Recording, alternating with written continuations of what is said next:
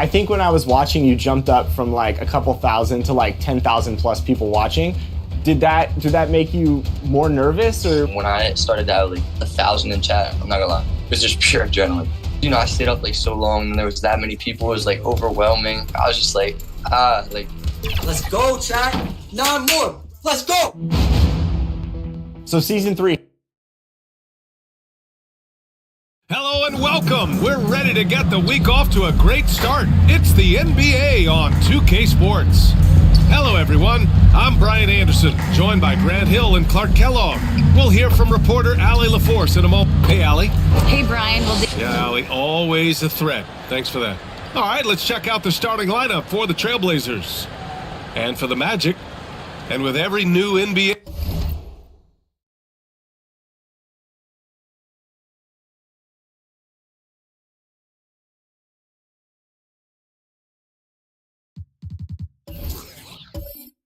AC.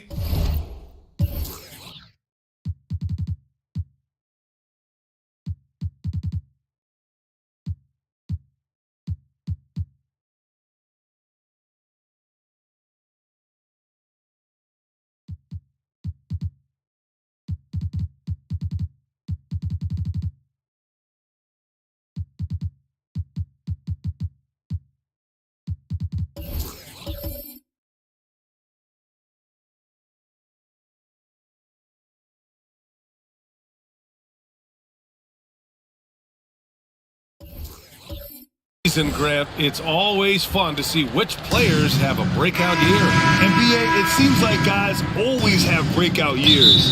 Usually we see it with the younger players, but sometimes it's with guys who've been in the league and are now.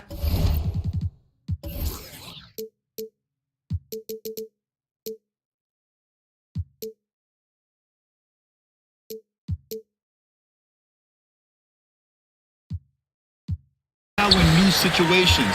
Last year, we saw breakout seasons for Darius Garland, Jordan Poole, and Tyrese Maxey, just to name a few.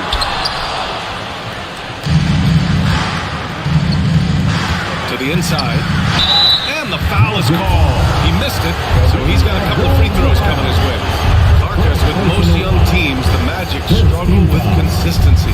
Look, BA, that's just how the NBA can be for young teams. I mean, it's a hard league, a really hard league. It's tough. Everybody's good. But there are some benefits to going through the growing pains of being young. You learn on the fly. And there's no better teacher than experience, which comes from reps and time on the floor together. And ultimately, you hope it pays dividends going forward. Shays is a guy who excels not just at scoring, but rebounding too, both at a high rate. This guy is a double-double machine. And year in and year out, there's one thing we know for certain about the Blazers. They've got some of the best fans in the NBA. Here's Morant. Rebound by the Trailblazers. It's Beal on the wing, covered by Love. Love with the defensive effort. And how about the fan base in Portland? They're passionate and they really understand the game. That's so true, BA. I mean, even in lean years, they come out to support their club. And when they're on top, all of Rip City gets caught up in the buzz. Portland's a great basketball town. Pass to Barrett. The three. Abdul-Jabbar with a rebound. The Magic have gone 1 for 3 so far. Here's Petrovic. Crafty move. He can't get that one to fall. And it's Portland the other way. A tough loss coming against Boston in their last game. And guys, it really was a thrilling duel all the way to the end. You hated to see anyone walk away the loser. I tell you, it's too bad one of them had to lose because I thought both teams were evenly matched in that game.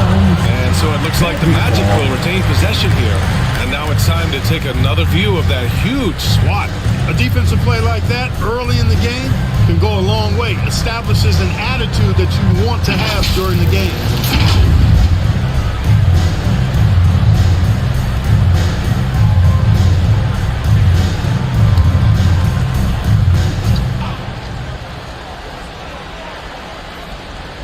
A little over a minute and a half into this first quarter. Oh, and there's the whistle on the shot. So 2 free throws for him coming up. Tough defense, Petrovic still able to be crafty enough to draw the foul because he's able to get physical too. Drazen Petrovic taking 2 shots.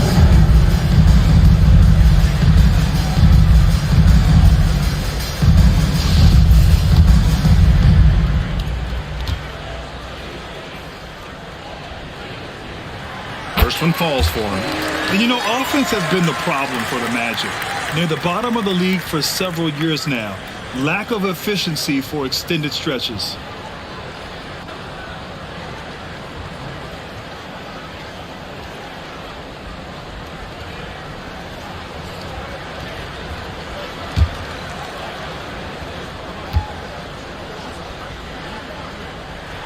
And so he hits both. And for the Magic, worst offensive rating in 2022. Yeah, and the second worst rating in 2021 as well. It's an issue they have been trying to address. It's limited their ability to get back into the playoffs. And Lillard gets it to go. This shows how tough Lillard is. Welcomes the contact and pushes his way past it. Pass to Petrovic. Here's Rice, guarded by Barrett. Tipped away. Here's Petrovic. 5 to shoot.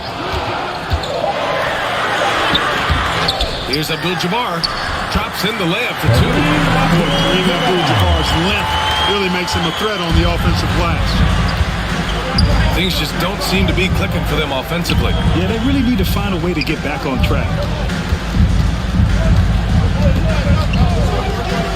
Lillard outside. Tries the 9-footer and misses it off the right side of the rim. You know, currently they're just 1 of 5 from the field. That's not going to get it done. And then Durant with the dunk. I tell you, a little extra pressure on D when you're up against a point guard who can elevate. It doesn't make it easy, does it? And you know, guys, showing how dynamic a weapon he is for this offense, they feed off of that energy and ability to make plays. It gets them going. Unloads from 13. Here's Love. And he battles for the ball. Gets his second chance bucket. What makes Love a top rebounder? He's great at reading the angles off the rim, getting to the right spots. Pass to Beal.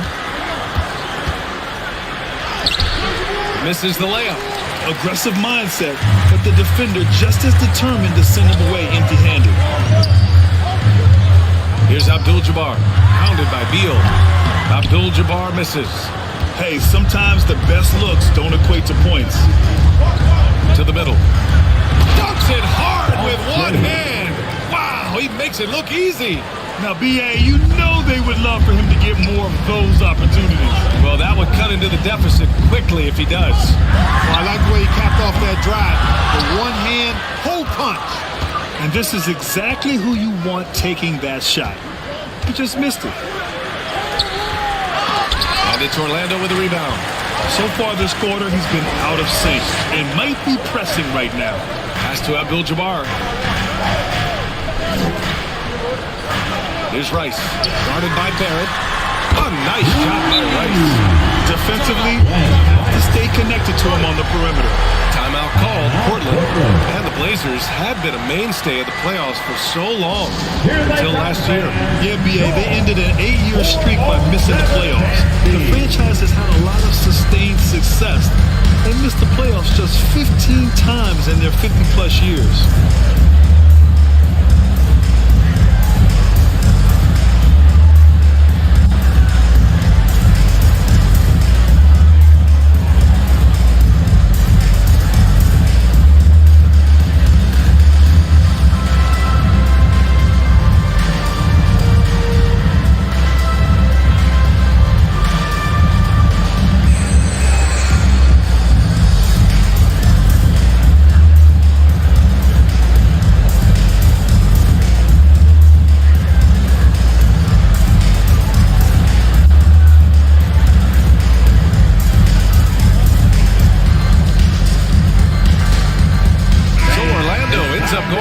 It's your 407 Penn State. Here are the Trailblazers now, trailing by 8, outside Oubre.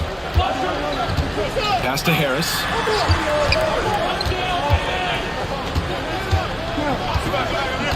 Back to Oubre. To the wing, right side. 6 on the shot clock. Arenas. Portland again missing. They sure are. I mean, they've done a terrific job carving out space under the basket and then pursuing the ball. You know, it's one thing to box out, but you've got to pursue the ball if you're going to get rebounds. They look strong here in the early going. Well, one thing you learn about Anthony Edwards, he does not lack for confidence. He wants to become the best to ever do it, if he believes he can. 2 shots.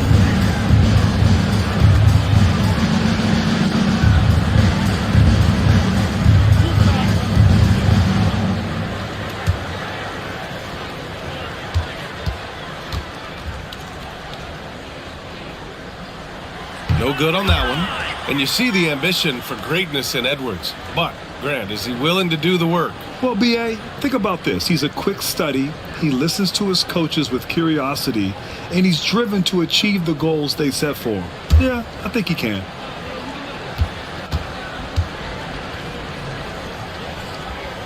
He hits the second from the line.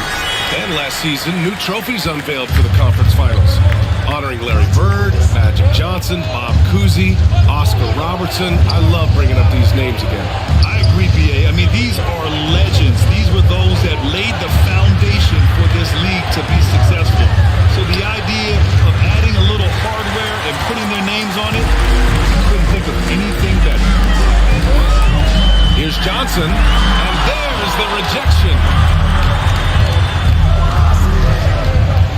Here's Arenas, checked by Rondo. Up top, Oubre. Pass to Arenas. And the ball out of bounds. Last touch by Edwards.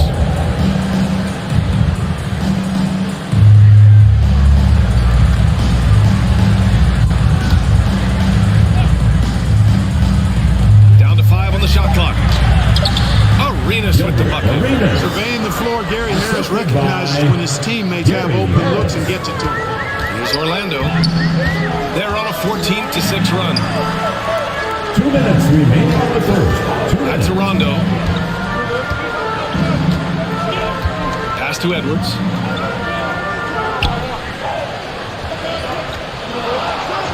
The Magic need to put one up here. From deep, Johnson. And it's Portland with a rebound. Already +5 in terms of rebound margin. Pretty clear they're dominating that area. They've come out with a lot more energy and effort so far. We've got 1:28 left in the first quarter here. Pass to Rondo. It's rebounded by Morris. Portland trailing here. Boy, they need something to go to regain some confidence. No question. Way too many empty possessions for them. Oubre can't hit. Orlando's gone 1 for 5 from three-point range. A cold start. And the Magic again can't hit. Harris outside.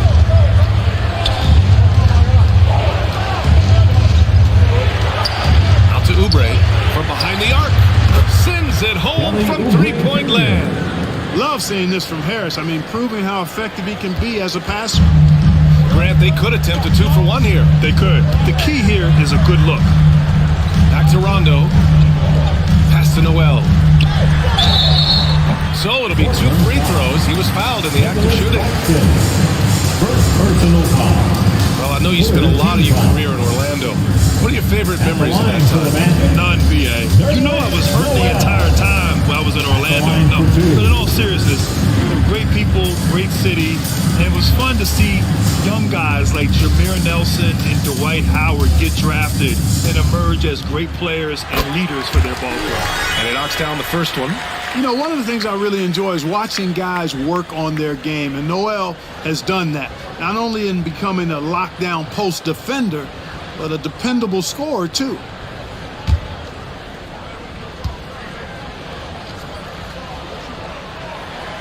And he can't hit the second.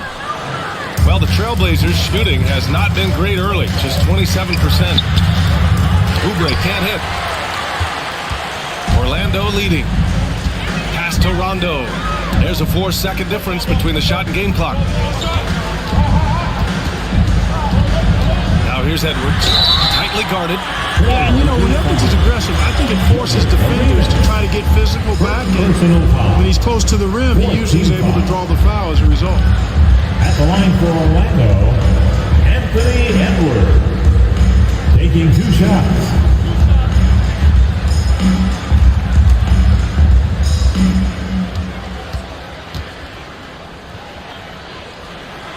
And he drops the first. How about the work ethic of Anthony Edwards? Not to mention that linebacker build and the sweet shooting stroke, but what he wants most is to see his team succeed. That's what you love about AE.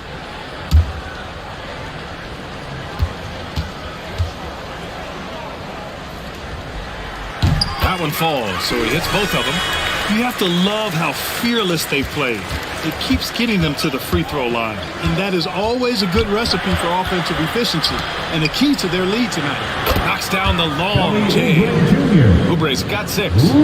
Arenas, a wizard with the rock. Edwards for 3. And that concludes the first quarter of play. Magic out in front, up by 4. And we'll be back right after this. The Trailblazers, 13.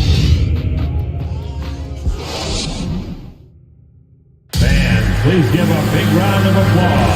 And for those of you just tuning in, second quarter action is where we are. And for the Magic guys, what jumps out to you stat-wise? Well, it's simple. When you can dominate the boards at both ends, you can control the second chance touches. And, you know, their rebounding advantage has been glaring, simply outworking them on the boards for that entire first quarter.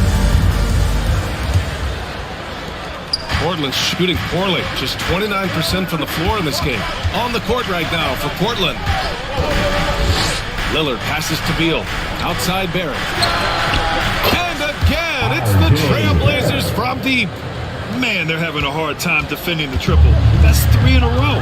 I think they're playing too soft on the perimeter. They can't stay so soft. They've got to get up into the shooters here. Rice's shot is off. And it's the Trailblazers' ball. They trail by 1. Looking ahead to their next game, playing at Dallas. They'll match up against the Mavericks. That'll put the finishing touches on a 5-game road trip.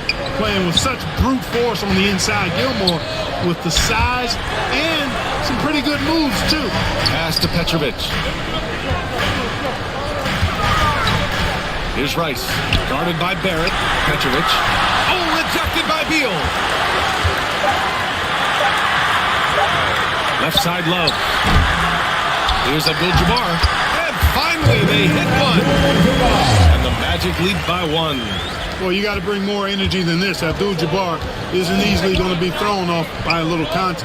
Abdul-Jabbar is not going to be thrown off much by a little contact. Here's Gilmore. Ooh, he took a hard foul on the shot. So he'll head to the line to shoot a pair. We've seen the pace of the game ratchet up every year, Clark. Might that trend reverse at some point? I don't think so, B. I mean, the game is meant to be played fast, and because of the potency of the three-point shot, the skill level of the players, the athleticism, I think you're going to continue to see teams play with a lot of pace because that's easier in terms of producing points. And the first one at the line is good. One of the strongest guys in the league ever. Artis Gilmore is an intimidating rim protector. You don't want to drive to the bucket when he's waiting in the middle. That could be painful.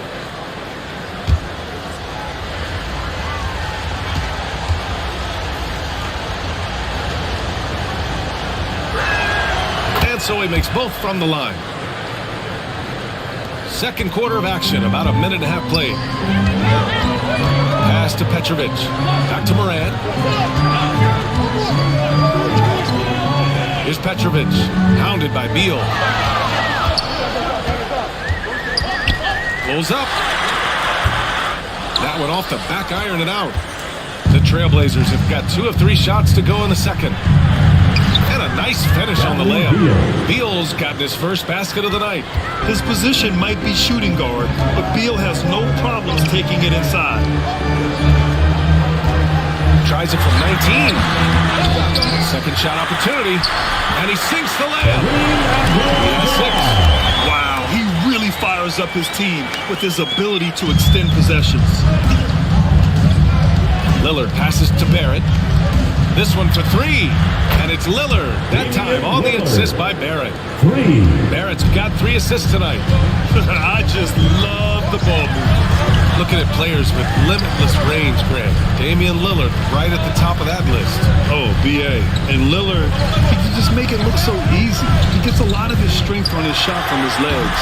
On the short list for players you don't mind pulling up from the logo. Or just cannot buy a bucket, guys. You tell you what, that's a painful quarter for him, and it's painful for me to watch, too.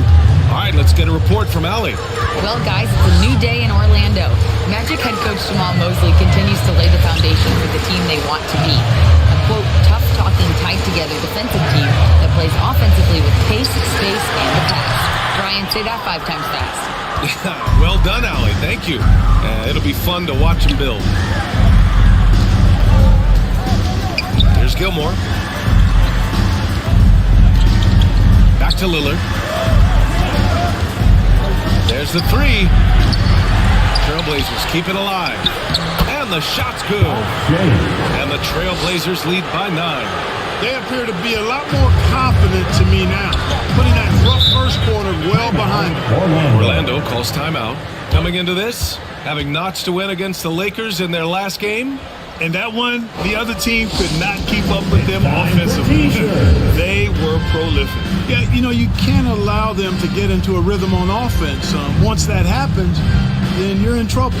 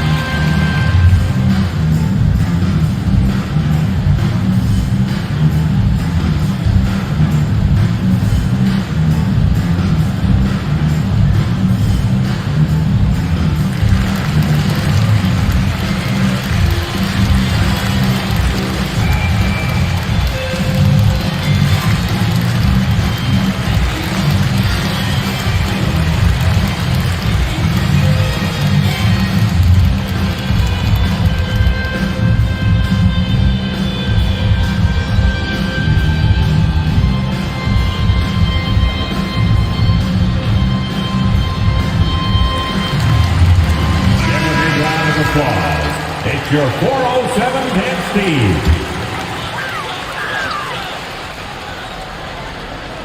And just over 3.5 minutes played here in the second quarter. Pass to Moran. To the left wing. Will it go? Petrovic, shot is off. How many shots has he missed this quarter? Might be time to find offense elsewhere. Lillard with the ball. Here's Beal.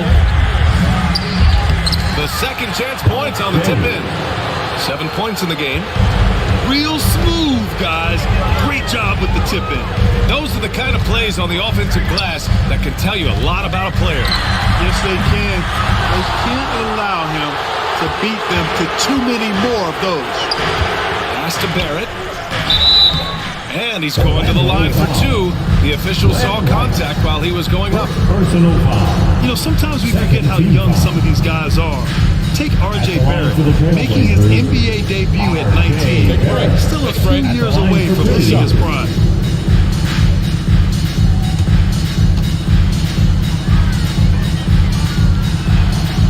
Free throw drops for Barrett. And specifically with R.J. Barrett, it feels like he's a lot older, Grant. You know, B.A., but he's not close to 25 yet.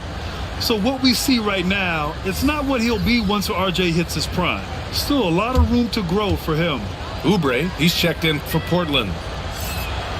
And Barrett drops them both. I love it. In attack mode, drawing foul calls this quarter and getting to the free throw line. My kind of hoops. Straight ahead, playing downhill, and physical. Pass to Edwards. Now Parker. 6 to shoot.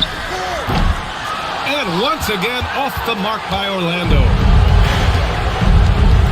Outside Oubre. Oh, there's the alley. And the dunk by Lillard. I'll tell you, he is just the focal point of this offense. Lillard, I mean, just so diverse in the many ways that he can score. And the Magic call time here.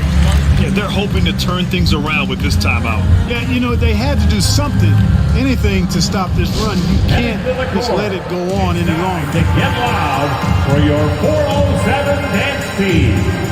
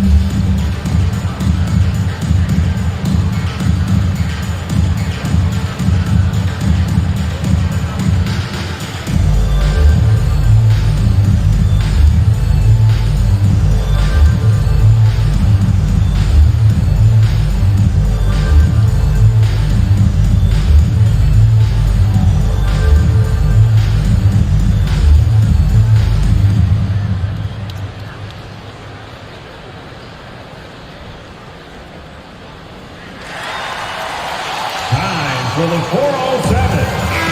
And the Magic making a change here. Noel's checked in.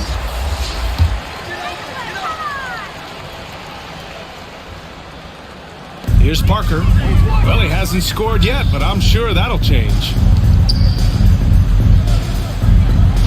Johnson passes to Parker. Now here's Rondo. Shot clock at 5.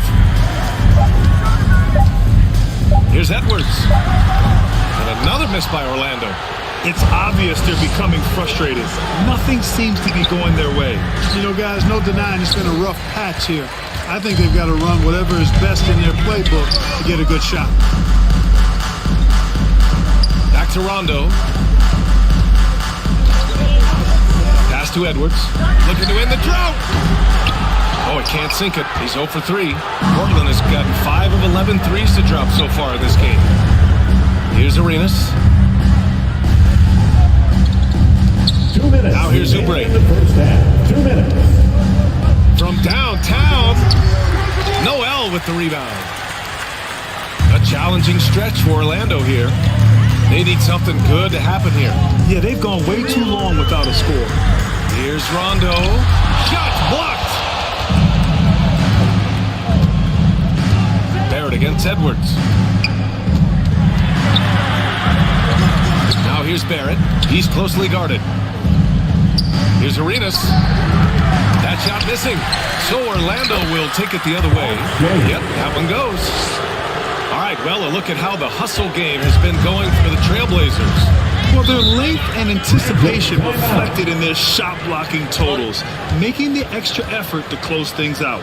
Another big component of their game early on has been their execution on the fast break. They're getting a bunch of easy baskets, pushing it in transition. And the Magic call time here. Failing to find a rhythm offensively, something that needs to change and change soon. And I think this timeout, guys, is where you draw up some plays that are guaranteed to create some high percentage shots. Here they come, fans. Your 407 dance speed.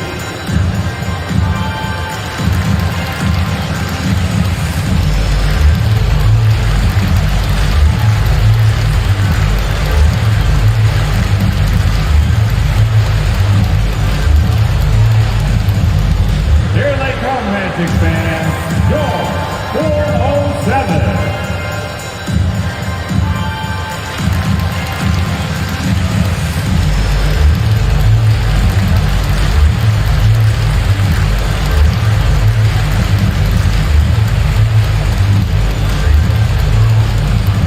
Here they come, Magic fans.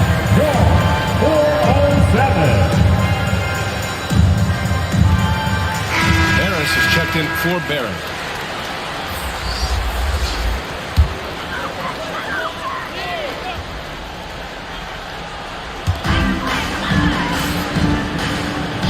Parker out outside. Back to Rondo. And he lobs it up top. And Noel hammers it down. You know, Noel positions himself perfectly on these screens and capitalizes off these sets with a tenacity that is admirable. Pass to Arenas. Beyond the arc. They get it back. And he jams it home with authority. And that's a double-double for him now. Oh, nothing soft about that. Was not going to be denied. Just took the dunk right in front of him. Well, you know, if nobody's going to put a body on him, then that's going to be the result. Rondo with the nice dish. Here's Oubre. Pulled the shot a little left. The bounce goes his way, though. Oubre's got 8 points. And just not letting up at all. I mean, you have to love this approach. You want to get the ball to the guys who make plays. If it's working, keep working it. That's what I say. Keep the pressure on. Now 5 seconds separating the shot clock and the game clock. Noel to pass to Johnson. And it's Portland with a rebound. Despite the miss, those are the kind of looks coaches hope to create. And here's Oubre from the arc. And it's Orlando with a rebound. Johnson's got his 4th rebound in this one. Pass to Edwards. It's stolen by Oubre. That shot off. And so a pretty lopsided game through the first half. It's the Trailblazers leading by 17. And time now for the halftime break with the third quarter soon to follow on 2K Sports. Youth Dance Team.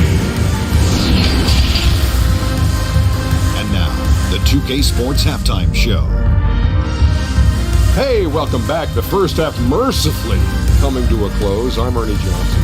Kenny's here. Shaq is here. The first quarter for the Trailblazers was fairly even.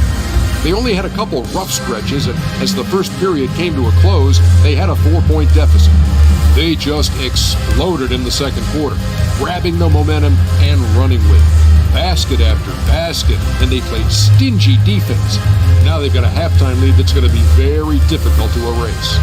What did you think about Portland? There was no shortage of dimes on this team. Numerous guys that's played good court vision, moved the ball, left a great shot. They're in full control of this game. Looking at Orlando, Shaq. Just bad interior defense from them throughout the half. They're getting pushed around, not protecting the rim, allowing easy looks. That's the kind of D I love to face. I've had at least 30 by now, guys.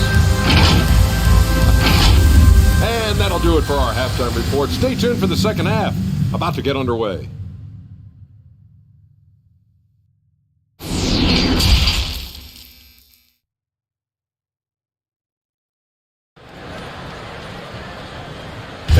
Your Magic Youth Dance And with the Team. second half upon us, we'll find out if this game becomes the rout that it's threatening to be.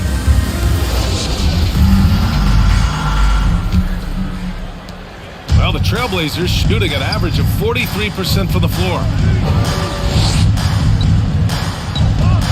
Here's Barrett. Down low. Here's Lillard. And it goes as the official calls the foul. Count it, and he'll shoot one more at the line. Shooting for Portland, Damian Lillard.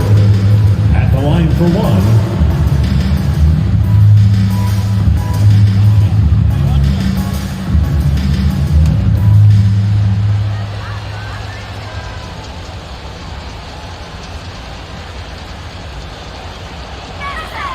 A guy that's been overlooked at nearly every level. I admire Lillard's ability to use outside noise as fuel to his fire. On the court right now for the Trailblazers. Pass to Abdul-Jabbar. Here's Petrovic. Hounded by Beal. Here's Abdul-Jabbar. Lays it up and banks it in. Give him 8 points now. Another shot right in the lane. That's been their MO this evening. Moran against Beal for 3. Barrett. Love grabs the miss. Love's got 5 rebounds in the game. And keeping us updated from the sideline, Allie LaForce. Thanks, B.A. Bradley Beal played for Coach Greg Popovich with the U.S. national team, and Pop said, quote, he's hard to keep up with. His balance and movement are very impressive. He stops on a dime, can pull up and shoot. That, along with his excellent footwork, are the most impressive things for me. Brian? Yeah, great breakdown there, Allie. Thank you. Lillard passes to Beal. Lets it fly. Misses off the left iron. And Orlando shooting only 29% in this one. Not great, Petrovic. And a great assist by Moran as that one goes. Their offense is really humming right now, and it's because of the beautiful ball distribution. 10 straight points off assists. That's very impressive, and it also makes the game easy and fun to watch. Beal against Moran. Clock at 6. For 3, Barrett. Abdul-Jabbar with a rebound. And despite a struggle scoring the ball, they've done enough to build this lead. Pass to Moran. Here's Rice, guarded by Barrett. Love for 3. That shot, no good. Now Portland takes it the other way. They led the game at 1 point by 20. Now Lillard from deep. That's basket number 6 in 8 tries. Slick feed by Beal, taking advantage of the hole in the defense to set up a wide open man. Lillard against Moran. Poke loose. And here's Lillard. 16 points for him.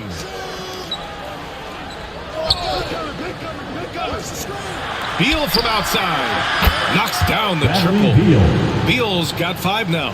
Their defense has to do a better job of smothering those shooters. Pass to Petrovic. Moran against Lillard. Now here's Moran. He's covered closely. Over Lillard. Oh, and he got fouled on his way up. He'll head to the line to shoot 2. Damian Lillard picks one up. Come on, this kid is electric. Moran draws a lot of fouls with the way he plays. Moran, 2 shots. Take a break. Take a break. 2 shots.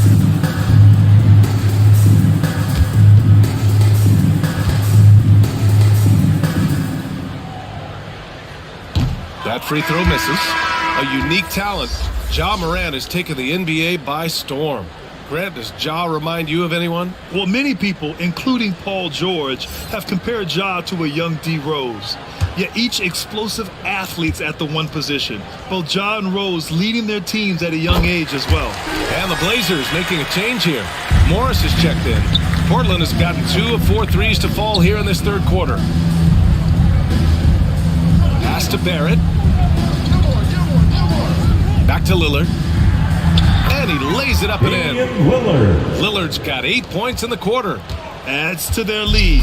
They've been able to rely on him all night. Time called here. The Magic decide to talk it over. Yeah, hoping to tap into something that'll get them clicking. Yeah, and you know, that's going to be the focus of this timeout. They need to come up with a spark to get the offense going.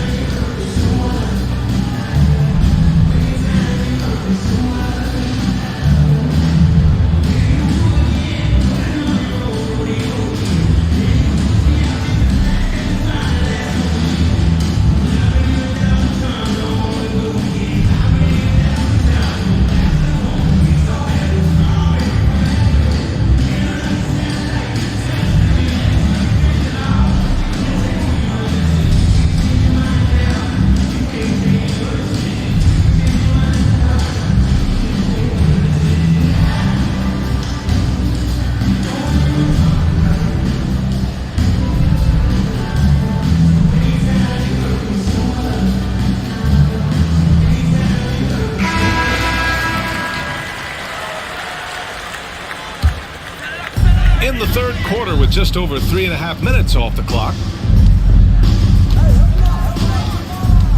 Outside Morant. Pass to Rice. Just 5 to shoot. Fires the 3. And once again off the mark by Orlando. The Trailblazers have gotten 4 of 7 shots to drop in the third. Barrett can't hit. Oh, man, he can't get anything to fall. You can feel his frustration. And he's got to find other ways to contribute then because his shot making is not happening right now. Goes to the reverse layup and drops it in. Barrett's got 7 points in the game. We've seen that more than once today. An effortless basket inside. Well, listless and lifeless at the defensive end. I mean, especially inside. They've really got to pick up that interior defense. Out left to the wing. Here's Petrovic. Here's Love. Nice work on the boards, paying off with a basket. Well, Love has never been afraid to get down and dirty inside, even through contact. He's savvy enough to find a way to finish. Good on the shot. And the defense has no one to blame but themselves. I mean, they just let him get right to the rim. You know, he should be getting extra attention from the defense, not less. Inside, here's Abdul-Jabbar. Another basket. He's now 6 for 7 in the contest. He's shooting well, doing his best to keep this offense in gear, but he hasn't had a lot of support. Pass to Beal.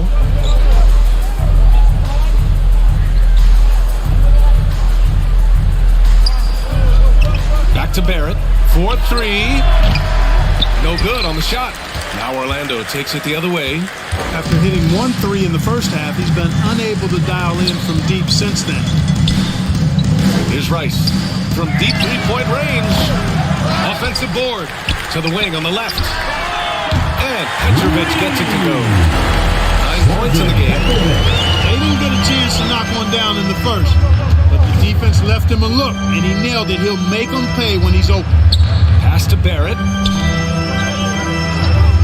Now Morris. Covered by Love.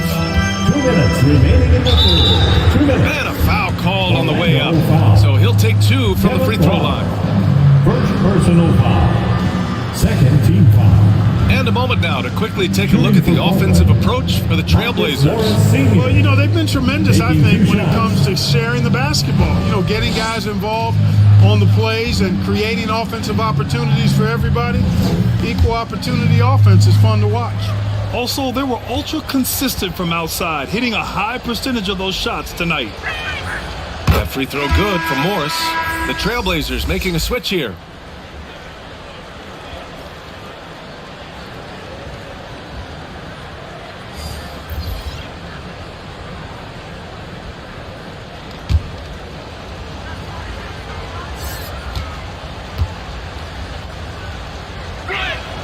Both free throws good from Morris. The Magic have gotten 6 of 11 attempts to fall so far in the third. Back to Johnson. Pass to Parker. And the layup is good. Parker's got his first points of the night. And I like his muscular body. This guy is able to body up defenders and still get the shot that he wants. He's excellent at finishing through contact. Harris up top. Over Johnson. And it's Harris. That time on the assist by Oubre. Harris has got his first basket. Sensational ball movement there. When you pass the ball like that, good things happen. Pass to Noel. And so he draws the foul, heading to the line to shoot a pair. It's going to be on Gary Harris. Boy, Noel is just a long guy who creates a lot of problems for the defense, and he's very good at drawing fouls. Taking 2 shots. Shooting 2.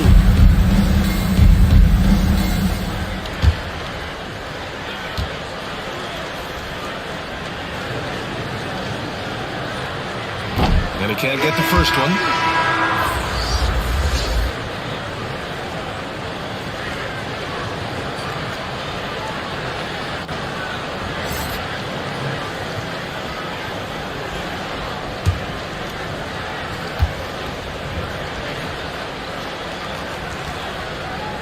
And he's good on the second.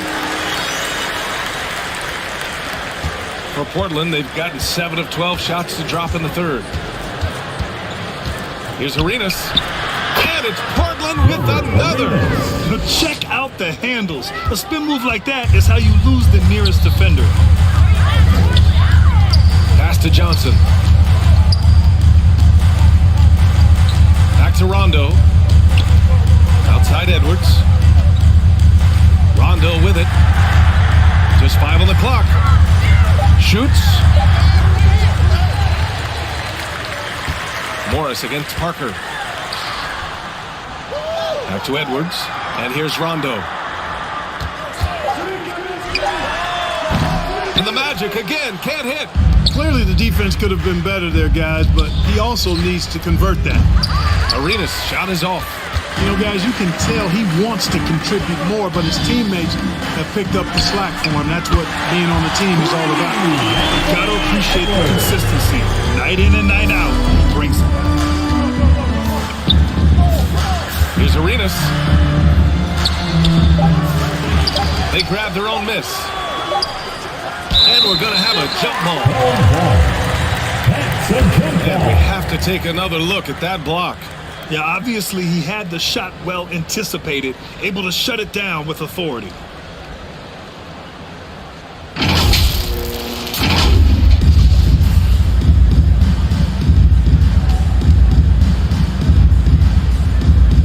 And so here is Orlando.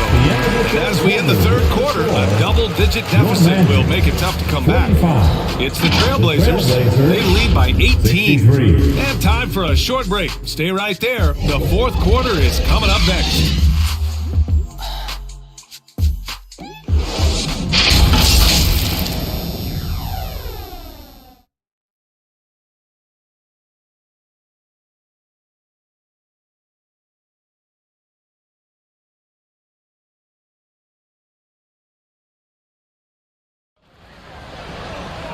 And there have been 2 very different performances from these teams today as we get going in quarter number 4.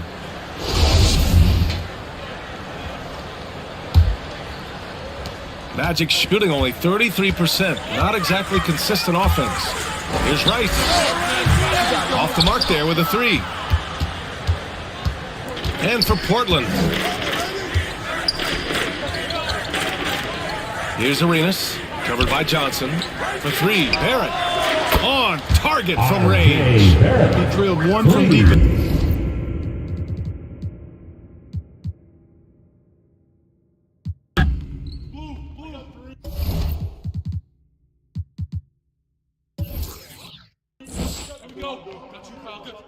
Hey, yo, right here, baby. Hey. Help out on Moran. Help me. Close out on Rice.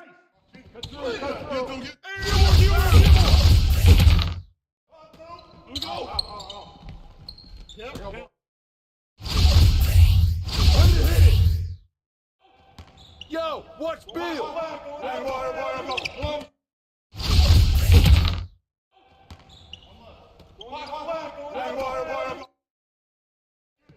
Yo, match up on Bill. Oh, foul. Yep.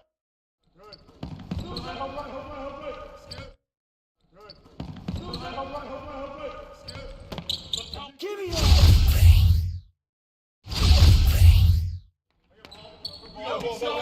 Harris.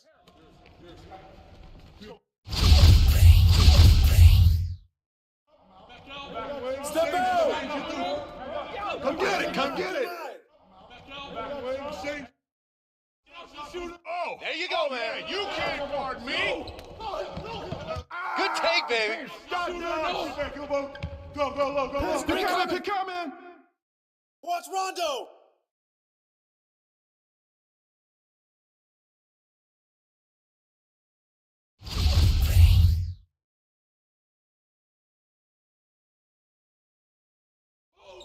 Watch that shooter. Oh, yep.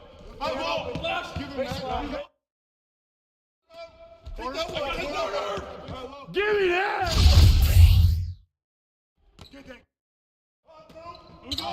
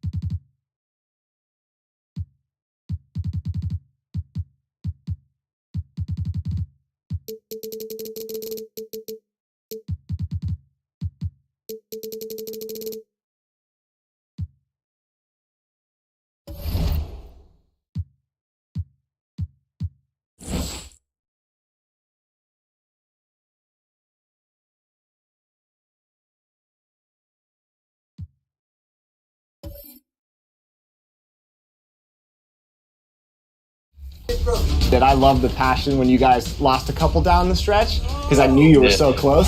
I go in, I can't even get a bump, and then he just spins back and greens it, bro. Come on. This is the one we got. Come on. I loved watching that. That was just great to watch. Oh yeah, I love the competition. And another thing about me is like I really never sweat a loss. I never like get mad at my teammate. I'm competitive, but I always play the game for fun. If that makes sense.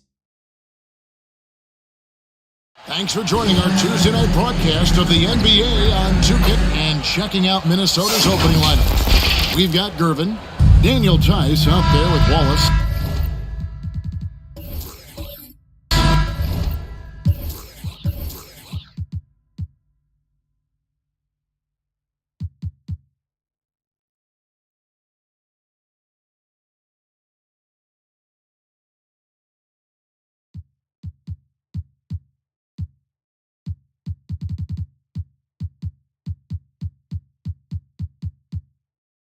Then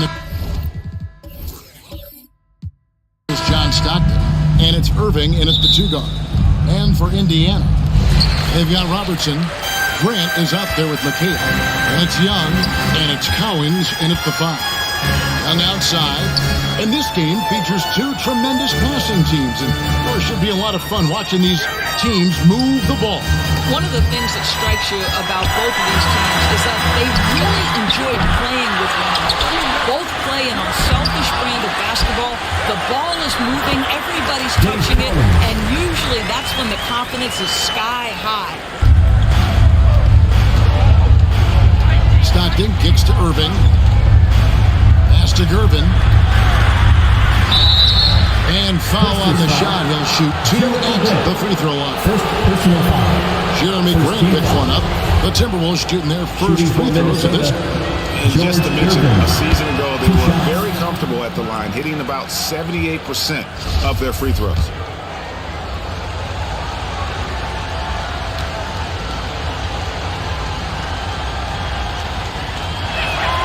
And both free throws good for Gervin. You can tell when he steps to the line the kind of confidence he has in himself. It's written all over his body language. Gervin against Grant. Now here's Robertson. Skim out, he had 14. Pocket 6. 20 feet out. A new 14 for Indiana. Here's Collins. Wallace covering. And he gets the whistle. 2 free throws coming up. How about that skill set that Collins possesses? Shoots a high clip from the field and rebounds the ball well at either big man position. So he gets them both. Here's Minnesota. This game coming after a loss against the Pistons. How about the shooting percentage, though? In the low 30s. That tells you all you need to know. I think indicative of some breakdowns in their offensive execution. You don't create any open looks, and they couldn't make the ones they were taking.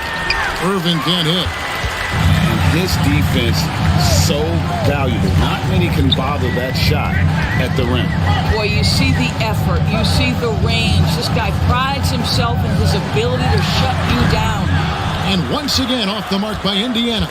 Just one made field goal in 5 tries. Not a good start. The shot's good from Stockton. And that's exactly what he's looking for, draining the triple. Grant outside. Back to Robertson. Now the basket to Grant. McHale against Tice. Pass to Robertson. 5 to shoot. Robertson is doubled. Comes out of the gate empty. He's 0 for 1.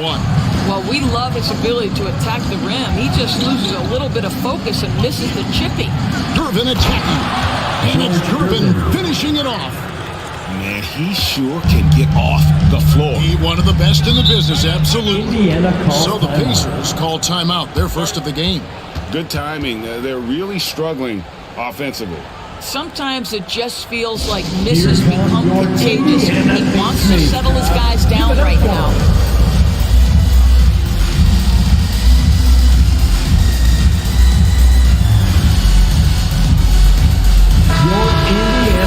A moment here now to see the numbers for Kyrie Irving.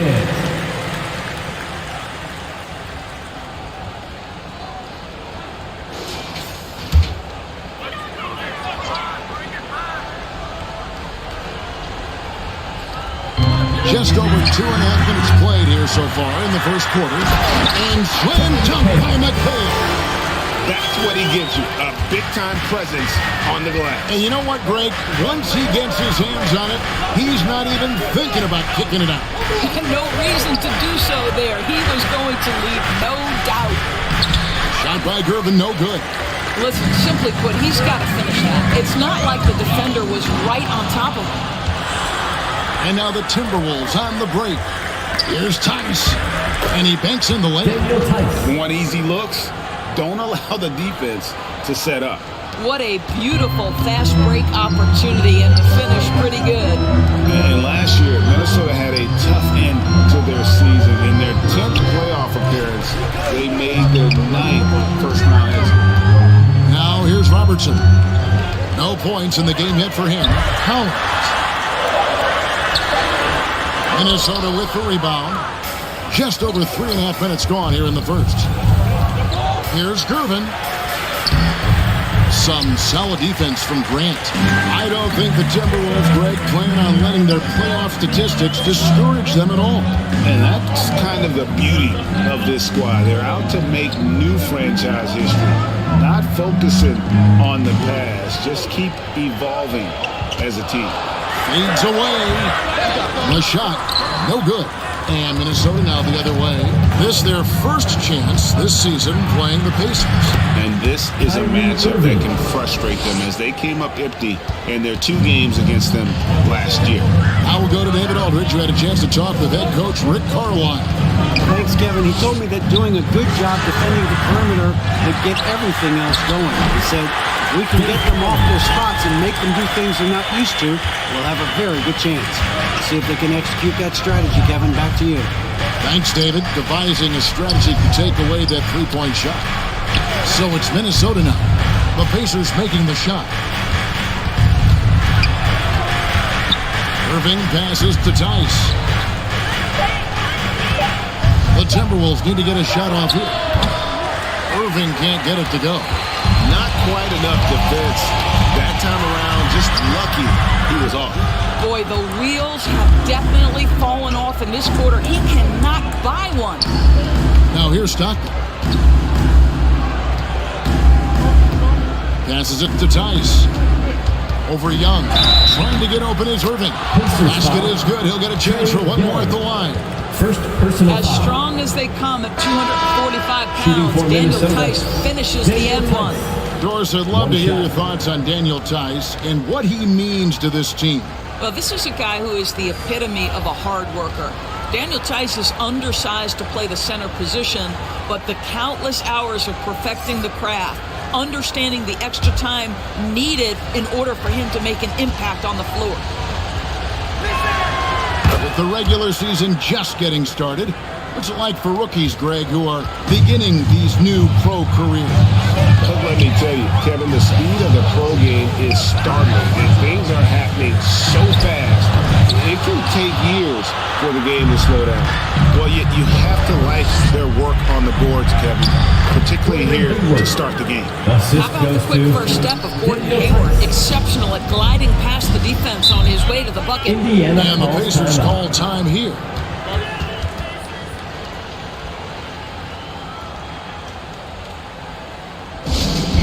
We want to give you shirts, fans, but you need to be the loudest.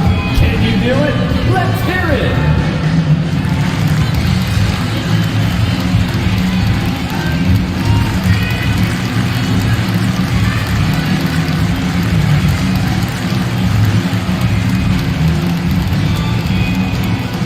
Show some love and clap your hands. Here they are, your Indiana Pacemates.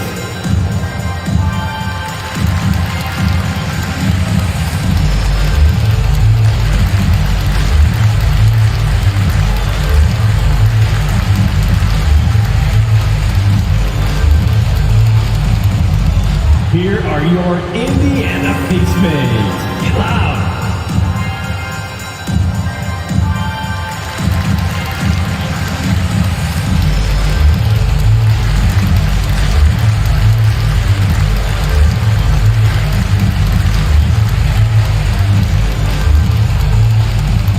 Here are your Indiana Pacemates. Get loud.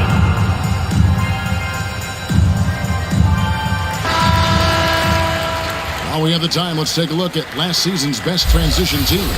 In fourth, the Timberwolves. I mean, this is such a tough team to deal with. You see the numbers. They would just push the ball at every opportunity. Minnesota on the 8-point game. Van Vliet looking around.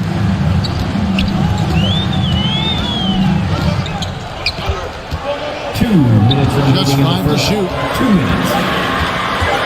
On deep. Offensive rebound Pacers.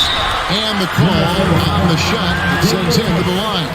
A moment to check out the numbers for Fred VanVleet. Great showing for him last season. 6th in steals and ranked in the top 15 in free throw percentage. Tremendous confidence and technique at the line.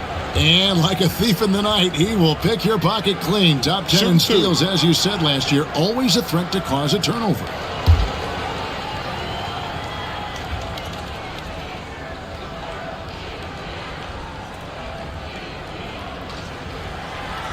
No good on that one.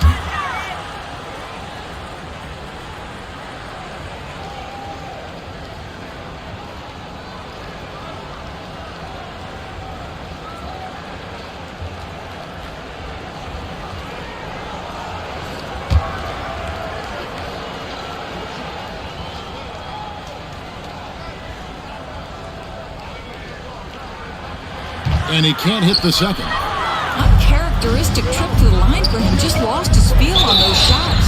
And foul on the shot, so he'll get a chance at the line. Well, you step into the shot at the right time. Even if there's a contest, go ahead, Mr. Dragic, draw that contact. The Timberwolves shooting their 4th and 5th shots at the foul line of the game.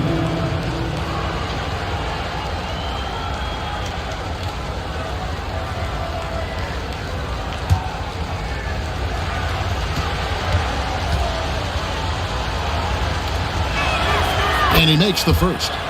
Goran Dragic is such a wily veteran, both of NBA and international play. He's a guy that doesn't let pressure get to him.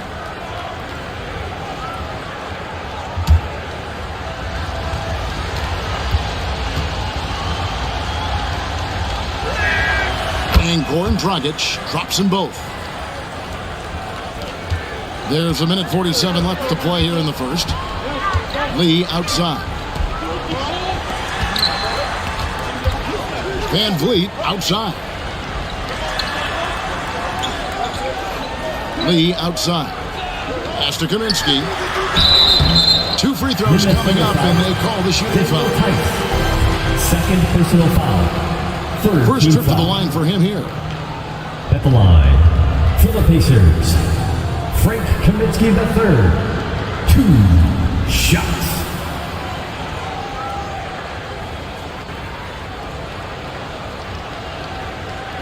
Take a break. Take a break. 2 shots.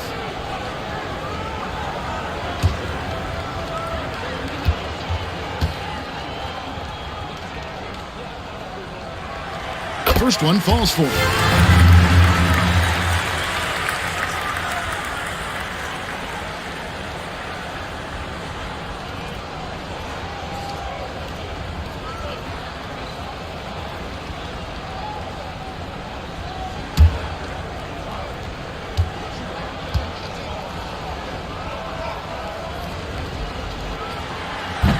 So he hits 1 of 2 from the stripe.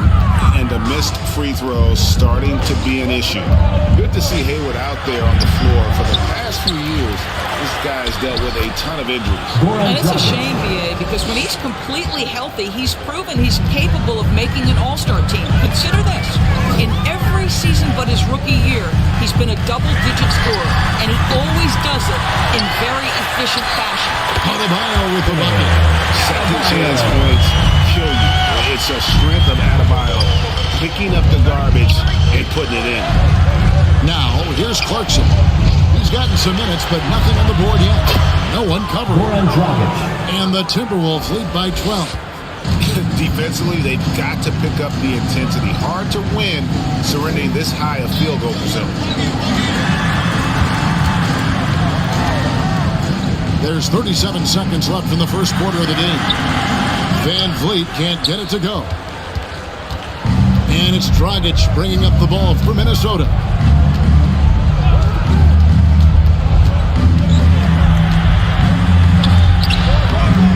It's hauled in by Bam Adebayo.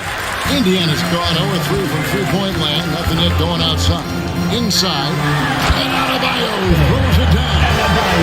Don't take your eyes off Bam. When he comes off the floor, he gets up and the slams are just too good to miss.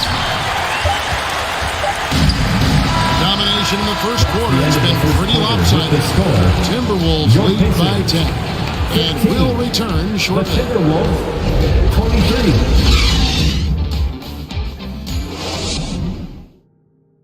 Time for your Indiana Pacemates, everyone. And so far through one quarter, it's been a lopsided game. We'll see if that changes here in a second.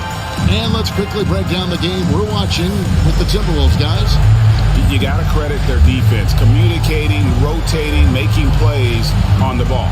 Yeah, I think they wanted to come out of the gate strong, and they have. They've taken the early lead here. So it's the Timberwolves now. And Van Vliet out there with Young. Then there's Kevin McHale. Then there's Jeremy Grant. And it's Cowings in at the 5. Roman the paint. That's the 5 to begin the second quarter for the Pacers. Now here's Stockton. Just 5 on the clock. Misses off the right iron.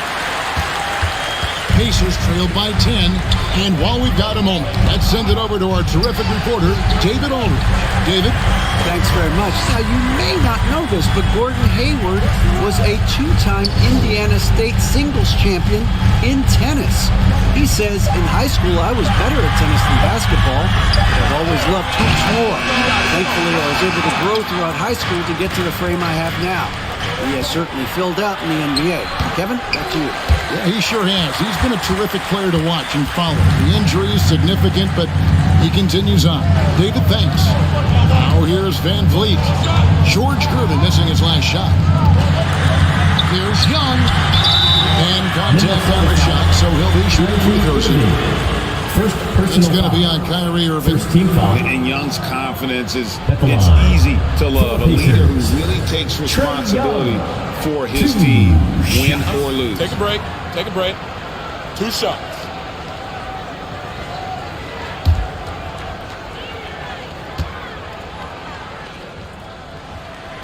And free throw good from Young.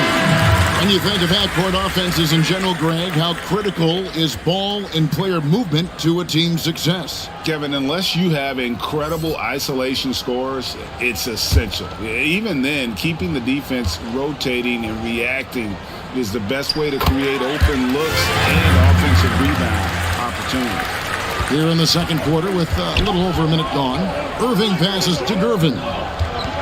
Back to Irving. From 10 feet out, it's deflected. Stopped it against Van Vliet. Fires the three. They get it back. Here's Cowens, and the layup is good. Cowens has got 8 points. Well, we've seen that movie a few times, haven't we? An easy bucket in the paint. Timeout called, first of the game for Minnesota. And sometimes from the outside, not always clear what led a coach to call for a timeout. And as you know, it's what comes after that gives you some sense of what has changed.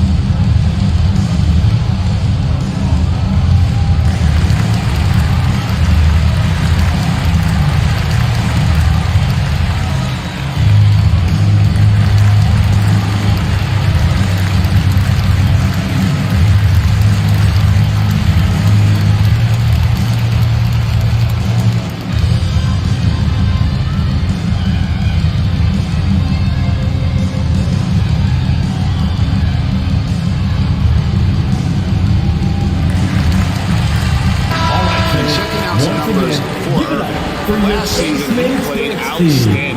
He put up about 27 points a game, 5 assists and 4 rebounds. He's been nothing short of fantastic during that stretch. Offense coming very easily for him. And so much of it to me is his ability to read the floor, make the right decision, and then go right after the action he wants. Now here's Gervin, coming in off a 12-point game his last outing. The pass to Stockton, fires from deep. The Pacers pull it in. Cowens has got rebound number 5 here tonight. Pass to Grant.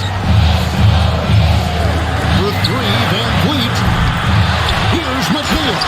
And it's Kevin McHale with the finish. Good to see a player going all out in the games this tight. You know, G.A., he knows what his job is. Control the offensive glass. And that's so demoralizing to your opponent. To play great defense and have the possession end that way, that's tough to take. Now here's Van Vliet, following the miss by John Stockton. Van Vliet passes to McHale. Kicks it out to Grant. It's good. The assist that time from McHale. And it's now only a 1-point Minnesota lead. Outside Irving. Stockton against Van Vliet. Tries it from 19. Here's Gervin. Goes back up. And the rebound goes to the Pacers. McHale's got rebound number 8 here tonight in the game. Van Vliet against Wallace. Grant outside. And he uses the glass on the way. Grant's got 5 points so far. Terrific focus for Jeremy Grant. This guy understands how to take contact and fight through it. And the Timberwolves call time. Definitely not pleased with their rebounding at the defensive end. The number of putbacks they've allowed has been terrible. I'm that's what he's going to address during this timeout.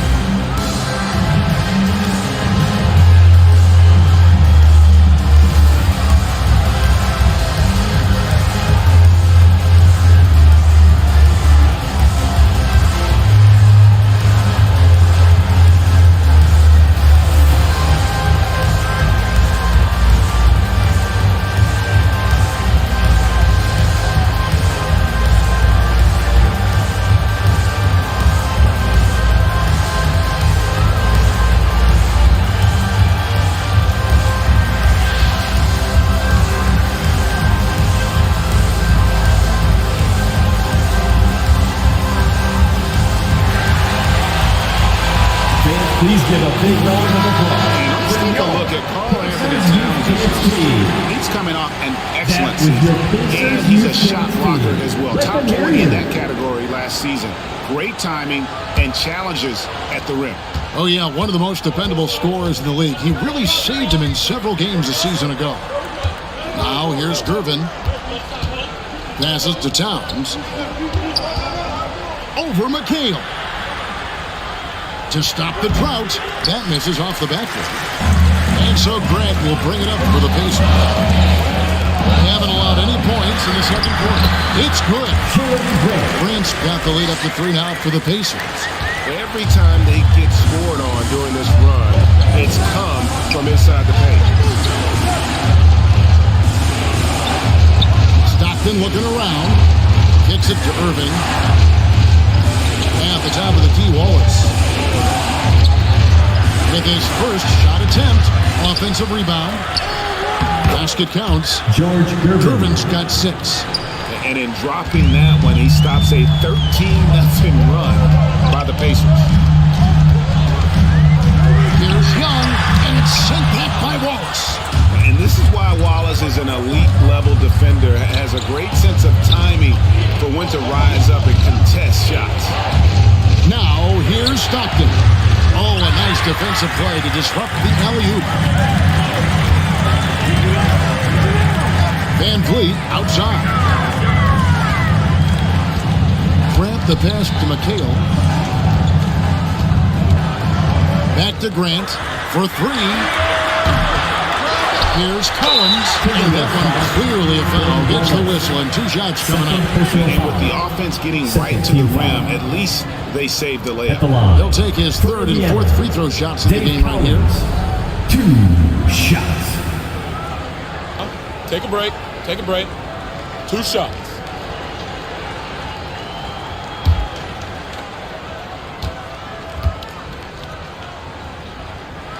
First free throw is good. No wasted trips at all. They're taking care of business at the line.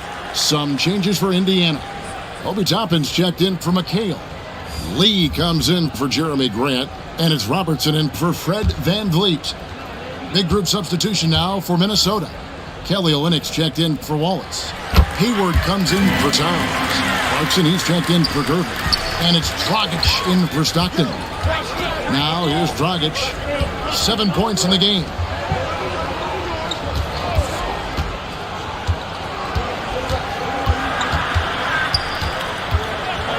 Back to Clarkson. Pass to Irving. From deep 3-point range. And it's Cowens with the rebound. Cowens has got his 7th rebound here tonight. And boy, have they been hitting the backboard in this game or what? Kind of surprising it's such a tight game. Misses off the left iron. Right thing there to stay that tight on him and really try to keep him out of his comfort zone. And Young kicks to Robertson. The pass to Cowens. Minnesota with the rebound. 2 minutes remaining in the first half. 2 minutes. Dragic with a wide open look. Another miss by Minnesota. You know what, though? Sometimes you can be too open. I think it may have surprised him, and that's why he missed. Lee left side. 1:41 left to play here in the half. Shot clock at 6. Young passes to Cowens. Drops in the layup for 2. Cowens has got 12 in the game. And playing with a lot of fire now. They had a tough start in that first quarter. Didn't shoot it well, but didn't let that discourage them. And now they're showing what they can do offensively. No good from Dragic. Great rim protection to prevent him from converting. Beautiful. Here's Robertson. Up and in. It's good. First basket of the game for him. 1 for 4 shooting. In the painted area is where Robertson can destroy you. He's just too strong and too skilled. Here's Clarkson. Their offense stone cold. Another miss there.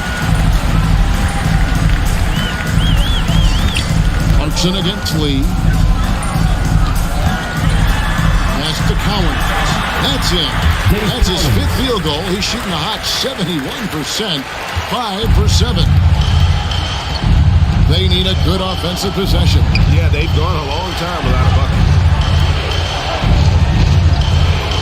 This is a Dulin. Tipped away.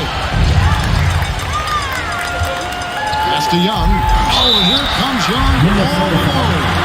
You can't be overzealous inside when you guard Young. You got to be better at contesting without fouling.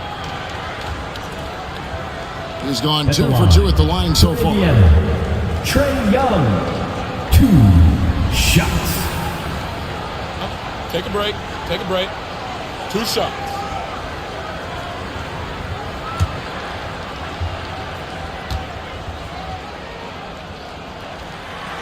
And he can't get the first one.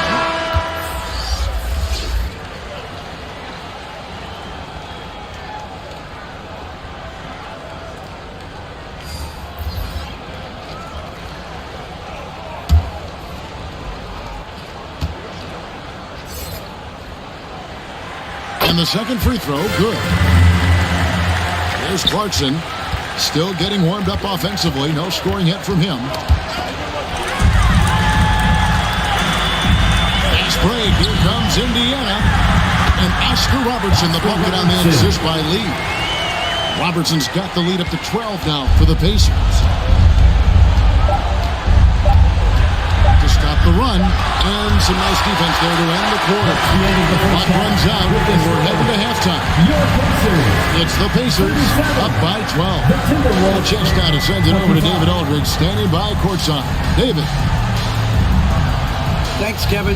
Trae, you've made it look easy so far. How have you been able to pick them apart? I'm just taking what the defense is giving me. Open driving lanes. They're leaving some of our bigs open. Pick and rolls, things like that. We got to continue to do it and try to get this win. Make them pick their poison, right? Thanks for your time, man. Back to you, Kevin. Thanks so much, David. And we'll step away briefly, but get you right back out here for the start of the third quarter after this break. It's the 2K Sports Halftime Show.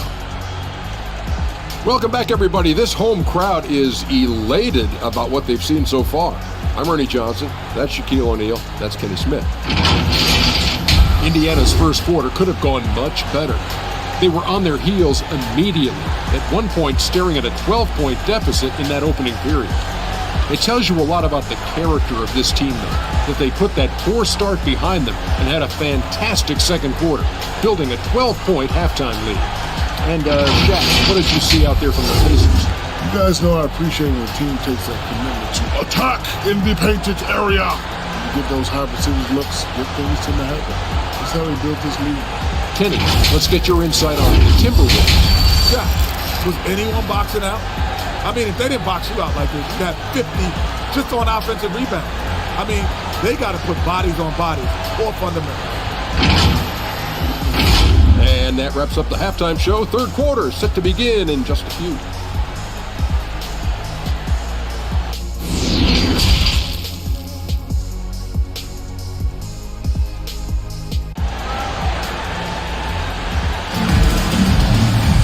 And as we dive into the second half, we'll find out if the next 2 quarters are any different from the first 2. So far, it has been a runaway.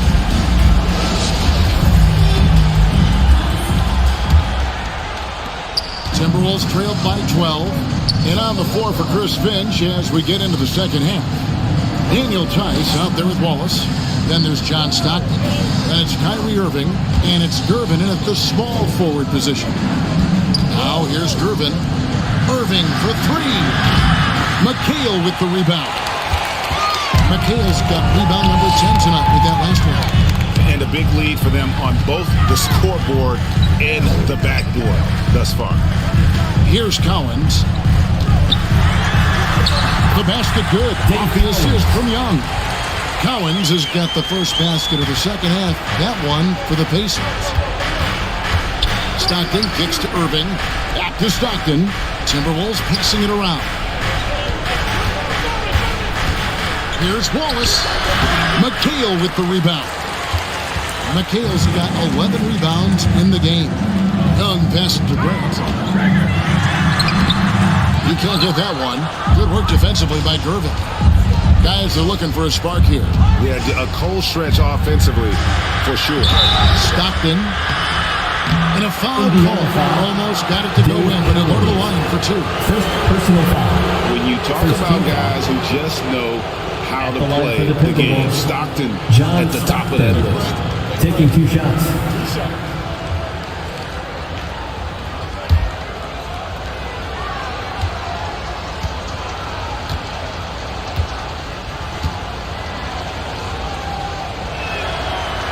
And that one misses. Probably a little draft in the arena tonight. He's the last guy you expect to miss the mark by that much. Absolutely.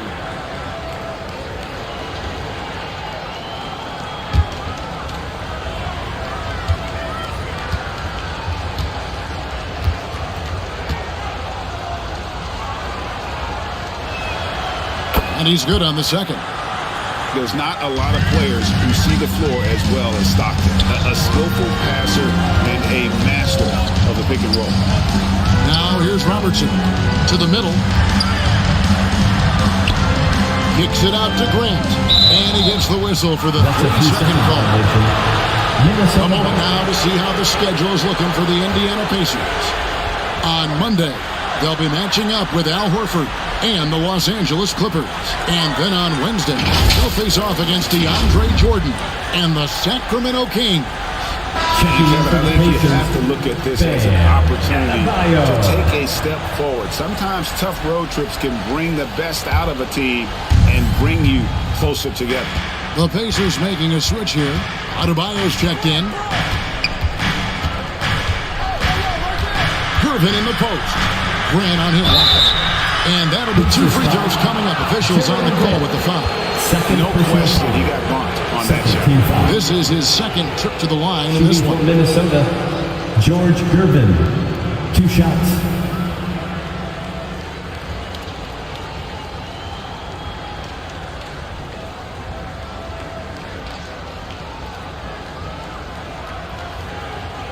Shooting 2.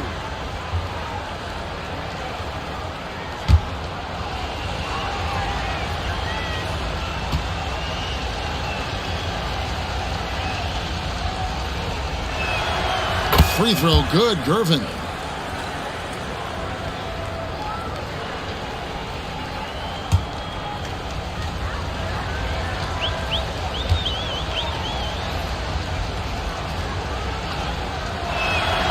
He's perfect from the line this time.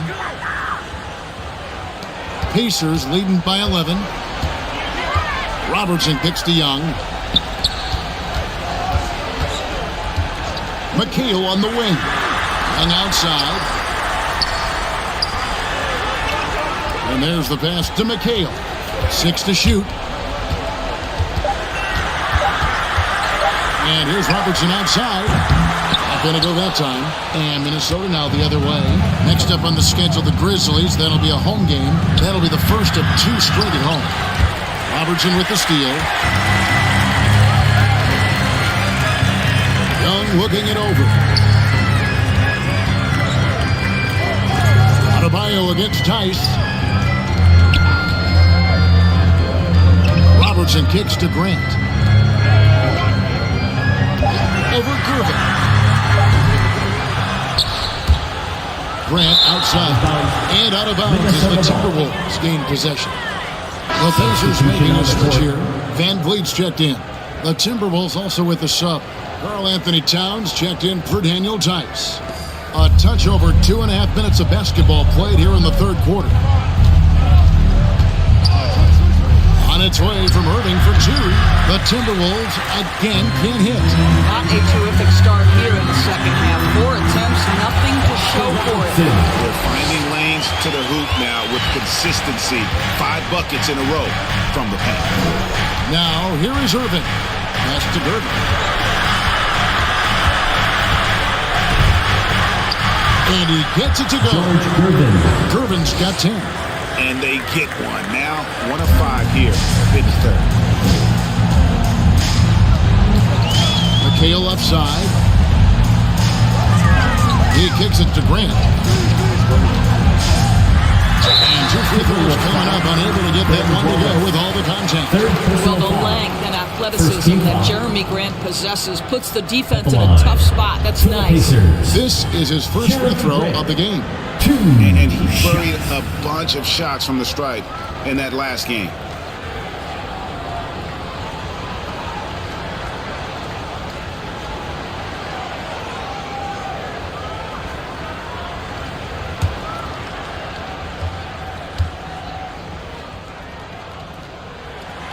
And he knocks down the first one. I like how Jeremy Grant continues to work on his game. The jumper is coming along, and he remains an exceptional defensive player. Toppin, he's checked in for McHale.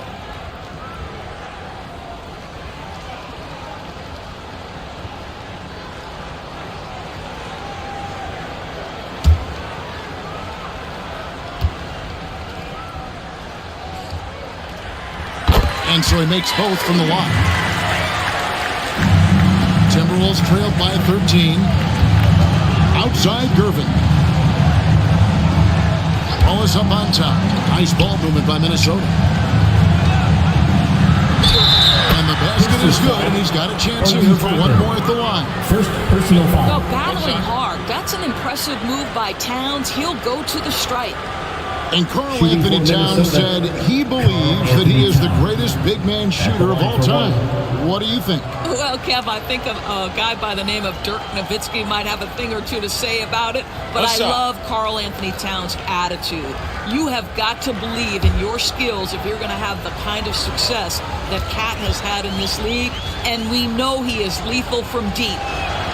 And the #1 overall pick in 2015, Karl Anthony Towns has been the franchise player in Minnesota, but out to prove he can be the cornerstone on a contender. Now, here's Grant. He's got 9. Here's Robertson. Good, and Grant gets the assist. Robertson's got 8. And nice pass by Grant. And this is what happens when you become a great scorer. You draw defenders, which often leaves someone open. Towns with it. Toppin covering. They get it back. Boom. And good work on the boards. They pick up the second chance points. Again and again, they're dissecting the defense and creating those high percentage looks from inside.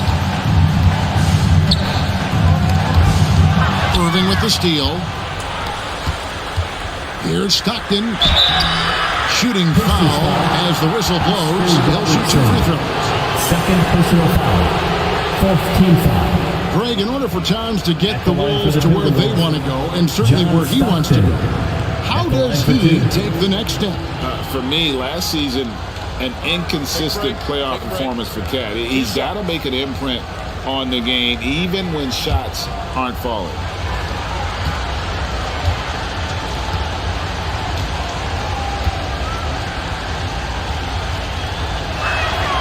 Free throw good, Stockton. Frank Kaminsky, he's checked in for Indiana. Lee comes in for Jeremy Grant. Timberwolves also changing it up. Olynyk, he's checked in for Wallace. Gordon Hayward comes in for Gervin. And it's Jordan Clarkson in for Kyrie Irving.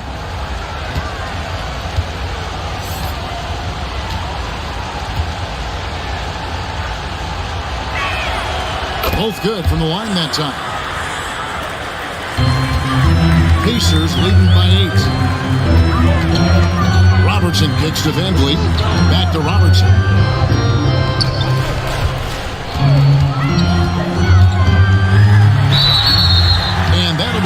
There's coming up officials on the call with the foul. First personal foul. It's going to go on Gordon Hayward. And just able to score in so many ways. Robertson puts the defense there in an impossible situation. Shots.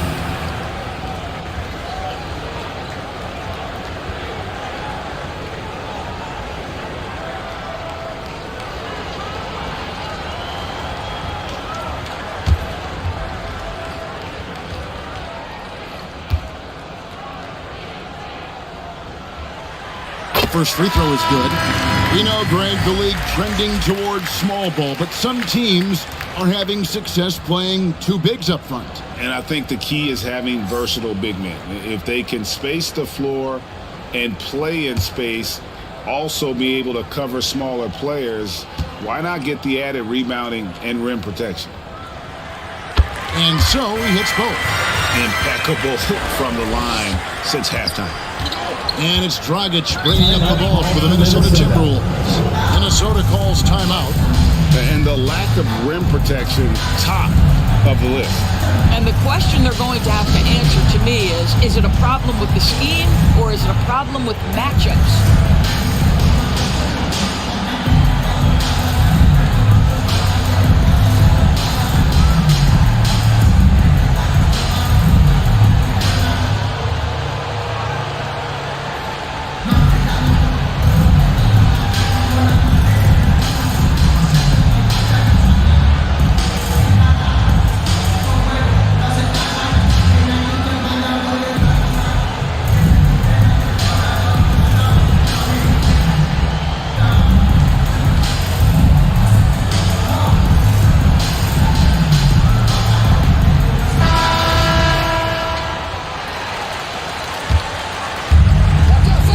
Outside.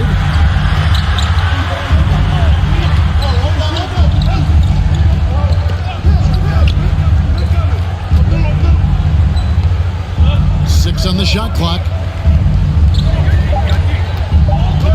From the stripe, Hayward can hit.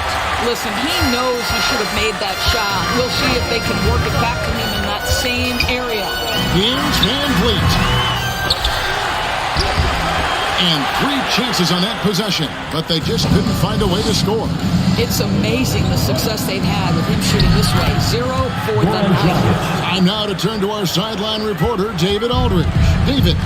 Thanks, guys. Now we see more and more top prospects bypass college or even leave high school early to make 6 figures playing for G League Ignite. For many years, going pro at such a young age was something we only saw abroad. That reality is now here. Kevin? I like it too, David. The landscape is shifting, and I think for the better. Thank you for the report. Here's Clarkson following the basket by Fred VanVleet. Hayward outside. Going inside. Kicks it to Clarkson. For the 3. Timberwolves with a fresh shot clock. And Towns gets it to go. Exactly what you love to see from Cat. That aggressiveness, that assertiveness on the backboards. VanVleet against Dragic. There's Kaminsky. And a lot of contact on that one, so he'll shoot 2 here. That one on Olynyk. Personal foul. And guys, let's get your take on the scoring breakdown for the Pacers. At the line. Guys, they've done everything they can in this one to just dominate that backboard offensively and keeping control of the ball and then converting. They've also been scoring on the break. With how difficult it is to get buckets in the half court, anytime you can push the ball in transition for easy ones, that's big time. He hits the second from the line. Yeah, good job bringing that free throw percentage up here in the second half. Doing a great job at the line. Dragic dishes to Olynyk. Hayward outside. Passes it to Dragic. Over Collins. Rebounded by Kaminsky. And they hold a huge advantage on the backboard. Robertson right side. They get it again. No. Can't connect from short range. Takes the 3. The shot by Robertson, no good. I'll tell you, he's trying to help them extend this lead, but it's been a tough night for him individually. Dragic the pass to Clarkson. And he gets the whistle. 2 free throws coming up. You know, because of his scoring prowess, Jordan Clarkson has earned the name Flamethrower. He is something else, isn't he, Doris, coming off the bench?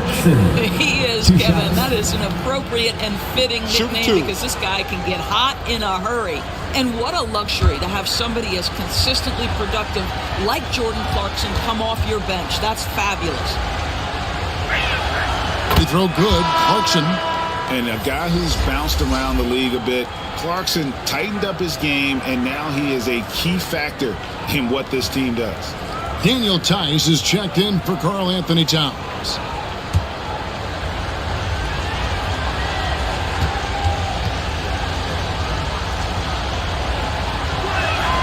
And both free throws good for Clarkson. Pacers leading by 7. Robertson kicks to Young. Robertson against Dragic. Young outside. That's the free fly. Rebounded by the Timberwolves. Hayward outside. Clarkson on the wing. With 4 seconds on the clock. Comes up empty down low. And so it's Indiana heading to the bench with a 7-point lead as we wrap up the quarter. And you have to credit their defense for the job they've been doing against Irving. Kyrie's been almost invisible. In a moment now, as we take a look at our State Farm assists of the game. And how about the floor generalship right here? I mean, showing us why they're always in good hands when he's the man in charge. Well, this is exactly what you're looking for from your point guard. Survey the floor, serve it up on time and on target. The fourth quarter has arrived. So good to have you with us. And it's the Pacers with the ball. They lead by 7. Jeremy Grant is out there with McHale. Then it's Trae Young. Then there's Robertson. And it's Cowens in at center. That's the Pacers' foul. Well, this has not been his finest hour, but give your teammates some credit for doing the job of stepping in. Shot by Gervin, no good. Young pass to Cowens. That's in, coming off the assist from Young. Young's got 3 assists in the game. Gervin outside. Young against Irving. Here's Tice. And terrific work on the offensive glass when he picks up 2. Daniel Tice understanding his team needs him to be aggressive on the backboards. Just relentless work right there. Pass to Grant. Here's Young. Minnesota with the rebound. Wallace has got his 6th rebound on the night. He had played mistake-free basketball until that one. His first turnover of the night. Personal foul. Pacers leading by 7. Now Robertson. And another make to his scoring column. His 5th basket of the game. Now shooting 5 of 11. Well, use the pick and going right to the cup. I love the aggressiveness. Wallace to Gervin. Stockton outside. 5 on the clock.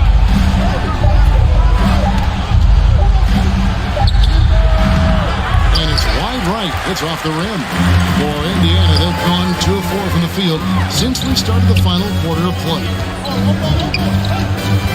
Young passes to Cowens. McHale trying to free himself. And Cowens gets it to go. And now it's an 11-point Indiana lead. And so Stockton will bring it up for the Minnesota Timberwolves. Just under 2.5 minutes gone here in the final quarter. No good on that one. So Indiana will take it the other way. I'll tell you, no matter what he does, he can't find his rhythm, and you get the sense he's starting to press a little bit. Irving surveying the floor. The pass to Irving. Pass to Tice. Stockton outside. Shot clock at 5. And he lobs it up toward the rim. Yeah, you gotta love the recognition there. Stockton just so unselfish, always looking to find the open man. Robertson right side. Young outside. Up 3. Durbin pulls it in. Durbin's got his 4th rebound with that last one here tonight. On the wing, Stockton. Pass to Irving from the baseline. McHale with the rebound. And guys, this has got to be more of a team effort. Right now, he's playing all for himself. Robertson outside. Back to Grant. Pass to Robertson. Young outside.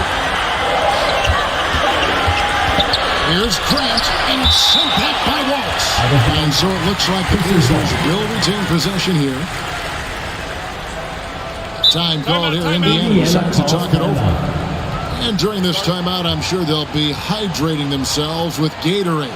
All the effort out there on the floor, and these timeouts can be such a huge factor. Getting a short rest and recharging the battery.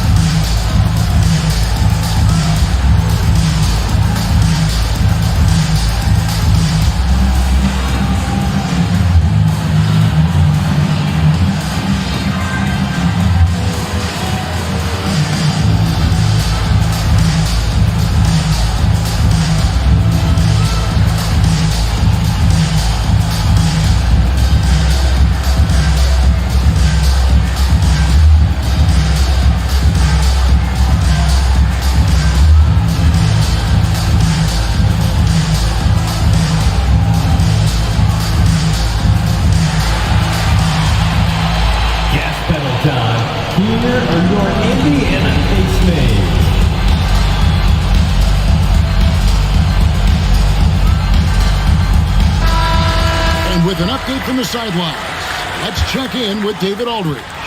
Well, during the break, I listened in on Rick Carlisle's huddle. He said, guys, we don't want to play hero ball.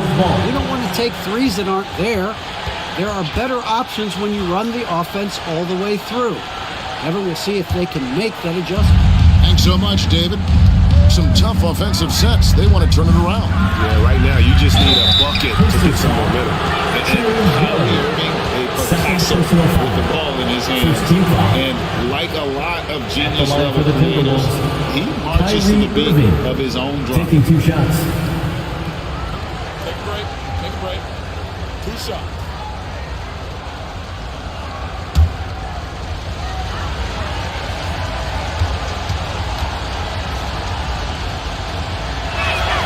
No good on the free throw. And you know, Greg, Kyrie sometimes is just a tough guy to figure out. And the danger is pulling too much in your own direction. Even he confessed regrets about in Cleveland withdrawing from teammates and isolating himself. All part of growth.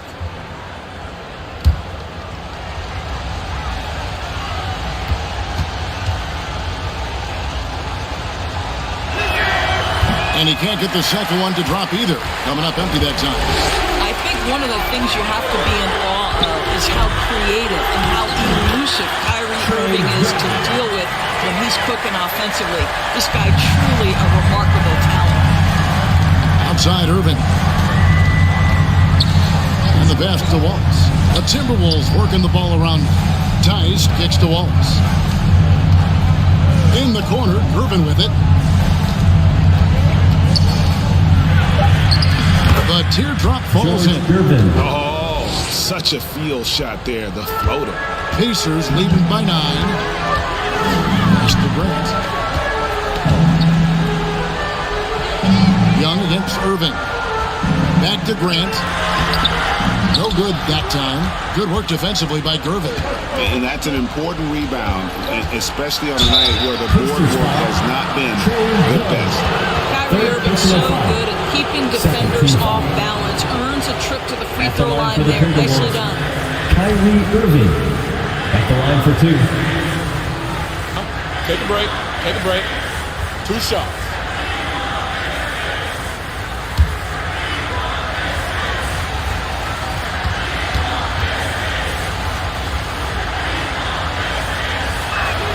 The first one falls.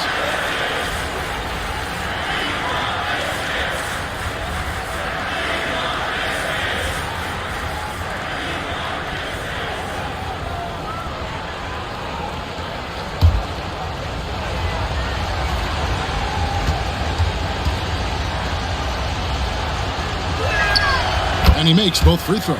He's forcing the action now, finally getting to the charity stripe after no freebies in the first half. On the outside, back to Robertson. Here's Collins. Wallace covering. Poked away. It's taken away by Wallace. Irvin surveying the D. Wallace outside. Here's Irving. Almost, but it rolls out. Indiana leading by 7. On the outside.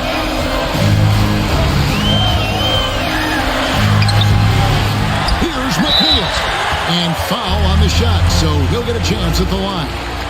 They get John Stockton. At the line for the Pacers, Kevin McHale. 2 shots.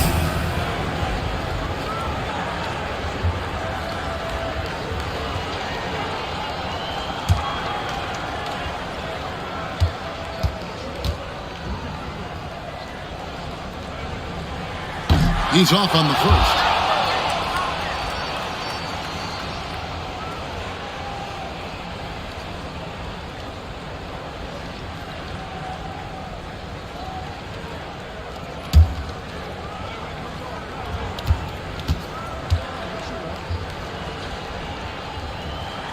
Good on the second free throw.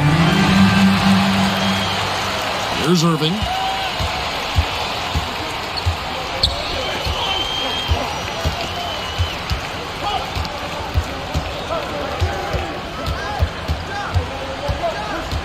Minutes remaining in the game. Takes the 12-footer and hits. Irving's got 4 points now in the quarter. Well, smart play by Kyrie Irving. Just gets on the board in mid-range. Grant outside. Back to Robertson. Good, and Grant hits the assist. Grant's got his 4th assist with that last one here tonight. And obviously his momentum from the last game has carried over here tonight. And I think that's the one thing every player is searching for. Consistency. They're giving this guy a chance to carry the offense once again. On the outside. High, arcing shot, and he sinks the layup. And it's a 10-point Pacer lead. And nice little floater right there. Give Young credit. He's developed the shots he needs to overcome his size limitations. Lets it go from 11. Another miss by Irving. Pacers leading by 10. And at this point, just sort of running through the paces as it appears it'll be a nice win here for Indiana. You know, a team can have a great shooting night without getting a lot of assists, but tonight they had both. Yeah, and listen, you only get the assist if the guy you give it to makes the shot. So a lot of assists will up your field goal percentage. But this is a great team effort by everyone. And every win important, and this one will go down as win number 3. Robertson kicks to Grant. And here's Young from the arc. Sinks the three-pointer. And the Pacers lead by 15. And once they smelled blood in the water, you could see the killer instinct take over. And you want to save your best for last. Tonight, they've done that and then some. Wallace, the pass to Irving. Tice trying to break free. And just miss after miss right now. And Indiana can just let the clock run down here. Young against Irving. Young outside.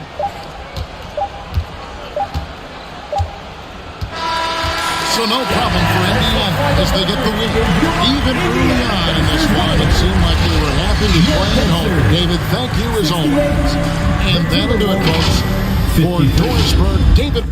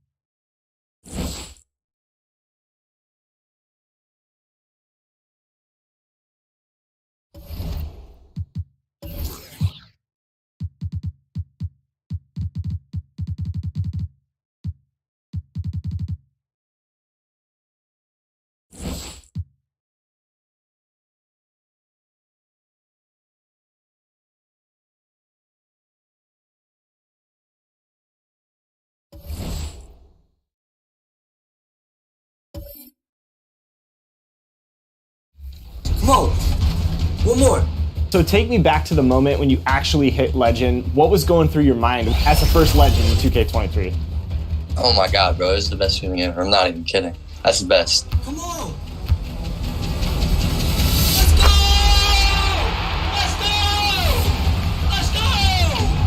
I don't know if I ever get to experience that again. I'm very, very grateful and like. 2K Sports welcomes you to the following presentation of the NBA.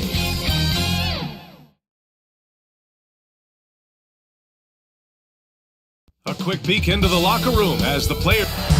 Hey, Brian. Looking to be the last team standing, Allie. Thank you. And now the Washington Wizards starters. And for the 76ers, we've got Kate Cunningham. Joel Embiid is out there with Jonathan Isaac. And it's Frazier in at the point guard. It'll be the Wizards off the tip. It's early in the season, but we're already seeing some teams fall short of expectations. Grant, what do these teams need to do to get back on track? Well, first of all, they have to relax. They can't panic. It's still early in the season. But, of course, it's on the leaders of each team to set the tone. They need to make sure everyone is locked in and on the same page. Don't want to let them get into a rhythm from out there. Pass to Cunningham. Here's Nowitzki. Here's Frazier. Oh, what a play! It's snatched out of the air. Credit the block. Here's Baylor. And he got the whistle on the way up. So he'll be headed to the line for a pair. That's his first personal foul. First team foul. Shooting for Washington, Elgin Baylor. 2 shots. First free throw is good.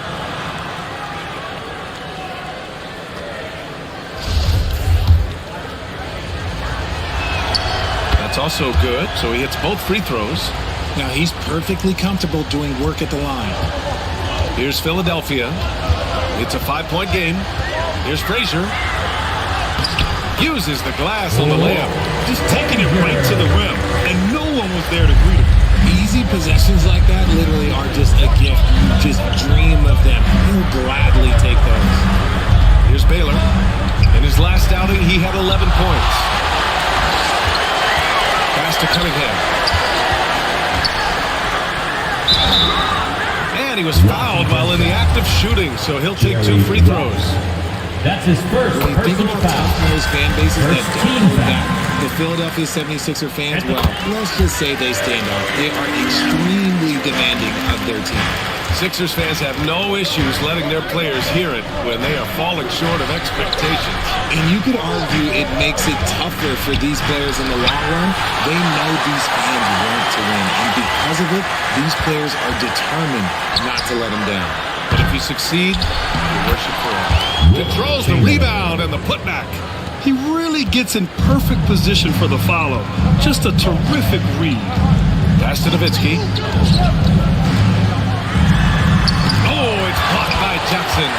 Putting that 7'5" wingspan to use. Jackson with great timing on the rejection. And usually that's a bucket for him, but look, nobody's perfect in the mid-range. Here's Baylor. Can't get it. He's now 1 of 4 from the floor. I'd like to see him a bit more efficient. He has not been great this quarter. He gets it in there. Nice ball movement there. That's how you break down the defense. Jackson on the wing.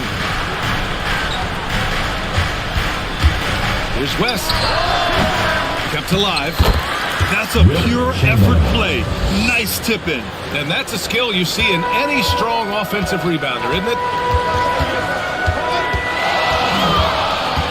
And here in the first, approaching 3 minutes played. Here's Cunningham. And they pick up 2. Pounding it inside early and often, setting a physical tone. Paul with it. Pass to Jackson.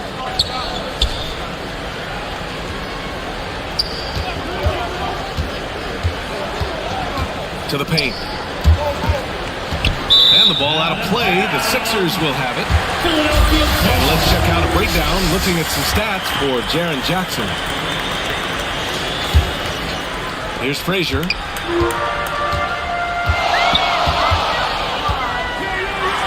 Oh, a clear foul there on the missed shot.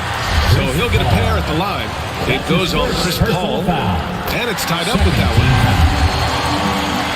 at the line for Philadelphia. And now they lead as the free throw drops in for them. For Washington, they've gone only 3 for 9 from the floor. Pass to West.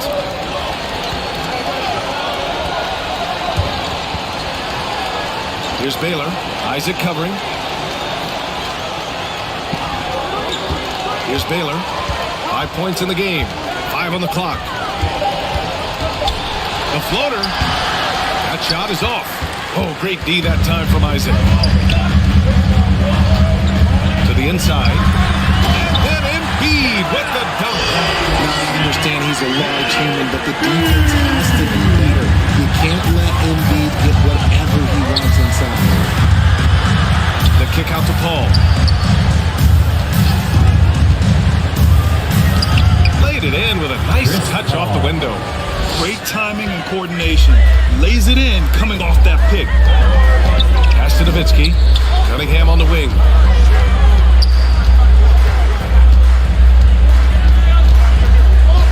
Here's Nowitzki. Here's Frazier. Oh,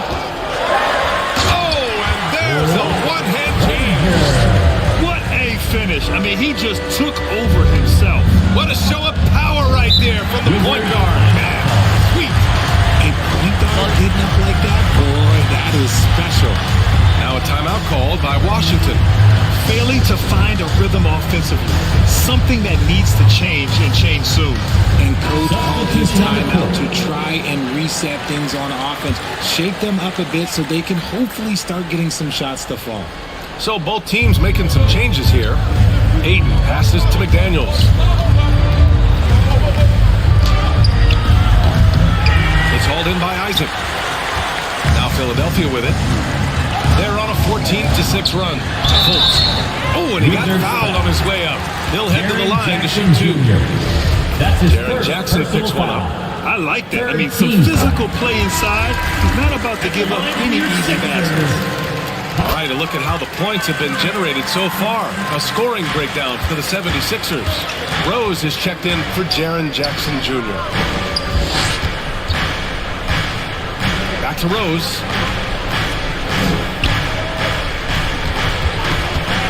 There's the triple. And it's Philadelphia with the rebound. Fresh off a win against the Pacers. And that one, the other team could not keep up with them offensively.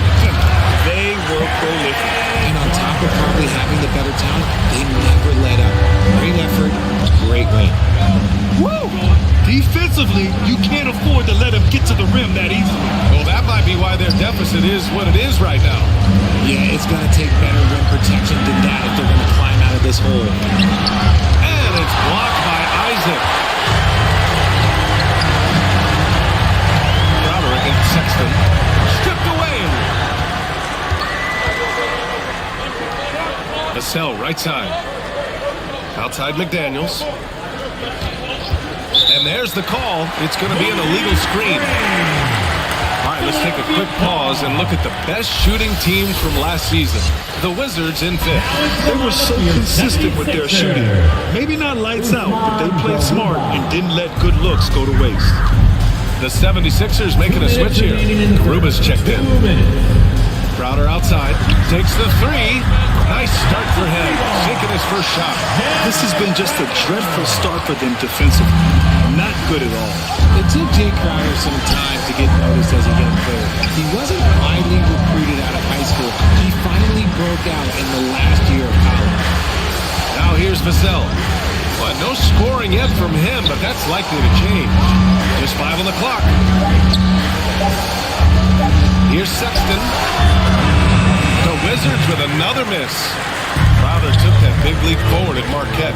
He was named the Big East Player of the Year, Richard. Yeah, and even with that recognition, he didn't go into the second round of the 2012 draft. But it didn't take long to see that he was a well-suited player for this league. LeVert goes against Rose. Back to Sexton. Pass to Ayton. Rose outside. To halt the run. No luck on that one. Ooh, LeVert with some nice D. Crowder with it. And here's Fultz. Checked by Sexton. Fultz passes to Crowder. And a miss there on the triple. Washington's gone 1 for 3 from beyond the arc. Pass to Vassell.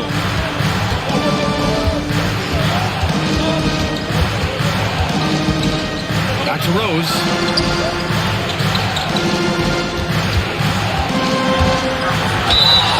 And so he draws the foul, headed to the line to shoot a pair. Wow. Rose looking just as tenacious as ever. He isn't intimidated by the close D at all. Good on the second one. And so here is Philadelphia. They've got a 9-point lead. Outside Fultz. 11 feet out. No good. A bit long that time. And so it's the Philadelphia 76ers with a 9-point cushion at the end of the quarter. And it's all due to their ability to own the paint. They've been dominant down low. And more NBA action on 2K Sports coming your way right after this.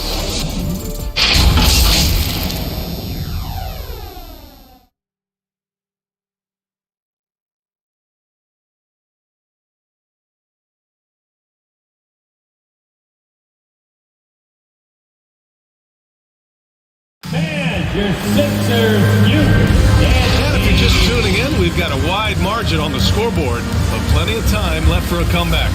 All right, guys, what's your take on the Sixers so far? Give it up for their D. They're battling, communicating, and coming up with key stops. It's been a group effort, and that's what it takes to play the kind of defense that they've played. Great showing from them. Here's Frazier. He had 10 points in the win against Indiana. They've got Joel Embiid. Cunningham is out there with Jay Crowder. And it's Frazier in at the 1. That's the group for Philadelphia to kick off the second quarter. Looks like we're starting to see a pattern here. Not afraid to get in the paint and get wet. Here's Jackson. After the Sixers picked up a basket a moment ago.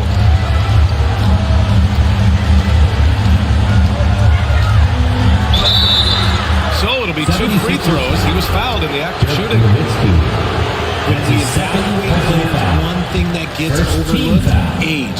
Take Jaren Jackson Jr. He was only 18 when he got drafted in 2018.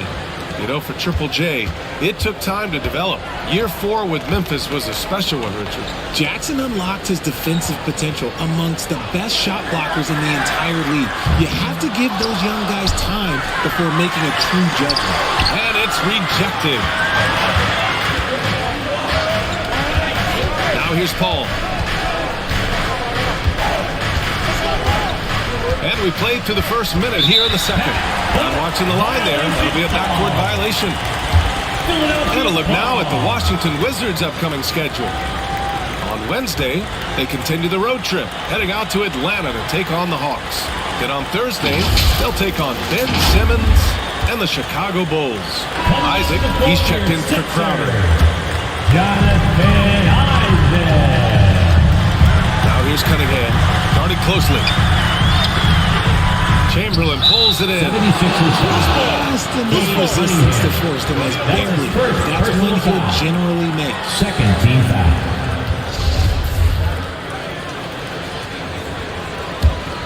And Washington shooting just 24% in this one. Not great. Here's West. He's watched by Cunningham. Pass to Jackson. And he got the whistle on the way up, so he'll be headed to the line for a pair. That's his third personal foul. Every team is looking for that perfect 5 on the floor, that magical lineup. In your mind, is that synonymous with small ball? I think it is, B.A. I mean, having players that can play small, can switch on defense, obviously play multiple positions on the offensive end.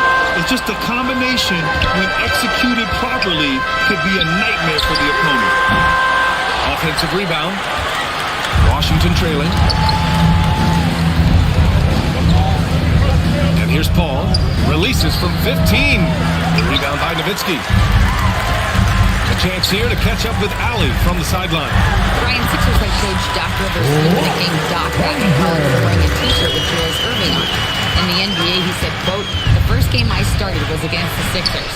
I went over and said, Dr. J, how are you? And he said, Doc, how are you? I said, no, I'm Glenn. But he said, no, you're Doc. And that made me feel like $1 million, guys. All right, thanks, Sally.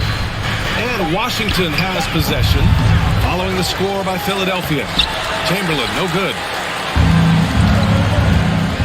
Hit his leg, and it's whistled a kick.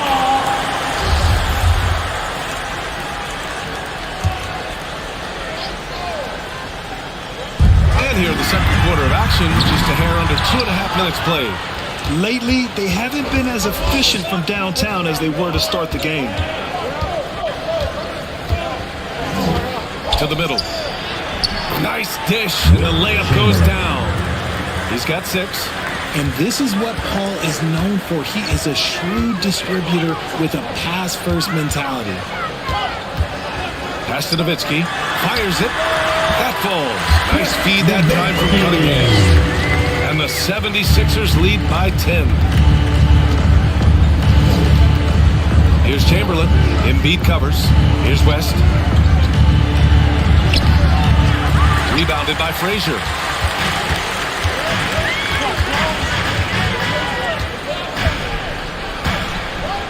Pass to Isaac. The fader. That one no good. And Washington the other way now. And following this one, they'll take on the Hawks in Atlanta. That'll be the second of 2 games on the road. Right wing. Now here's Paul. Tight defense on him. Embiid with a steal. Here's Cunningham. An easy 2 on the layup. Cunningham's got 6 points. And just totally relentless. Only increasing the intensity level. Always plays hard until the final whistle, no matter what the situation is. Now here's Paul.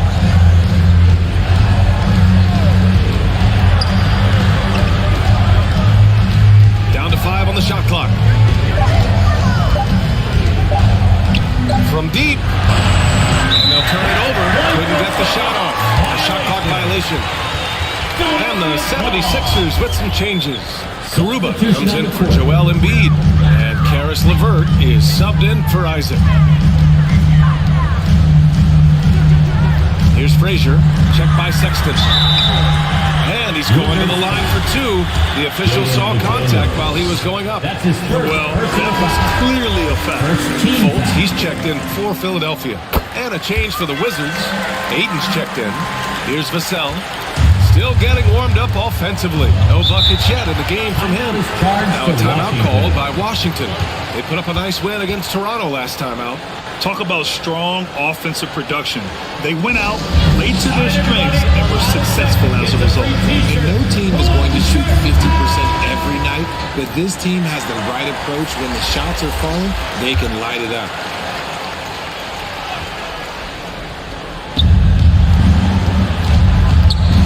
Outside Sexton. Pass to Aiden. The floater doesn't go, and he's 0 for 1 from the floor. Philadelphia's gone 0 for 3 from deep to begin the second. Here's Garuba. Here's Noah. Ooh, plenty of contact on that shot. Officials call the foul, and he'll take 2 free throws now. And his recovery and injury prevention goes high-tech, Richard. Many players are starting to wear the trackers to measure the wear and tear. Well, look, wear and tear, at the end of the day, players have more things to their access. Doesn't matter if you're talking about medical equipment, treatment, doctors, trainers. So there's going to be wear and tear because that's professional sports, but more stuff today have been instituted to help the players recover faster and hopefully prolong their careers if they're good enough.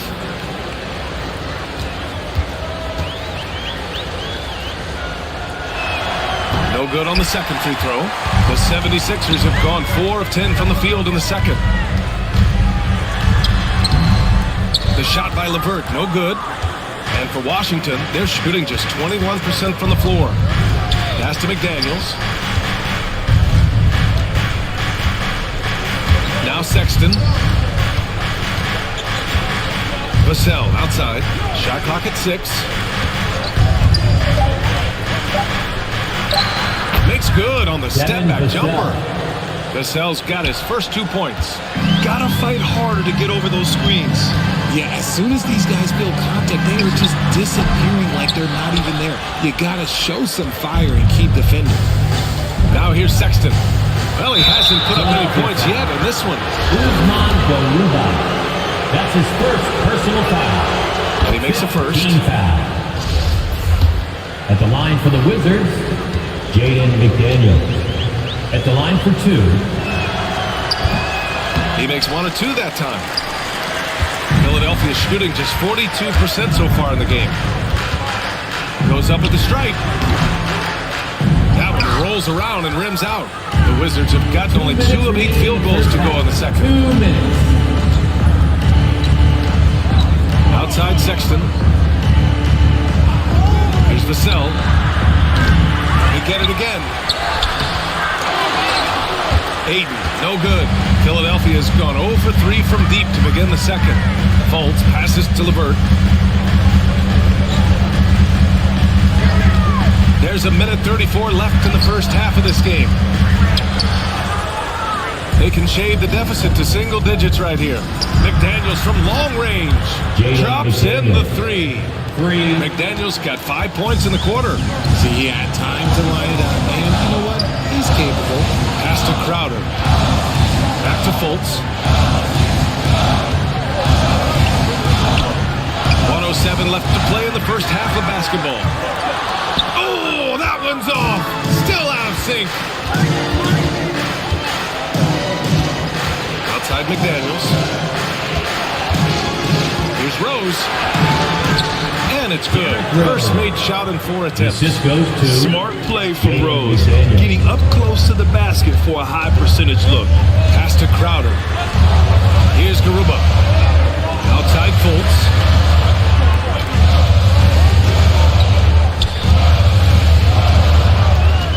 And there's the foul. It's on DeAndre Ayton. That's his 3rd foul of the game. They might start using him a little bit more sparingly with 3 fouls already before the half.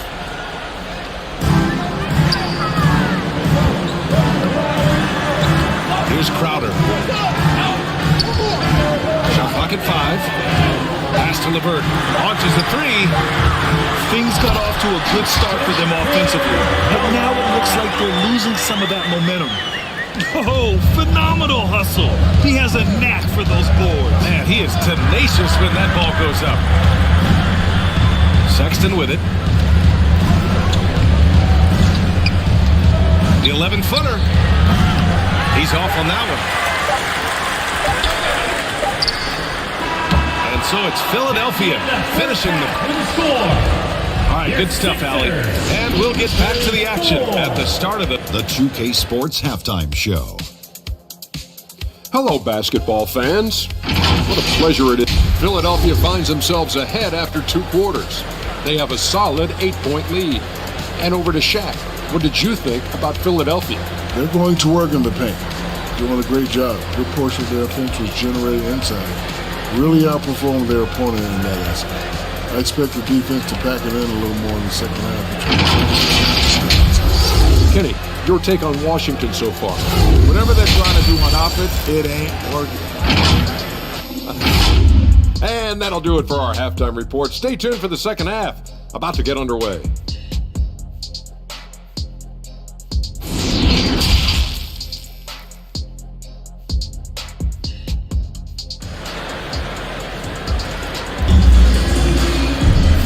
If you're just joining in, 1 half is in the books. 1 half to go.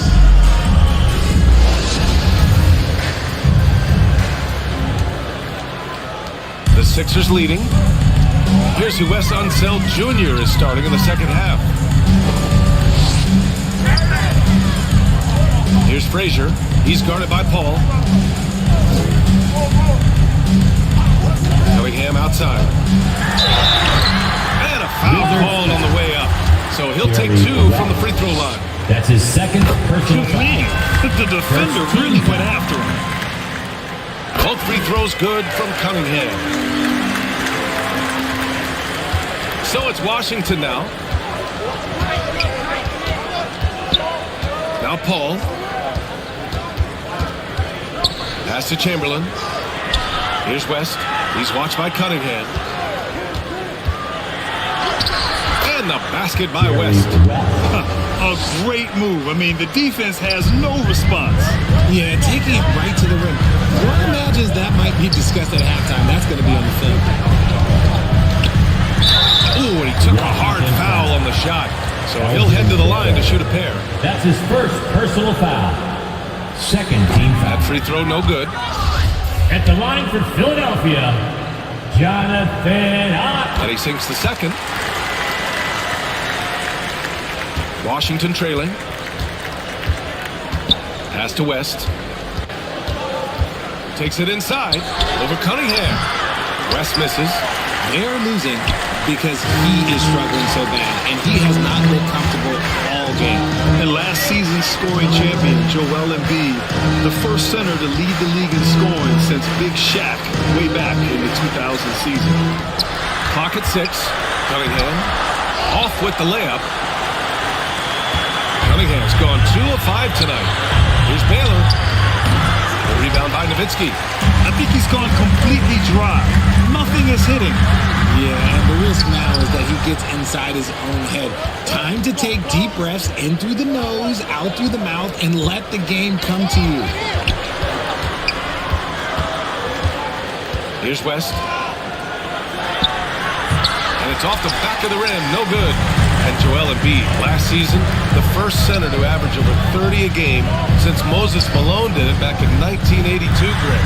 Oh, B.A., talk about historic company. And how about this? Also the first ever international player to lead the NBA in scoring, too. I mean, he won't be the last with the way things are. Lets it go from 14. It's good on the putback. Those second chance buckets are major bonus points if you can get them. And Philadelphia calls time here. And how about a big round of applause for your Sixers youth and team. Again, let's hear it for your 76ers youth. The 76ers have gone 0 for 3 to start the second half. Cunningham outside. On the wing, Isaac. The teardrop, and is blocked. And they'll keep possession. 6 to shoot. And looks like an illegal pick was set. That gets the ref's attention. You can get away with one once in a while, but it looked like he wasn't completely set on that pick. You gotta blow the whistle when it's that obvious. Great call there by the official. And what a phenomenal replay of that impressive rejection. Yeah, I love that they maintain the defensive energy even when they're behind. Just over 2.5 minutes gone by in the second half. Back to Paul.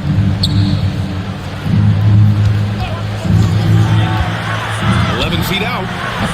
Joel Embiid with the board. Embiid's got his 6th rebound on the night. Cunningham with the ball. Give him 8. Pass to Embiid. Here's Nowitzki. Over Jackson. Oh, and Jackson with the block. And a fast break now for the Wizards. Here's West. Count it. And the foul.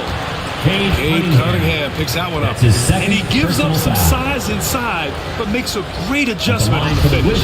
Yeah, you can give up some size, but that shows you how fearless he is, willing to attack the basket no matter who is in front of him. Close game here in Philadelphia. And after this game wraps up, they're off to Orlando where they'll face the Magic. They're kicking off a 4-game road trip. Here's Nowitzki. And the shot goes in. Great recognition of the mismatch and using the smaller defender. Pass to Baylor. Inside. West. Ooh, good finish at the rack off the slick feed. He has 7. Hey, they're just getting pushed around inside. A moment to hear from Allie LaForce. Thanks, B.A. Well, Joel Embiid drawing comparisons to some legendary big men. He said, quote, I want to be mentioned as one of the greats. That's my goal. And obviously being a Hall of Famer. But you've got to take step by step, one day at a time. It's going to take a lot of work, and I'm willing to put it in. Guys? He's well on his way, Allie. Thanks. And the shot goes down. Just so successful getting the ball inside and finding those great looks. Pass to Cunningham. On the wing, Isaac.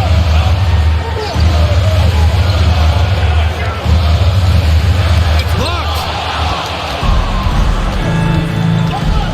Now here's Paul. This for the tie. Out to the wing. And as it goes out of bounds, Washington able to keep possession. And the 76ers with some changes. Garuba's checked in for Embiid. And Karis LeVert is subbed in for Isaac. And the Wizards making a change here as well. Sexton's checked in for Chris Paul. Something seemed to click for him at halftime. He's looked a lot more focused, and the game is just easy for him now. Philadelphia calls timeout. Coach is not happy with their effort on the defensive glass. They're giving up way too many second chance points. Crowder, he's checked in for Philadelphia. Fultz comes in for Frazier. Sexton against Fultz. On the wing, Crowder. Let's go with a three. The shot is good. Fultz making the play. Fultz has got 3 assists now in this one. You can't lose a shooter like him on the court. The ball will find its way to him, and he will drill a 3 each time. Oh, and there's the whistle on the shot.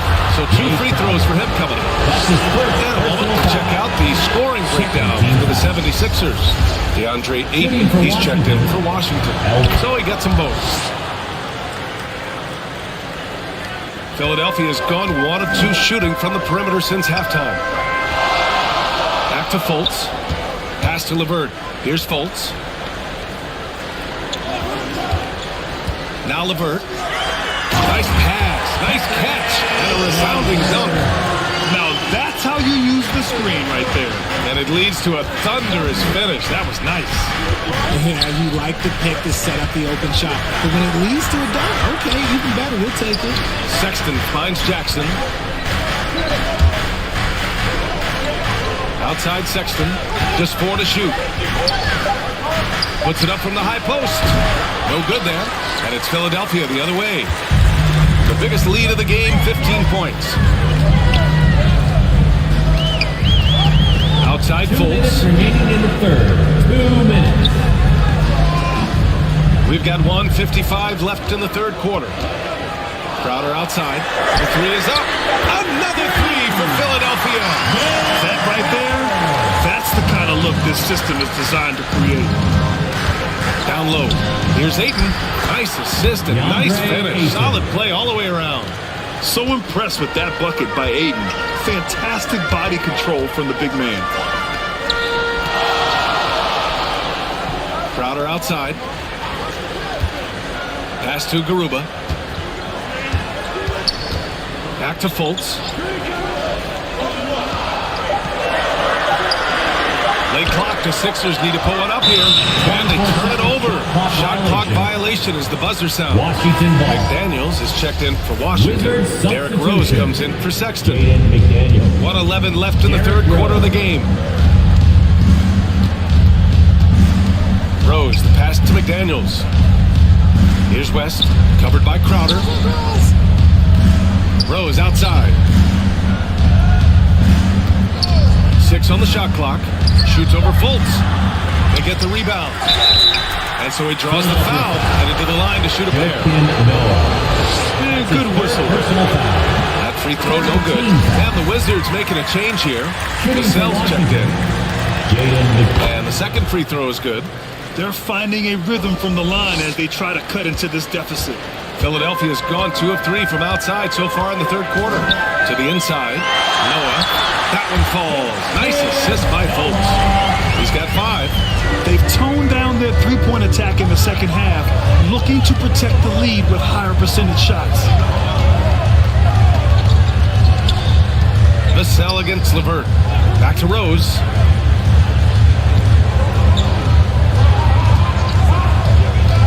Shoots over Fultz.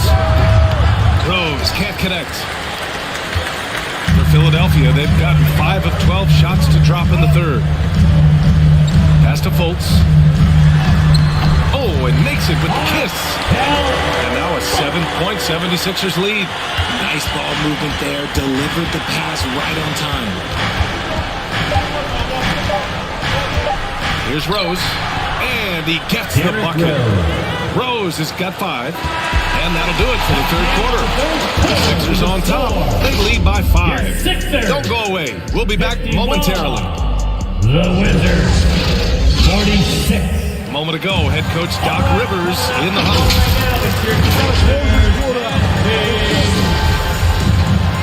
Man, I know I speak for all of us when I say I can't wait to see what kind of finish awaits us here in the fourth quarter.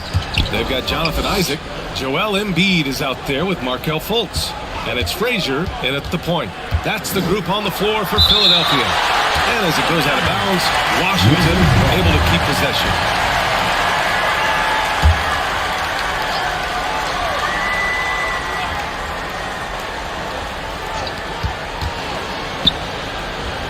Pass to Chamberlain. The defensive instincts of Embiid. His focus and commitment on this end is impressive. The effort, the position, the timing, all there. And add instincts to that.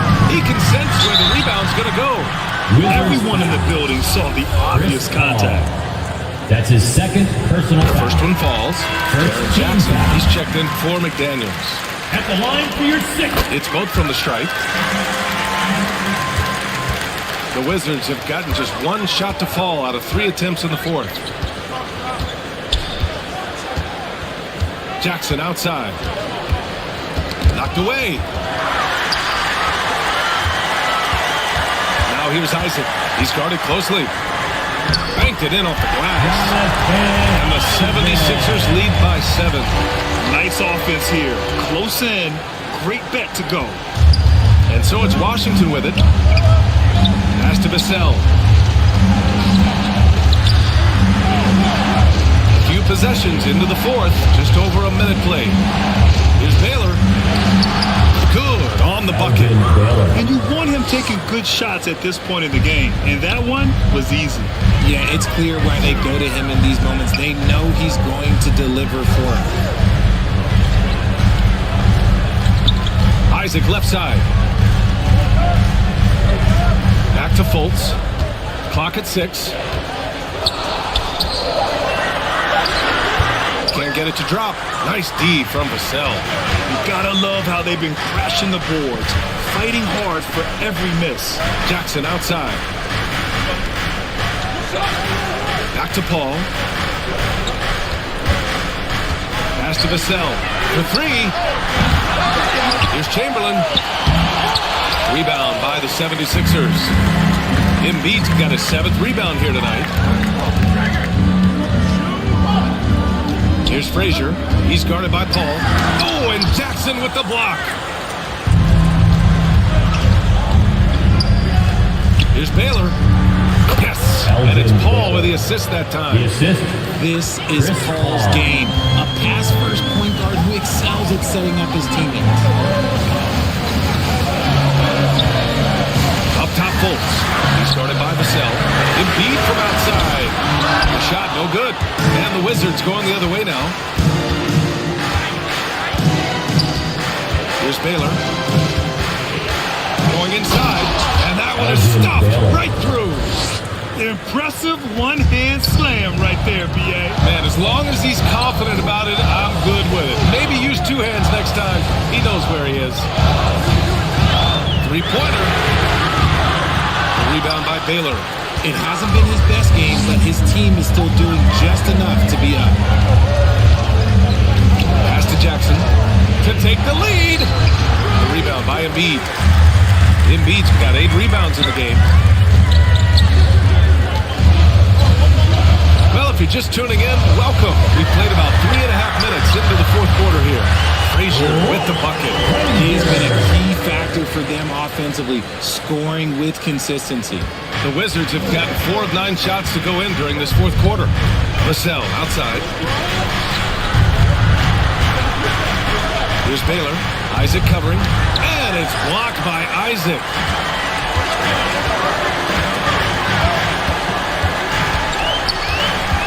Pass to Frazier.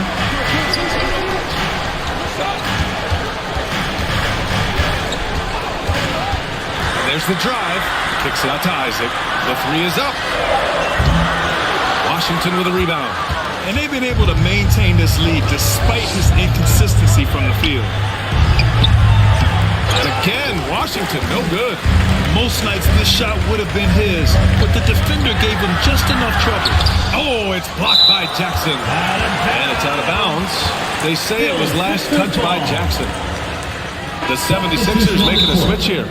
Cunningham's checked in. Timeout called. The 76ers. Yeah, coach no doubt wants to use this timeout to review the matchups and maybe make some adjustments as well. I'm sure all of the above is in order, and you can never be too content. And now a moment to present the New Balance Player of the Game. The defense has just looked utterly lost trying to slow him down. He's consistently just getting high percentage shots because of how hard he's working. He's doing pretty much whatever he can to get open and making the most of those opportunities. Gives us a chance to catch up with Allie LaForce. Well, over the break, I listened in on Dr. Huddle. He said, guys, you don't have to chuck up the first three you see. Keep your heads up. Keep looking for the best option. Let's see how they respond. Back to you guys. And Allie, thank you for that. He hits the second from the line. And he nails the third. Some big guys struggle at the line, not him. He's put in the work to defy that assumption. Trying to find a spark here. Yes, indeed. A rough stretch offensively. They could really use a basket. Oh, and a nice defensive play to disrupt the lob. Out to the right wing. Here's Frazier. They get it back. Nowitzki. Count that one. And the 76ers lead by 8. He's got a knack for those putbacks, so you have to be aware of that defensively. Get a body on him. Back to Paul. And another miss by Washington. Philadelphia's gone 0 for 3 here in the fourth. Isaac outside. And he got the whistle on the way up, so he'll be headed to the line for a pair. That's his third personal foul. First free throw is good. Third team foul. At the line for your sixth. And good on the second, so he makes them both. And the Wizards shooting 33%. This hasn't been their quarter. Pass to Chamberlain. And a strong finish with two hands. He finds a shooter in motion and is confident he can thread him with the lead pass. Well done. On the wing, Isaac.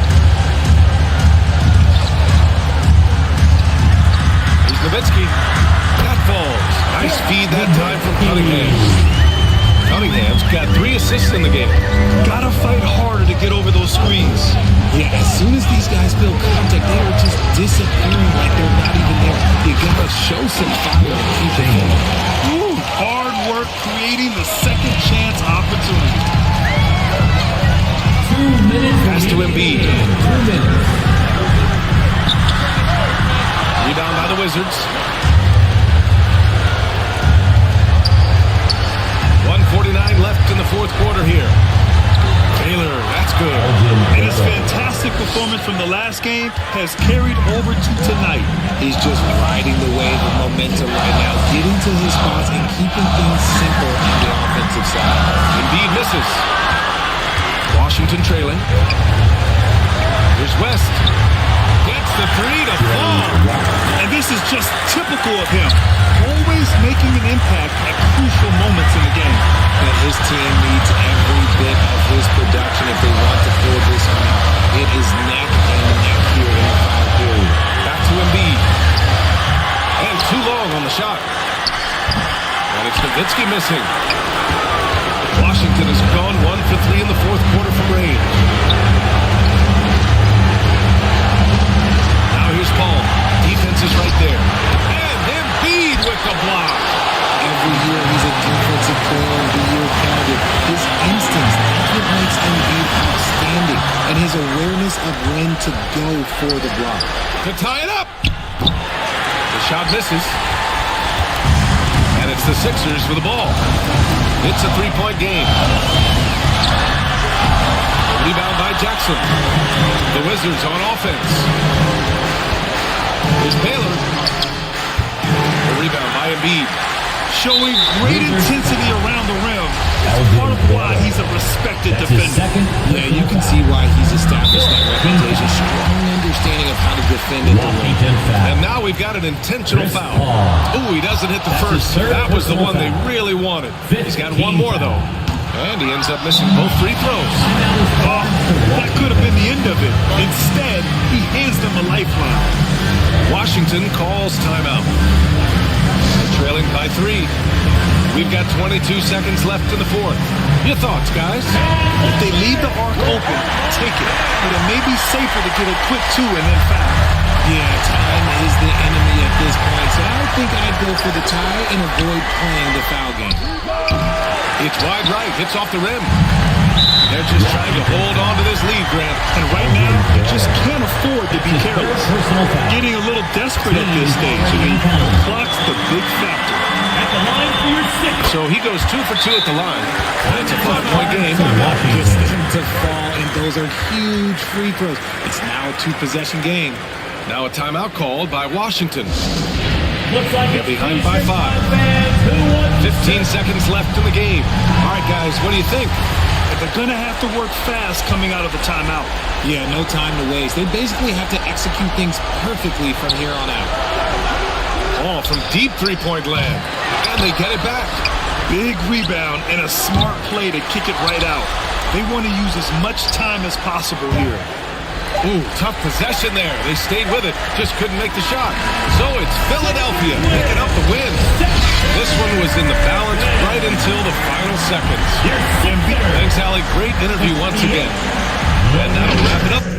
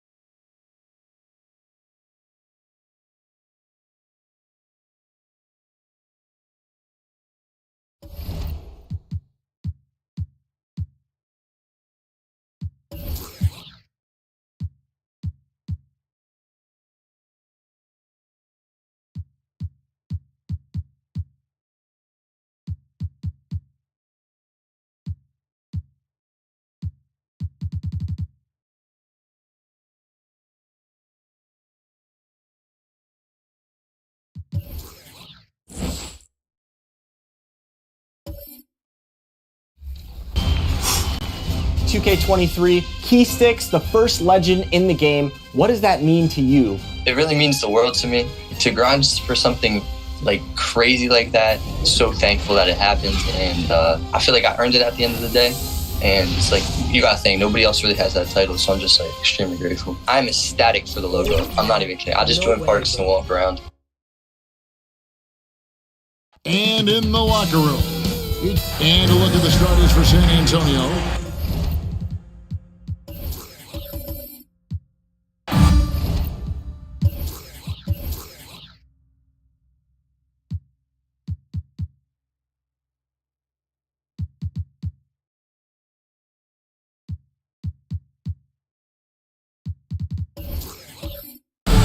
Lonzo Ball. Lucas is out there with Jason Tatum.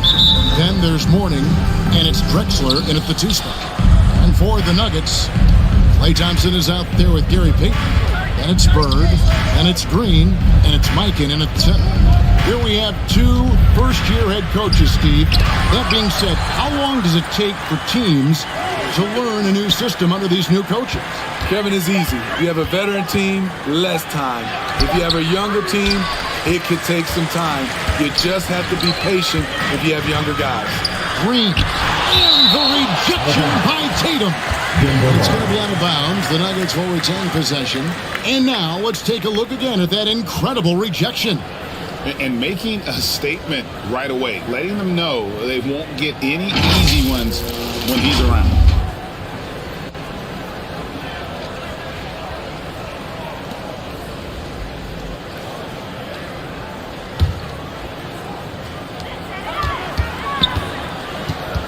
Payton against Ball. Payton can't get it to go. And here's Ball. He'll bring it up for San Antonio.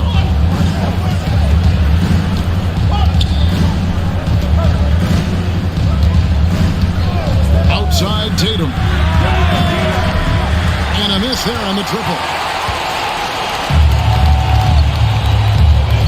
And about a minute gone here in the first quarter. Passes it to Thompson. Good. Great play by Green to set it up. Thompson's got the first bucket of the game with the 3 for Denver. There's the pass to Tatum. Tatum with another miss. 4 shots, 4 misses, and you can sense a certain frustration building. And contact on the shot, so he'll be shooting free throws here. Greg, we know that Klay Thompson had 941 days between NBA games because of those injuries. But he was using that experience away for good. And Klay announcing with that his family foundation would have a 941-day initiative. Programs to help workers who have suffered career setbacks. Thompson helping others with their comeback. And the first one drops. I think it's pretty clear, Greg, what the goal is for this Denver organization long term. It's simple, Kevin. Make it to the finals. The Nuggets have never been there. They've been close reaching a conference finals on more than one occasion. And so Thompson nails both of them. You know, for so long, many joked about how the Spurs were always too old, right? Too old, too slow, too stuck in their same ways. But that's changing. Well, I was on a couple of those teams too, Kevin. I remember well, people said that the Spurs were too old and needed to get younger. And over the last few years, they've done exactly that. Now, here is Bird. Alonzo Mourning unable to get his shot to go. Mourning with some nice D. San Antonio's gone 0 of 2 from deep here. Here's Drexler. To the inside. Mourning can't make it work. Great defensive effort. Just saved a basket. You know what? This is why you never give up on a play. You don't know what's going to happen.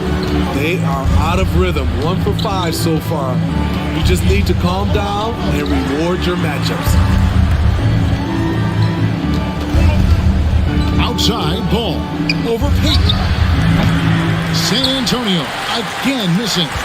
Denver leading by 5. Thompson looking for an opening. A wide open look for Drexler. Once again off the mark by San Antonio. Thompson finds Payton. Here's Bird. Drexler defending. To the paint. Here's Thompson. Knocked away. How is it possible? Wide open too. Here's Ball, and he could not get that one to go. On contact, and he'll go to the line for 2. This is what you want to see more of from Lonzo, being more aggressive with his own offense and drawing fouls. You know, Greg, we talk a lot about Ball's offense, but his defense is just as important to this team. Oh, Kevin, very disruptive. He has terrific positional size, and he can anticipate where the offense is going. Now, here's Tatum. Following the miss by Draymond Green. Here's Mourning, and it's good for 2. And how about the strength from Mourning, powering through the contact and converting there. And this is his first trip to the line tonight. Mourning. 1 shot.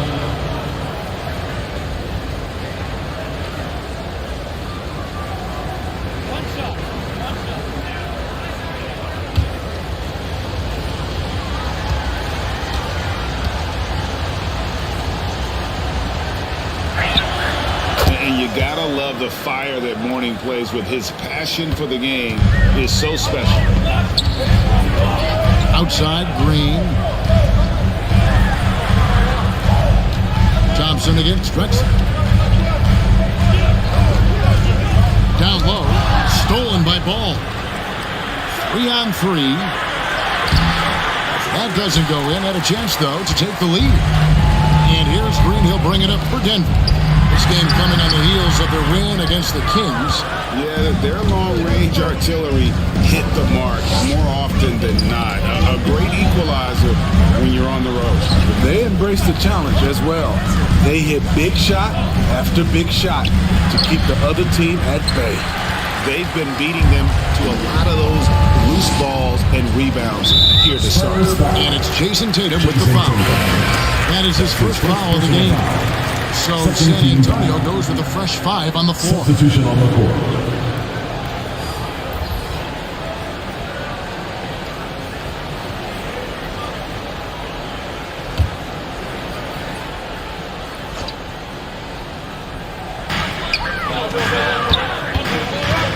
Outside, Payton. And it's Gary Payton II with the foul.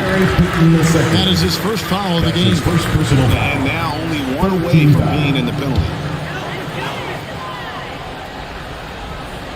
Spurs on defense. They trail by 1. Beaten inside. Defended by Payton. Manu Ginobili, Hall of Fame class of 2022. He played his entire career in San Antonio. And in 2003, Manu's rookie season, we won a ring together. The Nuggets have been perfect at the line so far, albeit just 2 for 2.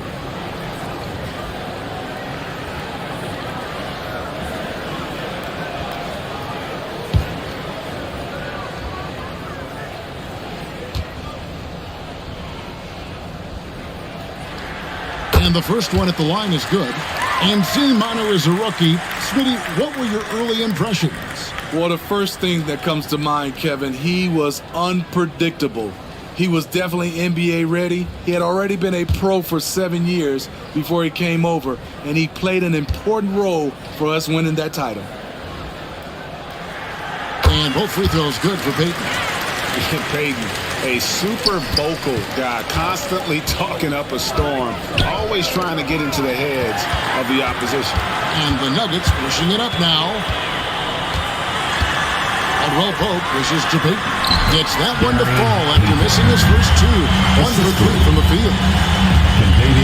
Spurs trailed by 5. And now we'll go to David Aldridge. You had a chance to talk with head coach Michael Malone. Thanks, Kevin. He thinks the big issue for them is to make things difficult inside. He understands that their opponent has a physical presence, but he wants his guys to match that physicality or surpass it. Obviously a tough order to fill, but they have to do it. Thanks, David. Now here's Westbrook after the miss from Gary Payton. Here's Covington, and Whiteside sends it back.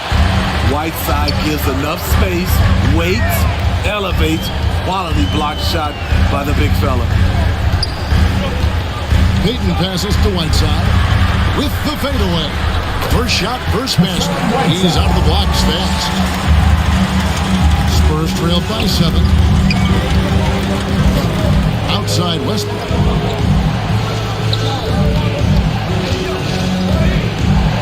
Back to Payton. 2 minutes remaining. Outside Green. Shot clock at 6. Always going up for the alley-oop here. San Antonio again turning it over. Boy, if you're the coach, you hate to see that kind of miscommunication between your guys. Malik Monk, he's checked in for Whiteside. 1:53 left in the first. Pass to Monk. Back to Payton. Caldwell Pope outside.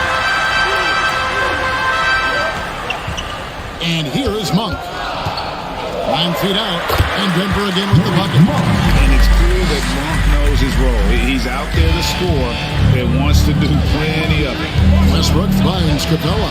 Spurs working the ball around now. Payton passes to Capella. Westbrook with a wide open look. Sinks the triple.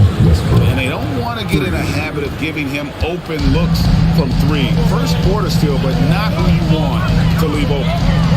Now, here's Payton. Here's Bogdanovich. Caldwell Pope trying to break free.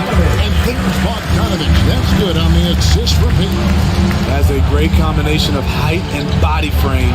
Bogdanovich can keep up with the defenders physically. There's Green with the 3. And again, it's the Spurs from deep.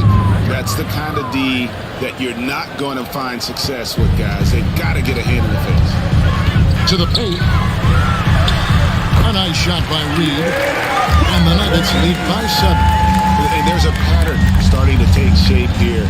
They're working it inside and getting good shots from close range. Outside, Green. Pass to Covington.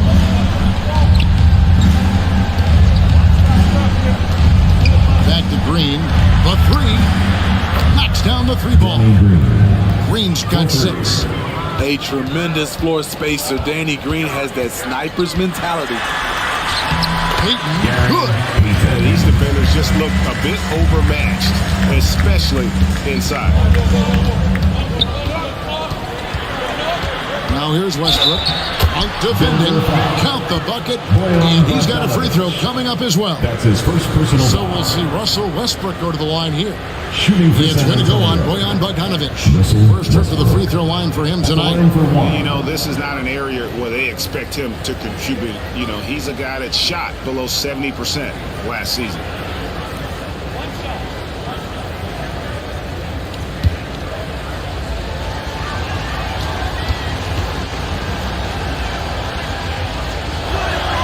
The free throw drops for Russell Westbrook. What I love about Russell Westbrook, he plays with maximum effort. every single night. You can be sure he's not taking any plays off. A good close contest so far as we finish the first quarter. The Nuggets on top. They're up by 3. And we'll get going after this from Ball Arena.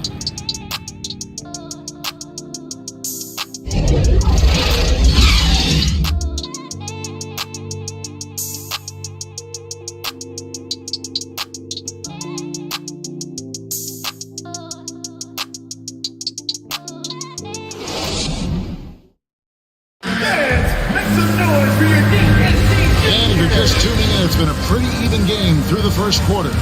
And from what we've been watching, guys, with the Nuggets, what are you seeing out there? You could see they were well prepared defensively coming into this one.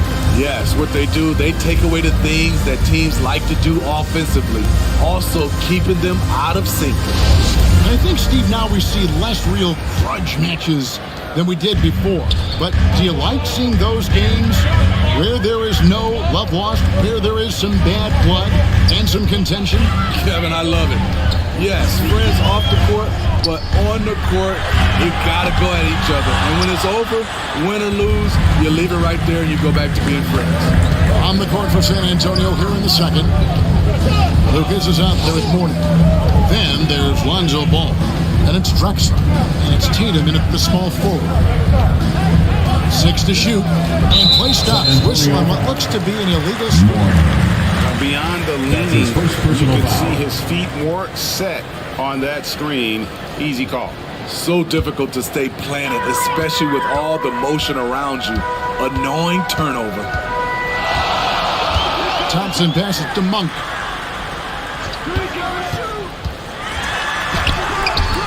That one, no good. And the Spurs going the other way now. They're coming off that win against Minnesota. I like their aggressiveness in that way. No one's going to give you anything. You've got to go out and take it. Majority of the night, they were in attack mode. Tremendous effort all the way around. And Jason Tatum seems, GA, like he's on the verge of being a superstar in the league. And Kevin, some would say he is already there. It feels like he's going to win an MVP in the next 5 years. He's already shown he can lead a team to the final. First one falls for him. And you know, Jason Tatum is one of those guys who can really do it all. He's got a versatile skill set that makes him a constant threat on both ends of the floor.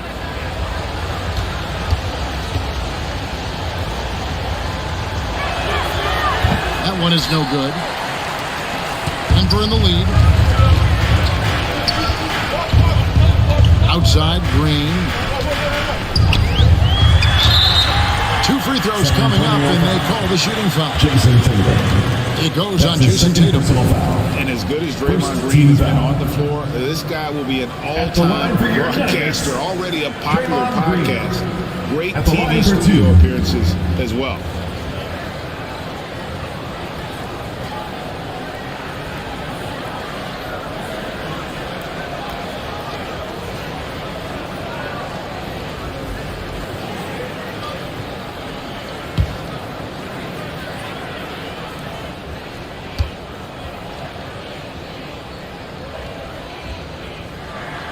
And he knocks down the first one. And Draymond Green, the next broadcasting star. You've watched his work. Why is that? And Kevin, I think his basketball IQ is incredible. And we see that when he plays, but he can also vocalize it to the audience. And of course, Draymond is not afraid to say what he thinks.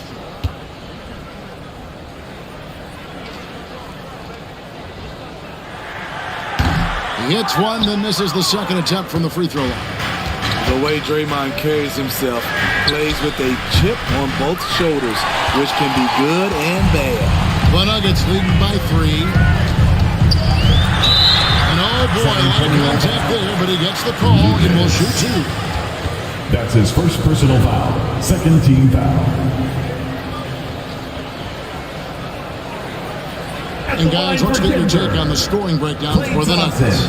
Establishing a paint presence early in the game, it really helps and pays big dividends down the line because it frees up your perimeter. And it seems they've also put an emphasis on moving the ball, working to rotate around the defense and find those quality looks. And the first one drops. And Thompson has such a chill personality. It's why his teammates enjoy playing with him.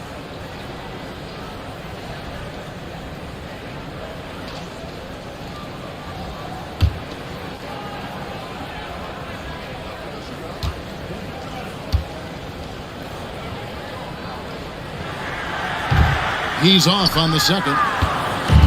And here's Tatum. He'll bring it up for San Antonio. 4-point game. And going against Denver, their first meeting of the season.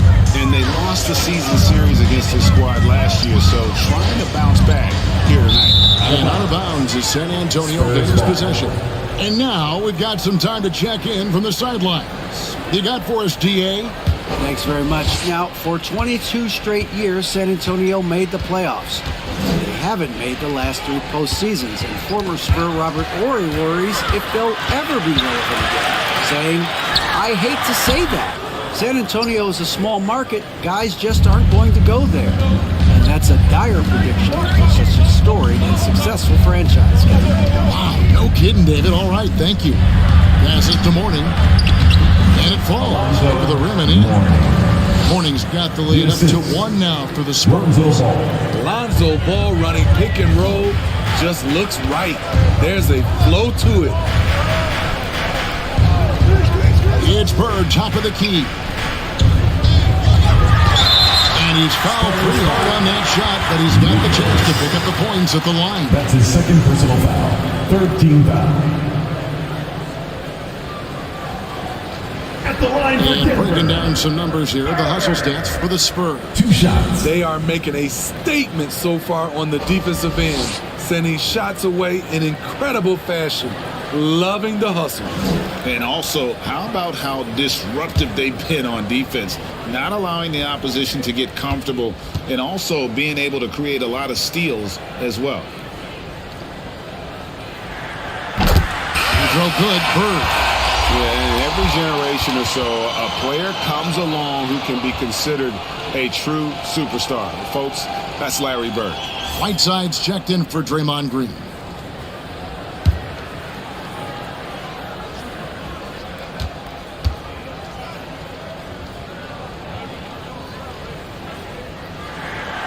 Bird hits them both. I'll tell you, he doesn't give points away. Excellent job from the line. Passes it to Drexler. Lucas up top.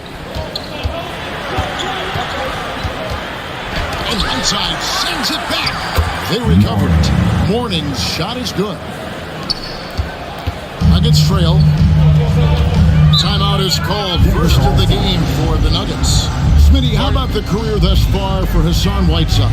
A handful of different teams for Whiteside, but the production has remained the same. Cleans the boards and blocks shots with the best of them.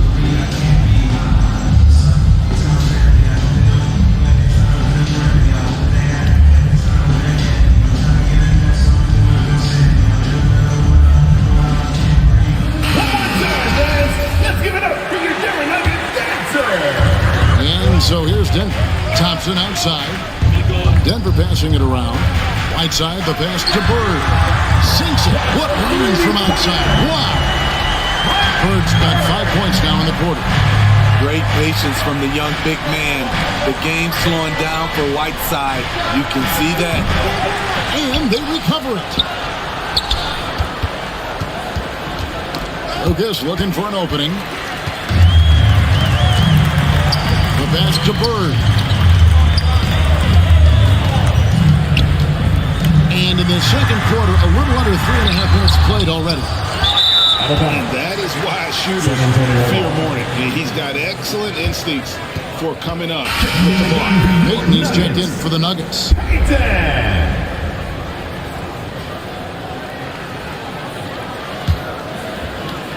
San Antonio's gotten fewer than half of their three-pointers to go down tonight. They're 4 for 9. And here in the second quarter of action, as we approach 4 minutes played, here's Tatum. It's rebounded by Micah.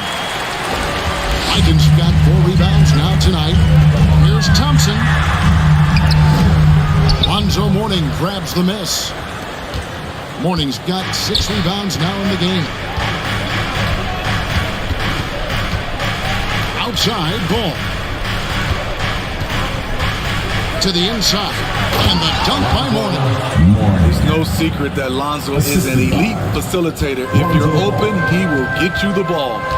Bird outside. Back to Payton. Now Whiteside. Bird outside. And it's Jason Tatum with the foul. It's his 3rd foul of the game. That's his 3rd foul. The chance you take leaving him in with 2. Let's see if they'll sit him now until the half. Bogdanovich is checked in for the Nuggets. Caldwell Pope comes in for Thompson. San Antonio also making some changes. Clint Capella, he's checked in for Lucas. And Russell Westbrook is subbed in for Ball. Here's Caldwell Pope. It's not going to go for him. Excellent D from Drexler. And here's Tatum. He'll bring it up for the San Antonio Spurs. They host the 76ers after this game.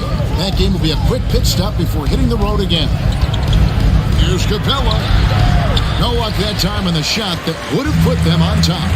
Bird high post. Over Drexler.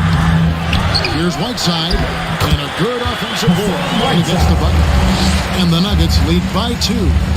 I just love that effort by Hassan Whiteside. Focus, and he's a huge threat to score off the miss. Out left to the wing. Mourning passes to Tatum.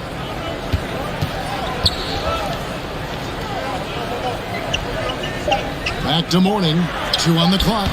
Denver grabs the miss. Their biggest lead of the game was 9.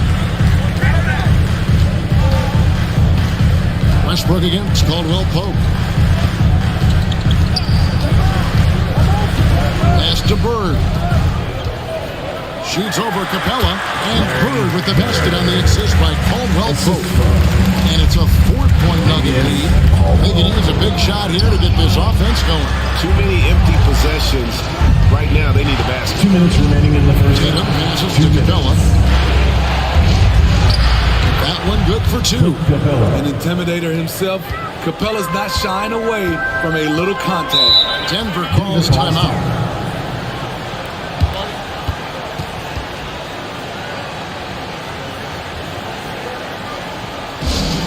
Time to fire off some t-shirts.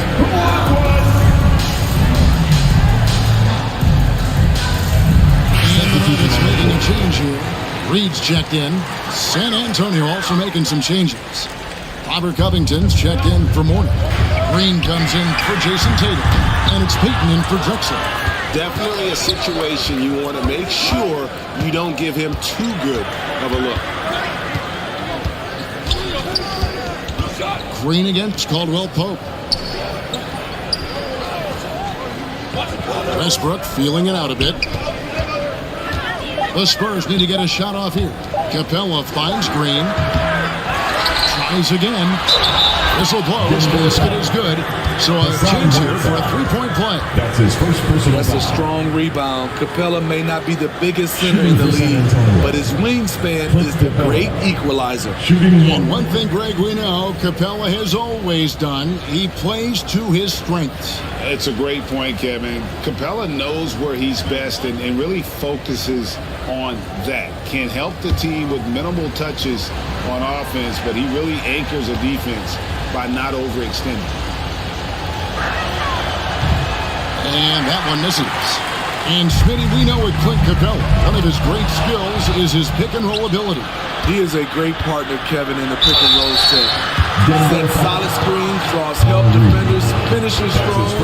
Guards love having Clint as the roller for them. The Spurs have converted 4 of 7 free throws on the night. In the season ago, they hit about 75% of their free throws.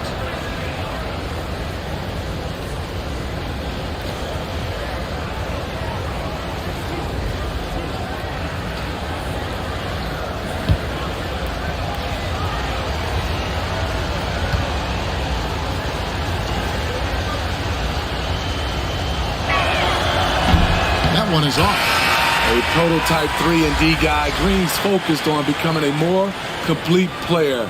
Part of that is becoming more consistent from the free throw line. Green is checked in for the Nuggets.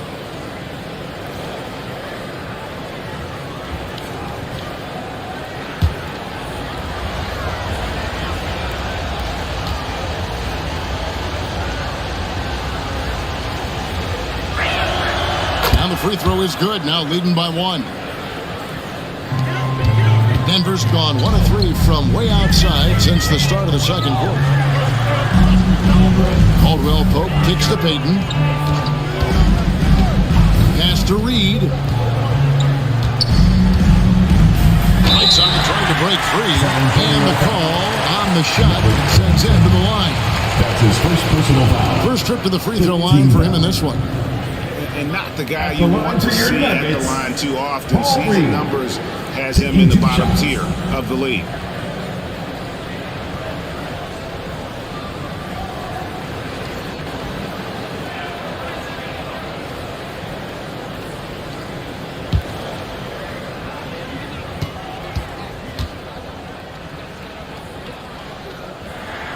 That free throw good from Reed.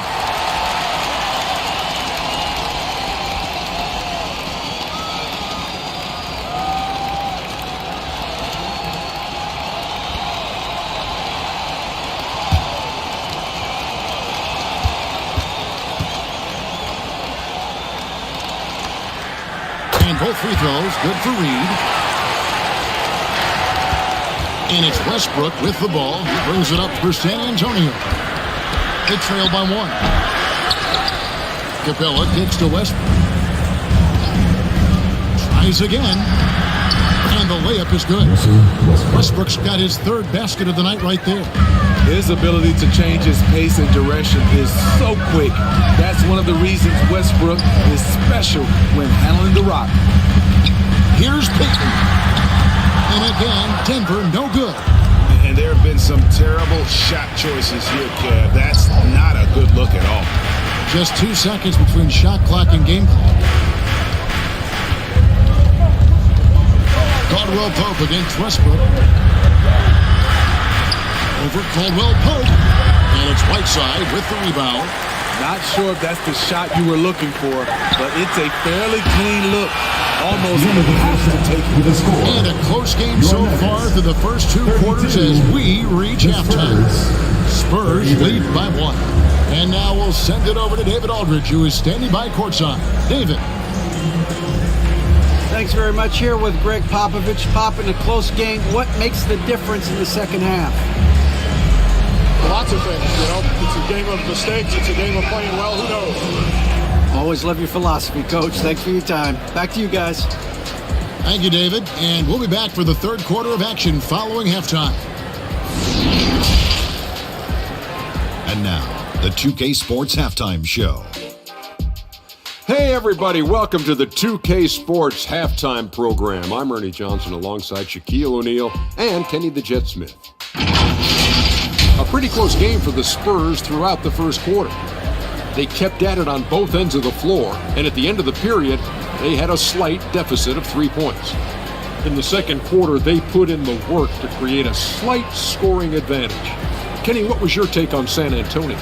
The bench unit was an essential part of the puzzle. They really stepped it up in a big way, and that helped out. And now the starters can appreciate not having to carry the load on their own. And Shaq, your take on Denver? I like their commitment to getting to the line. Their aggressive approach is frustrating the defense. I like that. They're drawing fouls at a very high rate. I like that. Wouldn't be surprised if someone gets ejected. I will like that too.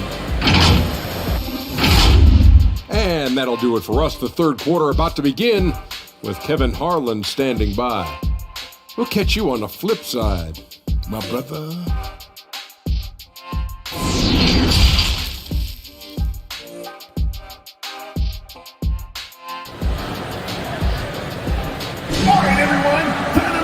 And as we get into this third quarter, as we've seen so far, neither team able to create much separation on the scoreboard yet.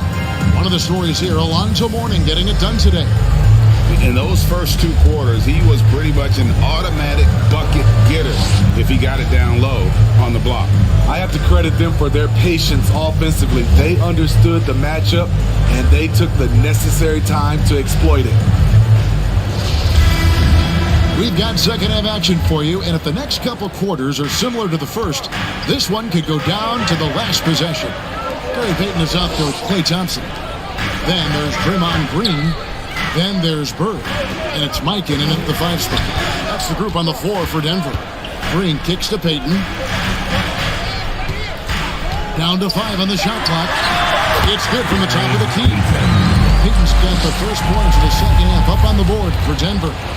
Nice play call by Payton. He sees the defensive layout and knows the pick and roll will open things up.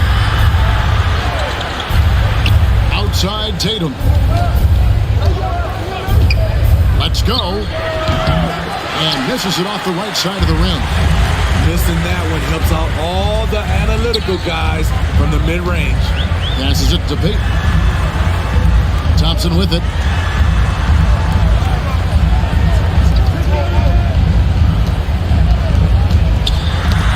Got a piece of it.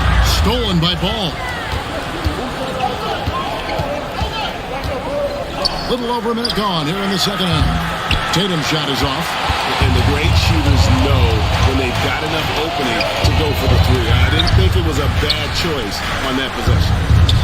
Thompson passes to Green. The Nuggets moving the ball around. Here's Bird. And that one hits back iron. You know, not sure if he's playing to the crowd, but no need for the fadeaway on that shot. Drexler against the bucket. Quality possession. Lonzo orchestrating right now, delivering a pinpoint pass. Outside, Green. Back to Payton. Thompson outside. And it's Jason Tatum with the foul. That will get him his 4th foul of the game. That's his 4th. And that 4th foul, guys, might force him to scale back the aggression. Spurs from a defensive standpoint, he does not need, nor does the team need, number 5. Spurs making a switch here. Morning's checked in. Payton kicks to Bird. 5 to shoot. Kept alive. And a dunk to finish it off. Beauty. Yeah, he just has such great command of that area of the floor. Mikan puts just as much effort into his offensive rebounding as he does at the other end. The pass to Tatum. Thompson against Ball. He dishes it to Mourning. And foul on the shot. He'll shoot 2 at the free throw line. That's his second personal foul. The big fella Mourning using that massive size to draw contact inside. The Spurs have knocked down 5 of their 9 attempts at the strike tonight.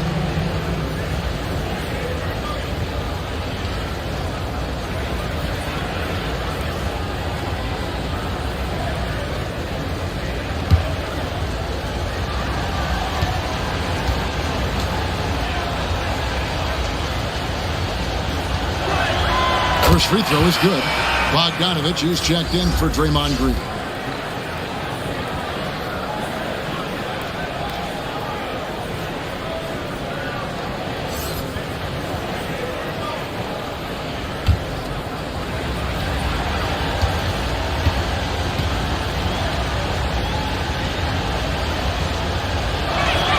And both free throws good for Mourning. The Nuggets have gone 2 of 5 shooting here in the 3rd quarter. Outside, Bogdanovich. Pass to Thompson.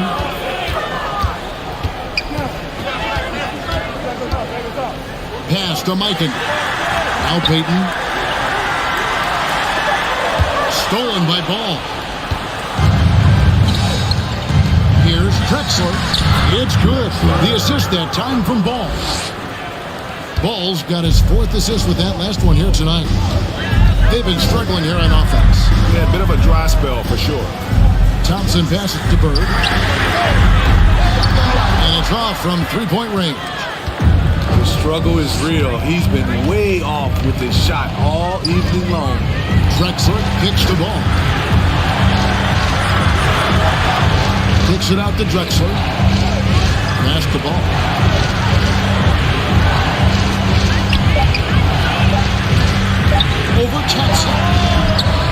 Here's Lucas.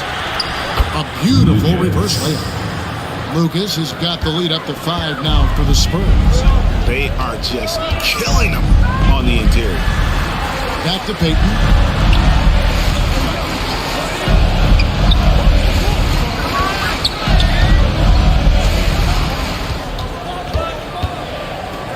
Lets it go with a 3.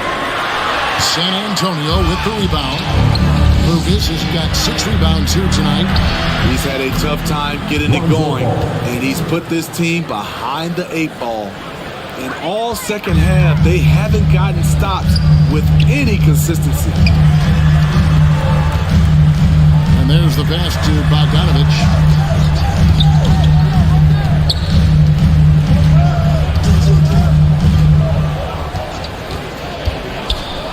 Will it go? Here's Mikan. And Mourning sends it back. Inside. Good. It's Tatum picking up the assist. Tatum's got 3 assists now in this one. And a chance to catch up on some numbers here. The hustle stats for the Spurs. What I love, and the coaching staff has to love, is the defense. They've really brought the energy with all these blocks we've seen in this one. And just a great job converting those second chance points as well. They're having a great night getting those second and third shot opportunities. And the lack of rim protection, top of the list. And it boils down to the question. Toughness. One team showing it, the other allowing itself to be bullied.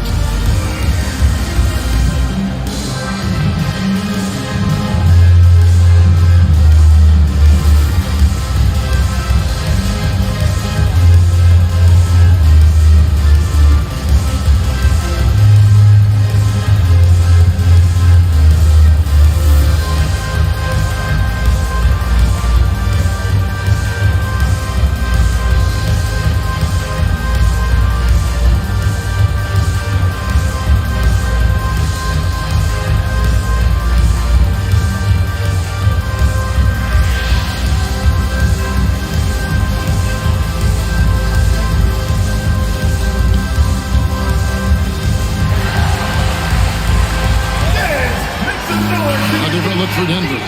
Reed is checked in for Bird. Caldwell Pope comes in for Thompson. And Monks subbed in for Gary Payton. Robert Covington's checked in for San Antonio. Gary Payton comes in for Tatum. Pass to Mikan. Reed against Covington to end the cold streak. And Covington sends it back. Outside, Payton. Pass to Mourning.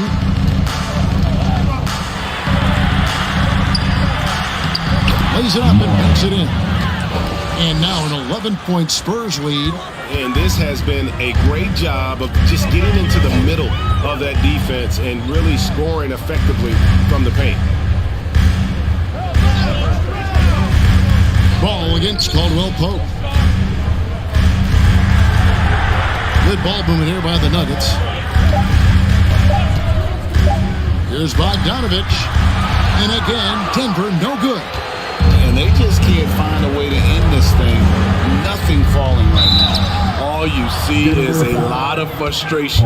Someone needs to step up and make a play to turn this thing around. And I like the fact that the defense is looking to protect the rim at all costs. And guys, talk about the production that Covington brings to the table. GA, he's been with quite a few teams, but he's been a starter most of his career.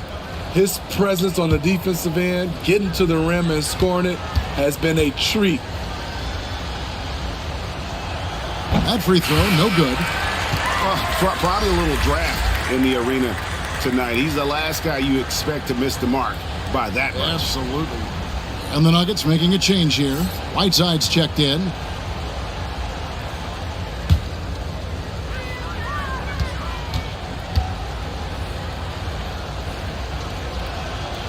And he sinks the second.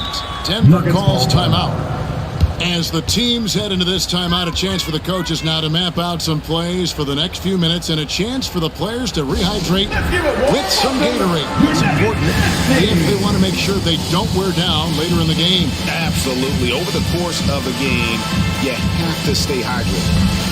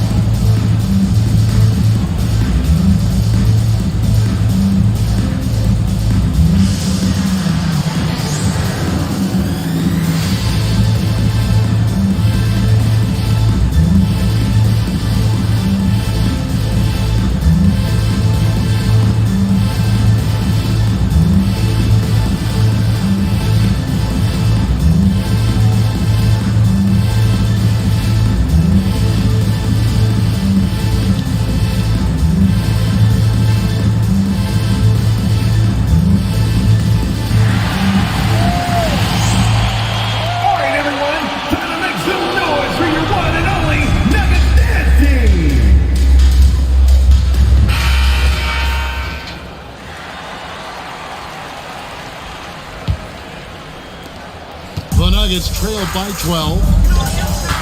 2 minutes outside remaining. Bogdanovich. 2 minutes. Passes it to Whiteside. He kicks it to Monk. Shot to stop the run, and that one is off. Spurs have gone 6 of 9 from the floor here in the second half. They've got to be happy with that. Ball against Whiteside. Here's Mourning. Again, the miss by the Spurs. Denver's gotten off to a very slow start from three-point range in the second half. They're 0 for 4. And the pass to Caldwell Pope. 1:16 left here in the third quarter. And Mourning sends it back. And a fast break now for the Spurs. And Whiteside sends it back. And the ball travels out of bounds. It was last touched by Whiteside. And that kind of stifling effort on defense needs another look. Yeah, quick thinking pays off big. What a block.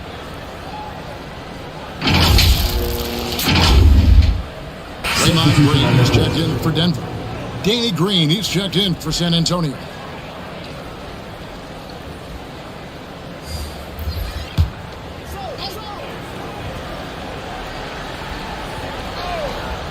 Here's Ball. The 12-point lead, their biggest of the game. If you're a point guard and you want the ball at the end of games, you have to knock down free throws. That's something Lonzo Ball is working on, in my opinion.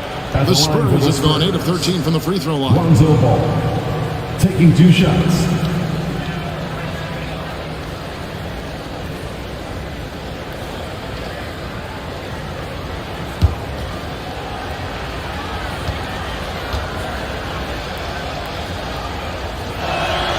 The first one falls. And they didn't shoot it very well from the line in the first half, but they've gotten much better since halftime, and it's helped them to secure the lead. Clint Capella, he's checked in for the Spurs.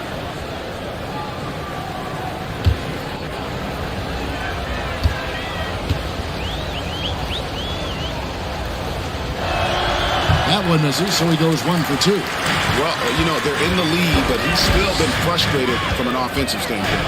Here's Reed, and the dunk by Reed. You got to appreciate just the presence of mind there. Monk demonstrating solid court awareness by finding the open man. Green dishes the ball.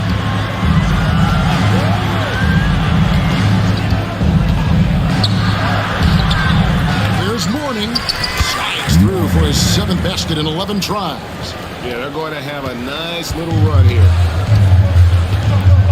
Caldwell Pope outside. Back to Monk. Kicks to Green. Lock at 6. Shot by Caldwell Pope, no good. San Antonio with the ball. They're on an 18-4 run right now. Green passes the ball to the left wing. Launches a three. And no good that time. And so it's San Antonio. 13 points up at the end of the period. They've been playing some inspired defense, giving a very few easy points. We'll take a quick break and then back to the action here.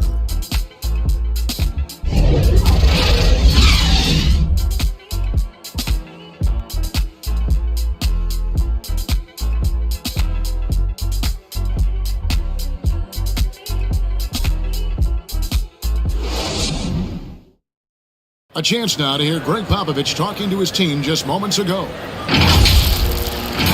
Everybody got to rotate, rebound. It's pace going back. It's attack, attack, attack. That's all it is. Greg Popovich distilling it down to one simple concept. Be aggressive. Hey, guys, he knows this game so well. When they control momentum, the pace, they're much harder to beat. And as we head into the fourth, we'll see if there's a comeback in the works or if it's more of the same from the first three quarters. So with Drexler sitting on the bench, here's how the floor looks for Greg Popovich. They've got Mourning, Russell Westbrook out there with Green. Then it's Tatum, and it's Lucas in at the four-man position. At the line for Denver, Draymond Green. At the line for two,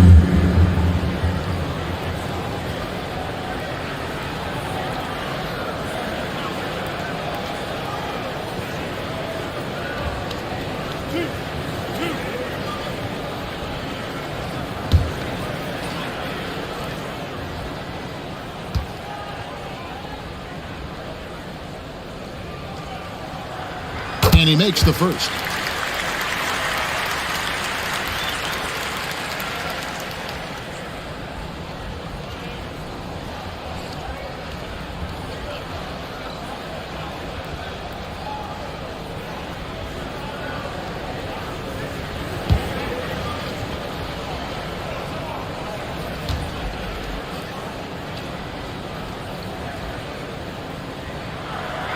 Second free throw, no good.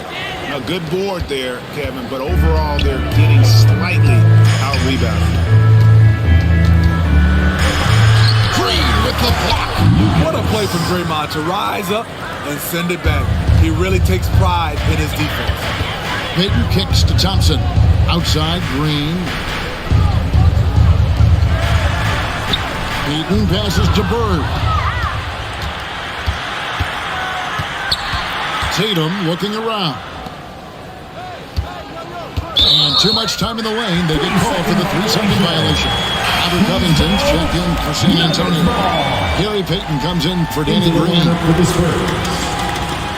Covington. Gary Payton II. The Nuggets trailed by 14. And stolen by Payton. And here we go. Fast break. Payton's got it. And that one clearly a foul. Gets the whistle and 2 shots coming up. That one on Thompson. First team foul. At the line for the Spurs, Gary Payton II. 2 shots.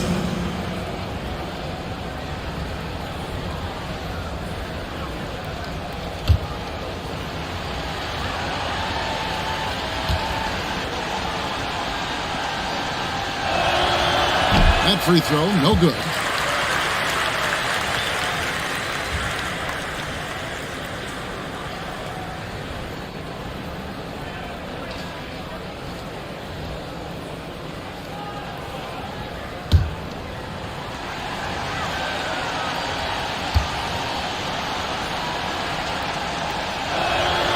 He hits the second from the line.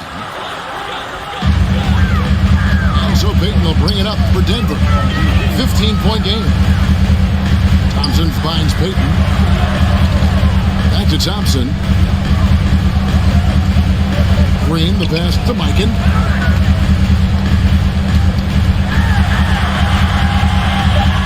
The Nuggets need to get a shot off here. Just 2 to shoot. No good from Payton. And close to making the defense pay for the lax coverage that time. Payton passes to Covington. Cloak loose. Payton inside. Working on Thompson. I like it. That's a great battle at the rim. He just couldn't finish. Green breaking loose. Payton gets the bucket. Not just a scorer, Klay is also a capable passer who loves involving teammates. Pass to Lucas. Thompson against Payton. Here's Westbrook. It's hauled in by the Nuggets. Mikan's got 9 rebounds in the game, getting it done. Good work there as it goes. 12 points for Gary Payton. Unselfish, moving the ball. Love to see this kind of offense. Back to Westbrook. Nice ball movement by San Antonio. Outside Covington. Here's Lucas. San Antonio again missing. The Nuggets trailed by 11. Thompson outside. Back to Payton. Bird outside. From the arc. They grab their own miss. Uncanny ability to time the tip in. He does this night in and night out. Westbrook kicks to Payton. Payton against Westbrook. Lucas the pass to Payton. Back to Lucas. Pass to Payton. Payton with it. Westbrook picks him up. Outside, Payton passes it to Green. And here is Payton.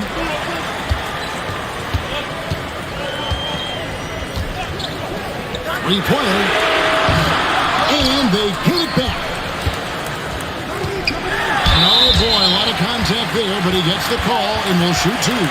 It goes on Jason Tatum. And really, nobody's had a bigger impact on the NBA than George Mikan. He continues to set the standard for post play. I mean, scoring, defending. Mike improves how an elite big man can change the game.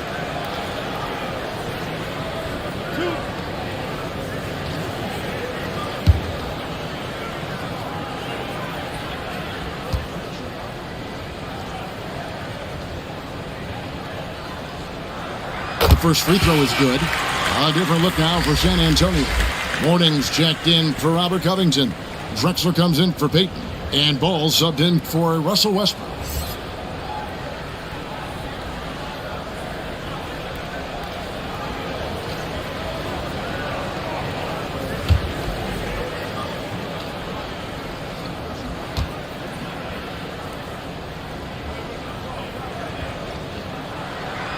Good on both. Because he knows he makes a living at the line, he invites contact and sometimes even initiates it. San Antonio calls timeout. Well, let's see if Coach can get them back on the right track. Because right now it feels like the pace is being dictated to them. They need to go back to playing their brand of basketball.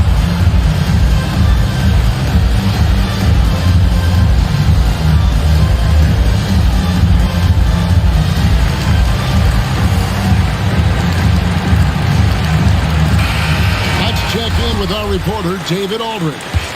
Well, guys, during the last break, I listened to Greg Popovich talk to his team. He loves the aggressiveness on D. He said, we're doing a great job of challenging everything they're trying to do. Stay active, talk to each other, don't let up. Kevin? Okay, David, thanks. Shot clock at 6. Ball against Thompson. Whoops, there's the 24-second shot clock violation, so they'll turn it over. Denver ball. Denver basketball. The Nuggets now on offense. Good momentum, 8 straight points. Ball against Payton. They get a hand on it. Now the pass to Bird. Nice move. Here's Mikan. Uses the glass to finish the win. And they have gotten themselves back into this game just in the nick of time. If that run had come any later, it would have been Katie bar the door. They've done a great job, but they're not done yet. Ball dishes to Morning. Here's Drexler. Here's Lucas. And the rejection by Bird. And he gets the bucket. And here's Denver. They're on a 10-2 run here. Payton kicks to Green.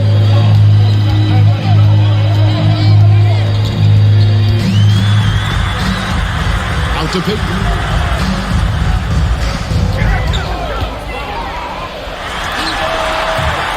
Offensive rebound. Micah. A wide open look for Bird. And another shot. The bucket is good. 11 chance for one more. It's on Alonzo Mourning. They passed in on a lot of second chance opportunities here in the second half. That extra effort will help them cut into this deficit. Drexler outside. Pass to Tatum. Lucas against Bird. Ball's knocked loose. Stolen by Bird. On the wing, Payton. A shot, no good. Spurs leading by 4. Outside Tatum. Pass to Drexler. Puts it up from 12. It's rebounded by Micah. And here's Denver. They're on a 14-5 run here. And with so many finals games under his belt, Draymond is used to the big moments. The good guy to have at the line. And the Spurs making a change here. Green's checked in. Green, taking 2 shots. And he ends up making the second, and that narrows the lead down to just 3. He gets them to within 1 possession, but that miss puts a lot of pressure on their defense. There's Mourning. And oh, what a play. He just palms the block. A shot by Thompson, and no one's around. That misses, had a chance to tie it there. And for the Spurs, they're shooting around 36%. They're just not able to finish consistently. Ball, the pass to Mourning.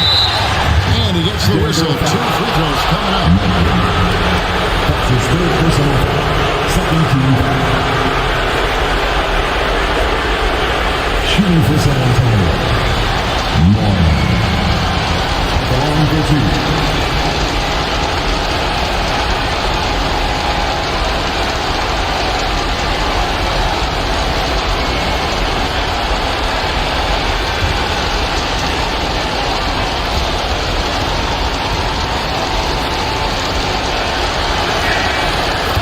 First, and that gives them a 4-point cushion. Second free throw, no good that time. He really wanted that one. Thompson in the corner. On deep, trains the three-pointer. These are the kind of looks Thompson just eats up. And so it's Ball with it. He brings it up for San Antonio. The biggest lead of the game, 15 points. There's Mourning. The putback, it's in. Important points for Mourning. Zoe is a winner, and he wants the ball in that situation. Passes to Bird. Looking to get back on track here. Great tee that time from Lucas. Get that weak stuff out of here. That's embarrassing. Drexler passes to Mourning. It counts. Check out Mourning inside, where he operates with such confidence. This close in, he knows he's got the shot. Time called here. The Nuggets decide to talk it over. They're down by 5. There's 42 seconds left in the 4th quarter. And now let's present our New Balance player of the game. It's a take-charge brand of basketball he's been playing tonight. This point total tells you all you need to know about just how good he's been. And once he got going, their game plan really became simple. Just get him the ball. And here are the Nuggets now. Thompson outside. Green finds Payton. Shoots over Ball. Denver gets it back. It drops. What a beautiful shot to bring him to within 3. Relentless on the offensive glass, and then you love the finish. We can probably expect to see him slow it down now. Yeah, I think you want to milk your possession.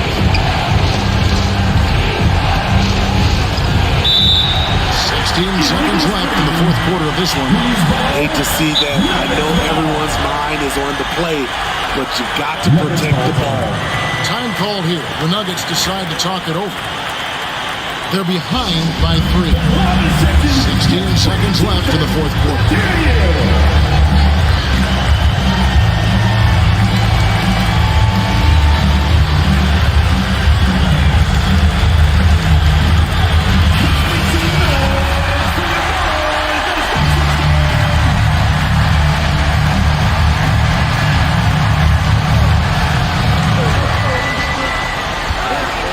Ball against Payton to tie it up. Misses the trail. From deep, Green. No good from three-point territory. And an intentional foul right there. He had to foul on that occasion to stop the clock. That's the enemy in this situation. At the line for the Spurs, Lonzo Ball, taking 2 shots.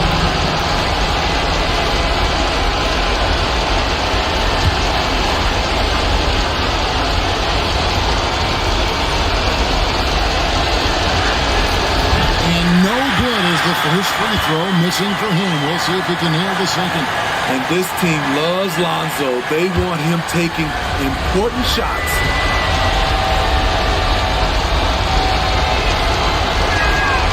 And he does get the second one. And that gives them a 4-point cushion. And so it's San Antonio who scraped by with the win. That's the end of the game. They seem to relish their role as the bad guy here, John. Kevin, I sense that as well. I mean, they really... All right, David, thank you. And that'll wrap it up, folks.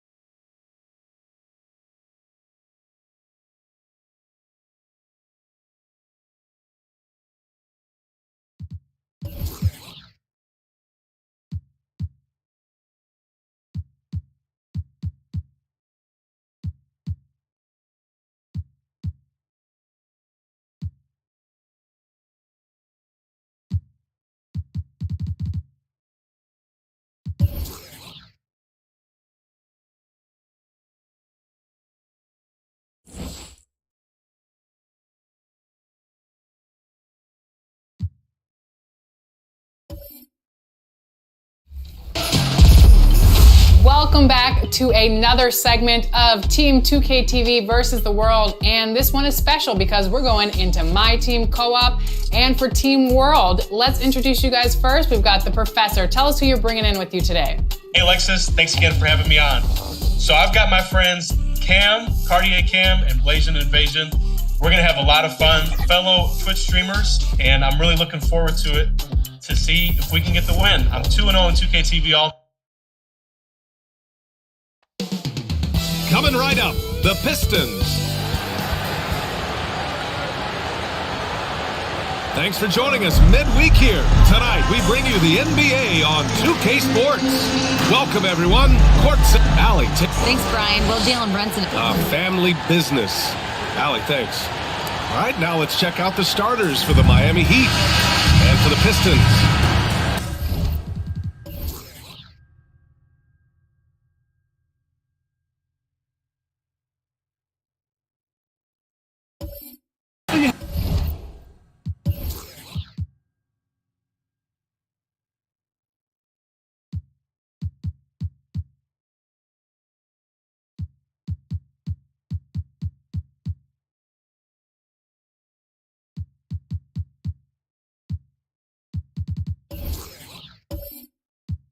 I think with this Pistons squad that all eyes are on the future as opposed to the here and now. Young guys focused on reaching their potential. Outside Ingram. Pass to Green. Puts up a three. And that's good. His first bucket of the game. And Ingram and his court awareness continue to grow. A terrific dime there. So where do you see the ceiling for this younger Pistons team as they continue to grow? You know, BA, it's always difficult to predict the limits of a team. But as long as they continue to steadily develop, they can become a unit with playoff potential.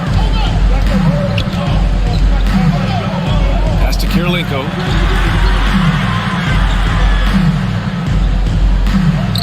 And here's Gasol, guarded by Russell. Shot clock at 6, and that one's good. Gasol.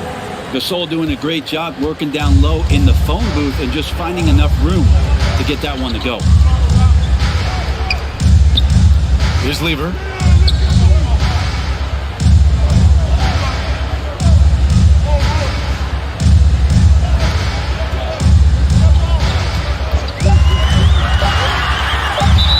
There's a whistle. We'll head to the line to shoot 2. And with all the player movement this offseason, we're seeing some teams that are still building chemistry, Brent.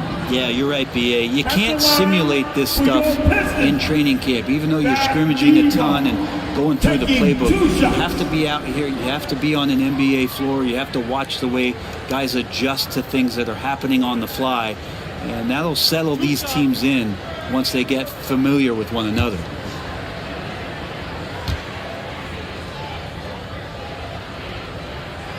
And the first one at the line is good. And Grant, no team better than Miami at developing undrafted prospects. I mean, for key roles, too.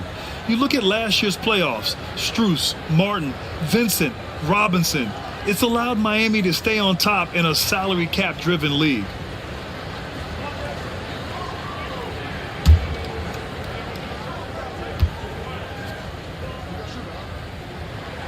He's off on the second. And Britton, you look at Miami's playoff pedigree. They've made the Eastern Conference Finals 6 times over the last 12 years. Yeah, and those 2 championships they had in that 12-year period were square on the shoulders of their big 3 that they put together. But I don't see them slowing down when it comes to reloading. This team knows how to do it well. Gosh, so good.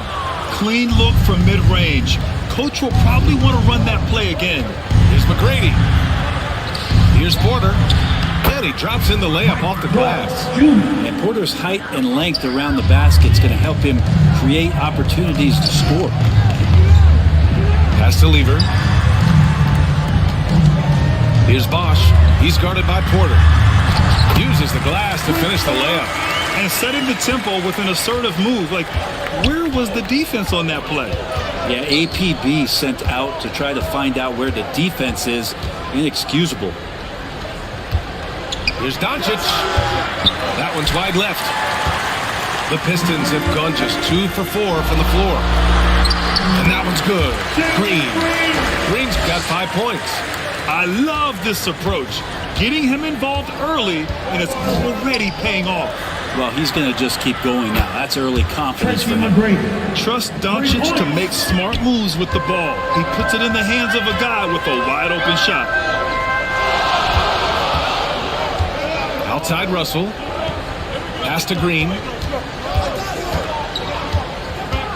Porter with the steal. Here's McGrady. Goes up on the wing. Cash. Assisting on the play was Porter. He's got 5. Porter Jr. moving the ball well. Nice to have a wing player help to be a facilitator. Now here's Ingram. Fires the 3. Gasol grabs the board. Pass to Kirilenko. Over Green. Kirilenko, no good. The Pistons trailing. Just over 3.5 minutes gone here in the first. Here's Lever. And that's good. His first bucket of the game.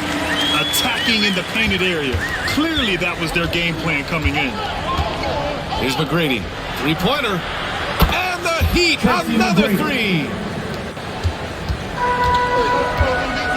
And the Pistons call time here. Coming off a win against the Hornets. They were really in control of that game, played well as a team, and really made sure they didn't have to sweat it out at the end. And the final score may not have indicated just how much they were in that one. They were clearly the dominant team.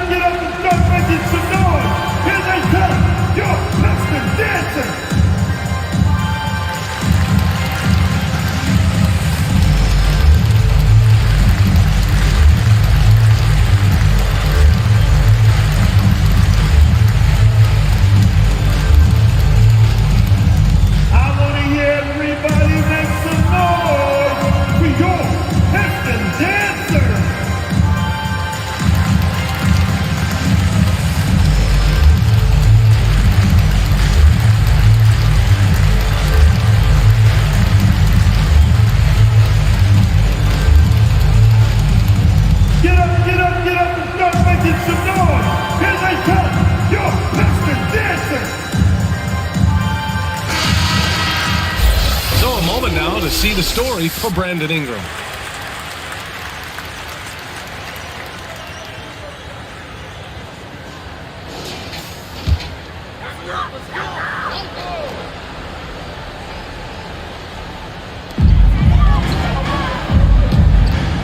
Here's Lever, guarded by Doncic.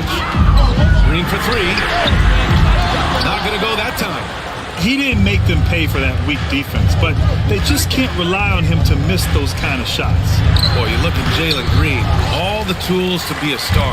It may take some time. Now, growing up, he was always the most talented, but he is a gym rat and a worker, a grinder. So I bet on him to reach his full potential soon. Pass to Kirilenko.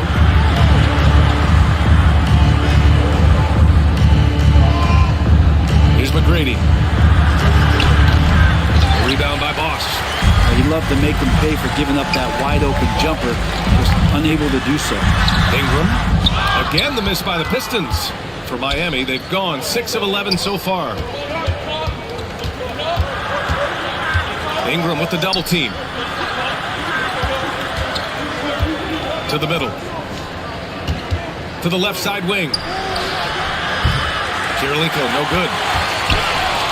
Detroit has gone 1 for 3 from beyond the arc. Offensively, it's been a struggle for them.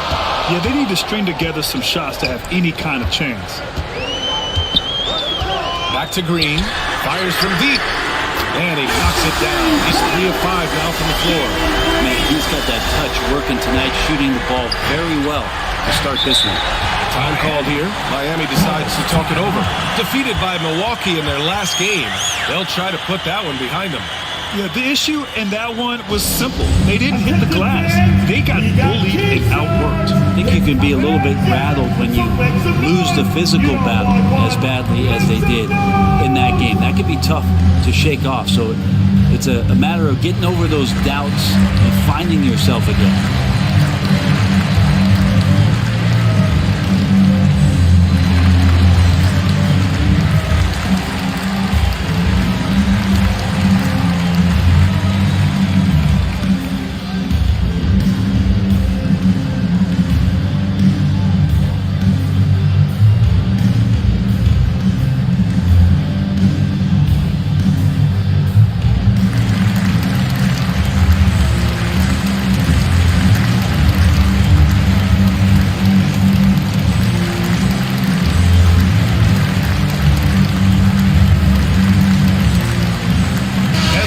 Going with a whole new group out there. A big group substitution here for Miami.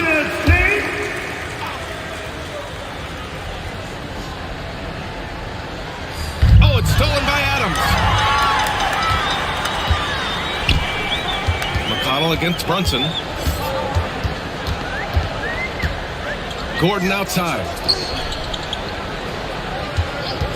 He shoots it. That one a little long. The Heat with the lead. Pass to McGrady. That one's good. On the assist from McConnell. He's got 10. There are only a few players in the league who can hit a teammate like that in stride. Beautiful assist. Brunson passes to Brooks. Outside Brunson. 6 to shoot. From deep three-point range. And it's Miami with a rebound. It's never easy from that distance, but we see him drill those and shoot around all the time. Oh, no, I know he can make it, but that's warm-up, so maybe just a step too far. Hard to turn down a look that good. Still, long twos are losing favor, and misses like that are the reason why. Nice change of speed from Gordon on the drive to the hoop. Love that aggressiveness. Here's Avdia. Brooks defending. To the right side. Collins outside. 2 points. That one goes. And the Heat lead by 3. Detroit has gone 2 of 5 from deep. Brooks outside. Pass to Gordon.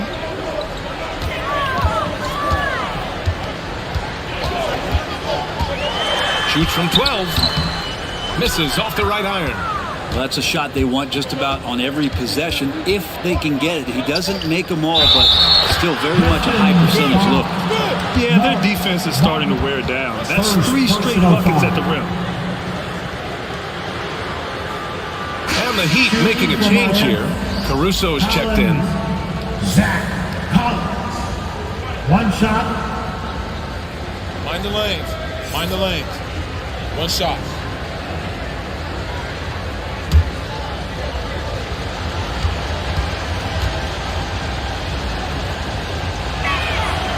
And last season, the NBA mourned the passing of Hall of Famer Bob Lanier. He played his first decade with the Pistons. A sad loss for the NBA. Now, he represented them 7 times as an all-star. But for all his greatness on the court, he'll be remembered just as much for the work he did off the court as the league's global ambassador. Gordon. Oh, and he got fouled on his way up. He'll head to the line to shoot 2. Terrific play by Eric Gordon to force the issue there and get the defense to overcommit on the jump shot. For Detroit, Eric Gordon, 2 shots.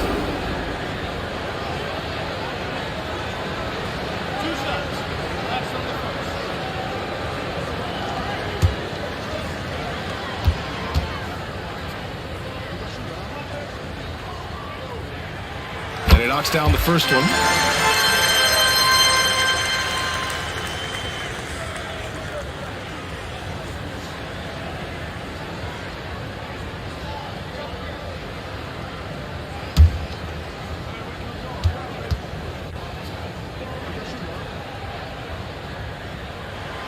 Both free throws good from Gordon. And so here is Miami. They lead by 4. McConnell passes to Valanciunas. Over Adams. That misses, so no good on his first attempt of the night. Well, we've seen some great shots in the first quarter. No shortage of offense. Heat out in front. They're up by 4. And quarter number 2 will get underway just after this short break. Fans, your Pistons dance team. And thanks again for tuning in. If you're just joining us, we've played through 1 quarter of action so far. And guys, let's get your take on the scoring breakdown for Miami. Well, hey guys, I mean, can we talk about how unselfish they've been? Just racking up the assist numbers, moving it around with great precision. They've done a great job tonight of getting out in transition, so that focus on fast break will add to your total in a hurry. On the court for Miami here in the second. They've got Luka Doncic. He's out there with Alex Caruso. And it's Gasol in at the 5, roaming the paint. The teams are always hunting mismatches. Grant, I'll put it to you. You prefer a speed advantage or a size advantage over your defender? Well, BA, it's all about the mismatches. And going back to when I was young and actually had some speed, it was great to be able to have both, depending upon who you went against. If a smaller player guarded you, use your size to shoot right over them. And if a bigger defender was on you, then yes, use your speed to turn the corner and get to the rim. So it depended upon who was guarding you. First one falls for him. Think about well-constructed teams and themes that go with that. The Miami Heat certainly leap to mind. Their front office has just done a great job of assembling a deep roster that fits their mentality.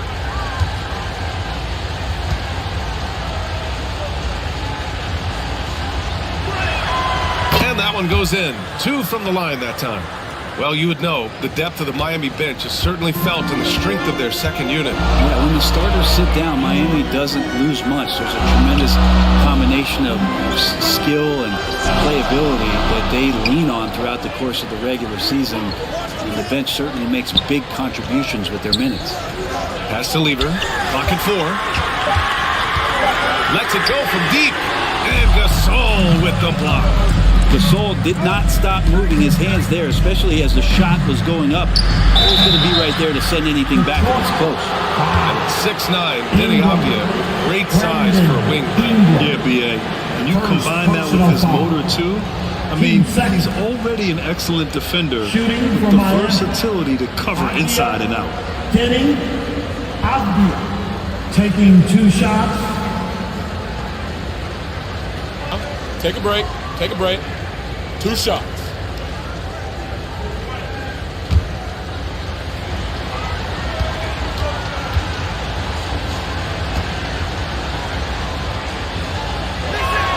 That one's off.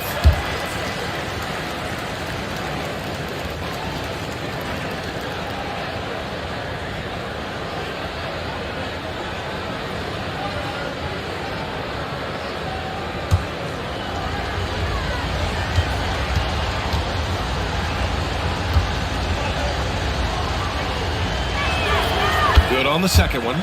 And while the Pistons need to improve at both ends, Brent, offense is where they've struggled the most. Yeah, last season, near the bottom in field goal percentage and three-point percentage. They've got the playmakers, but they've got to convert and finish off those plays and get more consistent on the offensive end. Great positioning on the putback. Just great positioning to get the rebound, then get it back up. Pass to Avdia. Over to the left wing. And that one's good. Gasol's got 4 points in the quarter. And once more this half, they find a way to get great position inside. Gasol against Russell. Pass to Bosch. And here's Russell. And he'll draw a foul. We'll head to the line for two. Now, guys, when you think about this Miami Heat team, you hear a lot of talk about their ability to score. But how about the way they play on both ends of the floor?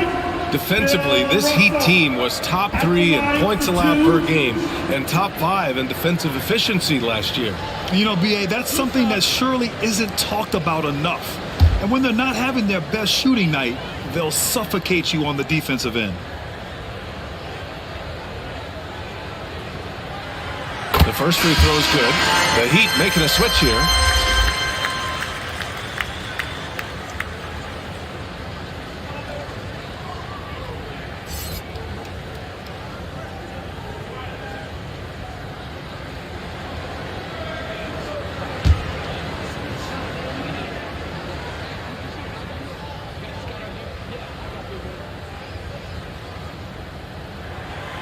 Both good from the line that time. The Heat with the lead. Let's check in with our reporter, Allie LaForce. Well, Miami is very efficient. Coach Spoelstra said, quote, "You want to maximize your offense in all the different ways in your menu without feeling like you're taking turns." I don't think anyone would say that about our team. They're an unselfish group that likes sharing the ball, and they enjoy each other's success. Brian? Allie, thank you. Drills it from deep. The assist numbers certainly stand out. They've really emphasized ball movement here today. Detroit calls timeout.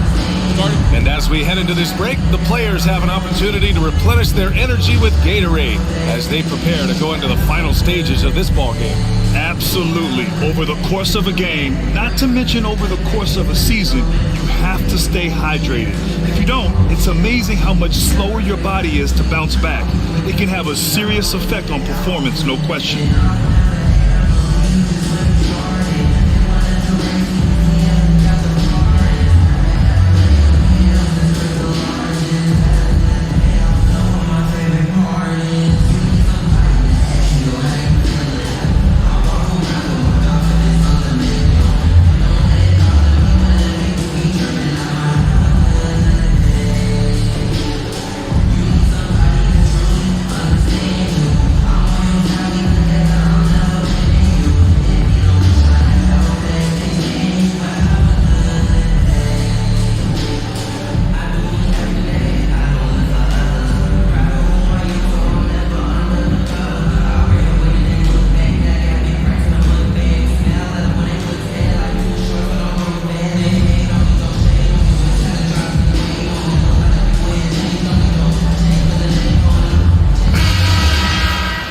Let's look back on last season for a moment. Here were your scoring leaders.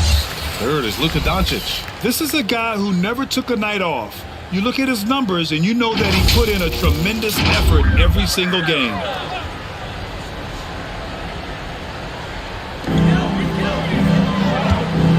Outside Ingram.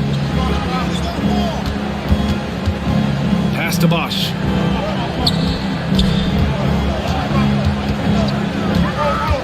Shot clock at 6. No good that time. Now the Heat take it the other way. Next matchup, they'll be at home against the Celtics. It'll be a quick stopover at home before they have to get back out on the road. And they recover it. No good off the back of the rim. That's exactly how you want to see defense play. Got right up in his space to bother the shot. That's going to make any scorer uncomfortable when you get that aggressive. Here's Lever. Pass to Ingram. Knocks it loose. Lets it fly. Again, the miss by the Pistons. The Heat have gone 2 of 4 here in the second quarter. Doncic against Russell. Now here's Gasol. And he was fouled while in the act of shooting, so he'll take 2 free throws. First personal foul. There's an encyclopedia of moves that Pau Gasol can go to down there on the block. He's tricky as a big man, and he makes the defense foul him there. Gasol at the line for 2. Shoot 2.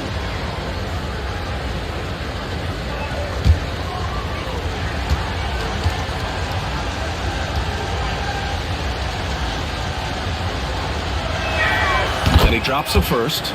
And Pau Gasol still remains an offensive threat for this basketball team, expanding his range over time and still has that nice soft jumper.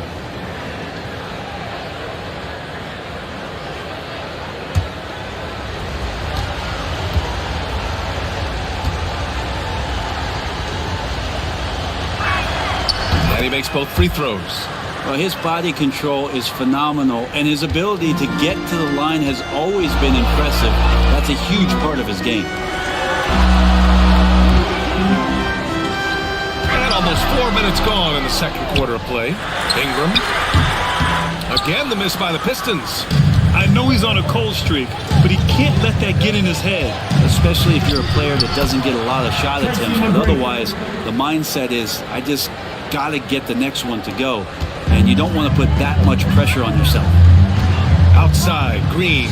Pass to Lever. Inside.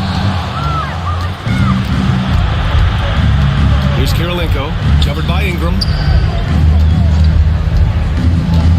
Here's Porter. Rebound by Lever. Ingram with the ball. And here is Green. Give him 8. Pass to Ingram. 5 to shoot. Miami foul. Pass. Gasol. Second personal foul. Team second. Substitution on the court. And the fans love seeing incredible moments on defense like that block. Oh, showing no signs of giving up this lead. That block sent shockwaves into the opposition sails.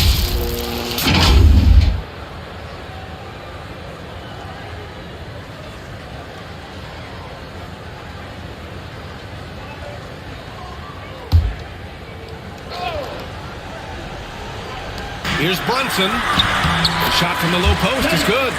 Brunson's got his first points of the game. Easy look when the defender isn't fighting over the screen. Coach over there just asking for one simple thing, and that's some effort. Got burned on that one. Here's McGrady. Defended by Gordon. Pass to Collins. And he banks in the layup. Collins has got his third basket of the night. Strong suit on offense is Collins getting down on the inside. Brooks outside. And here's Gordon.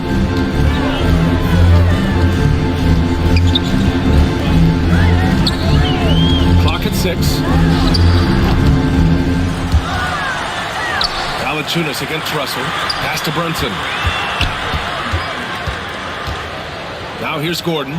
Brooks outside. And here's Brunson from the arc. Collins with the rebound. Nice rebound. Trying to match the other team's intensity right now. Here's McGrady.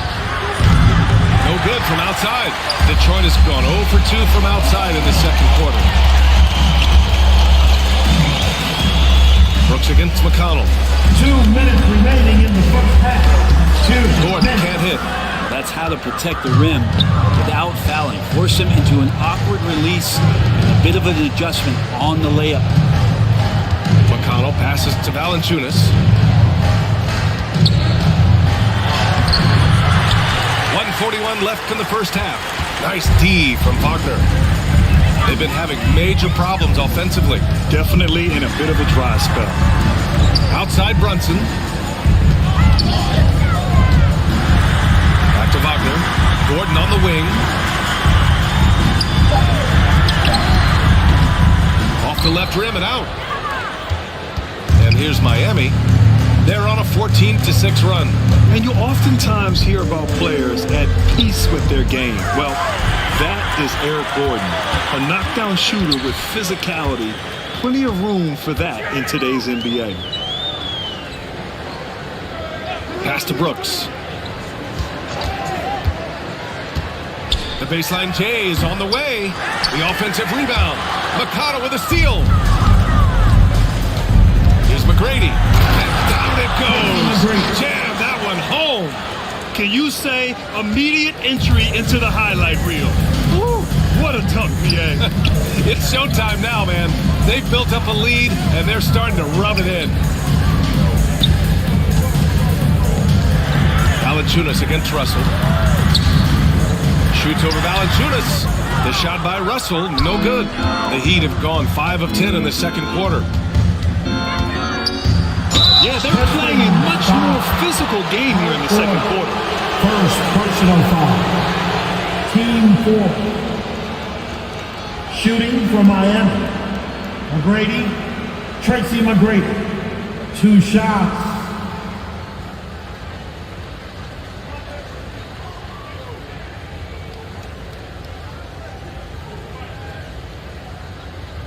Shooting 2.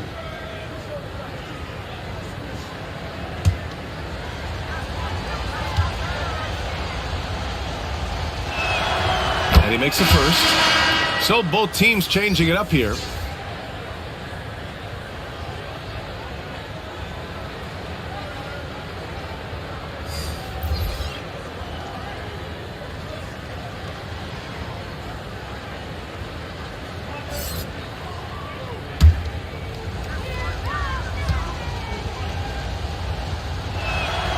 Both shots good from the stripe. 17 seconds left to play in the half. Brooks outside. Knocked loose. Stolen by Caruso. And here's the fast break. Pulls up for 3. And it's in! Oh! Nails the buzzer beater! Are you kidding? They already had the momentum going to the break. Now they've got even more of it. And through the first half, a pretty lopsided affair. Heat out in front, up 19. We've got more NBA basketball coming your way in just a minute. It's the 2K Sports Halftime Show. Hey, welcome back. The first half mercifully coming to a close. I'm Ernie Johnson. Kenny's here. Shaq is here. It was a closely contested first quarter for Miami. They had a 4-point advantage at the end of the period. They just exploded in the second quarter, grabbing the momentum and running with it. Basket after basket, and they played stingy defense. Now they've got a halftime lead that's going to be very difficult to erase. Kenny, let's get your take on Miami. Their passing was clearly superior in the first half. They were playing a team game, not one-on-one basketball. Good player movement, good ball movement, and they have a healthy lead to show. And Shaq, how about what you saw in the pitch? I know it's not the case, but it seemed like they were lacking on the offensive game plan. Maybe some guys were improvising when they should have been making the next pass, but hey, not looking good out there. And that's a wrap. With the third quarter approaching, we now send you back to Kevin and the crew.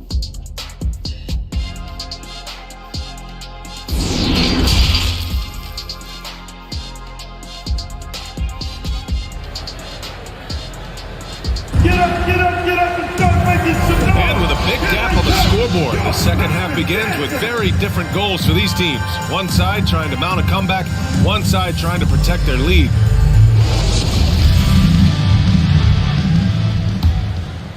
Here's Doncic. 19-point lead, which is the largest margin of the game. To the paint. Here's McGrady. That one falls. Great setup by Doncic. Doncic has got his third assist of the night. They just look so overwhelmed inside. That's why they continue to get attacked. And for Miami, Russell against Gasol. The shot by Russell, no good. Miami has gone 4 of 8 from 3, a nice percentage. Pass to Doncic. Here's Kirilenko. Here's McGrady. And the 3 off target. So disruptive defensively out beyond the arc. Yeah, you got to like how he hustled to guard out on the perimeter, definitely respecting the shooting ability. And that one's good. Ingram.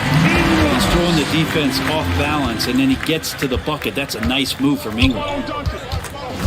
Pass to Kirilenko. Here's McGrady. Here's Doncic. Rebounded by Ingram. Yeah, they're going to try to search out for somebody that's got a hot hand right now. 1 of 4 to start the half. Gliding the pass to where it needed to be. Wow, a strong finish to seal the deal. Here's the teardrop. Here's Gasol. Tipped. And then Gasol with the jam. For Detroit, they've got 2 of 3 from the floor in this third quarter. Outside, Green. Outside, Ingram, who poked away. He didn't have his feet planted. First personal foul. Just a superb read on defense to come up with the block. Yeah, just some terrific effort there. And you know the whole team will get an energy boost off a block like that one.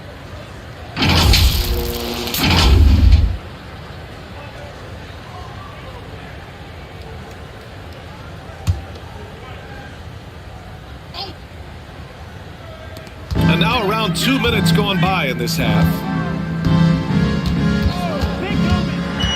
He takes it in. Outside for Ingram. 4 on the clock. You hate to pile on, but his poor shooting night has really hurt the team. Porter, the pass to Doncic. Here's Kirilenko.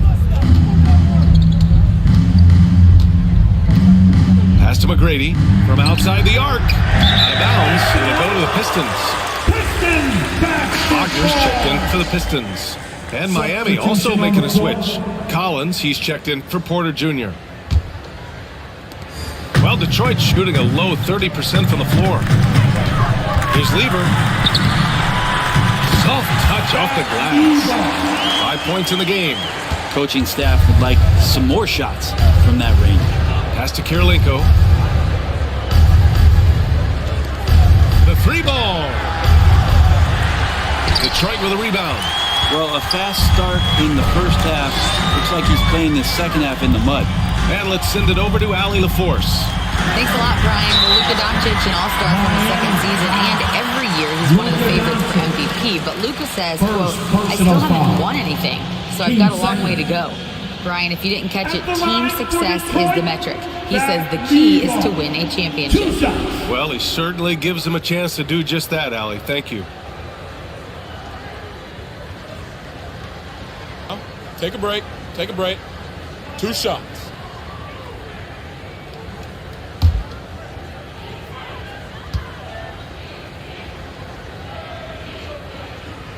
And the first one at the line is good. Caruso, he's checked in for Miami.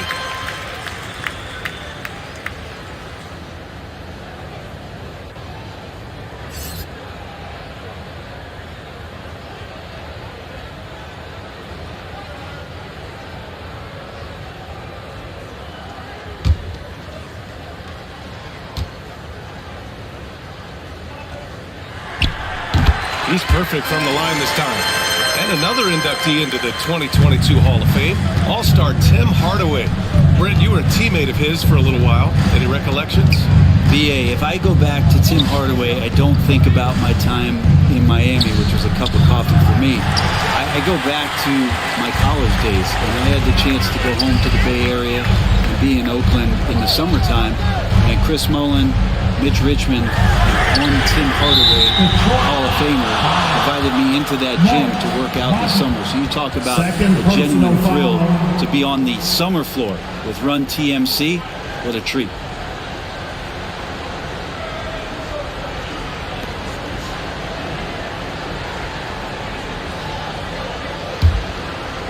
Miami has got nothing to fall from outside in this third quarter. Ooh, a clear foul there on the missed shot. So he'll get a pair at the line. It's going to go on Jalen Green. First team foul. Shooting for Miami. Caruso. Alex Caruso taking 2 shots.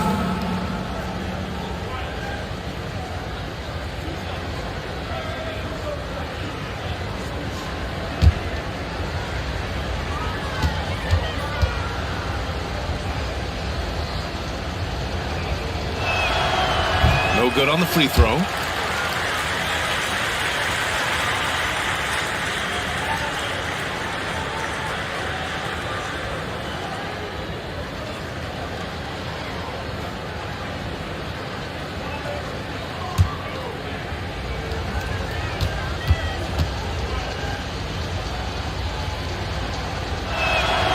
And he sinks the second. For Detroit, they've gone 3 of 5 from the field in this third quarter. Here's Wagner. Oh, and a beautiful feed leads to a monster jam. Oh, come on, B.A. I mean, where's the defense? That's just too easy. Yeah, they got to do a much better job in help.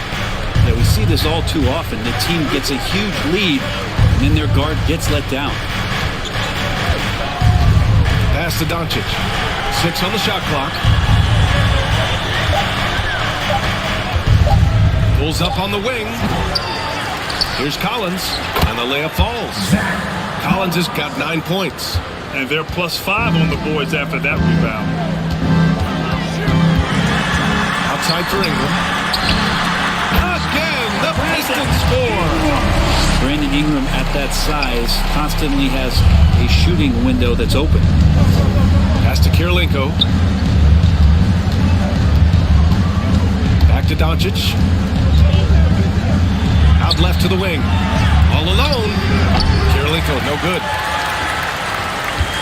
The Pistons have gotten 5 of 7 attempts in the third quarter. Outside, Green.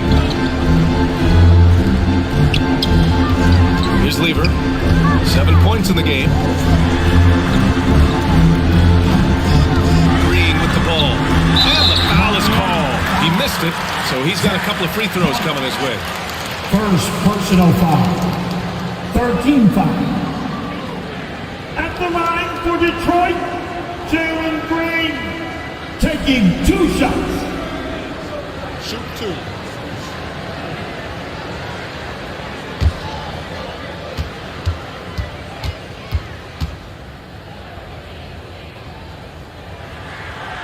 He's off on the first.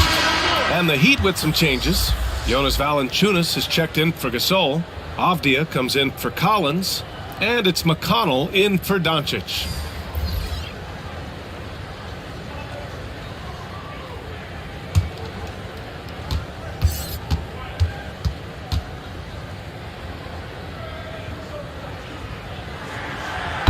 And he's good on the second.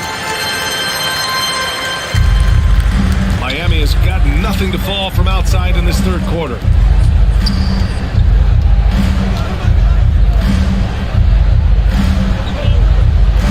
McConnell outside.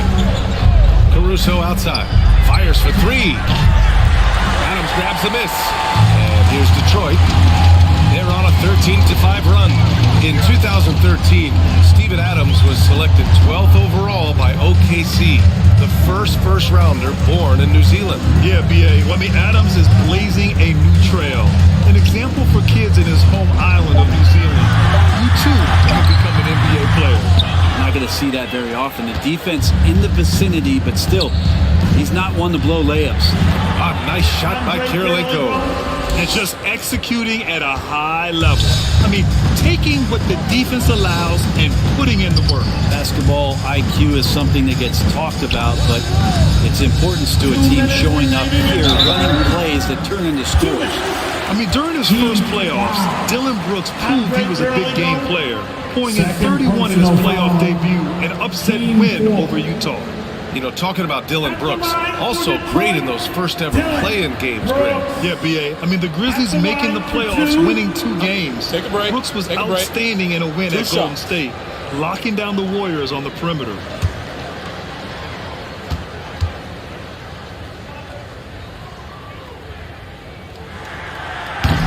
And that one misses. The Pistons making a switch here. Gordon's checked in.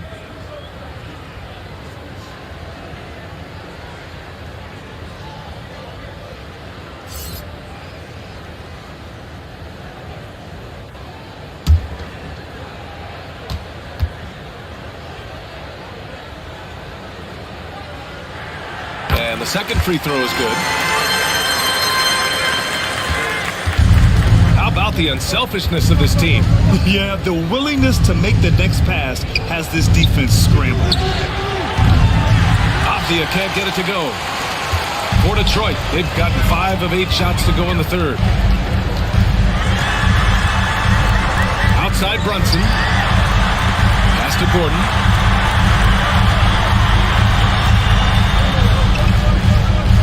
Just 5 to shoot. Back to Brooks. Launches it. Rebound by the Heat. Valanciunas has got 4 rebounds in the game. Here's Avdia. Yes. And it's McConnell with the assist that time.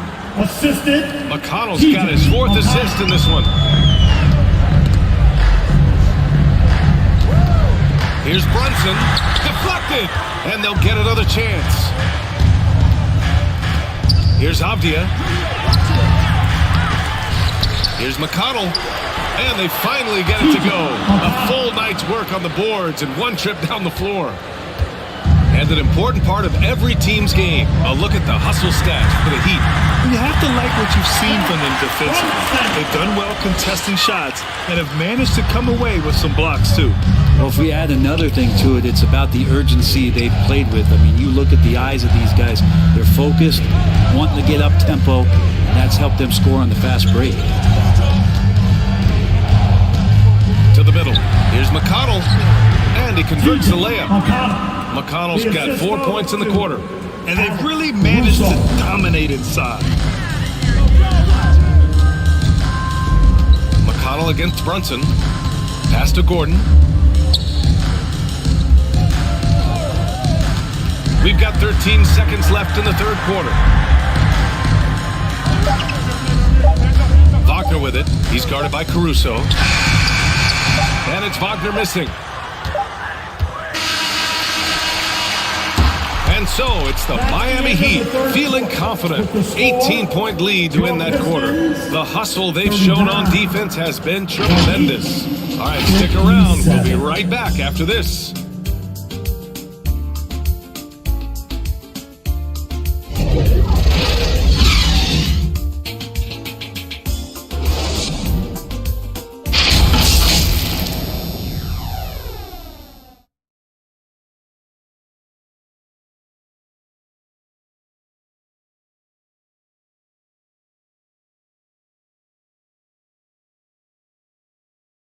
Moments ago from the huddle, let's listen in on Dwayne Casey. All we got to do is move the basketball.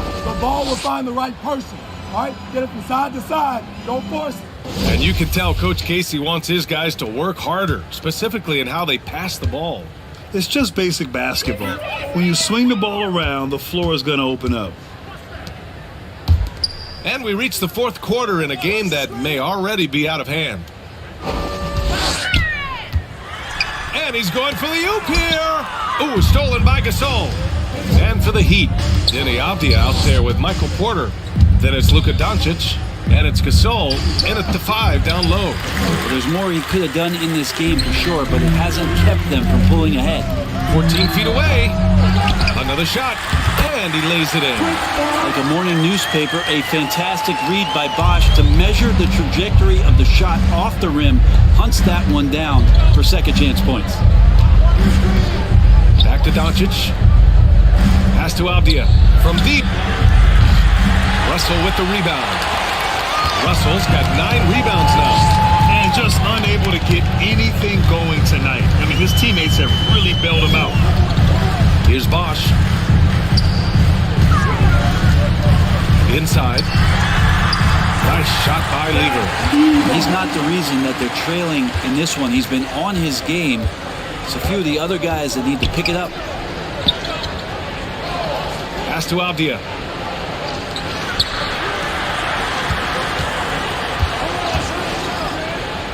And he lobs it up to the rim. Hammers the lob through. Oh, great teamwork right there. Hey, you gotta love the finish. Bringing it down with some attitude. And here is Green. Second chance shot. And the officials whistle a foul on the shot. The bucket is good, and he'll go to the line.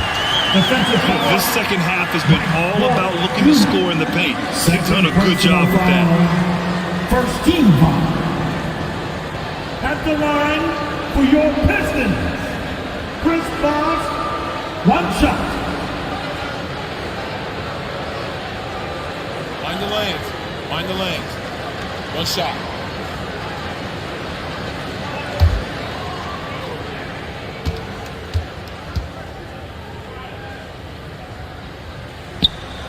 And with Bosch, he's got so many tools he could beat you with. So adept at the mid-range shot, and he feels right at home at the free throw line. Time called here. Miami decides to talk it over. And things are always changing throughout a game. Teams have to adjust on the fly. And timeouts are a wonderful opportunity to just settle in and recollect the thoughts of your entire team. Not just the guys playing, but the entire team.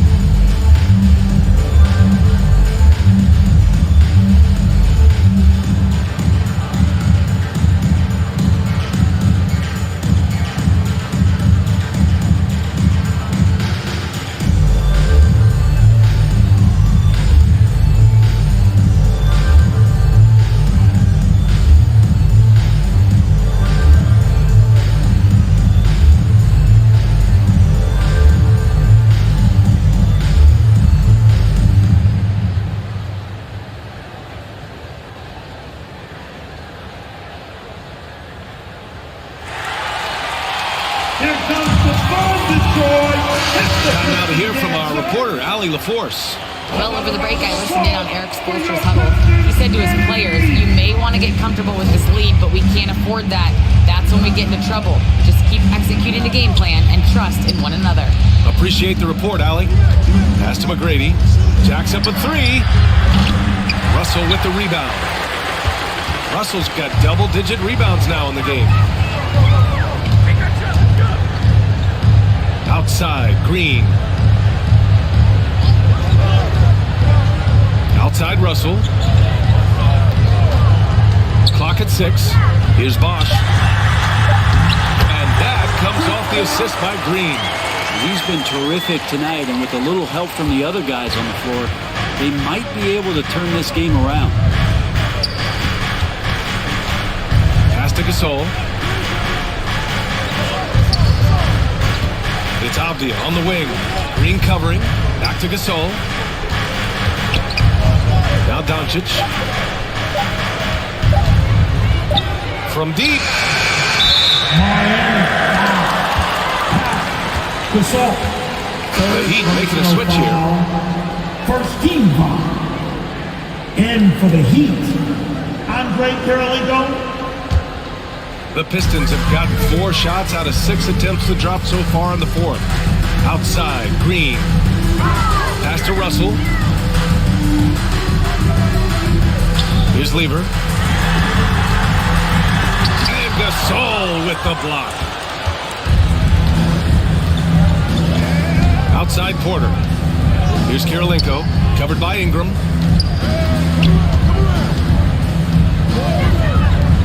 No one near him. McGrady, good. 25 points in the game. easy look when the defender isn't fighting over the screen. The coach over there just asking for one simple thing, and that's some effort. Got burned on that one. Here's Lever. Pass to Bosch. Up and over Porter. Bosch, no good. And it's amazing. Their slim advantage on the board seems a lot larger than it is. Here's McGrady. And Miami again with the bucket. Making the easy shots and the tough shots. He's on top of his game. Outside, Green. Now here's Ingram.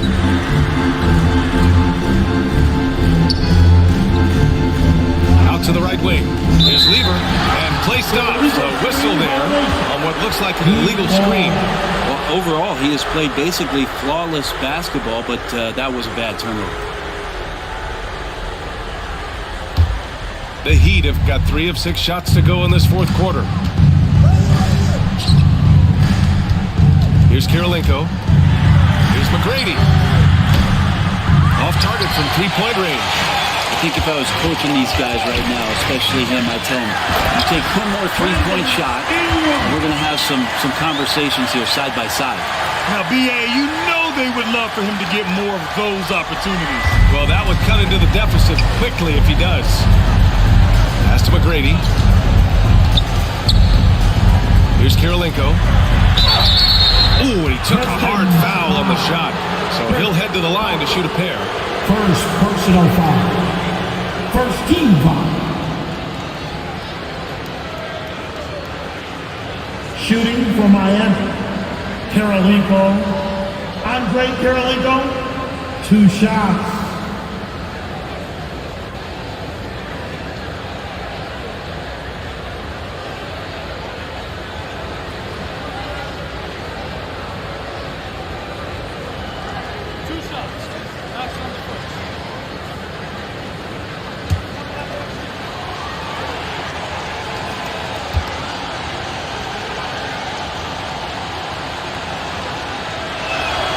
First one falls for him.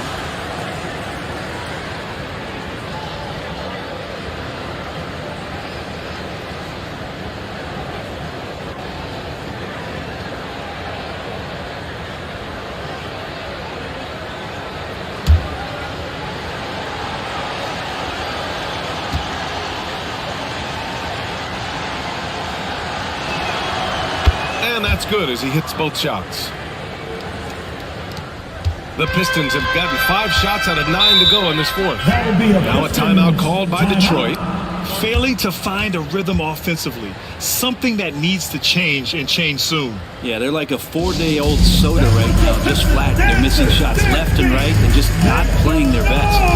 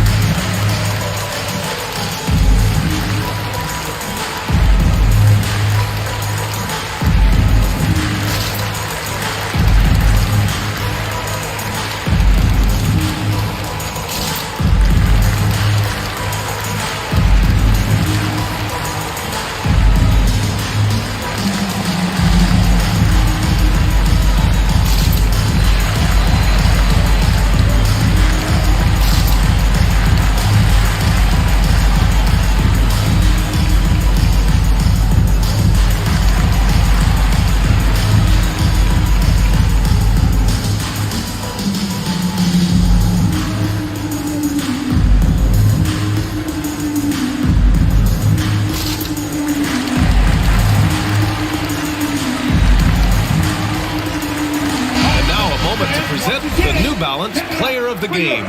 This is special. We are witnessing a legendary performance here tonight.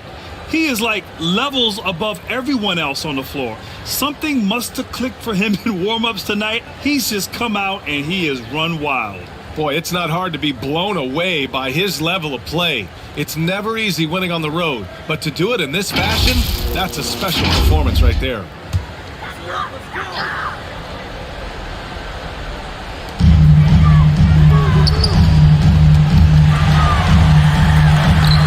Lever can't get it to go.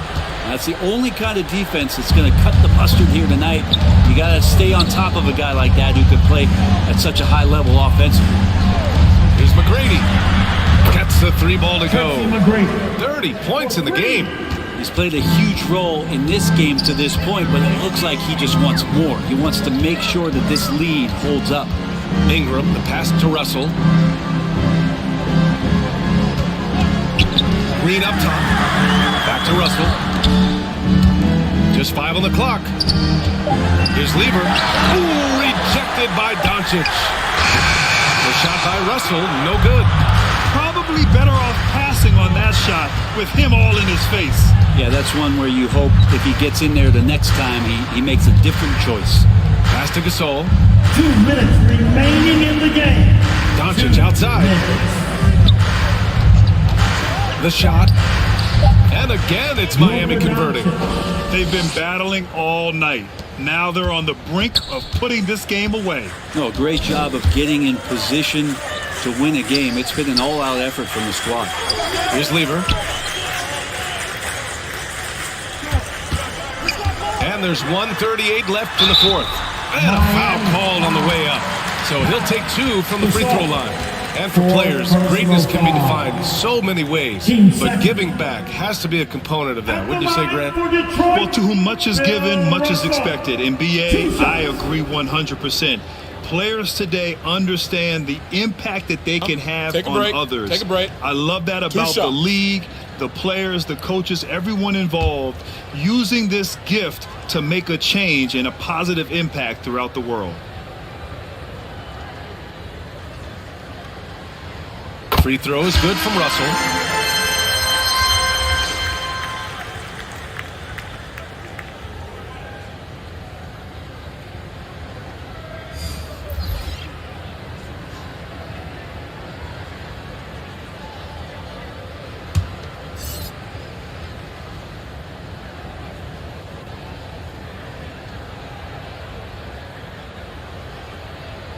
And both free throws good for Russell. Miami's gone only 1 of 4 from the perimeter here in this fourth quarter. Caruso outside. Back to Doncic. Pass to Kirilenko. And here's Caruso. Takes a 3. And the Heat, another 3. It's safe to say they have dominated this game. The game wasn't even as close as the score says in a great win for the Heat. And the disparity in the talent was obvious by the end. Sometimes you just don't have enough ammunition to compete. Yeah, BA, just a total beatdown. And the next time these teams meet, I can't imagine it'll be any different. And they'll chalk this up as their 3rd win of the year. And the ball goes out of bounds. Last touch by Russell. Well, that's 2 teammates who need to reintroduce themselves to one another, not on the same page. Joseph is checked in for Russell. Haslam, he's checked in for Miami. Vincent comes in for Caruso. And it's Miami's ball. They're on a 14-4 run. Pass to Kirilenko. Now Freedom. Adams covering. Back to Vincent. 6 to shoot. And there's the foul. It'll go on Tyus Jones. That's his first foul. First personal foul. Team second.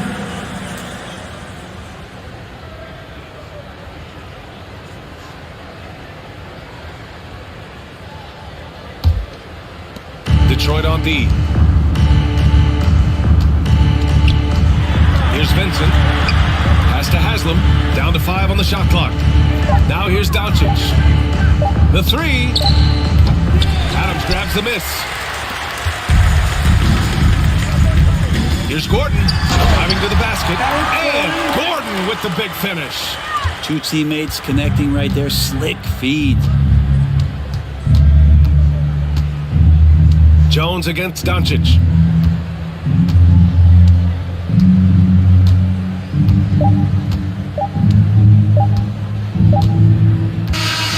So it's the Heat winning this one easily. A statement road victory. So impressive. Statement indeed, BA. It wasn't enemy territory. They controlled the game and took the crowd completely out of it. That's how you win on the road. All right, Allie's ready to go. She's courtside. Hey, Allie. Luka, yes, another victory for you, but the games will keep coming. So what's the most important thing for this team to establish? I mean, compete, the way we compete today from the start till the end. The game is never over, and just compete. Well, you put together a full game tonight, and it paid off, guys. Allie, thank you as always. Thank you for joining us. That'll do it for now. For Brent Barry, Allie LaForce, and Grant Hill, this is Brian Anderson, thanking you for tuning in. So long, everyone.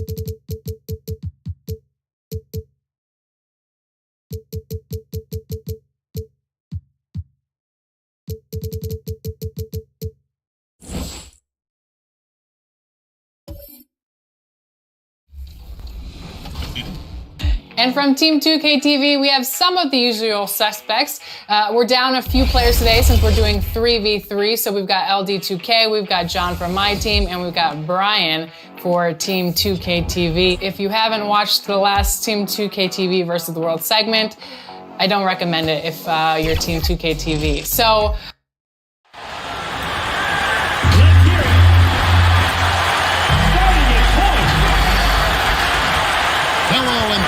Well, thank you, Kev. It has been unstoppable. David, thank you.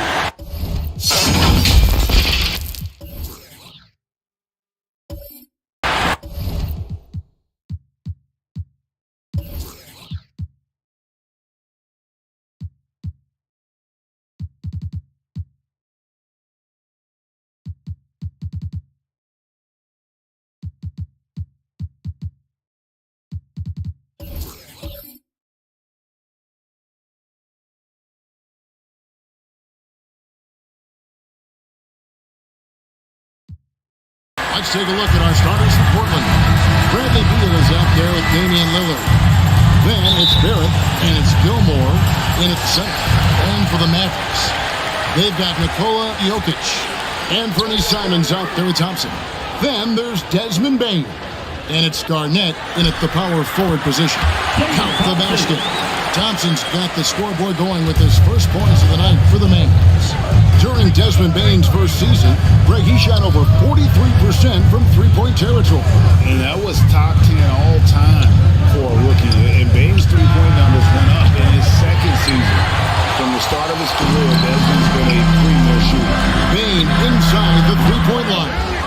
Garnett. And a lot of contact on that one, so he'll shoot two here. Shoots the ball as well as he's big. Very versatile out on the floor. Garnett draws a lot of contact here. You know, almost every team has some kind of roster turnover in the offseason, so, Greg, this time of year can be about getting familiar with your new teammates. There's always a feeling out process this early in the schedule. It's about finding your team's identity, figuring out how all the pieces are going to fit. 2 shots.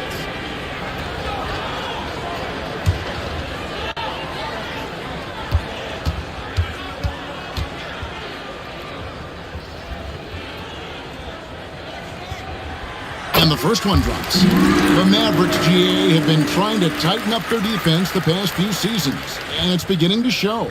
And we're seeing signs that the players are getting the message, that they're spending more energy at that end of the floor, and that's essential for any elite team.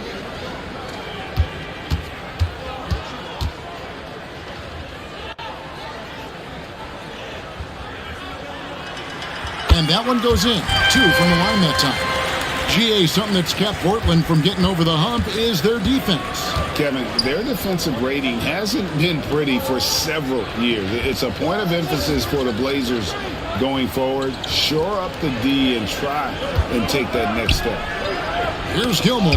Jokic with the steal.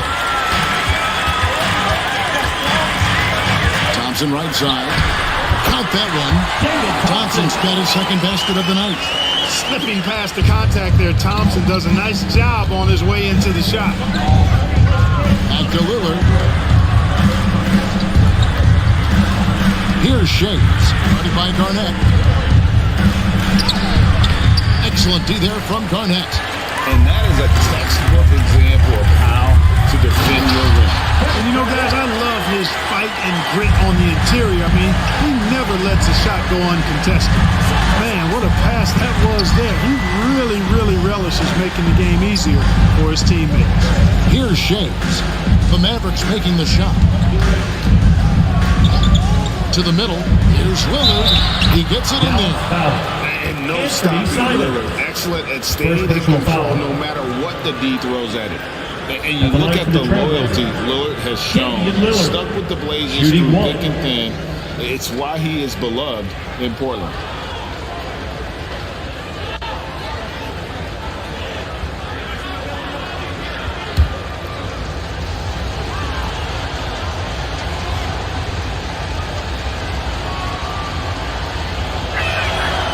Throw good, Damian Lillard. And at some point, Greg, you wonder if Lillard is the greatest Blazer of all time. Listen, he's in the conversation. You'd have to include Walden Drexler up there. But Lillard's resume in Portland has a strong argument. Now, here's Bane. That's Damian 13. And that one, good. And early on, they've been nearly perfect from the floor. Just the one miss here on their first 5 attempts. Back to Lillard. The pass to Shades. Portland moving the ball around. Misses the 3. Just 1 of 4 from the floor. Not the start they were looking for here. Here he goes. Beal against Simon. To the paint. There's Jokic. And he could not get that one to go. Out of contact, and he'll go to the line for 2. And back in 2021, Nikola Jokic became the lowest drafted player to ever win the MVP.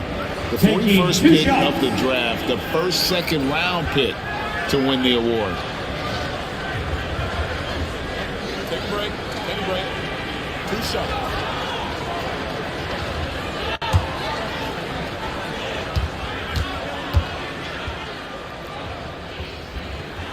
Free throw, good. Jokic. And from second rounder to MVP, Greg, Nikola Jokic. What a story. Amazing, Kevin. And, you know, one thing the Joker did to transform his game, dedicate himself to his conditioning. Jokic is in much better shape now than when he first entered the league. And growing up around basketball, R.J. Barrett's dad played a bunch of places. R.J. spent a lot of his childhood in France. And he likes to get in a rhythm early. Nice triple. Jokic passes to Thompson. Here's Bane.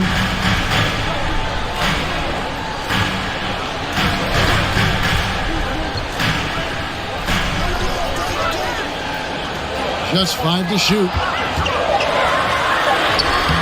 Portland grabs the miss. Greg, you know this. One of R.J. Barrett's dad's best friends, former MVP Steve Nash. Yeah, Nash is R.J.'s godfather, no less. So Barrett's had a chance to kind of soak in the game his entire life, and you can see that in his intelligent play on the floor. And so here's Portland. It's a 5-point game. And so far, having trouble converting on the inside. Yeah, those are the shots you want, but they've been trickling out on them, guys. They've just got to stay with it. Persist in getting those good shots inside, and they'll drop. Bane, and he connects with the jumper. Bane's got his second basket of the game. This is as good as it gets for a first quarter in terms of shooting the basketball. You're exactly right. I mean, everything seems to be dropping. Impressive scoring here. And once he got to the 10, I think he was surprised to find himself that wide open. Well, this early, they should be showing a lot more energy on defense. It's not there. And it's the Mavericks with the ball. The Blazers getting the bucket. 4 on the clock. Here's Thompson. Gilmore grabs the miss. Trailblazers trailed by 5. And Barrett bears it in. Moves like that will help Barrett become a more well-rounded threat. Nice ball control. Passes it to Thompson. Simons surveying the D.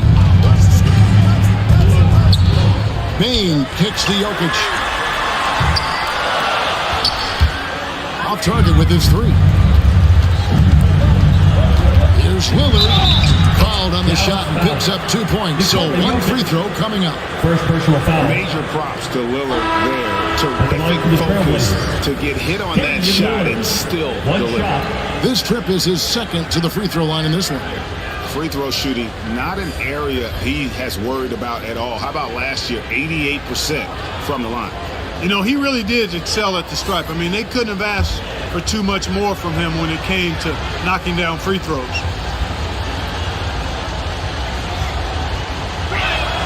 And it's tied up with that one. And Clark, don't you have to admire the way the Mavericks are always looking to compete? Yeah, I like that, Kevin. It's a good point by you. It starts at the top of the organization. I mean, the team has really avoided any kind of lengthy rebuild.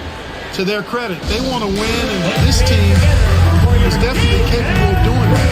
And Dallas calls their first time out of the game.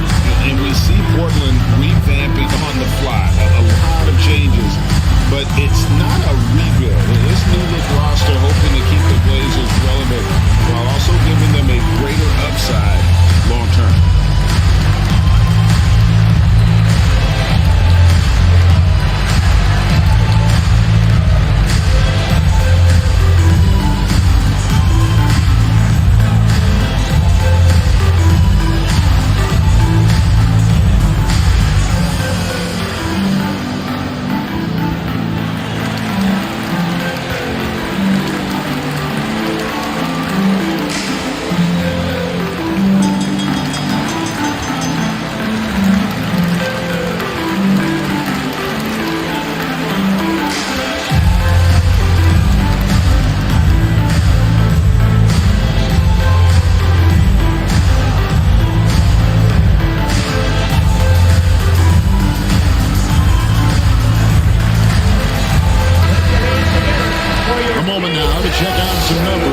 R.J. Barrett.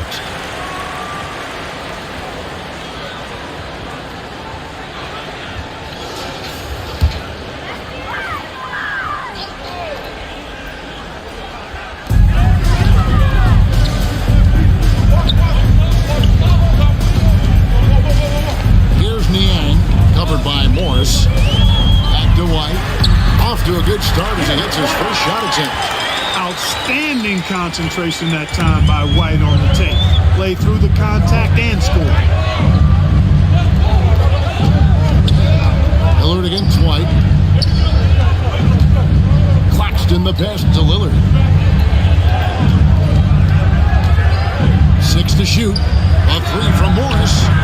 The Mavericks pull it in. They're moving on after the tough loss they took at the hands of Miami. Scoring efficiency was an issue in that one. It took them too many shots to get their points. Yeah, and I think they just seem to be a page behind, a step slower out there all game. Lillard finds Morris. Lets it go from 11. No good that time. And it's Dallas the other way. Here's Bridges, and the layup's good off the glass. Bridges got his second bucket. You know, whenever White sees an open teammate, he's getting the ball to him right away. No hesitation. Harris passes to Morris. Takes a three. Basket is good. The assist from Harris. And he found the perfect spot behind the arc there. Big gap in the D. Here's White. And closing the shot, even with the foul. Now the 2 free throws. First personal foul. It's on Damian Lillard. It didn't take long for White to distinguish himself in the league. He's a really good ball handler, and he's got some good moves, too. Take a break. Take a break. 2 shots.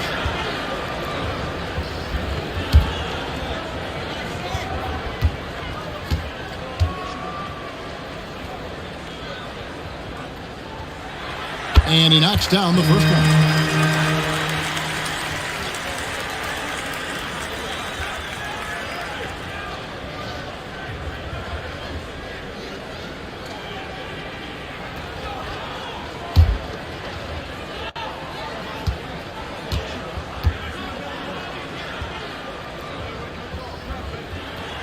And both free throws good for White. He's as solid as he gets from the line. I mean, give him the opportunity. He's cashing in on those. Pass to Harris. Now here's Oubre. Lillard outside. Here's Oubre. He's been quiet so far. Still no points in the game. During his childhood, Hurricane Katrina forced Kelly Oubre Jr.'s family out, and they had to move. And the Oubre family moving from New Orleans to Houston. Kelly saying he still thinks about the day his family left NOLA. Feels lucky they found a new home.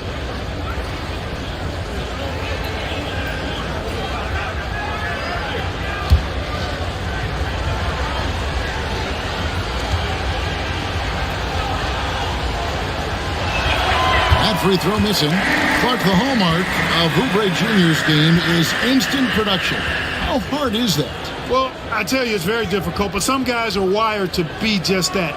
Microwave scores off the bench, and he does it. I mean, it's not easy, but he's fearless, and he's got a lot of game, which lends itself to him excelling in that role. That's off as well, so he misses both.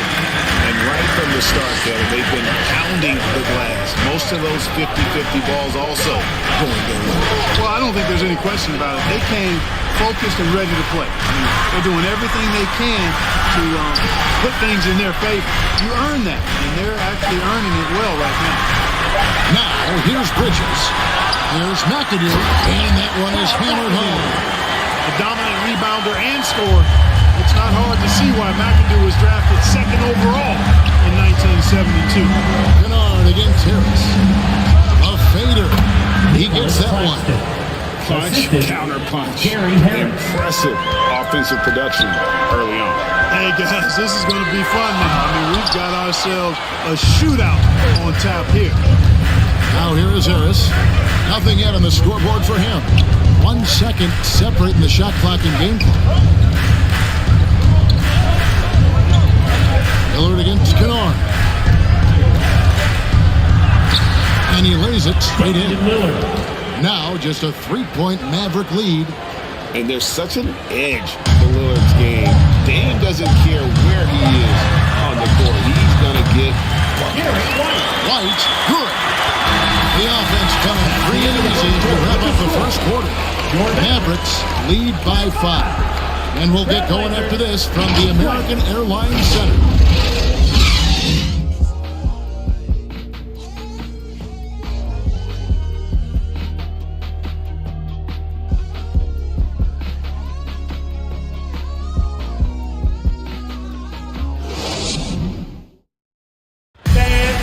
Round of applause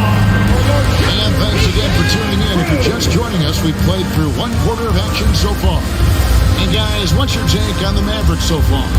Yeah, in that first period, they looked to push in transition at every opportunity. Yeah, I like the way they play. They're looking to get up and down the court every time. Racehorse basketball here tonight. Strap it up. Don't look down. You'll miss something. And Portland has possession, trailing by 5. And this matchup with Dallas, it's their first meeting of the season. We've got Desmond Bane. Thompson is up there with Anthony Simons. It's Garnett, and it's Jokic in at the 5 down low. It's the lineup out there for the Mavericks. That's about as far out as you'll see Gilmore go.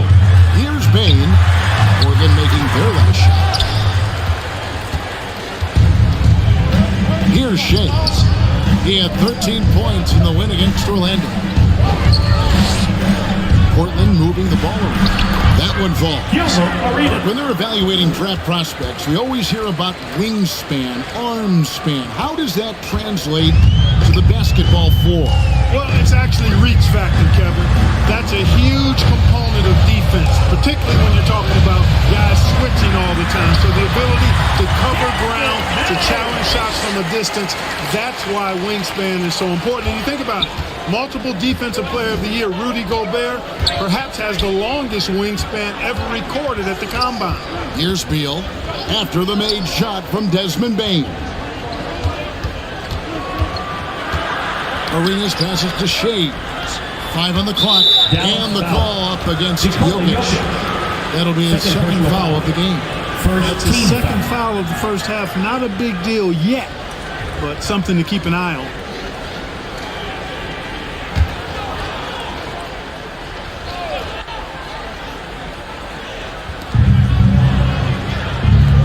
There's Beal with the 3, and another 3 for Portland. No hesitation whatsoever. I just love how Beal makes that decision quickly to shoot off the catch. And the short break in the action gives us a chance now to send it over to David Aldridge. Thanks very much. Now, the Blazers missed the playoffs last season for the first time in almost a decade. Coach Phillips says, it's been a lot here so far, but I just know that I'm built for this. This is what I do, and it gives me the opportunity to stand up as a man to show that I can lead. I'm ready for it. Kevin? I think he is, and he's embracing the challenge, which is fun to watch. David, thanks. Now, here's Simons. Still looking for his first bucket in this one. Clever, crafty defense. He saw that pass coming before it was even made. And so it's Jokic with it. He brings it up for the Mavericks. On the wing, Thompson. He's covered by Beal. Thompson passes to Jokic. Sinks that one from the post. Nice work from the Serbian. Jokic uses his body so well to get the looks he wants inside. Outside, Beal.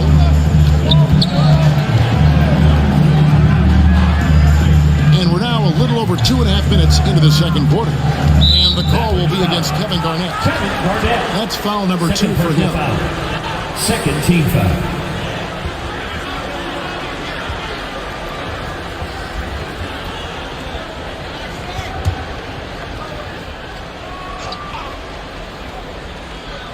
Dallas on defense. Arenas passes to Gilmore. 6 on the shot clock. Garnett with the block. Big block that time by Garnett, using every inch of that frame to get the block. And a wide open look for Bane. And another basket for Dallas. And guys, what do you think about the hustle stats for the Mavericks? You have to give them credit for their defense here in the early stages. I mean, they've shown tremendous anticipation, on the same page as a unit defensively, especially on those block shots.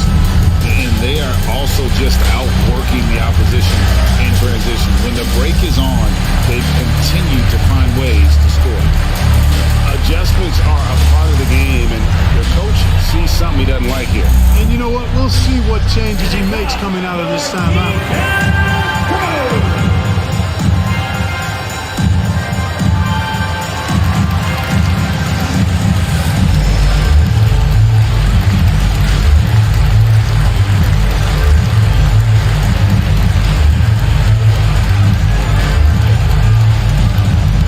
You know what time it is, man. Here comes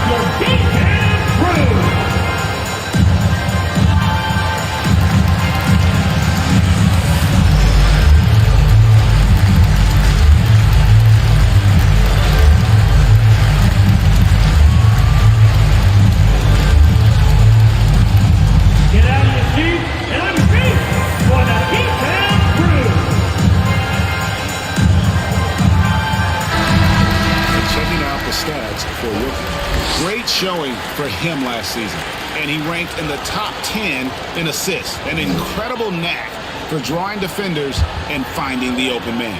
And looking back at last season, his complete dominance on the boards to rank number 2 overall. Absolutely remarkable. Now, here's Barrett. He's coming off a 10-point game against the Magic in Orlando. Boy, I thought his passing was absolutely fantastic. I mean, really picked apart the defense all game long.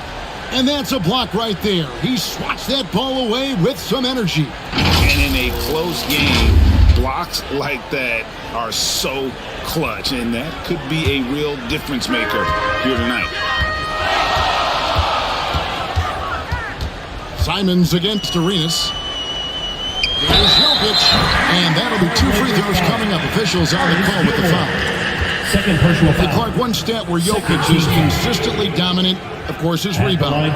Well, he does everything well, but you're right. Season after season, game after game, Kevin, he is eating that glass. He stays near the top of that particular statistic. Shooting 2. And he knows games are won and lost on the boards, and he wants to be able to contribute in that way, but he is a brilliant, brilliant player. Not just a rebound. Free throw, good. Jokic has such a great basketball IQ, and his creativity is off the charts. He's capable of a triple-double just about every game.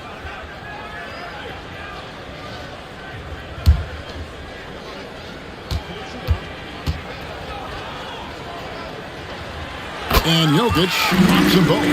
During the summer of 2021, the Mavericks had some major changes. Longtime head coach Rick Carlisle left after 13 years in Dallas, and they also got a new GM. Arenas kicks to Barrett.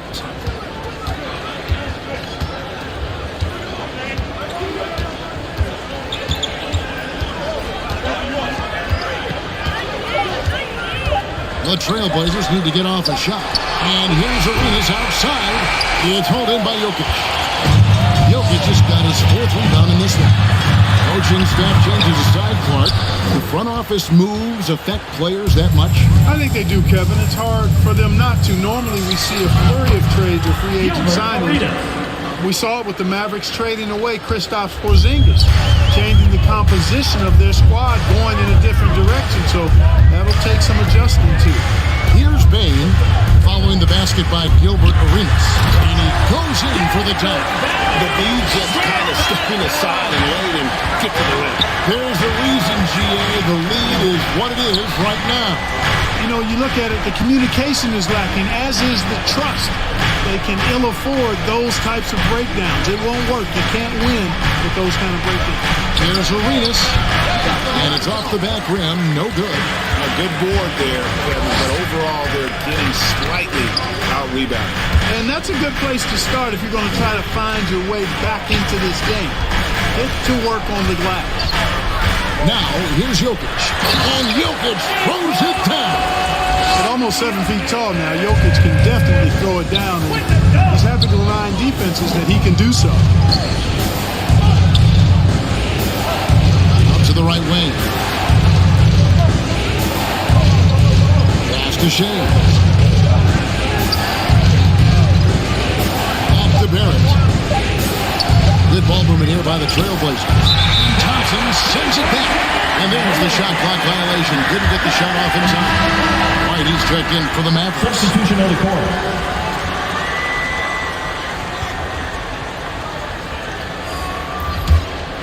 Dallas leading by 8. And here's Jokic. 7 points in the game. Thompson kicks to Jokic. And the pass to Thompson. Oh, and there's the alley-oop. And it's slammed in by Garnett. Kevin Garnett's teammates trust him to throw it down. That's why they lob it his way with confidence. Time called here. The Blazers decide to talk it over. They come into this one having outplayed the Magic last game. Mental toughness on the road. The arena was rocking, but they just got down to business and never let up. Well, you know, it takes character, poise, toughness to win on the road, and that's exactly what they showed last game.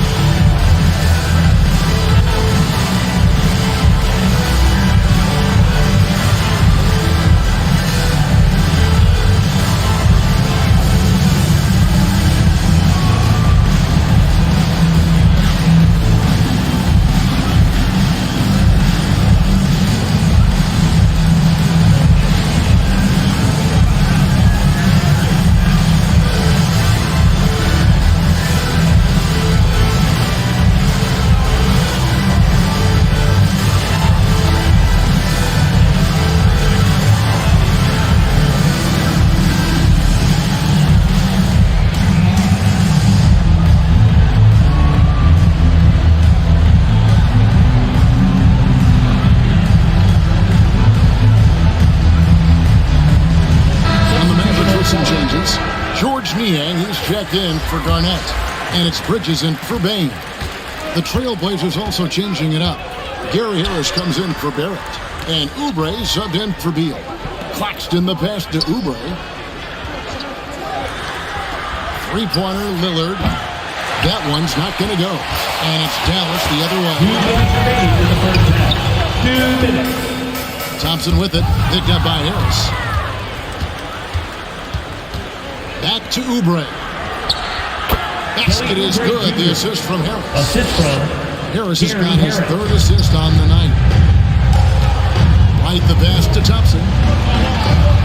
Now Bridges. Back to Thompson. Pass to Niang. Gets it to Bridges. Here's White. And he overshot that one, missing. Boy, he's got to be kicking himself for failing to make that shot. That's money. Here's Harris. The Mavericks pull it in. Here's Niang. He's been patient so far. Nothing on the scoreboard yet. Well, he's much better than that. Really no excuse for missing that lay. Guys, they're looking for a way to score here. Yeah, they've had a tough time taking the lid off. It's up a three. Lillard misses. And we haven't seen them get to the line as much here in the second quarter. They might be settling a tad too much offensively. I think you're right. An up fake here or there, getting the ball inside. That's how you create high percentage offense. Now Thompson. After the missed three from Damian Lillard. Dallas needs to get off a shot. Bridges for three. Here's Jokic. And Jokic throws it down. Look, this package that Jokic has, instinct, length, timing, you don't have to jump really high if you've got those things working for you to be effective as a rebounder. Now, here's Lillard. 20-point game for him in the win against the Magic in Orlando. Fires for three. And no good. White looking around. Shoots over Lillard. And so it's the Dallas Mavericks with a 10-point lead. Some breathing room heading into the break. They're pounding the ball inside, and that's where they've gotten their best production tonight. And now let's catch up with David Aldridge, who's standing by from the sideline. All right, Dave. Thank you, Kevin. Here with Coach Jason Kidd. Jason, how do you feel about your team's performance? I feel great. You know, we're sharing the ball, we're making extra pass, but we're attacking the paint. And if we can continue to do that, puts us in a good seat. Jason, thanks for your time. Back to you, Kevin. Thanks so much, Dave, for the great interview. Don't go away, folks. We'll be back for the second half of basketball right after this. The 2K Sports Halftime Show. Hello, basketball fans. What a pleasure it is to bring you into the 2K studios again. Ernie Johnson, Shaquille O'Neal, Kenny the Jet Smith. The first quarter for the Mavericks was fairly even. At one point, they were ahead by 8 points. They really poured it on in the second quarter, building the lead to 10 points. Let's start with you, Shaq. What'd you think about the Mavericks? The difference so far has been the efficiency of their offense. The ball movement is really good. If they use the whole shot clock if they have to. Overall, they're making every possession count. And Kenny, what did you see from Portland? Well, they have to improve their defense. Guys were getting burned on the perimeter. They wouldn't put a hand up. My man used to say, hand down, man down. Oh, you got to get some help. That pretty much covers everything on the shot. You think they played their best? No way, no way. And that does it for our halftime show. We now take you back to Kevin Harlan for the start of the third period.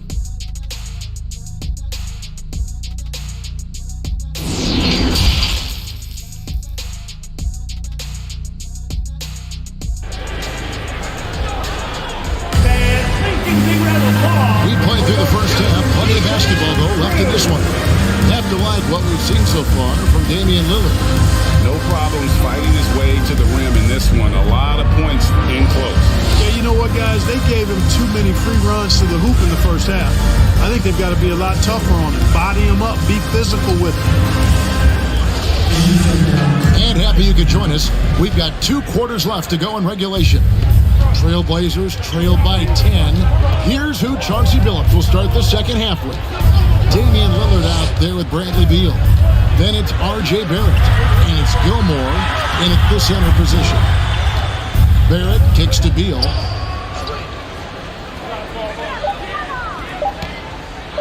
From deep, it's rebounded by Kevin Garnett. Garnett's got his fourth rebound with that last one here tonight. And they've got a big lead, not just on the scoreboard, but really in the rebounding numbers as well. And what I like about it, it's been a physical brand of basketball. It's had a little sandpaper element to it. Gritty and rough. That's how you win games. First team foul. For Dallas, they have been good at the free throw line. This one, 7 of 8. And their numbers from the line last season, they're good, just not great. About 77% as a team.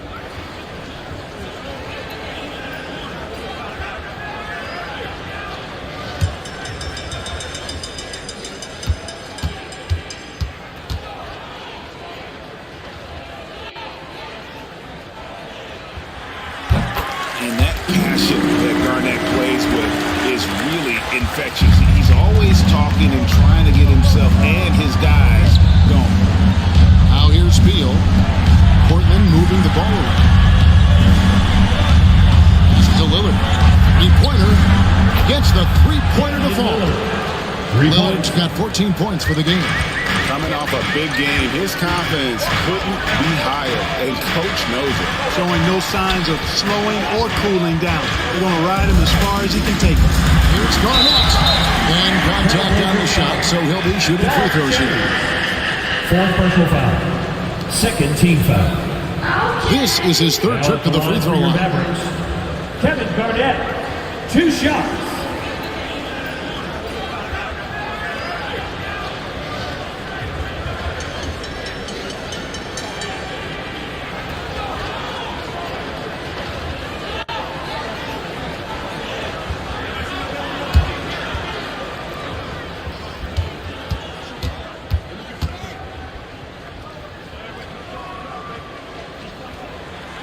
And he makes the first.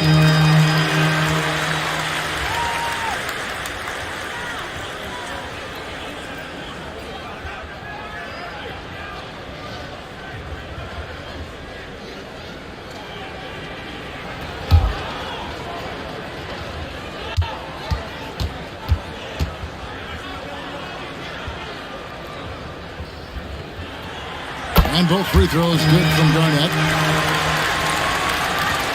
And with a little over a minute gone, the second half is underway. Offside Beal. And Thompson sends it back. +8 in the rebound differential. One more reason why they're in control. Yeah, double-digit advantage on the scoreboard. They've taken the initiative. They've played, I think, with more purpose so far. Now, here's Thompson. Bradley Beal unable to get his shot to go. Shot clock at 5. 13 feet away. Misses off the right eye. Trailblazers trailed by 12. A 3-ball. It's rebounded by Dallas.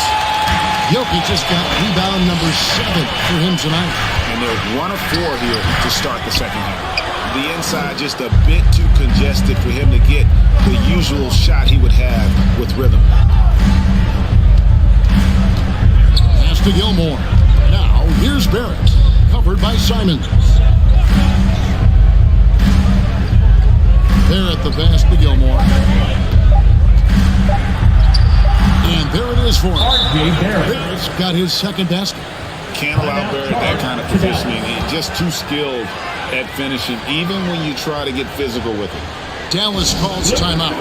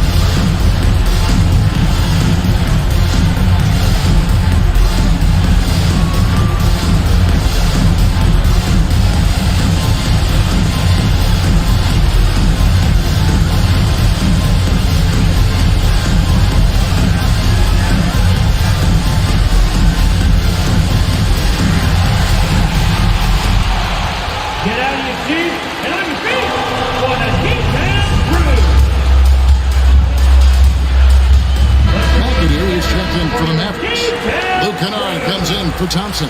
And a switch here also for Portland.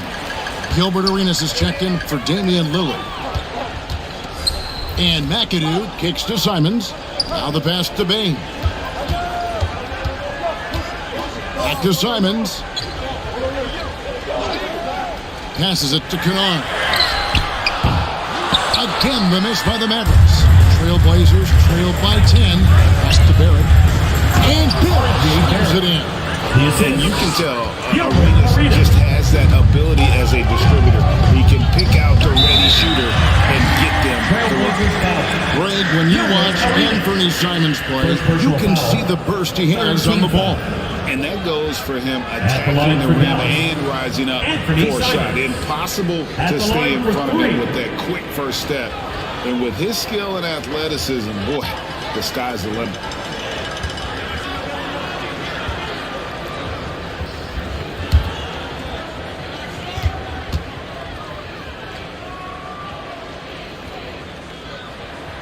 And he's good on the first of three.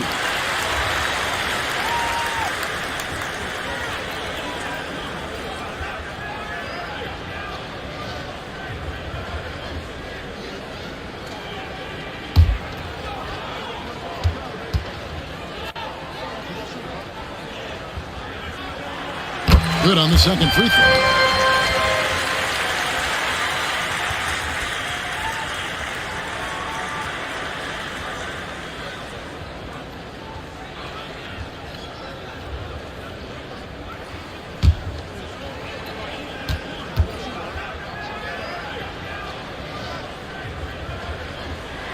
And he nails the third. Trailblazers trailed by 11. Pass to Barrett. Portland moving the ball over. Arenas against Simon. Arenas passes to Beal. Just 5 on the clock. From downtown. Portland foul. Artis Gilmore. Let's take a second look at that fantastic block. And guys, don't think twice about attempting that shot again. That was a big-time rejection.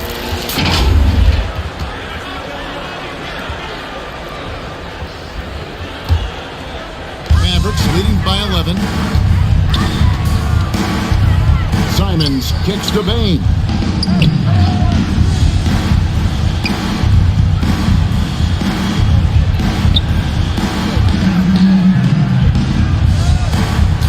Garnett inside.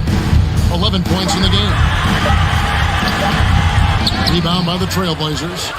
Shays has got 4 rebounds in this game. Barrett for 3. Gets it to go from beyond the arc. Barrett's got 7 points here in this quarter. And well, like a lot of young players, Barrett's working hard to become proficient from range. Back to Bain. Here's the pass to Kennard. The feed out to McAdoo. Got a piece of it. And he recovers it. Simons. That one wide left. Trailblazers trailed by 8. Whistle blows. Bucket is good. And he'll have a chance at the line to make it a 3-point play.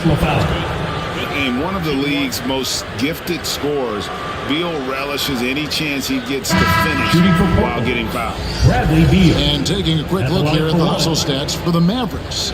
They've been so aggressive getting out on shooters all game long. Nothing's getting past this defense, and that, to me, has been impressive. And I'll tell you, the energy they've shown in the open floor, boy, it has been terrific. Doing a phenomenal job converting in those situations.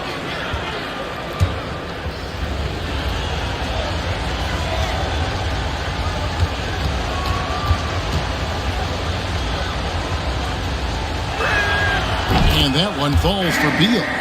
GA, he's asked to carry a big-time scoring, but Bradley Beal makes his teammates better as well. And that's an area, Kevin, he has really grown. And his playmaking, when the defense overcommits, you make them pay with the pass. Now, here's Kennard. He's still scoreless so far in this one. Simons from outside. And the ball goes out of bounds. Last touch by Morris. He's checked in for Anthony Simons. Substitution checked in for the Trailblazers. Dallas calls timeout. trying to stem the tide here. Yeah, you know, they had to do something, anything to stop this run. You can't just let it go on any longer.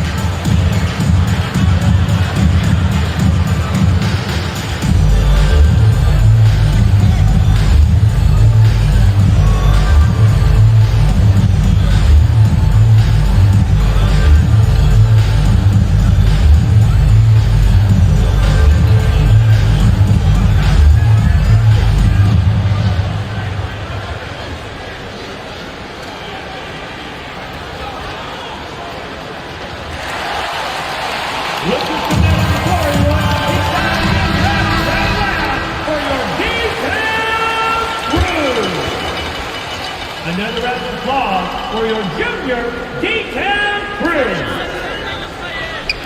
Passes it to White. Here's Bridges. 6 to shoot.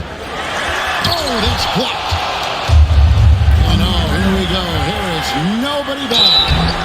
Harris's confidence and physicality and determination allow him to draw fouls as he gets close to the basket. It's his first trip to the line. Shooting for Portland, Gary Harris. 2 shots.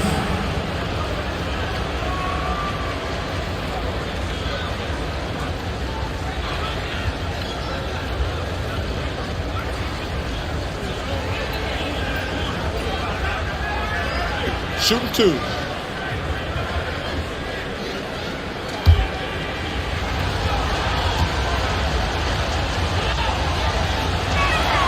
He misses the free throw. I like the competitive juice of Gary Harris. He wants to win every game, and he plays for his team at a high level.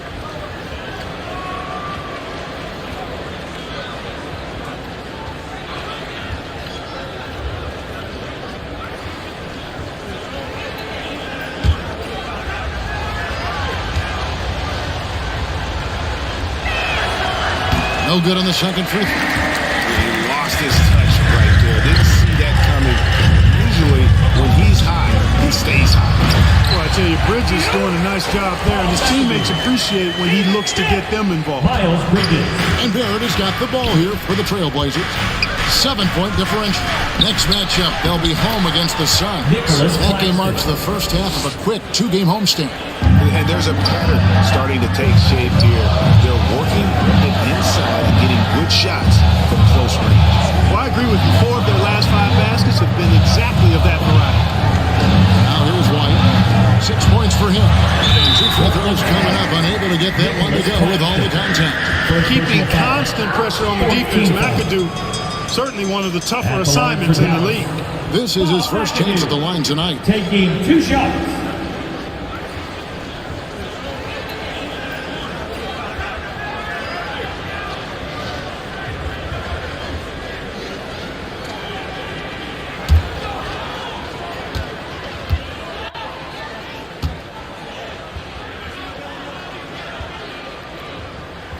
Free throw good, McAdoo. We're still waiting for that first miss from the line this half. 100% since halftime? Come on now.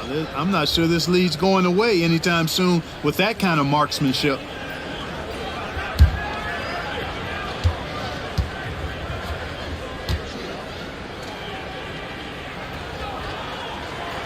And both free throws good for McAdoo. How about this combo? Bob McAdoo is a go-to scorer and defensive anchor for this team. Pass to Harris. Good ball movement here by the Trailblazers. And a wide open look for Arenas.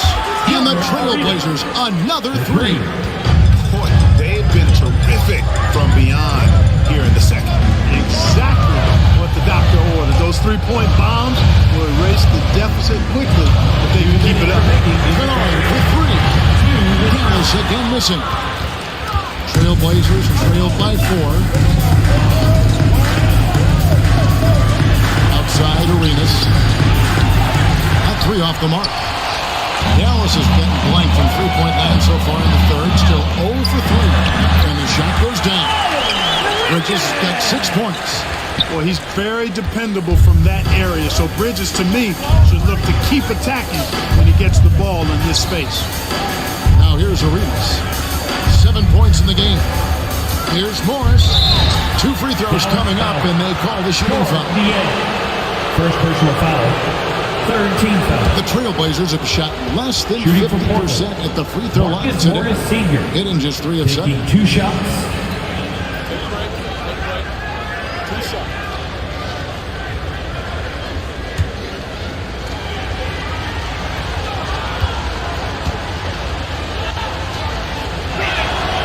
Free throw good for Morris. And some changes here for the Mavericks. Jokic comes in for McAdoo. And it's Thompson in for Kennard. The Trailblazers also changing it up. Oubre is checked in for R.J. Barrett.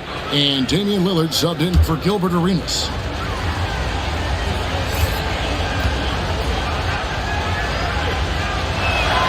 And good on the second, so he makes them both. 1:22 left to play in the third. Thompson outside.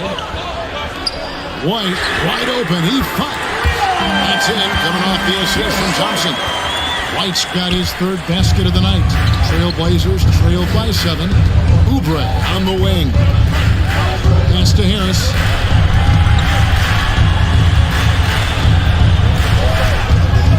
Back to Oubre. Buries the jump shot. Oubre's got his second bucket of the game to go. Surveying the floor, Gary Harris recognizes when his teammates have open looks and gets it to him. And it's White, top of the key. And it's sent back by Lillard. Oubre against Thompson. Oubre outside. Harris banked in off the glass. Now it's just a 3-point Maverick lead. Maintaining his balance all the way through. Harris, tough to stop, even on these physical finishes. 1 second separating the shot clock and game clock. Right the pass to Jokic. And he's fouled pretty hard on that shot, but he's got the chance to pick up the points at the line. I mean, even from over here, you can see that one pretty clear. No question about it. I mean, a ton of contact and a good call by the officials. He's gone 3 for 4 from the line.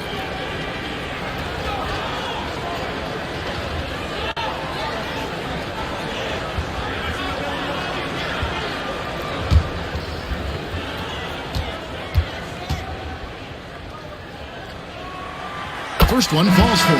The Trailblazers making a switch here.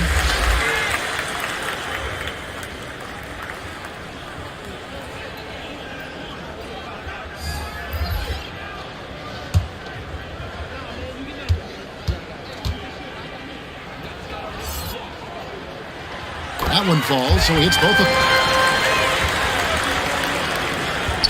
8 seconds left in the third quarter. Lillard fires away from way outside. Misses the deep three-point attempt. And we've watched 3 so far in this one. It's Dallas. They lead by 5. And time for the short break, and stay right where you are. The fourth quarter is coming up next.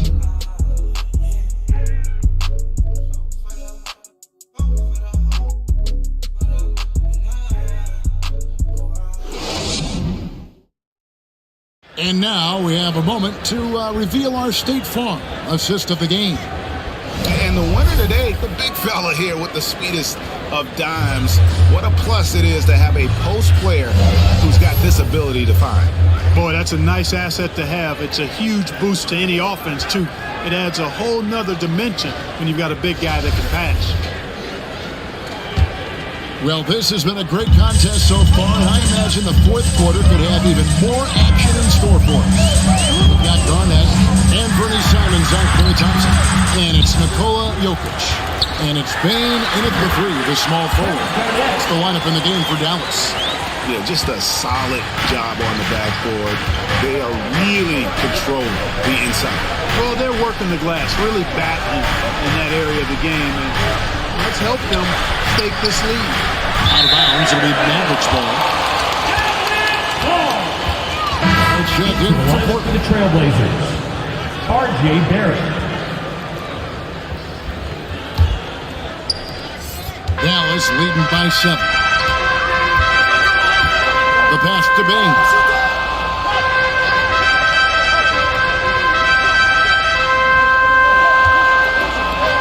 Simons against Lillard.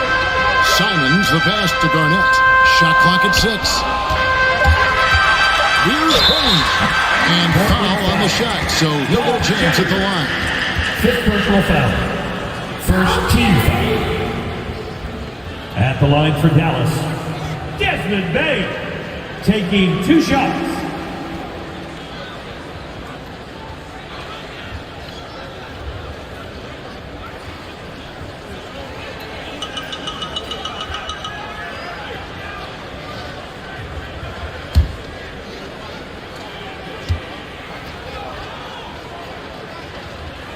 The first one falls.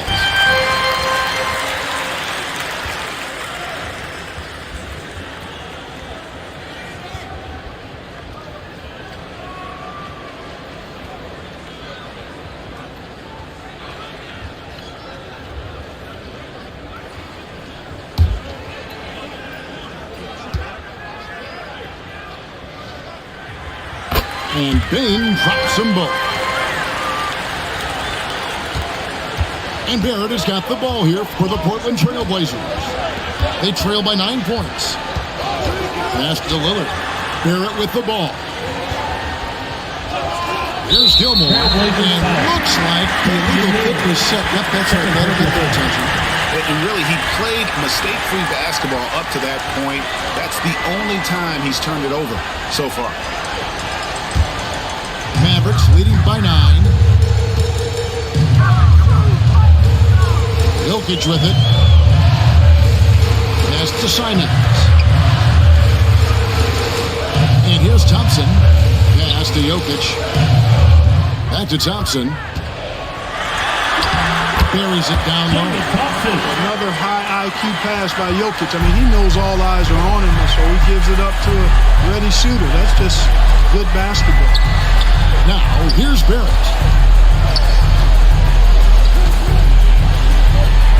And Barrett leaves it in.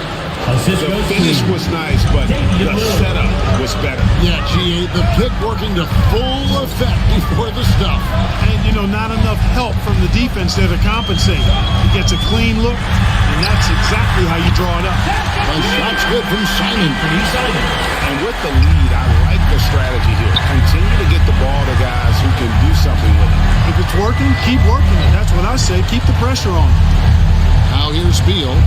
And there's the pass to Shea. The long distance three is Barrett. Shays has got himself going there. His first points of the game on the deep ball. Passes it to Simons. Bain with it. Barrett covering. Garnett right side. Pass to Jokic.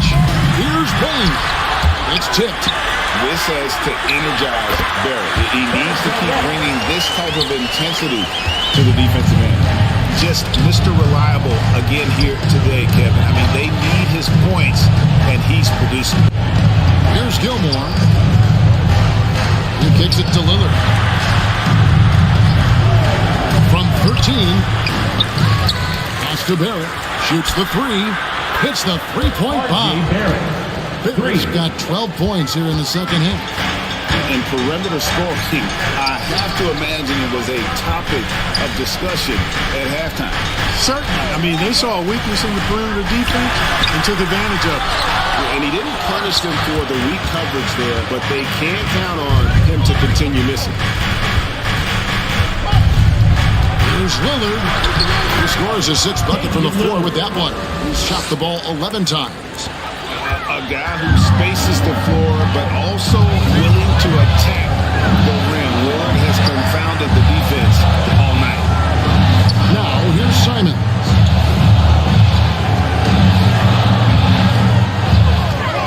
Gets over Lillard. And it's Portland with the rebound. And thus far, they've managed to overcome an off game from him offensively. Beal. Thompson with the rebound. Mavericks leading by 6. Payne kicks to Simons. The pass to Garnett. Jokic trying to free himself up. KG, that's good. His shooting has been outstanding. Definitely one of the reasons they're up in this game. Now, here's Lillard. Out to Barrett.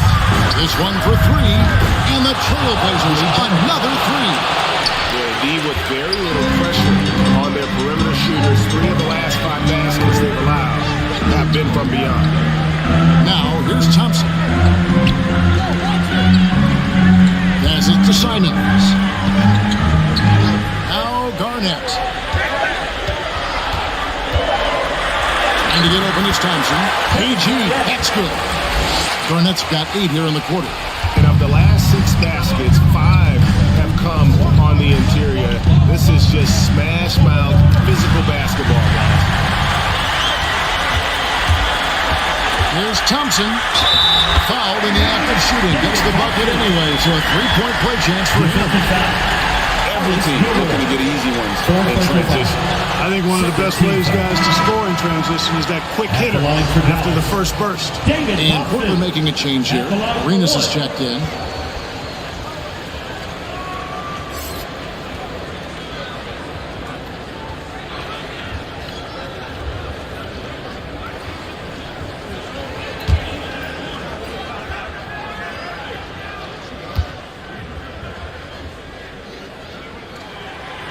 That free throw good from Thompson. And as good as he's been in the NBA, we're looking at one of the greatest college players of all time. Thompson at NC State was a beast. The Wolfpack were dominant when Thompson was there. Yeah, easy call. You can hear the smack all the way over here where we are. First team foul.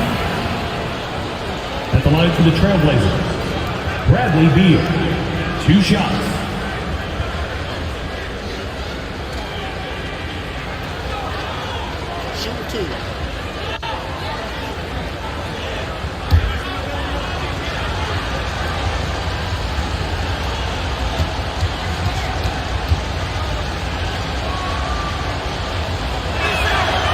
Free throw, no good. And quite simply, Beal is an all-NBA player in our league. A multi-dimensional guard who does many things well, especially scoring the ball.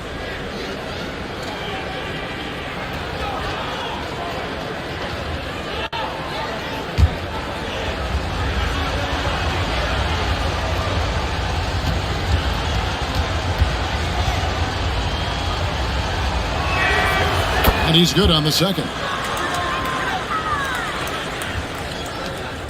They can take their time on this possession. It wouldn't be a bad idea. Just give themselves a little bit of a break. Dallas calls timeout. Well, as we know, it's here to stay, but people continue to voice their opinion on the play-in tournament format. What do you think? I like it, Kevin. I really do. It's creative. It's innovative. It adds a level of excitement, that do-or-die feel that you sometimes don't get unless it's a Game 7 in the NBA playoffs. I really think it's a good add-on.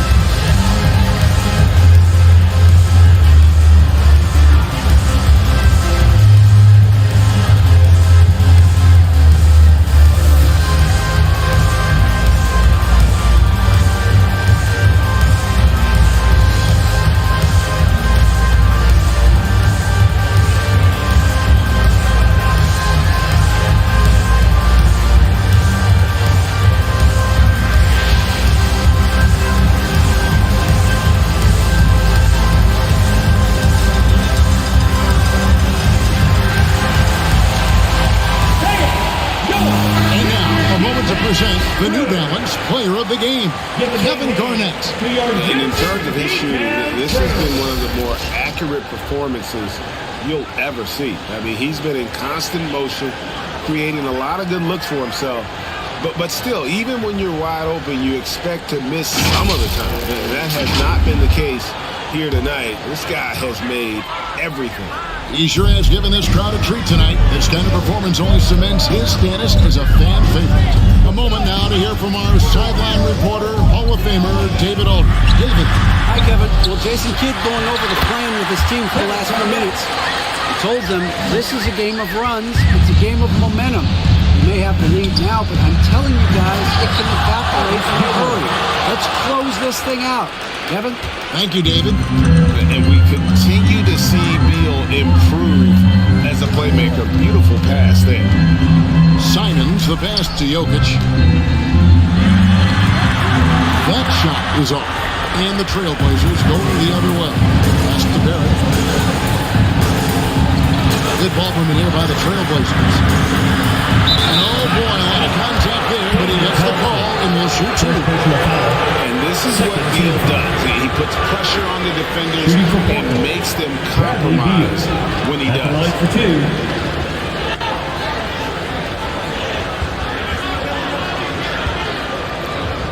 Take a break. Take a break. 2 shots.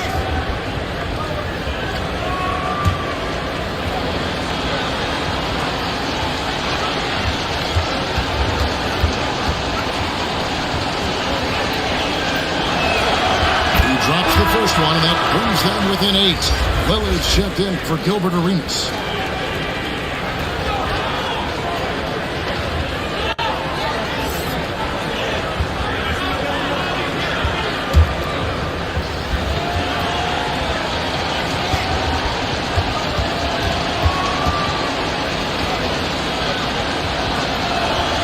And both free throws good for Beal.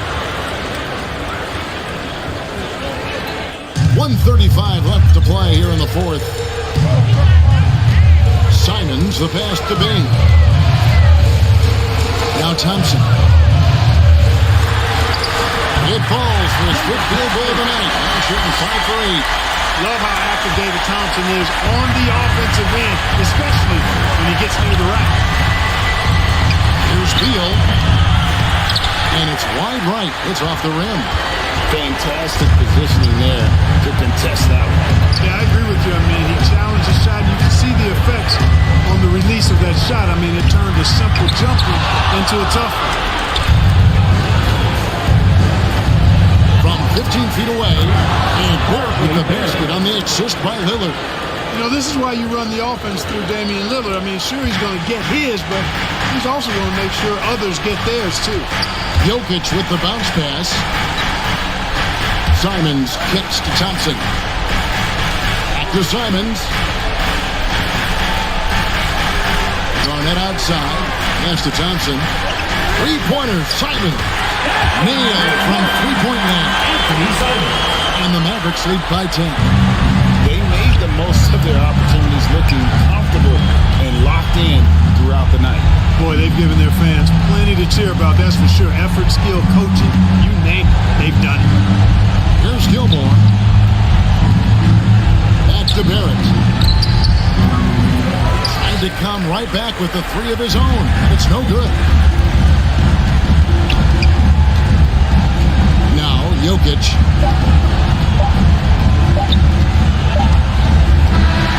So no problem for Dallas as they get the win. A confident win, and one where they clearly showed the greater effort. Yeah, I mean, it was a solid performance, particularly here at home. I think they built off that edge of being here and playing with just a little more confidence than their opponents. And that about wraps it up. For Clark Kellogg, Greg Anthony, and David Aldridge, this is Kevin Harlan thanking you for watching the NBA, presented by 2K Sports. We'll see you next time.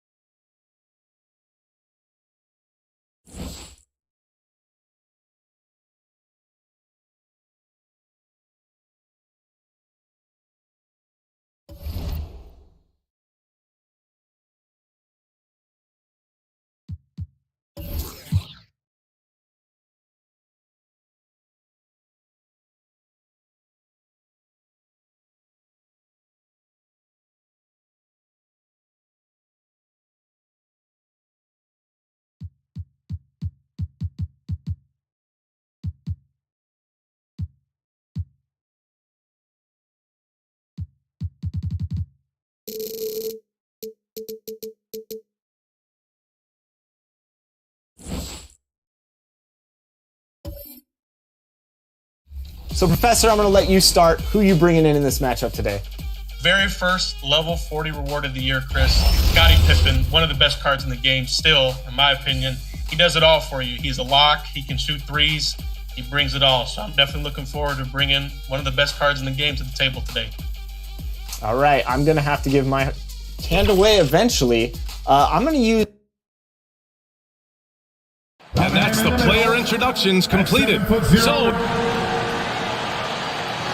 So happy to have you here for a midweek cadet.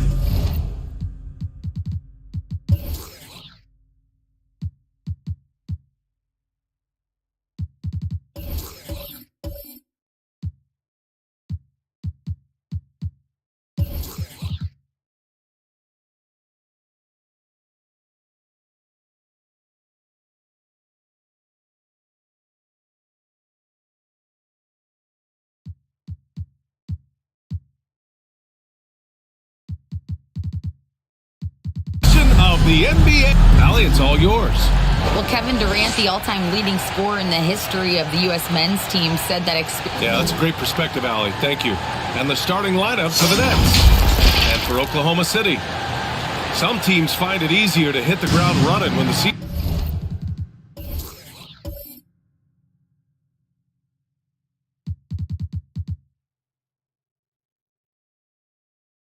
starts.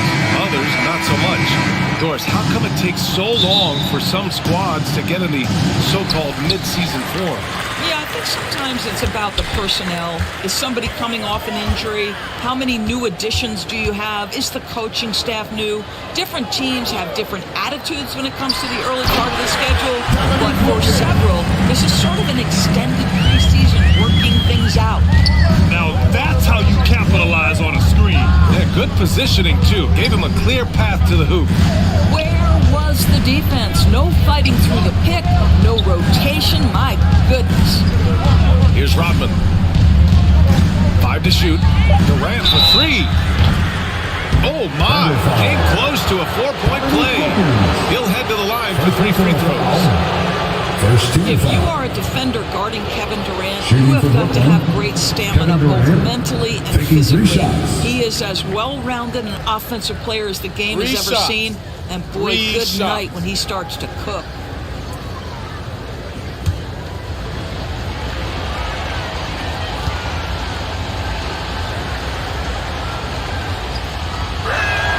Free throw is good from Durant.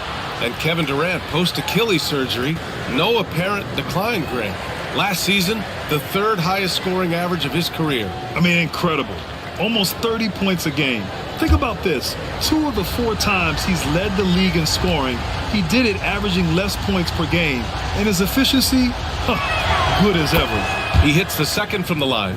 And the front office for Brooklyn has said they need selfless players who want to be there and are available. Well, B.A., the message is pretty clear.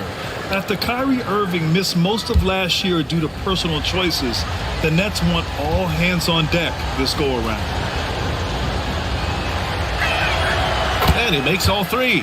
You know, it seems like the Nets and KD played the will they or won't they all summer long. But no deal was found, and KD is giving it another shot with the Nets. Now, it just didn't seem to be a deal that was right to move Durant. Shots good by Olajuwon. I love it. His love for the game couldn't be more obvious. It helps him make a positive impact out on the court, and it also keeps the bench fired up. Now here's Durant. Boy, he really had an off game against the Wizards. Outside Murray. Offensive rebound. Parrish. They had a number of cracks at it. Just came away empty-handed. 3 straight misses to begin the game. Not the start they were hoping for. Pass to Ben Carroll. Here's Matherin. Out to the wing. Here's Ben Carroll. He hits it just before the shot clock expires. So out of the gates, 3 for 3, exactly what they're looking for. And about 2 minutes into the first quarter here. For 3, Durant. He can't hit that time. And Oklahoma City will go the other way with it. This, of course, their first opportunity to play Brooklyn this season. Here's Matherin. Harris with a rebound. The Nets have gone 0 for 4, missing their first 4 attempts. Left side, Durant. Back to Murray.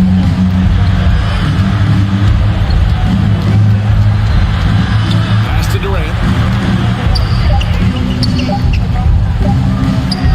Basket counts. Kevin Durant. Durant's got 5 now. Rock the baby. Working the size advantage inside. Here's Matherin. About 3 minutes gone here in the first quarter. Here's Wilkins, guarded by Durant. Pass to Ben Carroll. Oklahoma City's got to hurry. They're going to get up a shot. Wilkins can't hit. Brooklyn trailing. Outside Murray. Here's Rodman. Here's Parrish. Looking for his first basket still in this one. And there's a whistle. He'll head to the line to shoot 2. First personal foul. Second team foul. At the line for the Nets, Robert Parrish. 2 shots.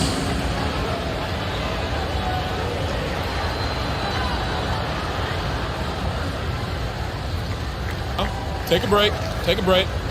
2 shots.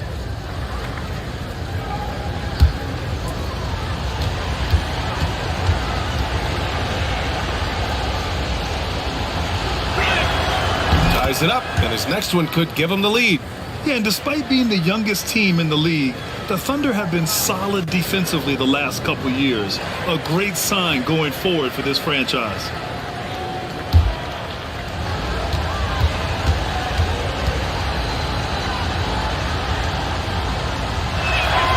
And that one falls. That puts him up 1 point in the game now. And looking at this Oklahoma City roster, what makes them so good on D? They have loads of length. The Thunder have made a point to draft players with huge wingspans, making things difficult for opponents scoring runs. The Oklahoma City Thunder, clearly an organization focused on the future, look no further than the median age of their roster. One of the youngest teams in the league. 2 shots.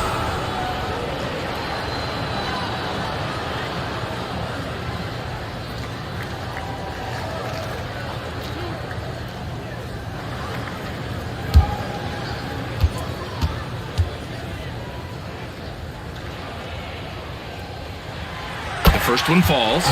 Right, so having a young team like the Thunder must have its advantages and disadvantages, huh, Doris? Unequivocally, the upside your guys have brings energy, potential, and obviously their lack of experience can hurt when you take on more veteran teams. But the key for this organization is player development. Can you build habits? Can you build culture? And can you build a winner? You want to contest this guy's shot, but you absolutely don't want to send him to the line. He will make you pay.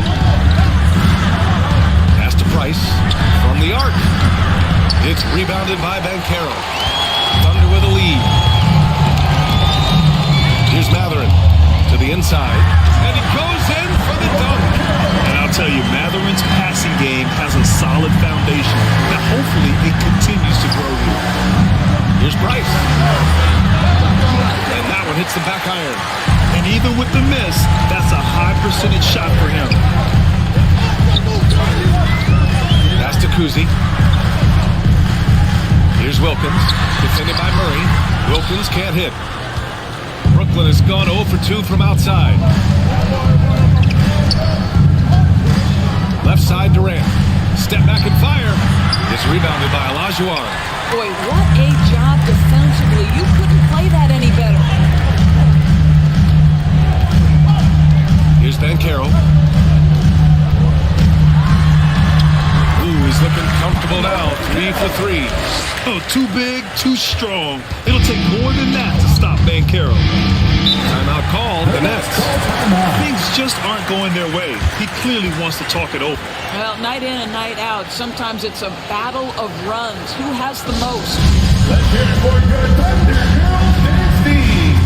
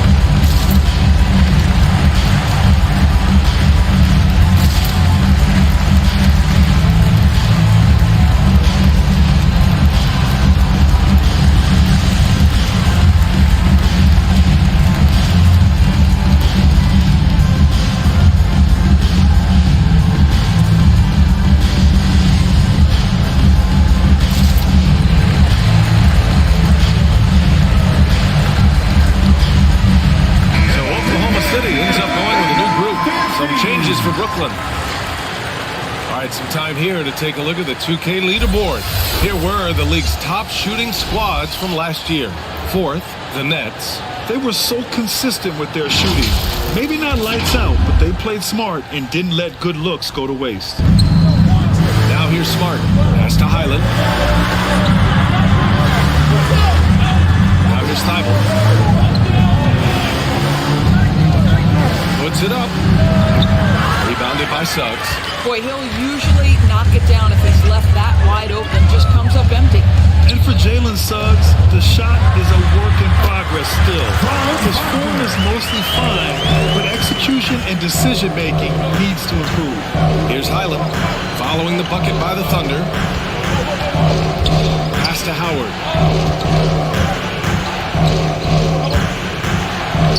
And that's good. His first bucket of the game. Well, tremendous touch right there. Dwight Howard being aggressive and wanting to dominate inside. And Suggs had a rough year shooting as a rookie, Grant. He really did. I mean, played too fast at times. The shot will come as he slows his game down. Still, he has great upside. Let's get his shot on track. An outstanding first quarter from the field. Brooklyn trailing. Smart outside. Pass to Boucher. Now Thibault. Smart for three. Rebounded by Suggs. And it's Thunder's ball. They're on a 14-6 run.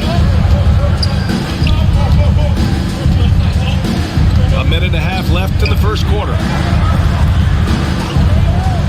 And here's Griffin. 5 on the clock. Shoots over Thibault. With 1 on the clock. And Sengun gets it to go. They're not messing around. 5 of their last 6 buckets have come from the interior. Smart outside. Here's Highland. A shot, no good. So Oklahoma City will take it the other way. Here's Daniels. Now quiet so far offensively, searching for his first points of the game. Uses the glass to finish the layup. And now with 11 points under lead. They're finding ways to get the ball into the paint. 5 consecutive buckets. Thibault passes to Smart.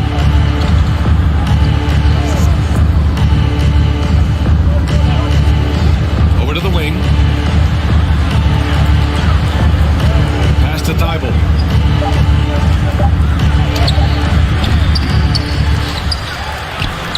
No good with a layup. Here's Daniels.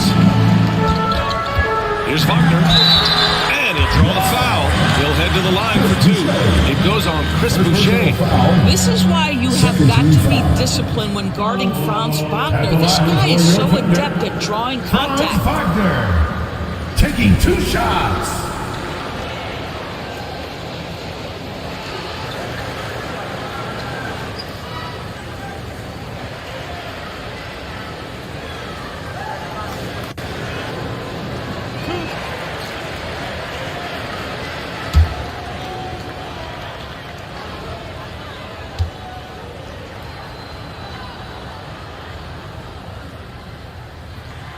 Throw good, Wagner.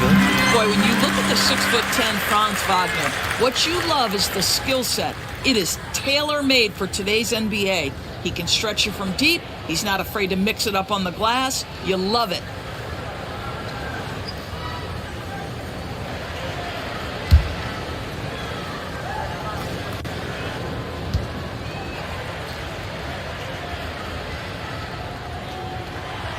Good on both. This is what makes him a challenge to stop. He will beat you from the floor, and he can also beat you from the line.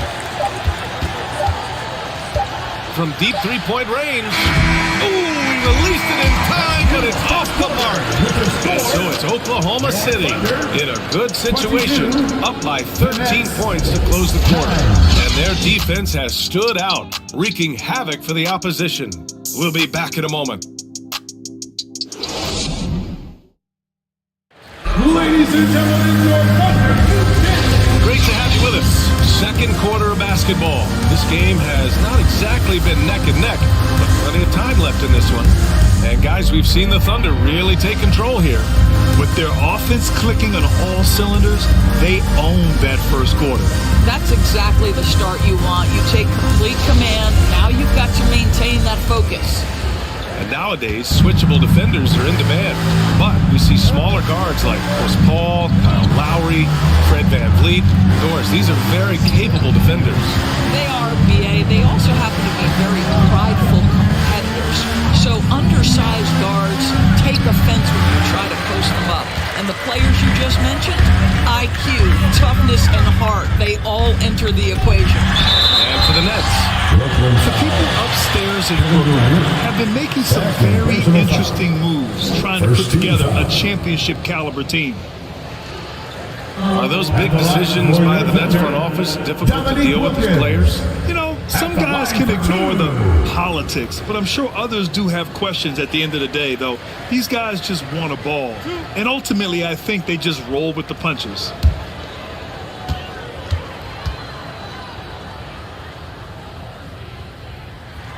First free throw is good.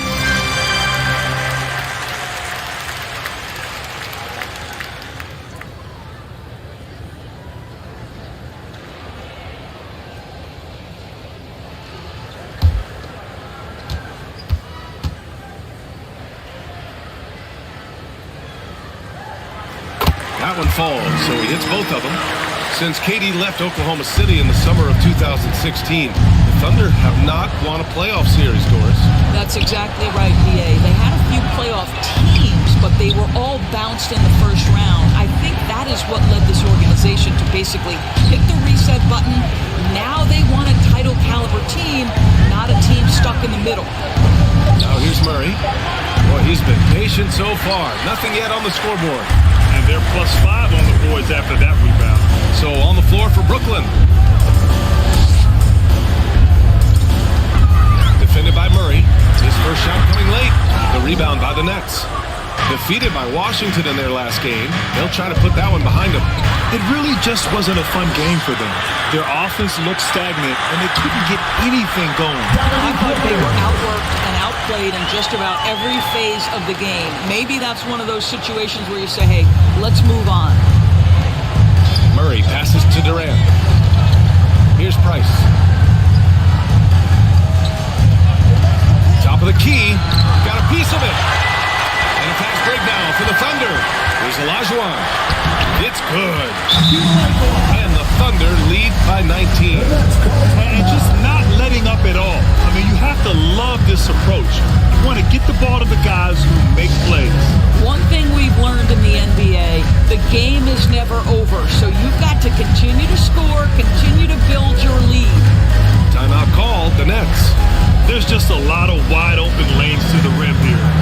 That'll drive your coach nuts. Well, poor rotations, poor communication. There's a lot to figure out right now.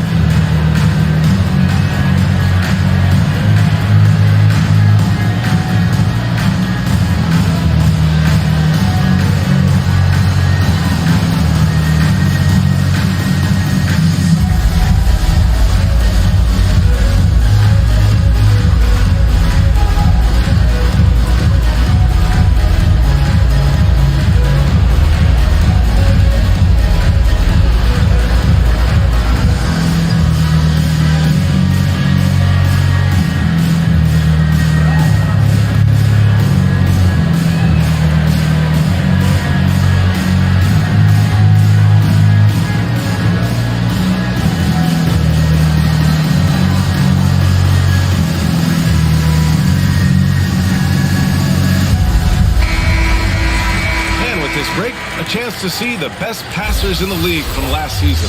Fourth, DeJounte Murray. Not a lot of guys had better vision on the floor than him. He was able to see passing lanes and ready shooters no one else could. The Nets have got none of their first 3 shots to fall so far in the second. We're now about 2 minutes into the second quarter. Back to Durant. Pass to Parrish. The Nets need to get off a shot here. Murray from outside nails it from beyond the arc. I mean, I guess they're willing to give him that shot. They may want to rethink that strategy, though. And you look at the numbers Murray puts up, Greg. He's a threat to post a triple-double on any given night. And I love that about him, B.A. I mean, he brings it in every aspect of the game. He doesn't hunt stats. The game just finds him. With his steal rate, might be the best bet to put up a quadruple-double in the league one day. Outside Durant. Pass to Price.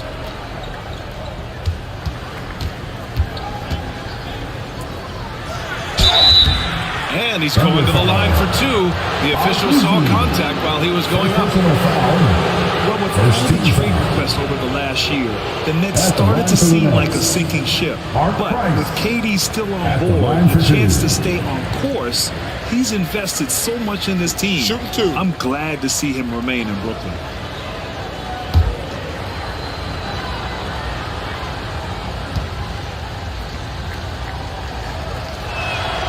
And he knocks down the first one.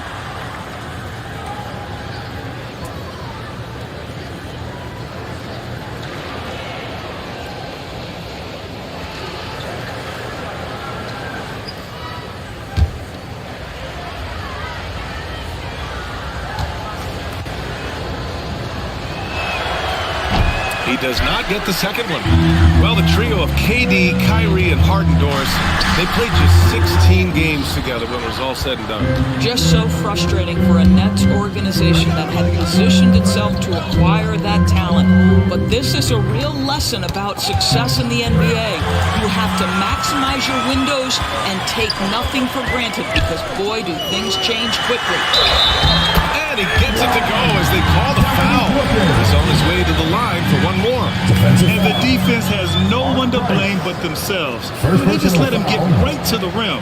To me, this has simply stated been a complete lack of defensive attention and focus all night long. And a look now at how the offensive approach has been going here so far for Oklahoma City. They've been really going at the defense in the painted area, and so far, the opposition really hasn't had an answer for them. Another big component of their early game tonight has been points off turnovers. Great job converting on those chances. 0 wasted trips. They're doing their job at the line. Outside Murray. And a little under 3.5 minutes elapsed here in the second quarter. The three, Durant. Doesn't go for him. And the Thunder going the other way now. And you have to think that they're leading this game because of how they've controlled the boards tonight. Of course, the league has taken a much more active role in player development in the U.S. and abroad. Why now? But NBA, what's great is it's not just player development, it's growth in the game of basketball. It's interest worldwide. I think the league's resources have obviously grown, and it is trying to make investments back into the basketball game. A true minor league, international academies. It's a beautiful thing. If you love hoops, this is great.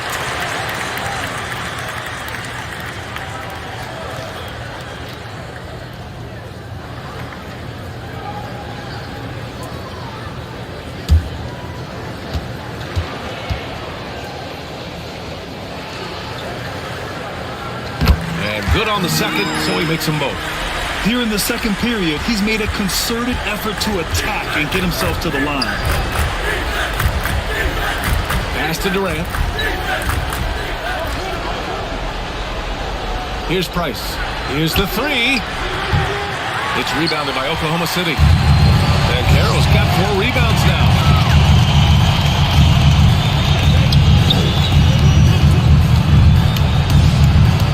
Here's Mathurin. He came away with 14 points in his last game. Again, no good by Oklahoma City.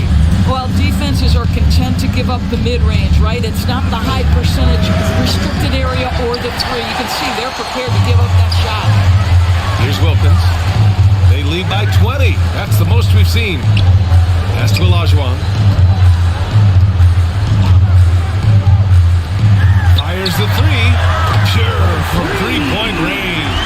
This guy a tough cover for any defender. Creative and assertive scoring the ball.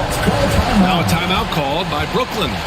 Trying anything now to get them out of this slump. Just feels like the basket is looking awfully small to them right now. They're having a hard time getting anything to fall.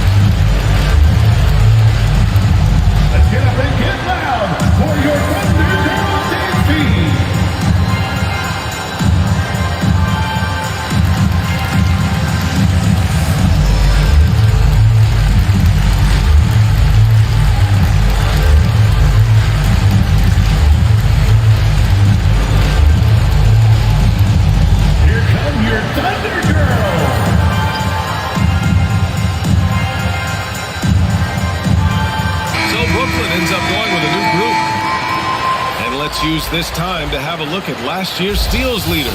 Well, you look at Murray. Better be careful around him when you have the ball. The league leader in steals. And, of course, Matisse Thybulle. And you have to mention his name as well. He's a menace to any ball handler and loves to jump passing lanes. These two struck fear into their opponents last year. Able to force so many steals, they're a problem for opposing offenses. Pass to Smart. Here's Highland. Howard with the ball. To stop the run, and that one good. Howard's got his second bucket. I'll tell you, it's hard to guard Dwight Howard when he's hitting jump shots. You'll love to see him expanding that range. Pass to Ben Carroll. And Marcus Smart picks up the foul. That's his first foul. And it's time to take another look at that powerful block. Amazing indeed. And getting stops like that only encourages them to keep attacking on the offensive end.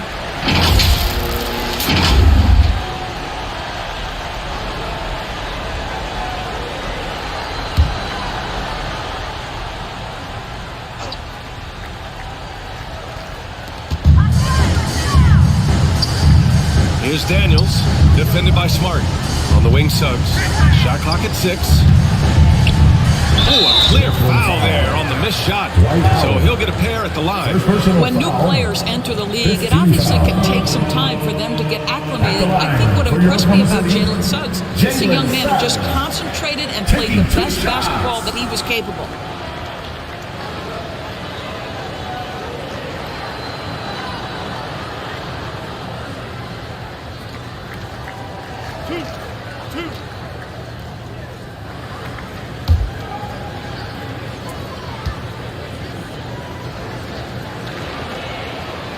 And he drops the first. Doris, Suggs kind of had a trial by fire with his introduction to the league, huh? He did, B.A., because he was asked to start a lot of games, and that, to me, is successful perseverance.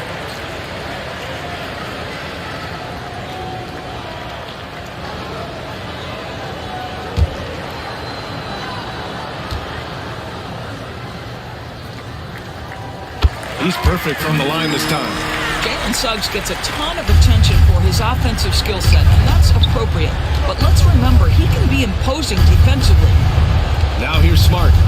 Now quiet so far offensively, searching for his first points of the game. Next ball.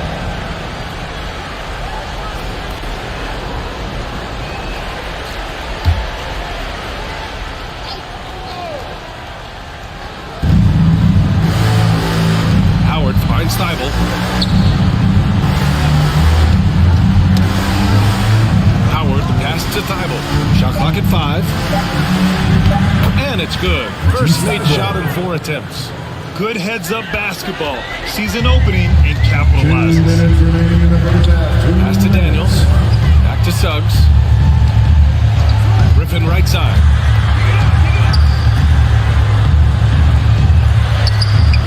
No luck on that one. Good work defensively by Thybulle. There's a minute 40 left in the first half.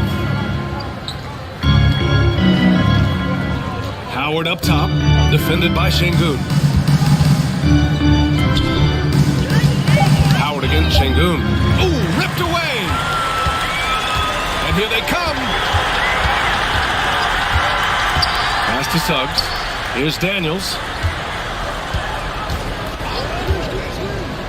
Down low. And he throws it down with one hand! When he was in the G League, Daniels proved he was an effective passer, so we know he can spot an open man for sure. And here's Thybulle, defended by Griffin. Outside Thybulle.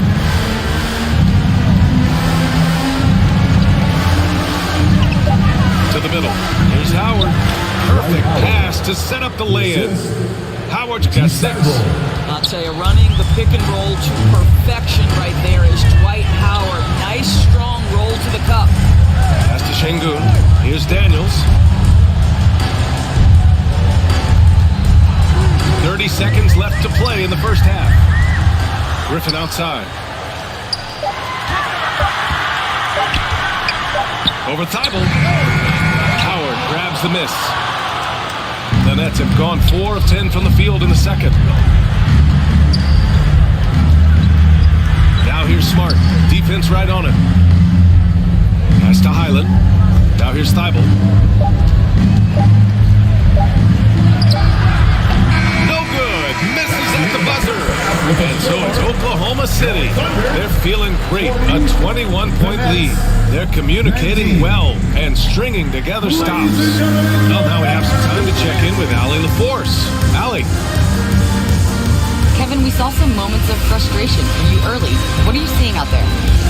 Well, I missed a lot of shots. I'm just trying to be aggressive. I'm missing wide open threes and some shots I normally hit, so I just got to continue to keep being aggressive. My teammates looking for me. We got to do a better job on defense. Well, sometimes defense can lead to offense, so best of luck moving forward. Guys? Allie, as always, thank you. We'll be back right after the break for the third quarter here on 2K Sports. And now, the 2K Sports Halftime Show. Welcome back to 2K Sports, everybody. Ernie Johnson, Shaquille O'Neal, Kenny the Jet Smith. Let's talk about that first half. Oklahoma City has the edge here at halftime. They are completely in control of the game, leading by a massive amount. Kenny, how'd you feel about it? They're getting into the lane whenever they want, getting some high percentage looks. I don't see the coaching staff switching up too much. Force them, hold it to adapt to. And over to Shaq now, your take on the Nets. The shooting percentage they allow was through the roof. Their coach should absolutely be ripping into it. They need to take some pride on the other end and just lock it in. Lock it in. Lock it in.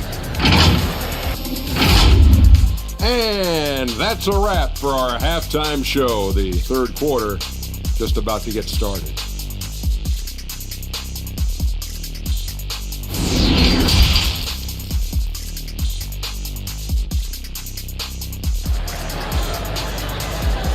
Ladies and gentlemen, just about ready for the second half here. A big comeback is needed for this game to be competitive, and it probably has to happen quickly.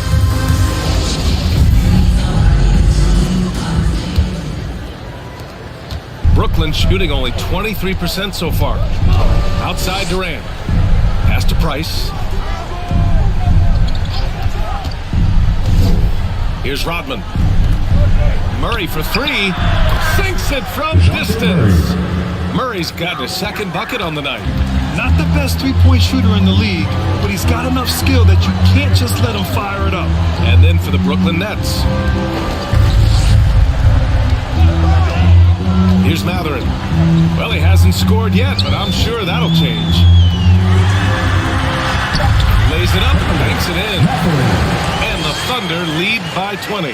Yeah, tricky move by Matherin, showing us how effectively he can run the pick and roll. Here's Parrish. Oh, they get a hand on it. And a minute played as the second half gets going. Inside. Good D by Murray. Boy, 9 times out of 10, that's going in. I'm sure he surprised himself with the miss. For three, Durant.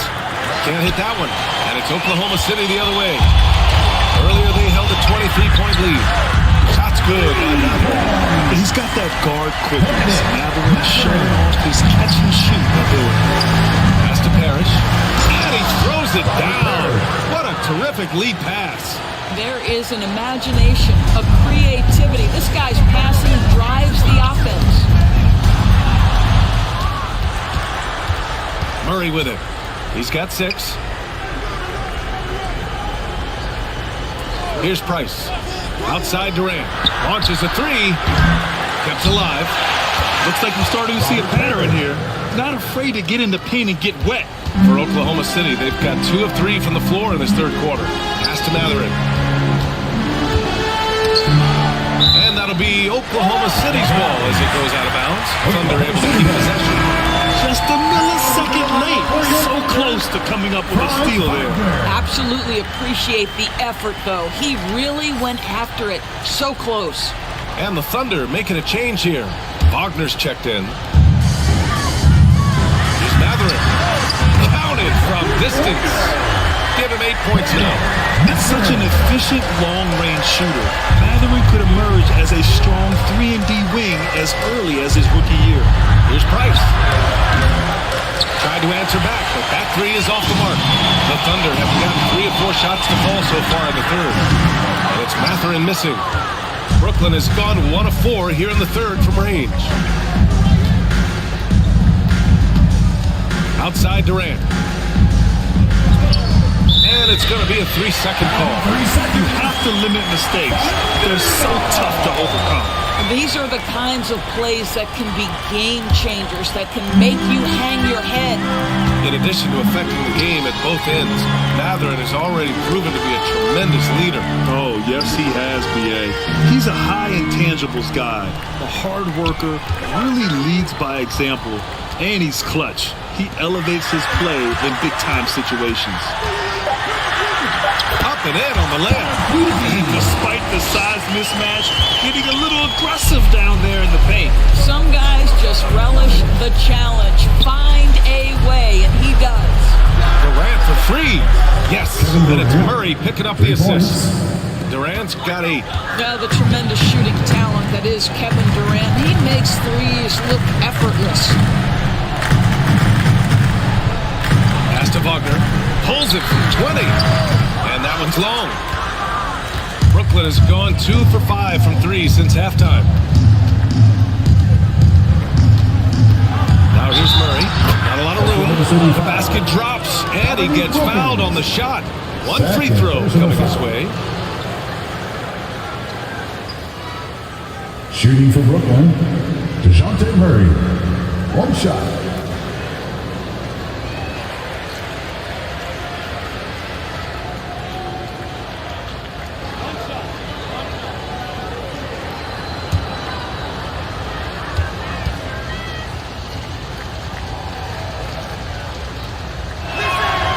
Free throw drops from Murray.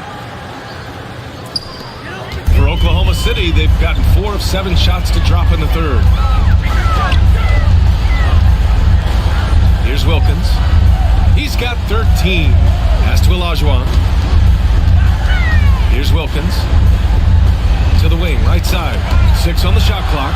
And stolen by Murray.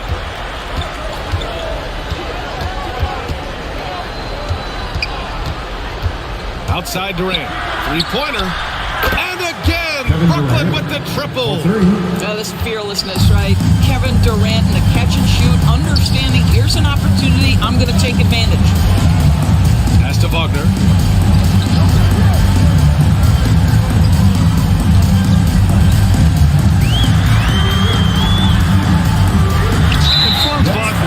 Surprises in the 2021 rookie class. He had a great rookie campaign, one of a handful of terrific rookies.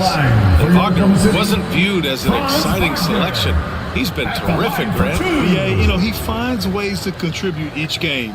You knew he'd be a solid shooter out of the gate, but he also has a great touch in and around the paint to be a threat inside.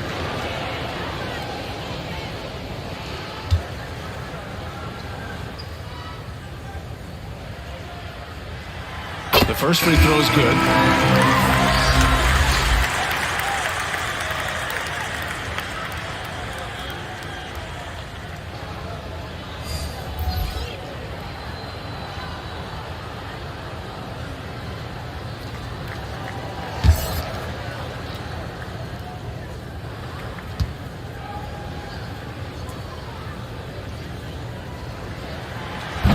So he hits 1 of 2 from the stripe. There are a couple things that stand out right away when I think about Franz Wagner. The first is what a great cover he is. Timing, feel, when to go, when not to. And he's also very capable of putting it on the deck and driving open areas. Sharp movement is part of what makes Wagner such a tough cover doors. Yeah, and I think he's going to stay in tough cover for a long time. He's got excellent instincts, strong fundamentals. Wagner's game is only going to grow the more experience he gets.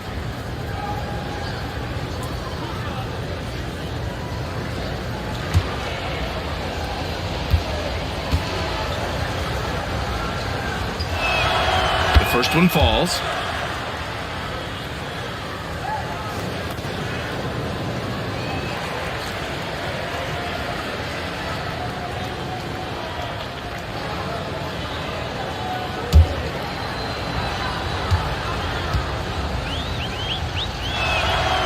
And so he makes both from the line.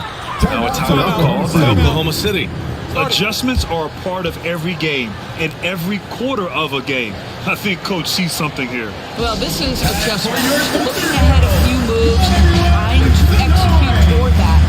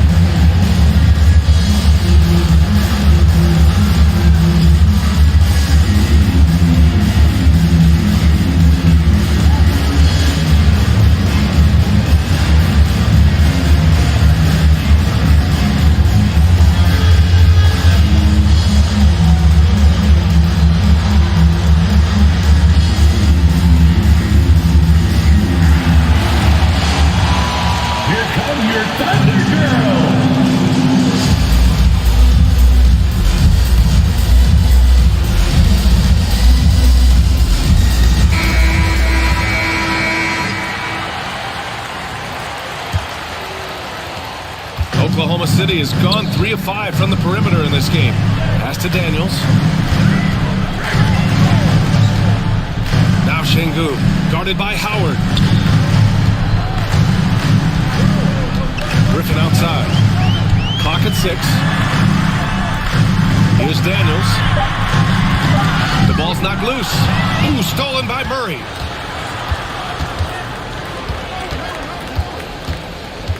Pass to Thibault.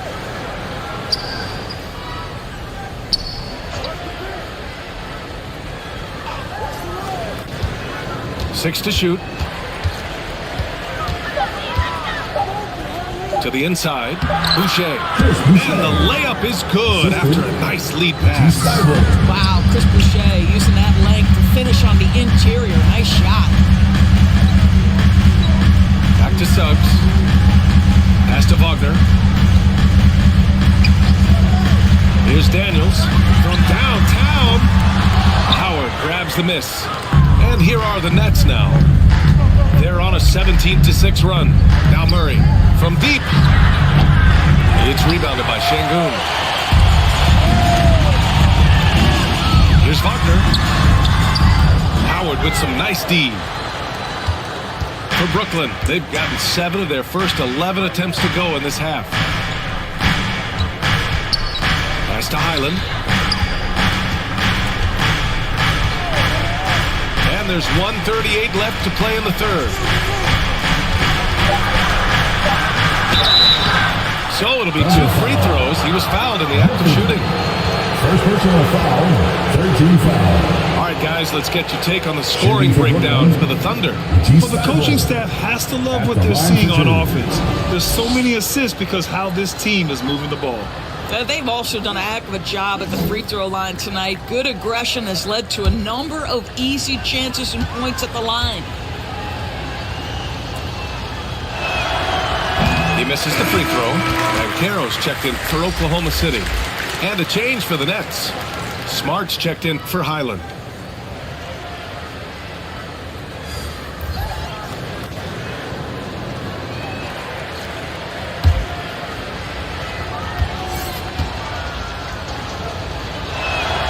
So neither attempt will fall that time for him.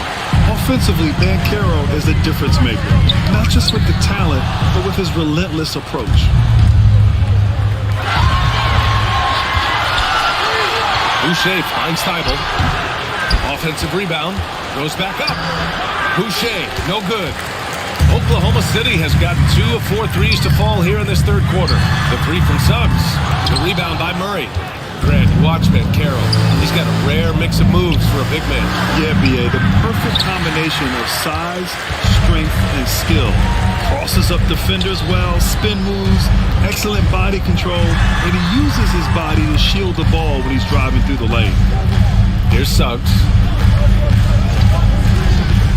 Tries to snap the cold streak. Here's Şengün. Again, no good by Oklahoma City.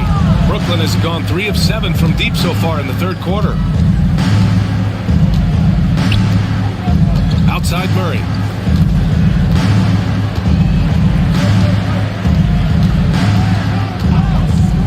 Fires from the line. It's rebounded by Oklahoma City. The biggest lead of the game was 24 points. They'll face the Jazz after this game. That'll be at home. Here's an 8-footer. Good work there as it goes. Murray's got 11. Well, the problem is they haven't gotten production from any other spot, but right now this guy is cooking. Here's Suggs. And that's not going to go. And so it's Oklahoma City earning this break in the action, up 10. Their play has earned them a nice lead, one they'll look to build on as the game continues. Time for a quick break, then back to the action.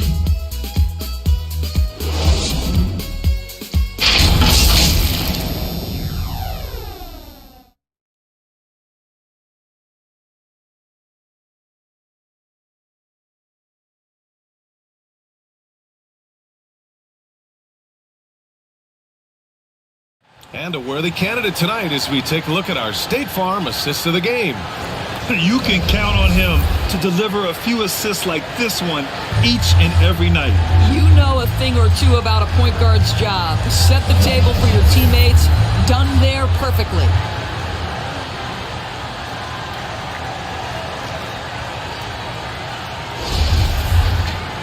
With 3 quarters behind us, let's see what this fourth period holds in store. Pass to Mathurin.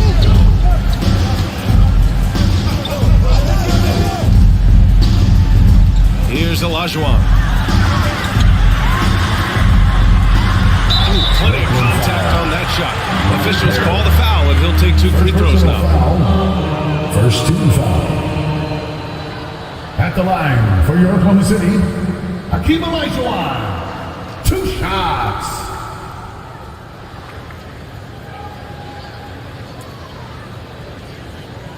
Take a break. Take a break. 2 shots.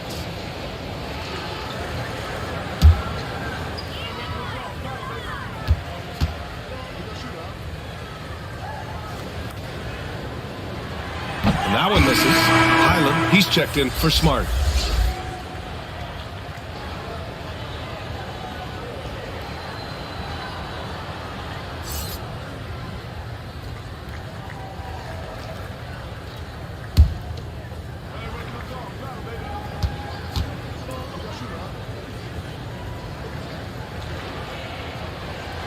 And he sinks the second. Here's Price. On the court for the Nets as we get the fourth quarter going. Pass to Parrish. Unloads from 13. The putback. Oh, he hangs in there and cashes in on the second chance points. Hey, they're just getting pushed around inside. Here's Wilkins.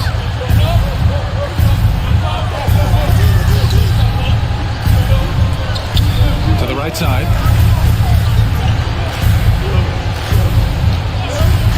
Clock at 6. Oh, deflected.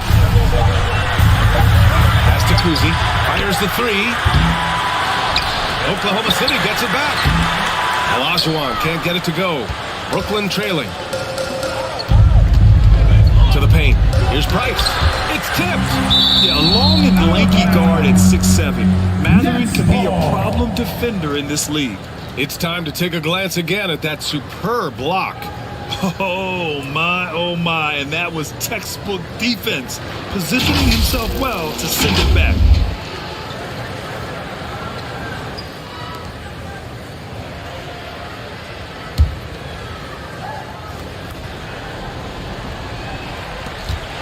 Here's Highland.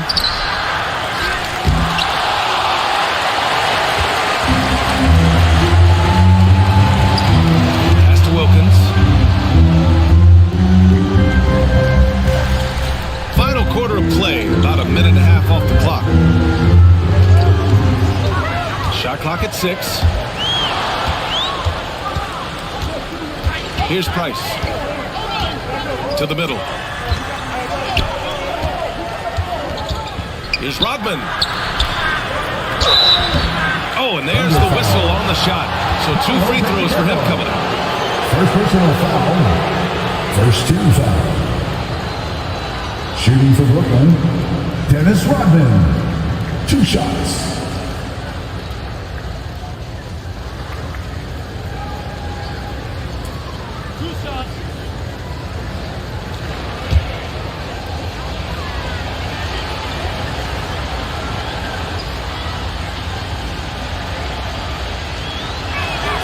And he makes a first.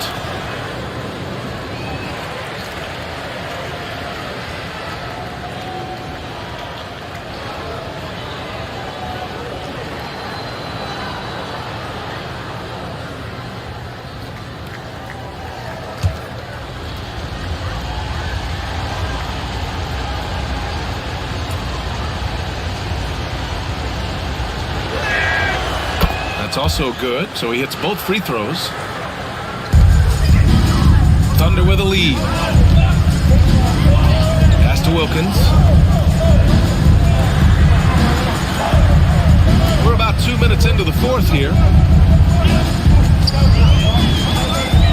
Here's Matherin. Got a piece of it. Here's Olajuwon. Banked it in off the glass. Always helps to get these kinds of looks, right? Super easy to convert from that distance. Timeout called. The Nets trying anything now to get them out of this slump. Just feels like the basket is looking awfully small to them right now. They're having a hard time getting anything to fall.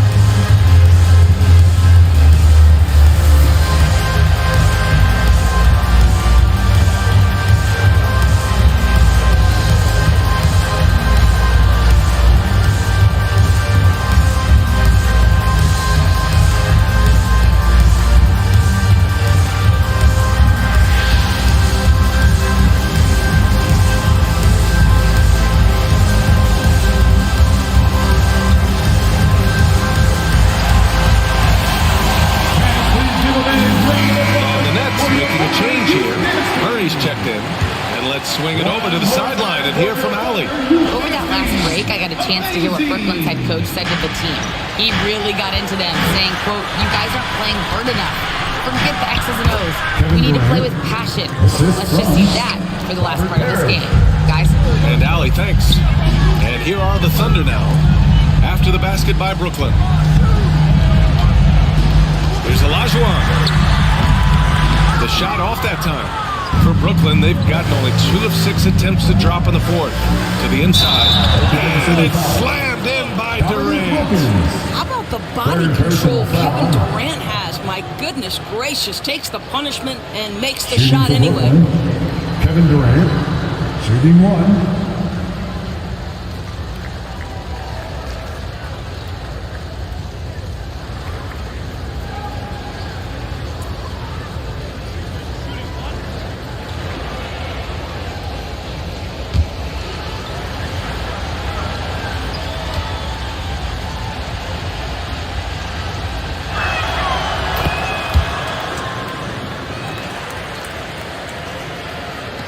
Oklahoma City, they've gone 1 of 4 since the fourth quarter began. Pass to Kuzi. Just about 3 minutes through the fourth, final quarter here. Here's Wilkins. That one off the back iron and out for Brooklyn. They've gotten 3 of 7 attempts in this fourth quarter to fall. Here's Price. Here's Rodman.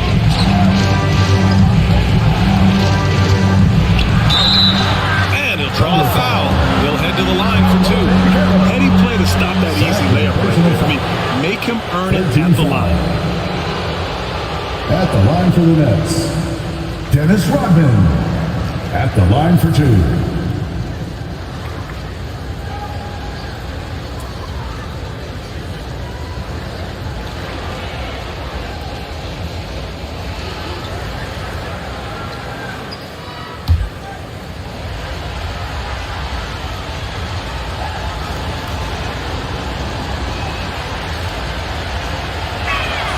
First free throw is good.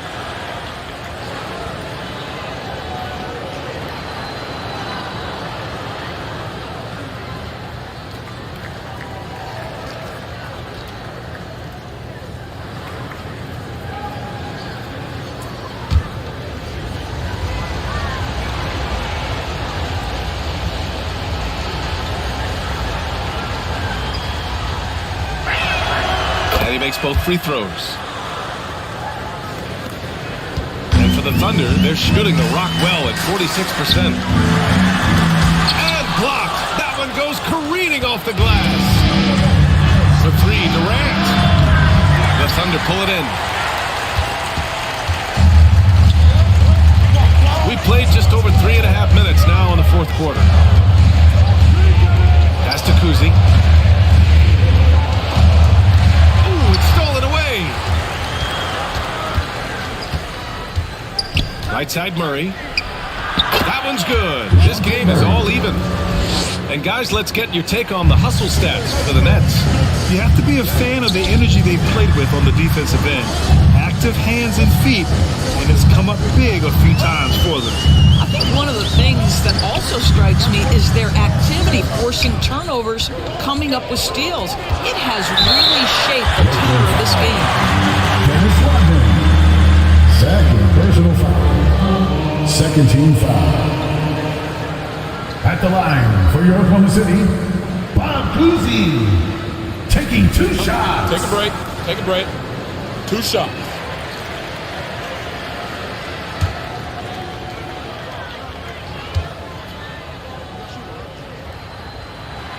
And he drops it first.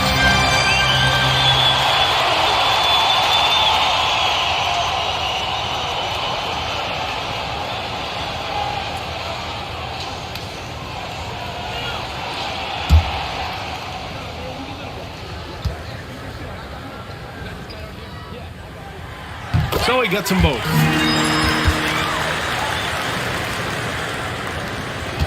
And here are the Nets now. They're on a 13-4 run. Pass to Durant. Back to Murray. Goes up and lays it in nice and easy. Murray's got 12 points in just the second half. He can get lost in the impact Kevin Durant makes as a scorer, but this guy is so willing to share the basketball. Here's Olajuwon. It doesn't go for him. And Brooklyn going the other way now. To take the lead. That one a little long. Durant's gone 5 of 13 from the field. Shot from 16. Oh, denied by Durant. This is probably the aspect as his career has gone on where Kevin Durant has improved the most. The defensive end, he is a real factor. They're really working the paint now. Shooting for Brooklyn, Kevin Durant at the line for 1.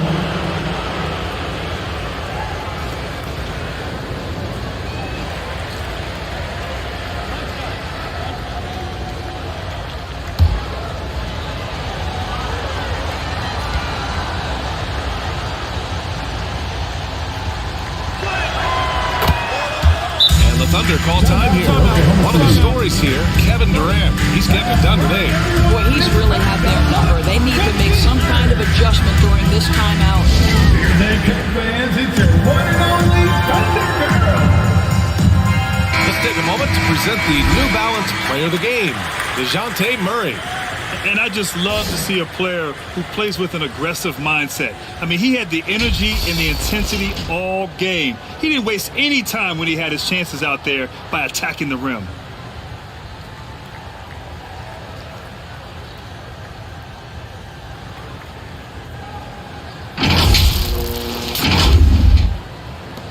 Oklahoma City trailing.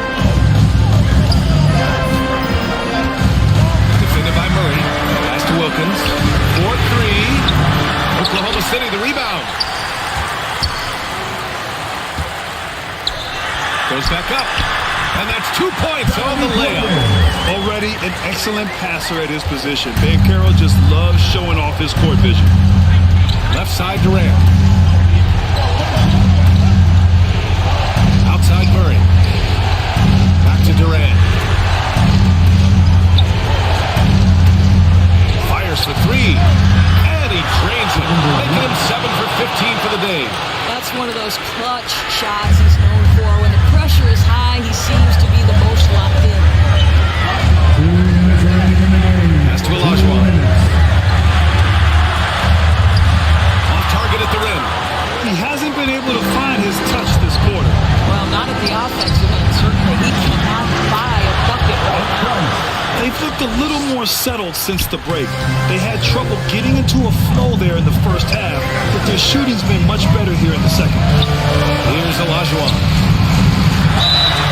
And he got the whistle on the way up, so he'll be headed to the line for a pair. Second personal foul. He drops the first one, and that brings him within 5. At the line for your And that's good as he hits both shots. Well, this guy has a reputation for being a great free throw shooter, and you've got to knock him down. He does it here. Here's Durant. Money from 17 feet out. Durant's got 24 points. It's just such confidence when Kevin Durant gets into that mid-range jumper. Like, forget about it, defense. It's over. Minute 15 left to play in the fourth quarter of this one. Again, no good by Oklahoma City. Outside Murray. Pass to Parrish. Right side Durant. And Brooklyn again with a bucket. It's this kind of consistency, guys, as a scorer that always has Kevin Durant in the MVP conversation. Here's Olajuwon. And it's out of bounds. The Thunder able to retain possession here.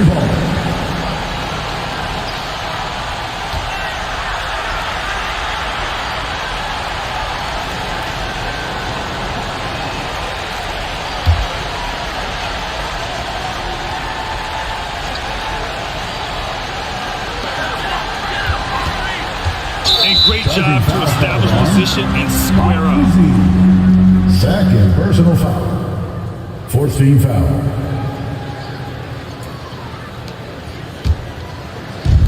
And they're so close to putting this game away. Yeah, B.A., you don't have to do anything crazy. Just run the clock and don't turn it over. And it's Durant with the finish. You got to give them respect. They're doing everything they can to close this out.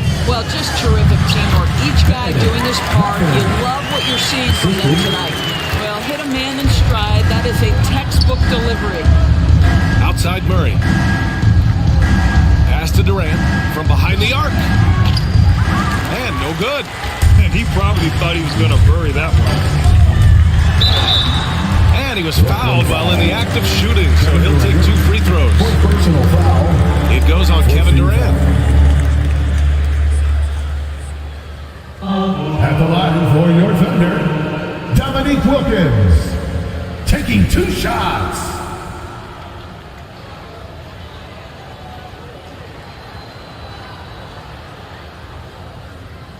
Take a break. Take a break. 2 shots.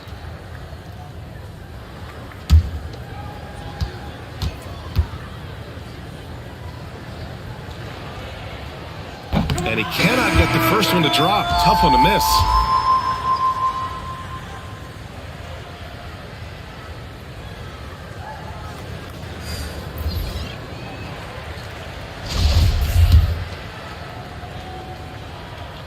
And the second of 2 is good. And that narrows the gap to 7. Here's Brooklyn. They've led by as much as 10. Smart outside.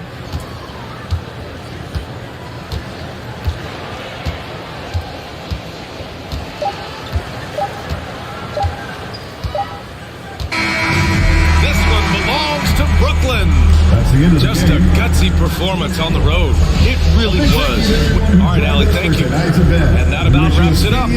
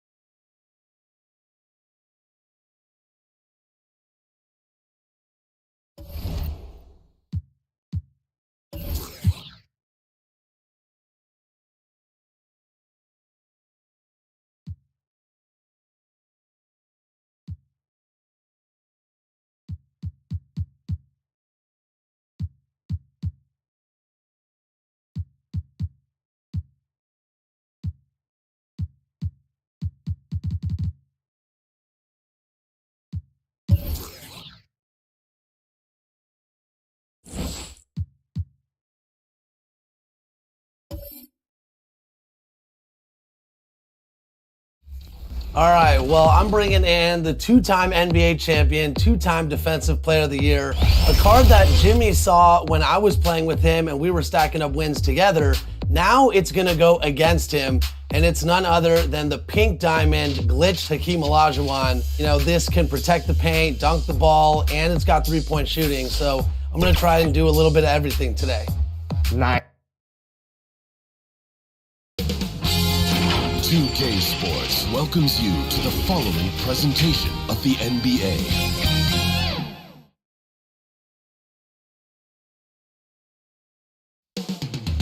From Salt Lake City, Utah. Thanks for tuning in to the NBA. Here's the starting group for Houston. They've got OG Anunoby. Michael Jordan is up there with Harden. Then it's Elton Brand. And it's Thurman in at the 5 spot. And for the Jazz, Jaylen Brown out there at Malone. Then it's Iverson. Then there's Allen. And it's Camby in at the center position. Well, we expect to see sparks flying down in the paint tonight. Greg, a couple of very talented centers matching up head-to-head in this one. But with the way the game is played today, we can see them battling at the arc. A lot of bigs make their presence felt now all over the floor. Taking 2 shots.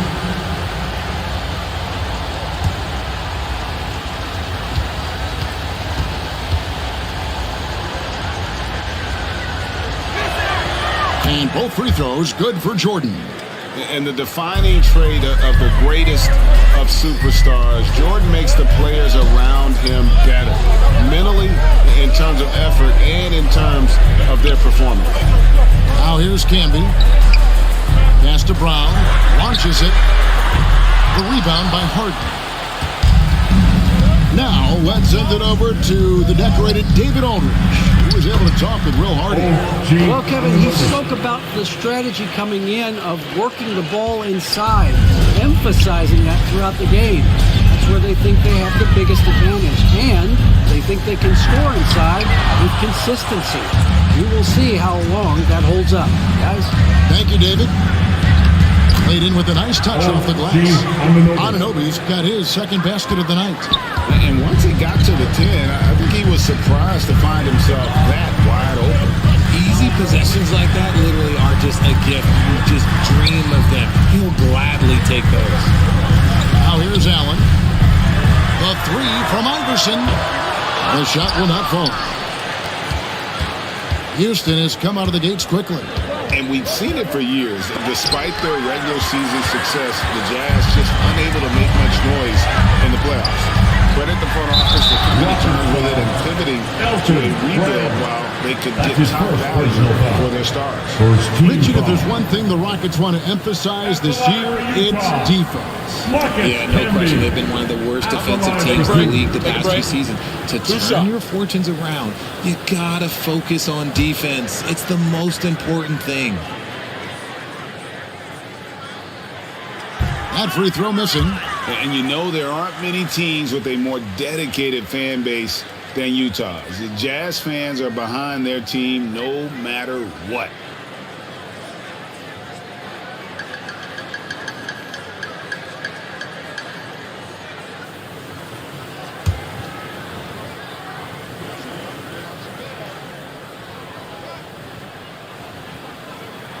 And the second free throw, good. Always striking, Greg, to see the bond between the Jazz team and their following.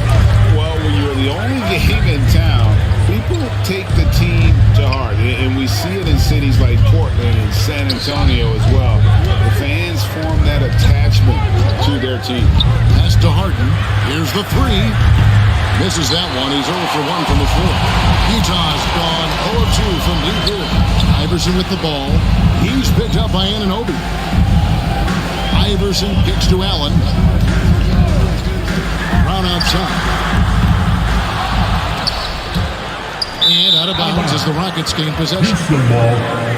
Here are the top distributors from last season. These guys always seem to find the open man. James Harden is second. Very few guys pass the ball better than he did. I mean, he didn't just have eyes in the back of his head. It's almost as if he had them on both sides, too. here in the first. Just under 2.5 minutes played so far. For Utah, they've gone 0 of 4, missing their first 4 field goals. Iverson against Harden from past the arc. Another miss by Utah. Houston leading by 5. Anunoby in the corner.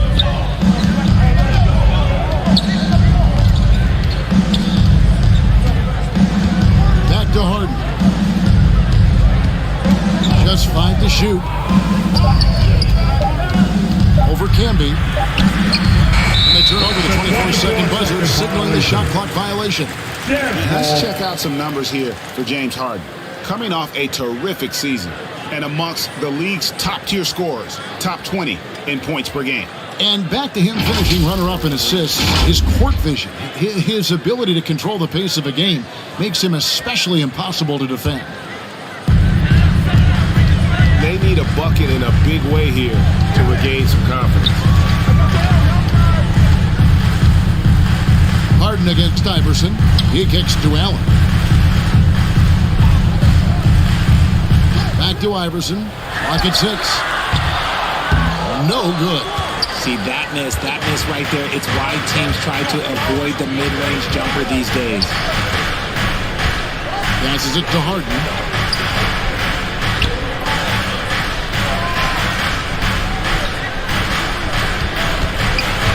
There's the lob to the hoop. It's tipped.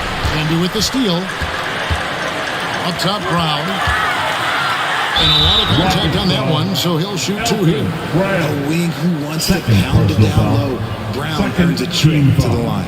And Jaylen Brown is such a force on the offensive end. Hard to keep that guy out of the paint. Terrific finisher at the rim. Shooting 2.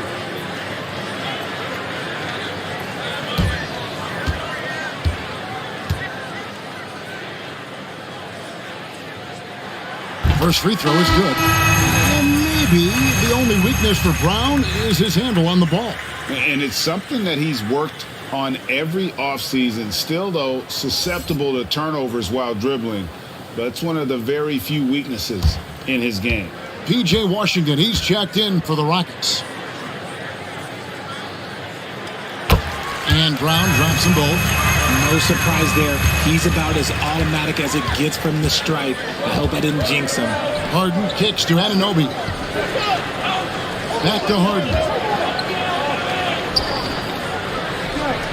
Washington against Malone. And a wide open look for Jordan. Another miss by Houston. Jazz trailed by 3. Now here's Iverson. 12 points his last outing. Lays it up off the glass. And that's just showing off right there, guys. I mean, he is too good with that crossover. Harden outside. It's tipped and stolen by Iverson. To the inside. He takes it in for the layup off a very nice feed. He just sees everything on the floor. Nice vision from Iverson to find the open man. And Houston calls their first time out of the game. They are coming into this having notched a win against the Knicks in their last game. Yeah, and that one, they caused a lot of misfires with their intensity on the defensive end. They were hustling to get in front of every play they could, always getting a hand in the shooter's face.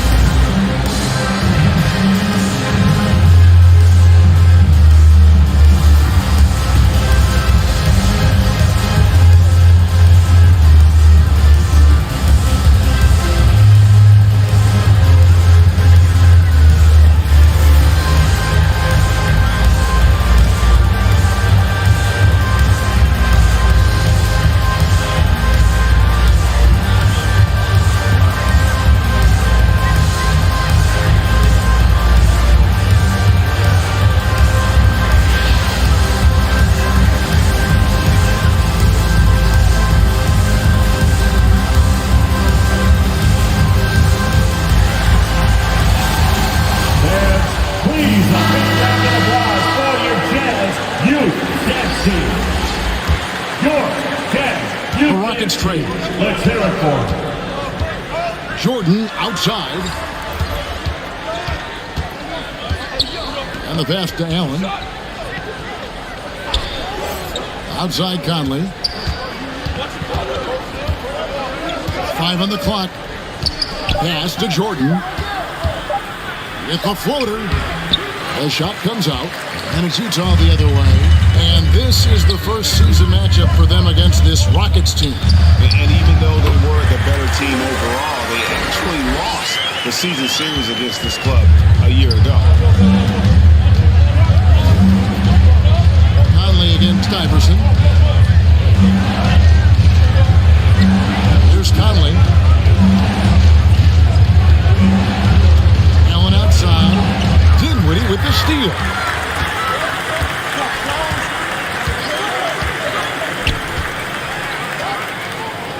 Pass to Nurkic. And he drops in the layup off the glass. And what's your take, guys, on the hustle steps for the Jazz? Timeout call for Rockets. And looking for players that are off to a slow start to their season. What do they have to do to get rolling? Yeah, your confidence can really take a hit with a bad set of games early on. But it's important. It's just the start of your season. It is a long season. So if you have a bad stretch, you just got to keep grinding, keep working, doing all the things that you know are right. And not lose sight of your objective and staying in your lane, right? Yeah, it's such a long season. If you have a bad 10, 15 games, that is nothing over the course of the season.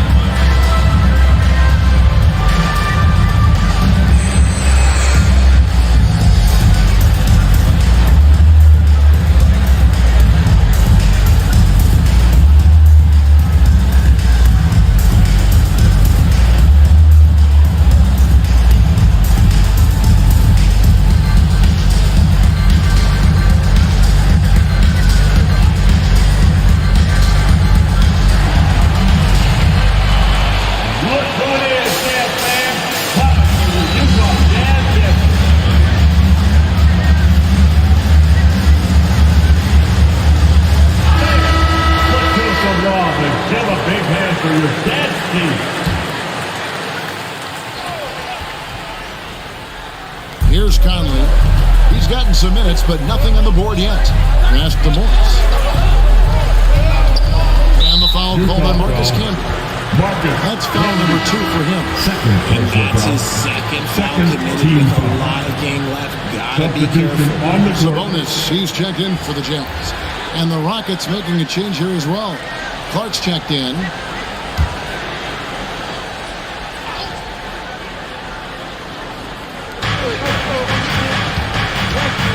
Conley against Camby. The pass to Jordan. Another miss by Houston. And there comes a point when, for the team's sake, you might want to move it. He's hurt with all of these misses. Clark against Camby. And that one clearly a foul. Gets the whistle and 2 shots coming up. It goes on Brandon Clark. Boy, this hurts to have to bring up, but I was there for the Rockets title-winning days back in '94. I was with the Knicks. I saw Houston in the finals firsthand.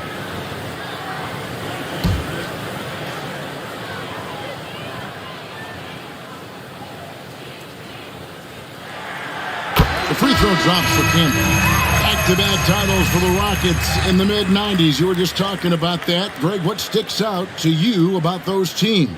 First and foremost, the dream. Hakeem Olajuwon. He doesn't get his due at times, but the dream is one of the all-time greats. Olajuwon's defense really changed games. GA, the Houston Rockets coming off back-to-back losing seasons, and that has been tough for that franchise and for the city. And Kevin, no doubt it affects the team's morale. It's hard to find the positive and see the road ahead, but listen, you got to stay strong and focus on just getting better every day. And be good. Rate of baskets assisted, it's a stat I really like. It tells the story of how well you are playing team offense. Conley against Camby.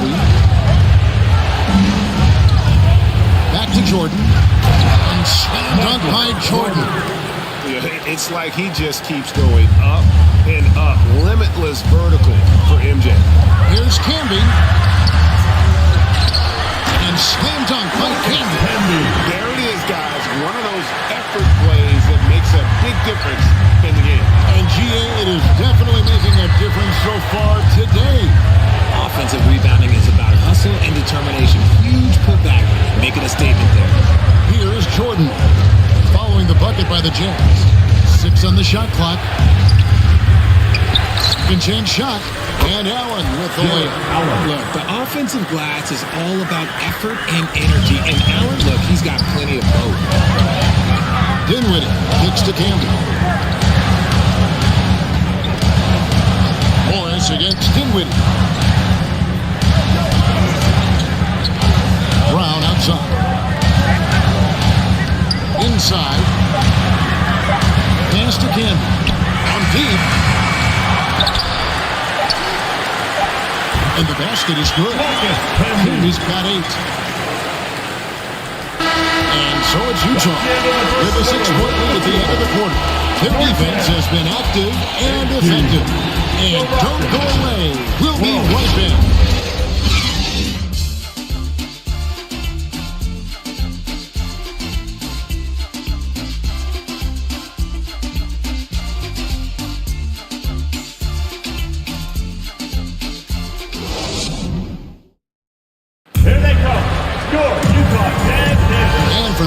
Just tuning in, the second quarter of action is where we're at right now.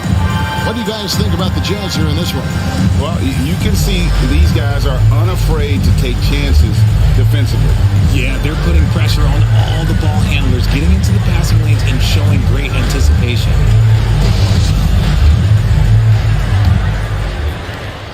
Jazz leading by 6. Nurkic is out there at Malone. Then there's Jaylen Brown. Then there's Allen Iverson. And it's Allen in at the shooting guard position. That's the group for Utah getting going here in the second. Now here's Iverson. Nurkic the basket to Brown. Down to 5 on the shot clock. Utah needs to get off a shot here. Allen's shot is off.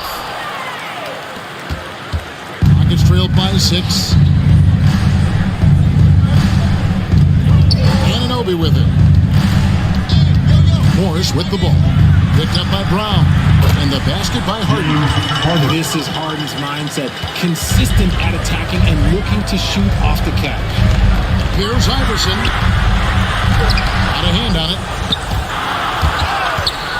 And it's the Rockets on the break. Here's Morris. He's now 1 for 2 with that bucket. And the Jazz with possession. Defeated by the Hornets in their last game. They'll try to put that one behind them. Live by the 3, die by the 3. If you're perimeter dependent, you don't really know game to game how it's going to go.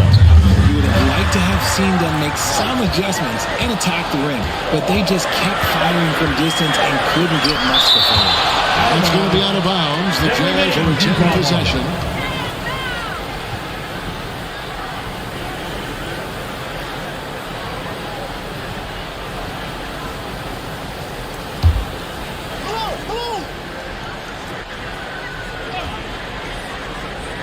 A minute and a half gone here in the second quarter. And Morris has got the ball here for the Rockets. And there's the foul. It's on Jaylen Brown.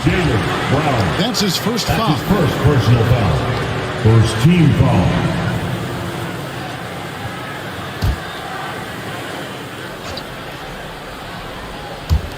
And it's the Rockets with the ball. They haven't allowed any points in the second quarter. Anunoby in the corner. Shot clock at 6. Here's Brand. And he makes good on the layup. Brand's got his first points of the game. And gotta like what they've been doing down low in the post. Utah trailing here. And a first time out of the game called for Utah. And the NBA in recent years has gone from measuring players' height in shoes to now, Richard, just in socks. Like, for instance, Draymond Green went from 6'7" to 6'6", although he'll probably argue that with you. Did you get shorter without shoes? I I was one of the rare players that actually rounded lower. I was 6'6" and 3/4 without shoes on, so I would probably be closer to 6'9" with shoes and socks and orthotics. So, you know, look, I was one of the honest ones, so I have no issue with them bringing it back down. So it's fine. I'm glad they're changing it up and we're getting accurate numbers.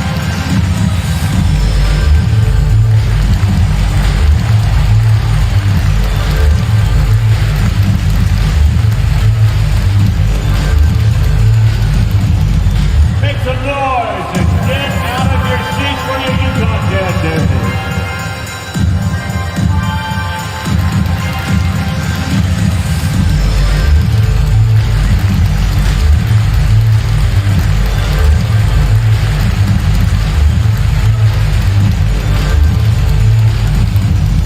Look who it is, Jazz fans. Time for your Utah Jazz jerseys.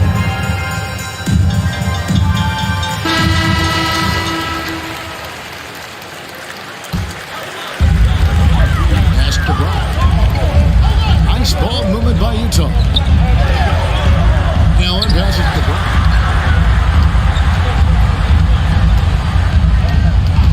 Knocked loose. Fast break, here they come. Right now, I'd send it over to the sidelines and get a report from David Aldridge. Well, thank you very much. The Rockets are in a full rebuild, and they have a young roster which is taking its lumps. But Coach Stephen Silas says, we very rarely give up. This team has a lot of fight, character, and grit, and we are learning.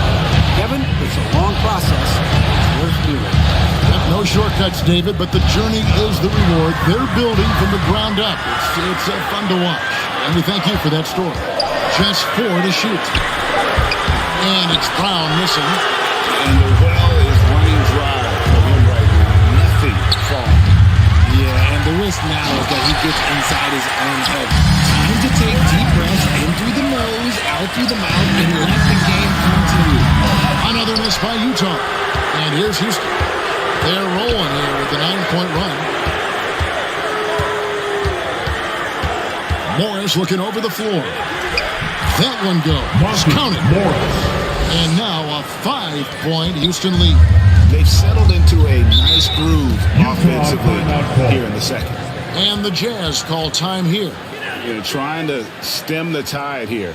On the wrong side of a scoring run here, we might see a lineup change. I'll be pretty curious.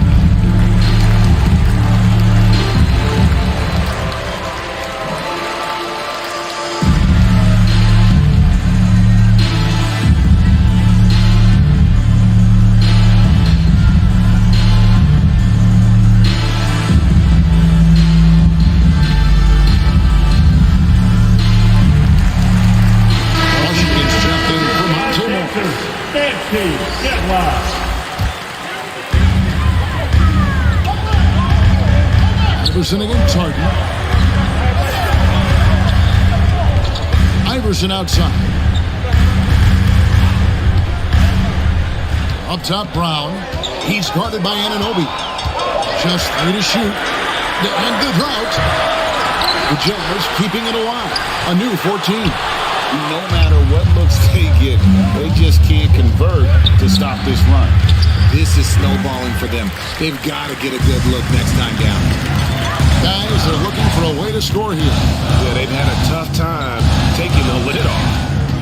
Iverson passes to Malone. It's good. And they repeatedly worked inside in the first half, guys, and it's paid off. Dishes it to Brand. This is it to Anunoby. Here's Washington. He's covered by Malone. against Washington. Back to Anunoby. Houston gets it back. Grant. And they call the foul, so he's got the and one chance here to make it a three-point play. And fantastic work from Brand. You see how polished and comfortable he is inside. In a moment, we'll take a look at some of the hustle stats for Houston. And the Rockets making a change here.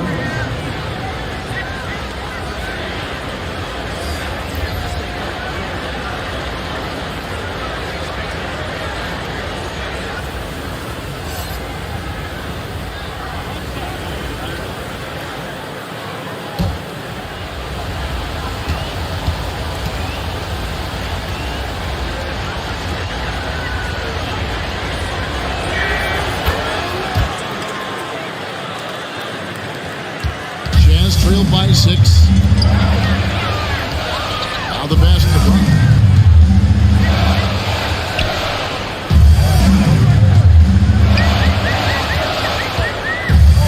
Shot from 12. It's good. He makes his first shot of the game. And it's the Rockets with the ball. Defense has only allowed 4 points in the quarter. And Bruce Brown can play multiple positions, and that flexibility is so valuable to them. It allows you to switch on defense. Brown played everything from the 1 to being a stretch 4. That's helped Bruce. A second-round pick stick in this league.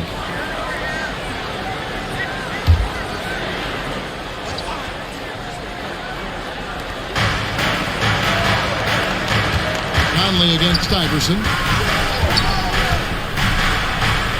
Conley gets the bucket. And the Rockets lead by 6. Yeah, they're going to have a nice little run here. Back to Iverson. Kicks it to Dinwiddie.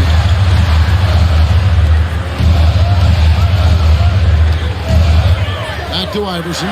6 to shoot. And the bucket is good. 3-point play chance here for him. One of the better scorers on the floor. Tough to defend him well without some contact. And AI fights through it this time. And he's got his first chance at the line here. And the Rockets making a change here. Clark's checked in. The line for 1.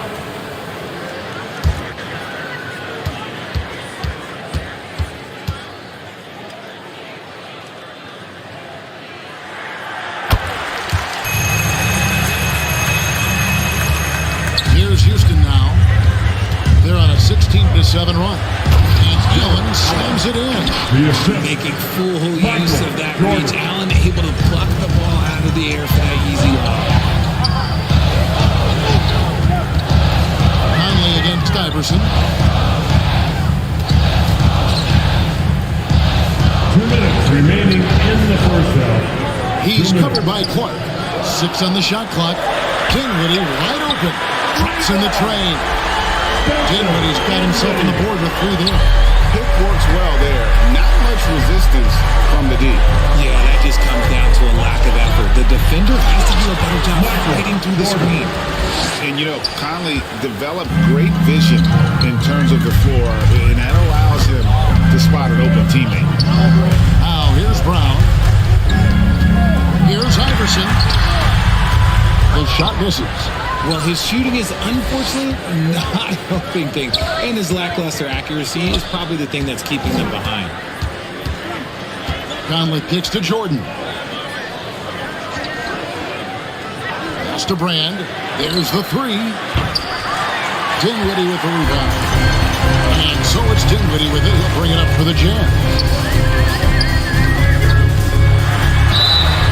Shooting foul as the whistle blows. He'll shoot 2 free throws. That's his first personal foul. It's on Jared Allen. The officials are all over that one. And Spencer Dinwiddie has always been a great scorer, being used off the bench more and more. He has a great game to be a 6th man. Take a break. Take a break. 2 shots.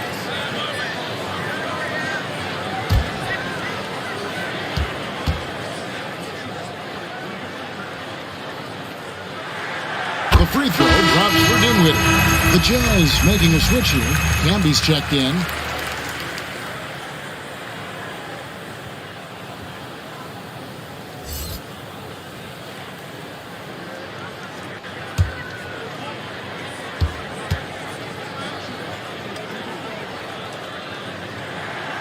That's also good, so he hits both free throws.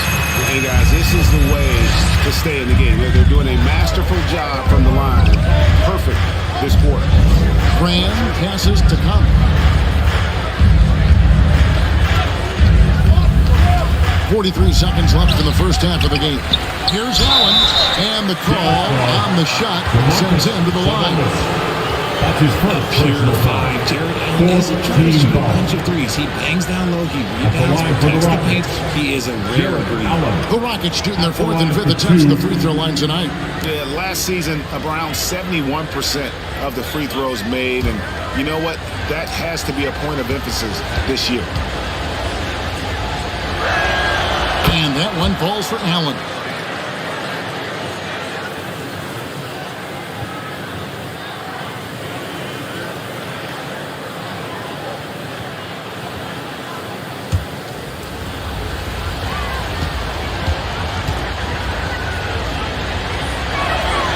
Allen drops them both. Jazz trailed by 4. Dinwiddie left side. Here's the floater. Allen with the range and the length to block shots anywhere on the floor. It's 9 seconds separating the shot clock and game. Brand dishes to Conley. That one falls. His second basket of the game. He's now 2 for 3. Really crisp, intelligent passing to make that basket possible. Sabonis. It's rebounded by Houston. Allen's got 6 rebounds now in the game. Wound up there for Allen. And then Allen slams it in. Fantastic work from Allen, taking the contact on the chin, burying the shot. Here's Brown. Another miss by Utah. And so it's the Houston Rockets in the driver's seat, up 8 points at the end of the quarter. A look at the field goal. 38. It's the 2K Sports Halftime Show. Hey, welcome back to the NBA on 2K Sports. This is Ernie Johnson. Kenny the Jet Smith is right here. Say hey to the folks, Kenny. Hey, folks. Say hey to the folks, Shaq. Hey, folks. Hey, let's get this party started. Okay. Houston holding the upper hand after the first 2 quarters. They have a solid 8-point lead. And Shaq, let's get your input on the Rockets. The production they've gotten from their bench has been phenomenalistic. I don't know if that's a word, but it sounded good on me. As we know, depth is important to any team's success. They've demonstrated that. Who knows, might get the starters and kick in the pants. No one wants to be outshined. Kenny, what do you have to say about the Jazz? They didn't shoot the ball very well, and that's because they didn't have any flow on offense. I'd expect the coaching staff to make some adjustments in the locker room. They need to draw up some plays to get a good offensive rhythm. And that's going to do it for us here. The second half of action is coming your way.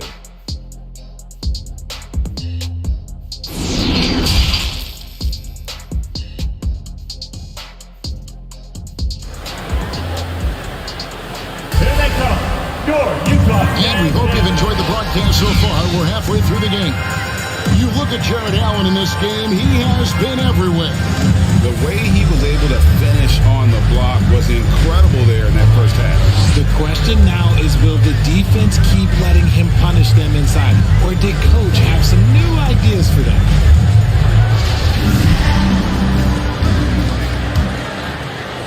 And so it's Utah here with the ball. 8-point game. Checking out the group for Stephen Silas to start the second half. We've got Jordan. Jared Allen is out there with OG Anunoby. Then it's Harden, and it's Thurman in at the 5. Malone trying to break free. And it's Brown missing. And you don't see that every day. Usually he'll convert when he gets that close to the rim. Here's Anunoby. Goes up and lays it nice and easy. Anunoby's got the lead up to 10 now for the Rockets. And creating a little separation here, gaining some confidence. Yeah, they've locked in during this stretch. If they keep it up, their lead will only continue to grow. Malone. Michael Jordan grabs the miss. And physically, there's no doubt they've been the stronger team. A +10 rebound advantage tells you all you need to know. It's time now to hear from our Hall of Fame reporter, David Aldridge. What's the latest, David?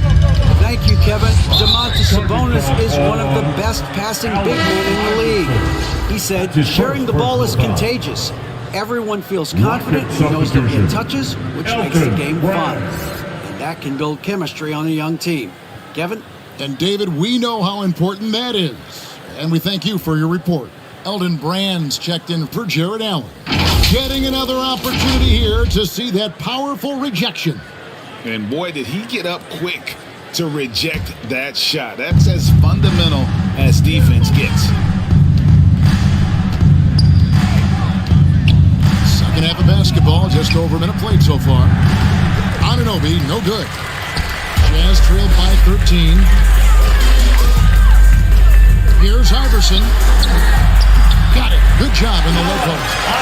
Iverson's got 7. I know what they say, defense wins championships, but you need some bucket getters too now. Pass to Brand. Here's Anunoby. And there's the feed to Jordan. Knocks it loose. Takes it off the glass. 8 points for him. And they're forcing the ball inside, and it's working like a charm. And the Jazz call time here. Well, it's been an express lane to the rim. Coach can't be happy about that. Yeah, we can see over here. The coach, he has some choice words for his team. Words we cannot repeat.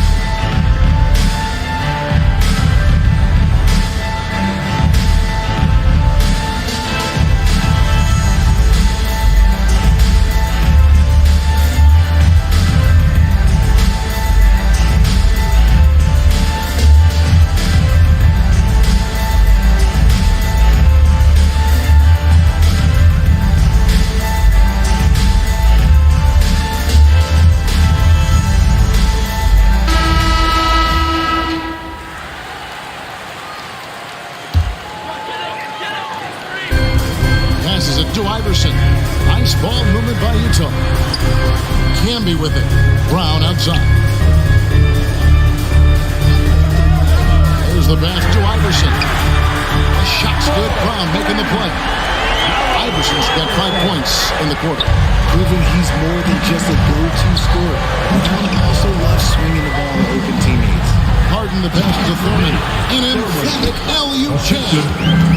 Oh, phenomenal alley-oop slam there. They are taking advantage of a team that looks lost out there. Down low, and that one is stuffed right through. Yeah, this is what happens when you have a scorer like Jordan on the floor. He attracts all that attention defensively, leaving guys wide open. Round the pass to Allen. Malone looking around. Here's Camby. Off the left rim and out. Well, they've been better than good on the glass today, and there's a glaring discrepancy between these two teams in that area. Jordan passes to Thurman. Lock at 6. And Anunoby now top of the key. Again, the Rockets score. A tough first half, but it's been a different story here since the break. Iverson kicks to Brown. Back to Iverson. Over Harden. Another miss by Utah. Yeah, but the hand in the face. It's critical that you contest his shots every time down the floor. Harden draws the double. Here's Anunoby. And he gets the basket. Officials blowing the whistle, so a chance at the line for one more. Well, if it ain't broke, don't fix it. They keep getting it in the paint and continue to score consistently. And this is his first trip to the line tonight. And over the course of last year, he was up over 90%. And with a stroke like that, you see why. Catching up on the changes for Houston. Washington comes in for Elton Brand. And Morris subbed in for Jordan.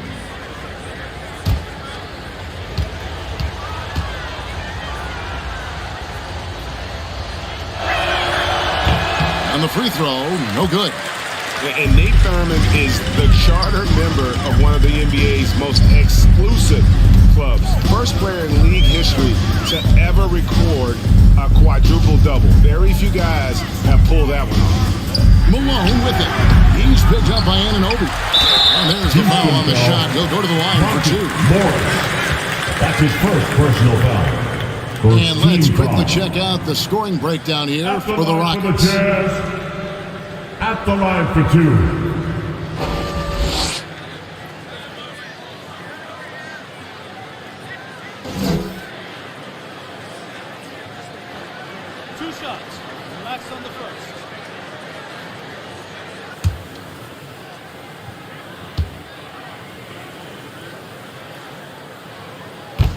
And he can't get the first one.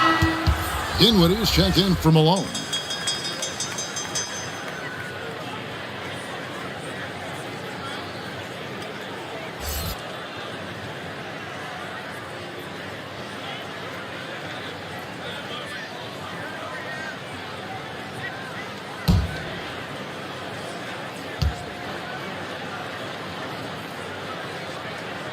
So he comes up empty at the line. And here's Houston. They're on a 15-5 run here. Anunoby passes to Morris. Back to Anunoby.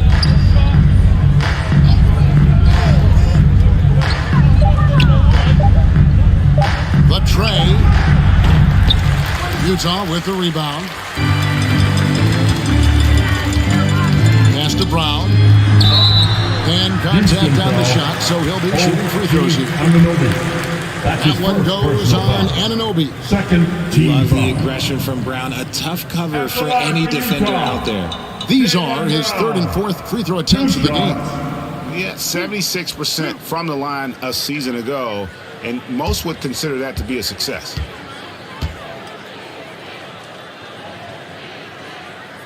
And the first one at the line is good. Every team in this league wants a Jaylen Brown, a tremendous two-way wing, and boy, Brown can put up giant offensive numbers. Sabonis, he's checked in for Allen. Brandon Clark, he's checked in for Houston. Conley now comes in for OG Anunoby. And Brown drops them both. Houston leading by 16. Harden outside. Back to Conley. Harden outside. Great D that time from Nurkic.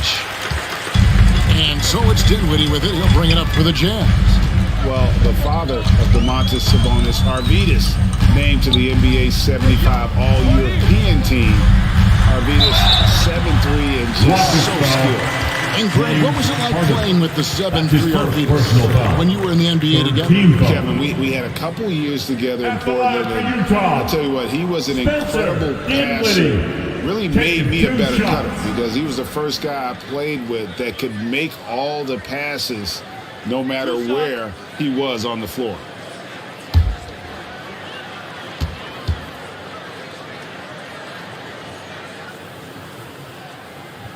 First free throw is good. And in this era of player movement, Greg, we're seeing guys often pick teams on fit or style of play. When they look at that, what are they looking into?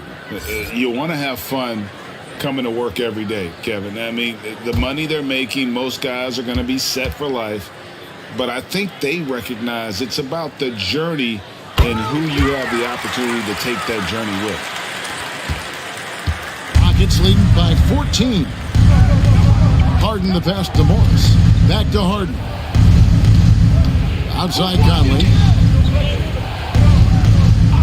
Pass to Morris. There's the triple. And that one falls coming off Conley's feet. Morris has got 7. How can you forget about him? I mean, he's not going to miss that open of a look. Back to Dinwiddie. Utah foul.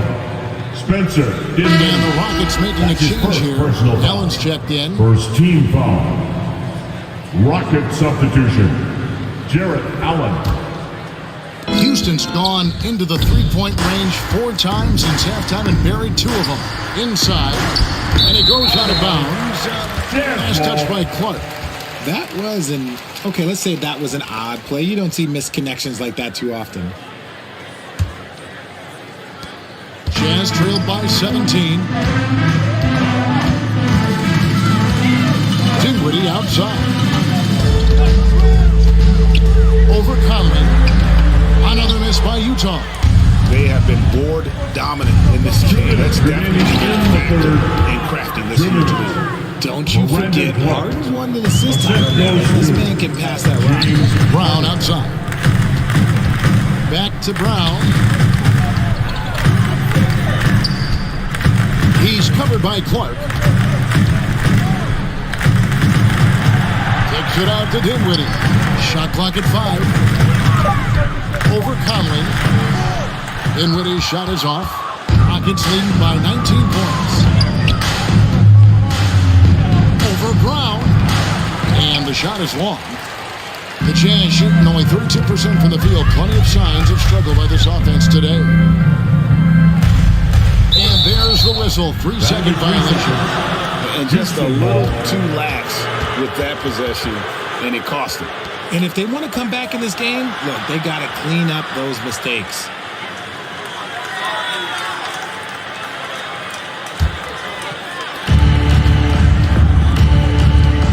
Conley against Dinwiddie. Passes to Morris.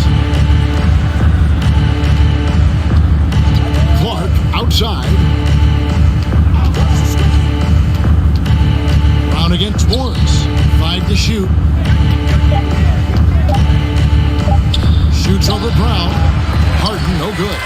Well, he better buy his teammates dinner tonight because they've covered him for what has been a terrible, absolute terrible shooting display. And down it goes. Dunk threw off a wonderful assist. And for a power forward, he can sure get up. I mean, because of that leaping ability, it kind of offsets his height disadvantage. Morris outside. Back to Conley. Beyond the arc. Sabonis grabs the board. Sabonis has got his 4th rebound with that last one here tonight. Here's Brown. Brown outside.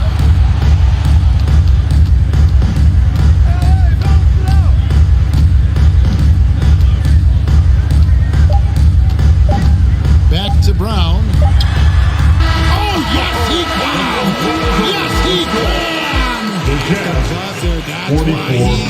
The Rockets, 58. Ringing the bell.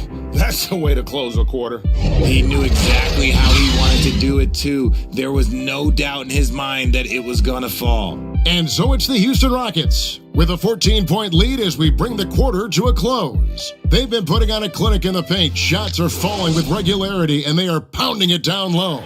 And we've got more on 2K Sports coming your way after this break. And there may not be a lot of drama down the stretch as we head into the 4th quarter, but stranger things have happened.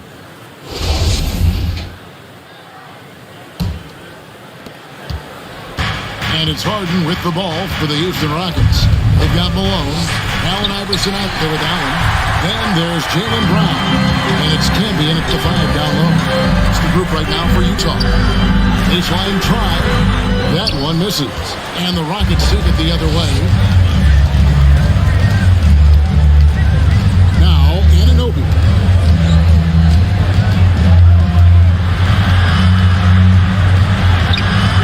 Rebound, Utah. Curran's shot is off. And here is Brown. The dish to Malone. A rebound by Thurman. Thurman's got double-digit rebounds now in the game. Jordan, the pass to Anunoby. Good, and the assist goes to Jordan. Jordan's got 4 assists in the game. And can't do much else. The strength of Anunoby comes in handy on those challenging finishes. And here's Brown outside. They are losing because he is struggling so bad, and he has not looked comfortable all game. Anunoby kicks Jordan. From deep three-point range, and they'll get another chance. And stolen by Iverson, and now it's Allen. Run it. He can go all the way. Great D that time from Jordan. Rockets leading by 16. And stolen by Iverson.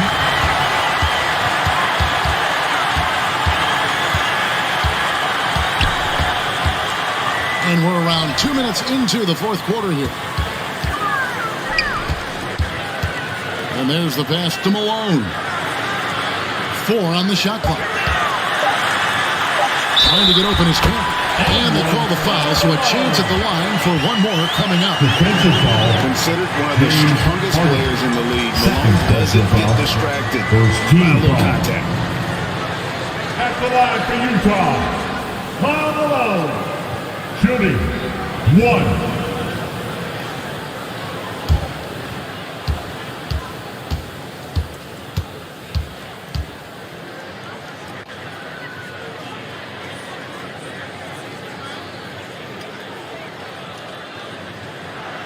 Free throw drops for Malone. The bruising power forward, Malone, a dominant offensive player between his nifty post moves and that soft mid-range. Back to Harden.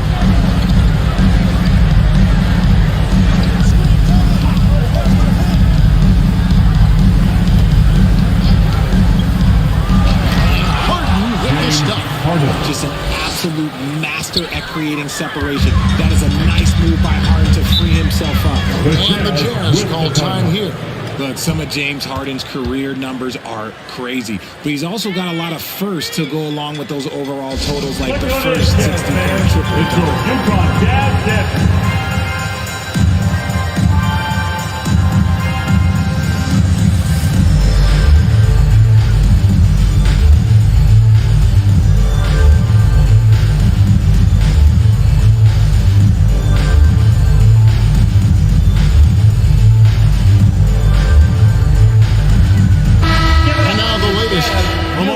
David Aldridge.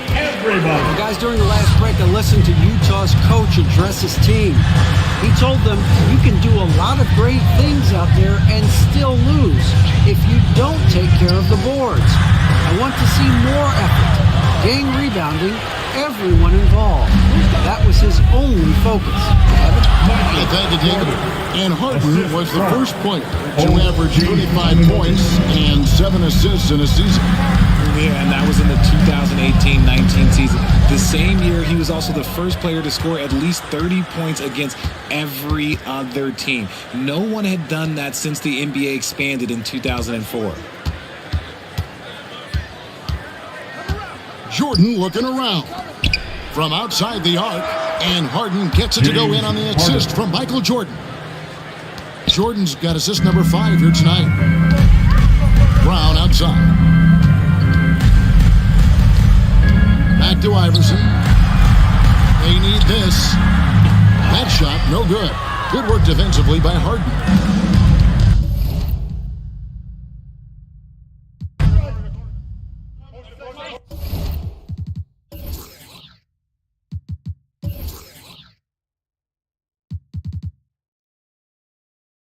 Knock it down, baby! Oh, busted, baby! Thurman! Ball! Shooting two.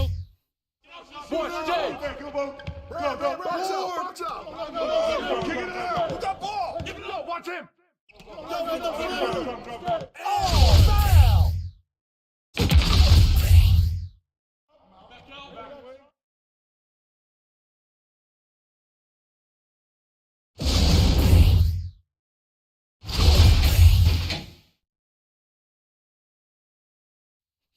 Ball out! Yo, watch him!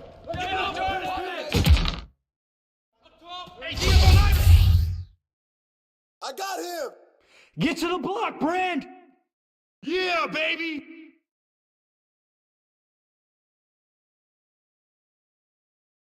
Yo, check James! Hey, Harden!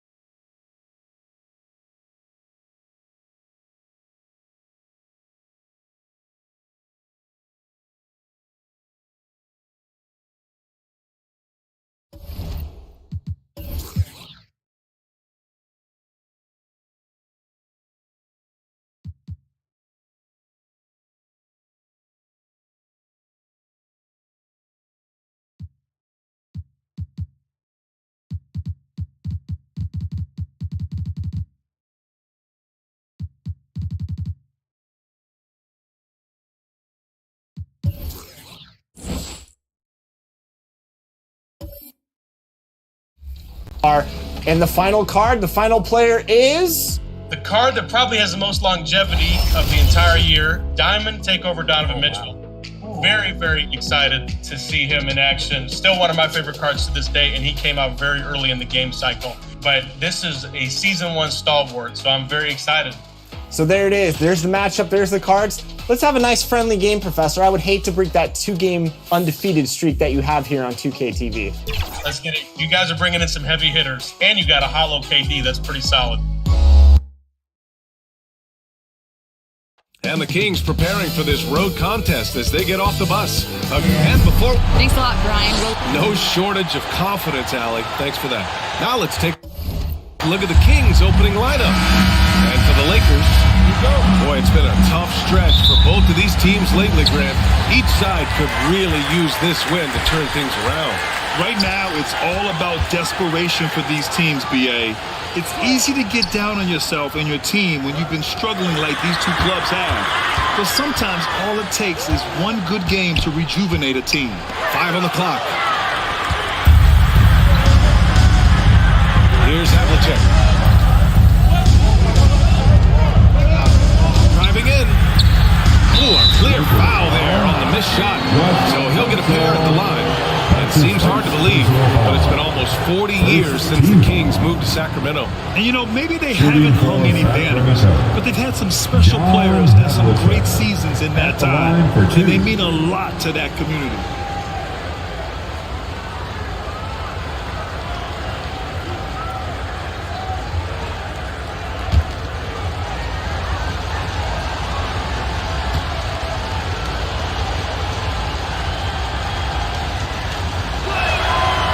First one at the line is good. And just one of the most impressive titles in league history, guys. The 2020 Lakers winning it all in the Orlando bubble. A testament to LeBron James and that team.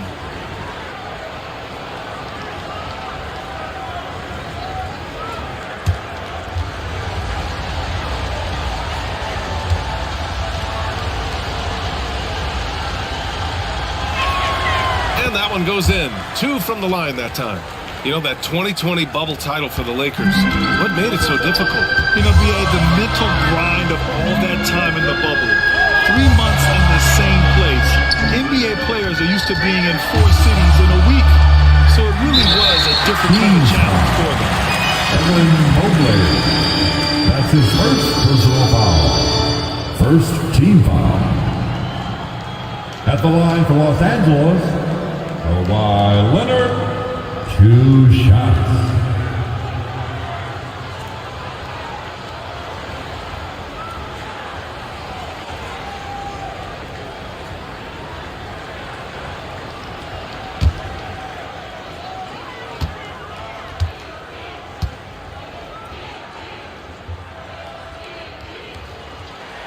And he knocks down the first one. You know, when you have a guy like Kawhi Leonard, so much of what you do goes through him. You trust him. You trust his abilities.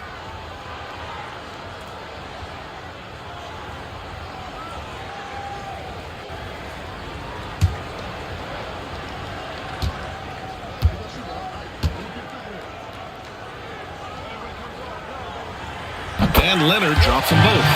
Over the years, no team in the NBA has had more star power than the Lakers. They always have at least one future Hall of Famer on the roster. Now here's Johnson.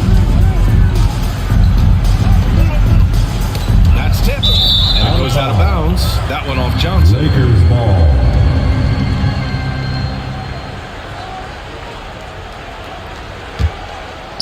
And just about a minute into this first quarter. Outside Hardaway. And the first shot of the night for him. Missing. You know, when we talk about the Lakers, you expect them to have a superstar. BA, starting with Wilt in the 60s, then Kareem during the 70s, Magic dominating the 80s, and more recently Shaq and Kobe, LeBron and AD, the biggest names, flocked to LA. Here's Sharp. Last game for him, he had 14. And here's Hardaway. 4 on the clock. Pass to Sharp. 3-pointer. It's not going to go for him. And Sacramento will go the other way with it. And their first look at this year's Lakers squad. And in a series of the have-nots last year, they came out on the losing end, really looking for some improvement here. Great find by Leonard. When the offense runs through you time and time again, you have to become a good playmaker. Now here's Hero. Here's Havlicek. No good on the three. Hardaway with it. Now guarded by Mobley. Hardaway, the pass to Leonard.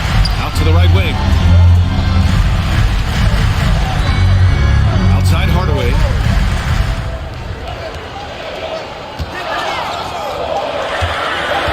Takes a 13-footer. Where they can't hit. The Kings trailing. Pass to Johnson. And here's Mobley. Leonard defending. Mobley passes to Johnson. A shot to stop the drought. And Mobley throws it down. So sick, the vertical ability. That was flat out awesome. He has that effortless knack for getting to the hoop. Here's Sharp. Outside Hardaway. He shoots. That one's wide left. Man, coach is going to have a few words with him after that shot. And you know what? He knows it. You have to try to play within the system or you're going to come away with empty possessions.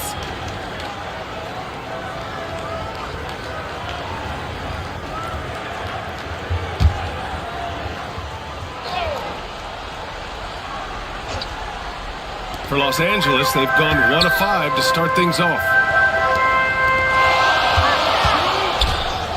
And first quarter, we're about 3.5 minutes in. Knocked loose. Johnson with it. Well, he hasn't put up any points yet in this one. Hero outside. Six on the shot clock. Here's Mobley. And Mobley throws it down. And B.A., he takes his rebounding so seriously. This dude is such a grinder. His teammates appreciate the effort. Just goes all out on the glass. You know, this is one of his specialties, keeping plays alive, creating second chance opportunities. The Kings have gone 2 for 5 here in the first. Left side Johnson. Pass to Malone. Here's Havlicek.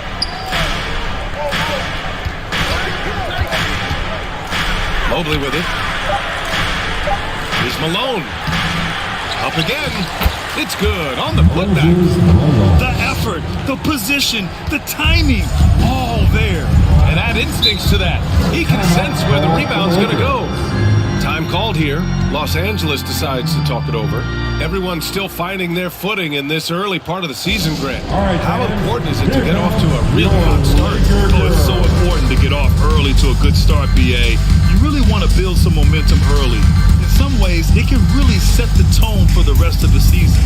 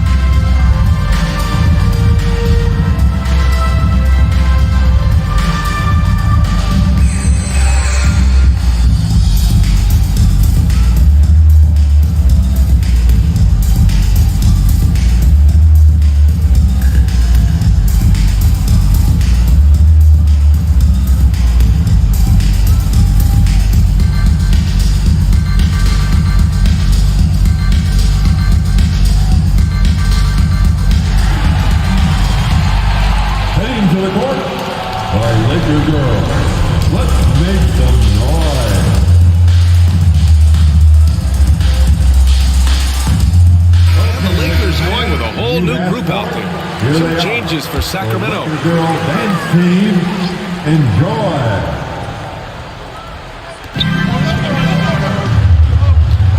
Outside Porzingis. Pass to Ivy.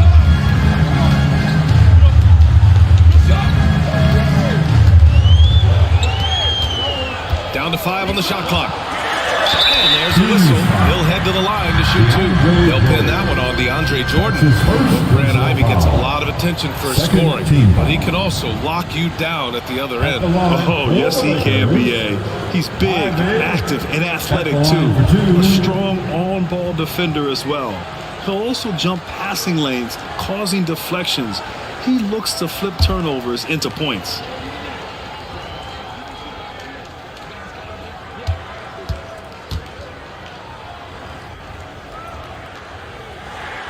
First one falls for him. And when you talk about Ivey, his explosiveness really stands out, especially when he's running the floor.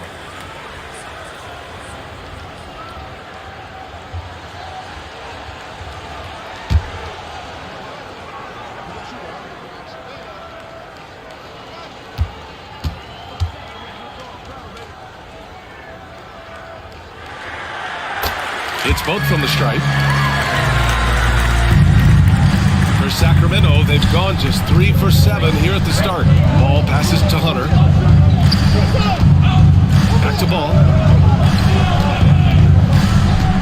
From the low block. And too long on the shot. The Lakers trail.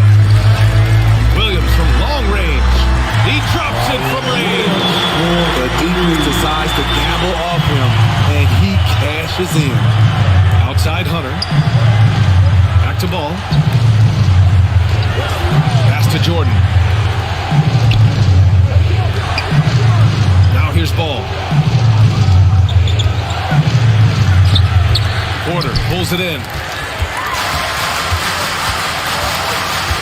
Throws it up high. And a slam dunk by Porzingis. You see the reach of Porzingis. His length is what makes him a prime-time alley-oop threat. Hunter against Williams. Outside Hunter. And he was camped in the lane there. He gets a 3-second call.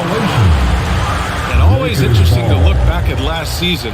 These were the NBA's best transition teams. The Lakers in 5th. You know, it really made for some exciting games the way this team ran the floor, always maintaining impressive energy in transition. Porter to pass to Bagley. 1:41 left to play in the first quarter. Ooh, he took a hard foul on the shot. So he'll head to the line to shoot a pair. That's his second personal foul. Third team foul. At the line for Los Angeles, Kevin Porter Jr. taking 2 shots.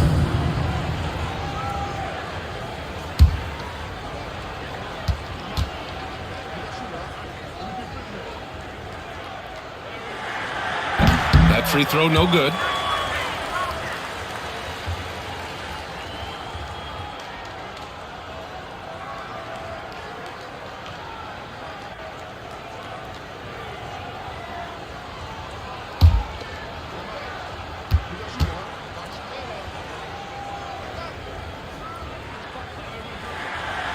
Good on the second one. The Kings trailing. Ball with it. Porzingis picks him up defensively. And slam dunk by Jordan. Put it up anywhere. DeAndre Jordan can go get it. Porter in the post. Covered by Rubio. Porter's shot is off. The Kings have gone 4 of 10 shooting the rock in this first quarter. And here's Hunter for 3. Rebound, the Lakers. I love how they've attacked the boards here in the first quarter. On the wing, Porter. Covered by Jordan. Oh, the big finish by Bagley. One of the cases where height fails to tell you the whole story. Sacramento has gone 0 for 2 from outside. Hunter passes to Rubio. Outside. Rubio against Porter. Shot clock at 6. Here's Ball. Solid as a rock from 20 feet out. This is why you're trying to get him as many touches as possible. He's got the neck. Pass to Williams. Back to Porter. Here's Ivy.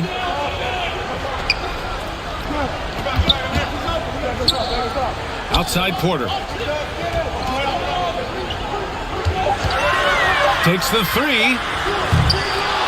Rebounded by Kleba. Now Rubio from deep. No good on the buzzer beater. And at the end of one, a closely contested game so far.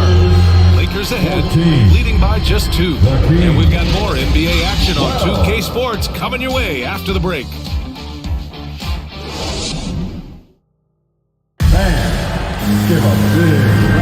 And we hope you're enjoying the game. Both teams tonight keeping things pretty even on the scoreboard so far.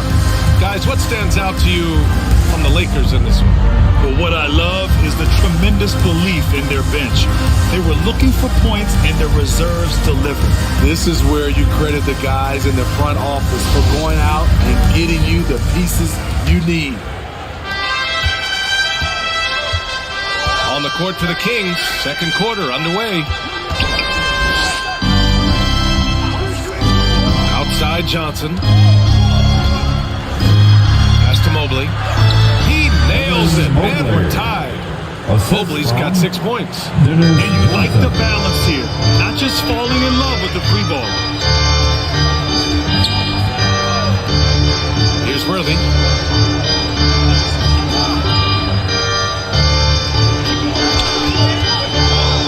To Leonard. Outside Hardaway. Clock at 4. Shoots over Johnson.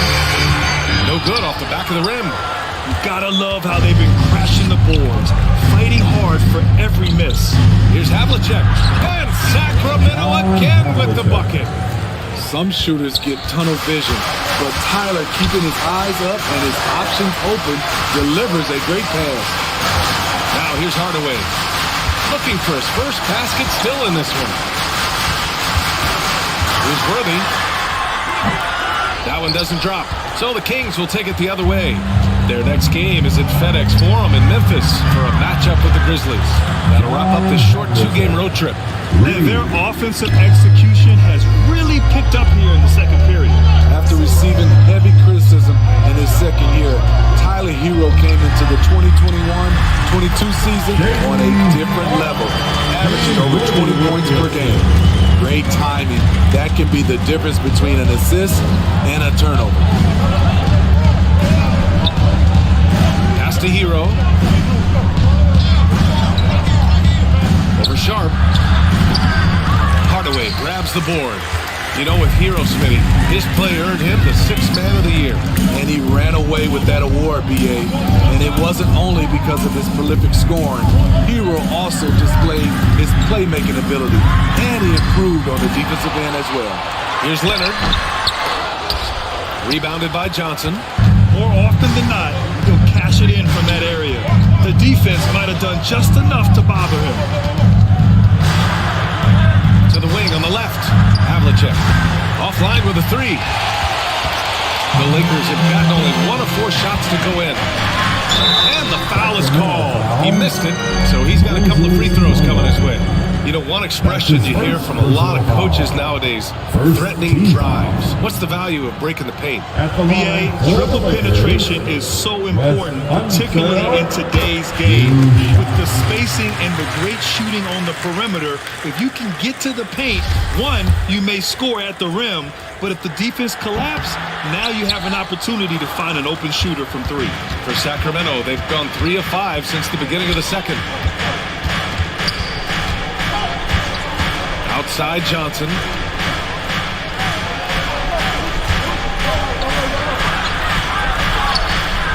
Oh, he missed the layup. He had it with the pump fake. The Lakers trail. Fires from 14. The Lakers with another miss. Here's Havlicek. 7 points in the game.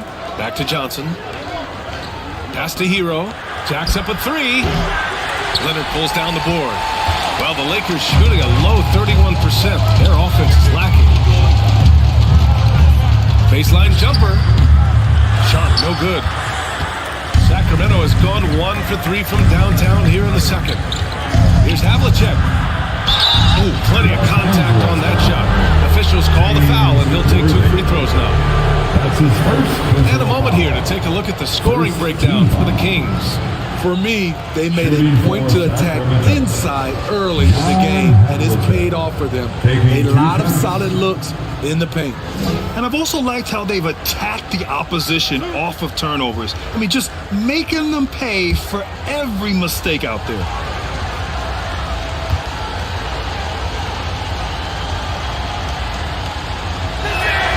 And he makes a first. And the Lakers making a change here. Porzingis is checked in.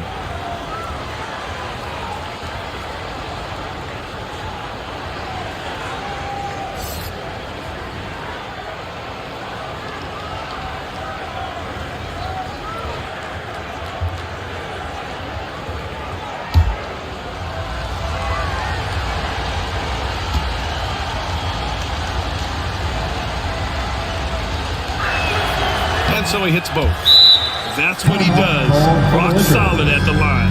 Time called here. The Lakers decide to talk it over. They defeated Milwaukee in their last game. And at the offensive end, they were lights out in that game. They found all sorts of ways to punish him. You know, I love what the coaches did tonight. They pushed the right buttons time and time again. For Los Angeles, they've gone 1 for 6 in the second quarter. Not great. Back to Hardaway. Outside Porzingis. Pass to Sharp. And again, no good by the Lakers. And all quarter long, it's been the same story. Inconsistent with his offense. Hero outside. Johnson passes to Hero. Over Sharp. And once again, off the mark by Sacramento. Pass to Hardaway. Here's Worthy. What, no scoring yet from him, but that's likely to change. It's stolen by Johnson. Back come the Kings in transition. Here's Hero. Got a hand on it. Oh, great timing on the block. Sharp using his athleticism to make an impact on B. Here's Worthy. Here's Sharp. And there's the whistle. The illegal screen is called. Well, the league has put an emphasis to crack down on illegal screens. Yes, the last few years, the rules changes have tended to benefit the offenses. This evens things out. And that's how you defend. He wasn't showing any mercy with that swat. What a play. I mean, that'll have the offense thinking twice about taking shots in his presence. Bagley's checked in for Los Angeles. The Kings leading. Outside Rubio.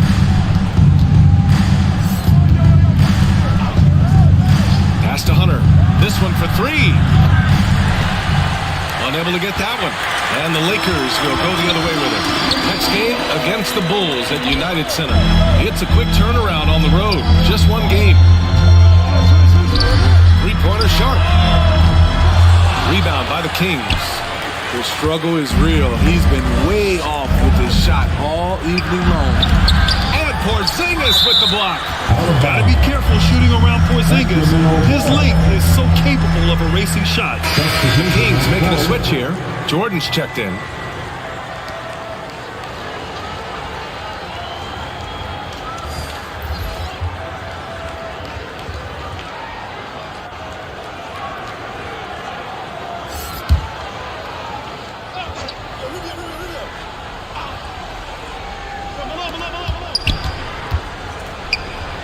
Hunter against Williams.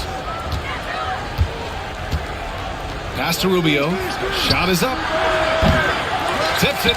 Great positioning on the putback. And the Kings lead by 6. Their strong work ethic has been evident on the glass. Really getting after it and being physical. The Lakers call timeout. Yeah, hoping to tap into something that'll get them clicking. Yeah, these guys need to work together as a team, as a unit. Try and carve out some easy buckets.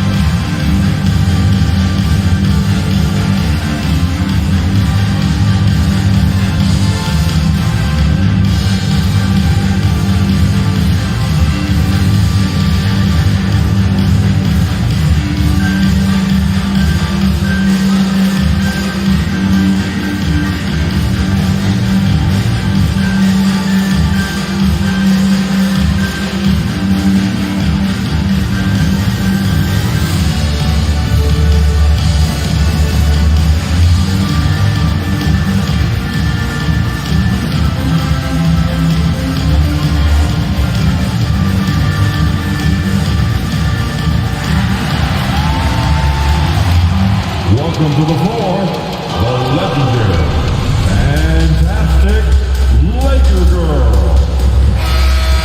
Once again, your Laker Girls dance team. Kings on D. In the second quarter, they've given up just 3 points. Porter gets the bucket. Beautiful call that time up the floor. The hard screen frees him up for the bunny. Now here's Jordan. Outside Rubio. Here's Malone. Over Bagley. Malone can't get it to go. The Lakers trail. Outside Porter. Oh, a clear foul there on the missed shot. So he'll get a pair at the line. That's his second personal foul. Second team foul. At the line for the Lakers, Kevin Porter Jr. At the line for two,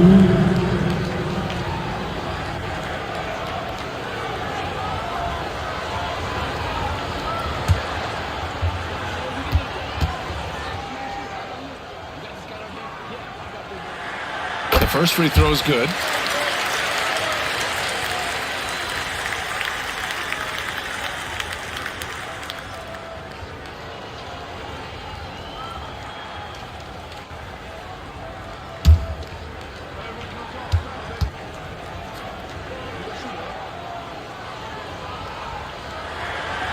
Porter hits them both.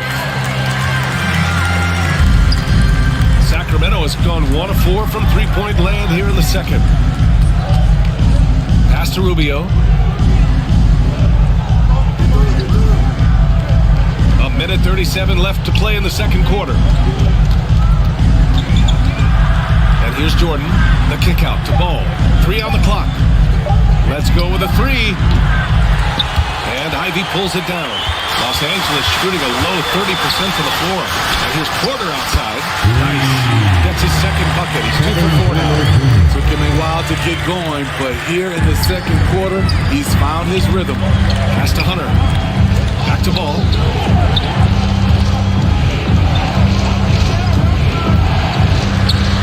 Got it. 2 for 5 now. Oh, another lead change. 6 total in the first half. And this is the battle we were hoping to see. Outside, Williams. Back to Porter. 46 seconds left in the first half. Lets the 3 fly. Drains the triple. Porter's got 10 points now, just in this quarter. Stretch out the defense. You just need enough guys on the floor who can make that shot. Pass to Jordan. Foul called on the way up.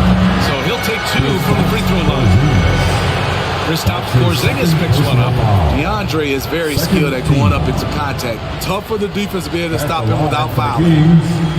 DeAndre Jordan. 2 shots.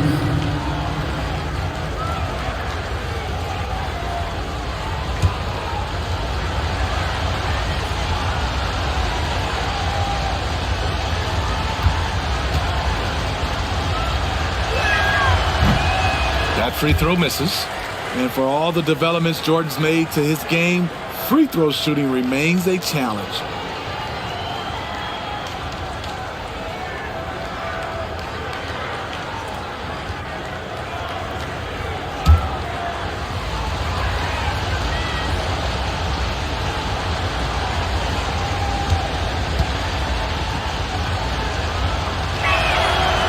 So he comes up empty, missing both. And give them credit for making a more concerted effort to get to the line this quarter. Bagley passes to Williams. Ball against Porter. Back to Porzingis. The fadeaway. And there's another one for the Lakers. One of the tallest guys in the league. Give Porzingis the ball there and just let him work. He got it up in time, but it would not fall for. And the first half comes to an end. We've got a close game going here. Lakers ahead. They lead by 4. And don't go away. After the break, we'll see you right back here for the start of quarter number 3.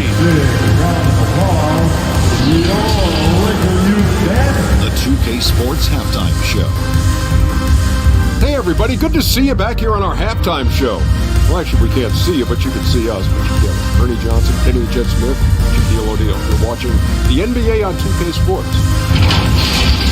A competitive matchup for the Lakers in the first quarter. They led by 2 after the first.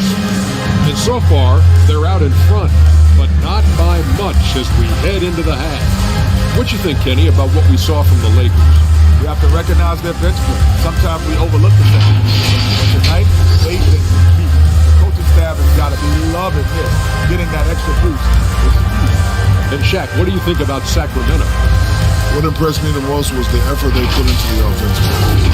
Second chance points really added up for them. Fighting through box out, battling for position, they own the offensive boards. Thanks for joining us, folks. We're now just a few minutes away from the start of the third quarter.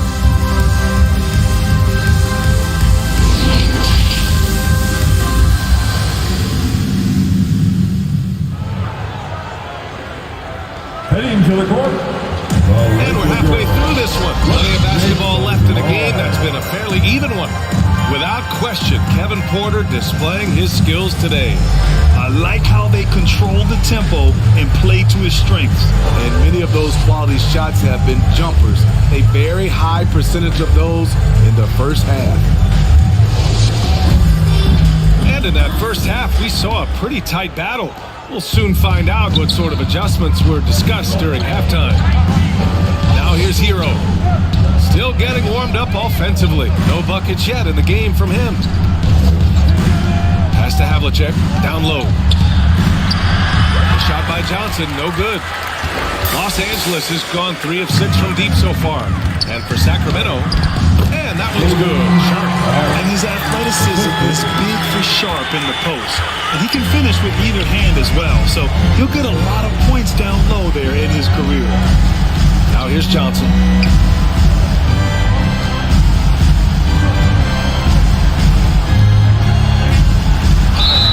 Oh, and he got fouled on his way up. He'll head to the line to shoot 2. And even from where we're sitting, you can clearly tell it was a foul. First team foul. Shooting for Sacramento, Dennis Johnson, taking 2 shots.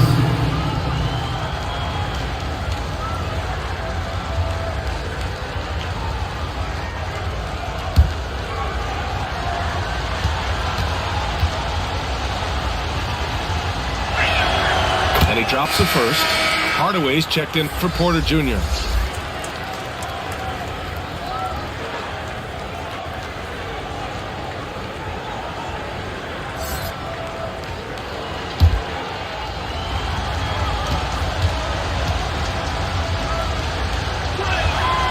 And Johnson drops them both. The Lakers in the lead. Pass to Sharp. Here's Worthy. Boy, he's been patient so far. Nothing yet on the scoreboard. Inside, Leonard. And that one's good. Guys, the way this defense is getting manhandled down low, you have to wonder if they're at 100% right now. Back to Johnson. Pass to Mobley. The putback. Controls the rebound and the putback. Just great positioning to get the rebound, then get it back up. Here's Worthy. Back to Hardaway. Shoots over Johnson. Hardaway, no good. Wow, that's one you just kind of assume is going in. Tough luck. Lets it go from the wing. Oh, nice shot by Havlicek. He's got 11. The Lakers have got 2 of 3 from the floor in this third quarter. Pass to Sharp.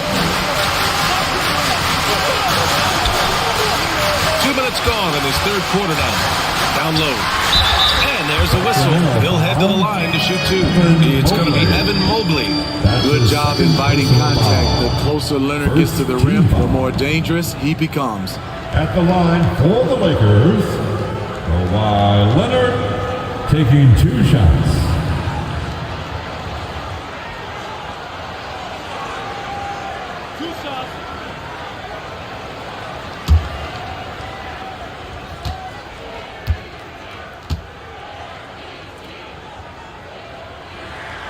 First free throw is good. Kleber, he's checked in for the Kings.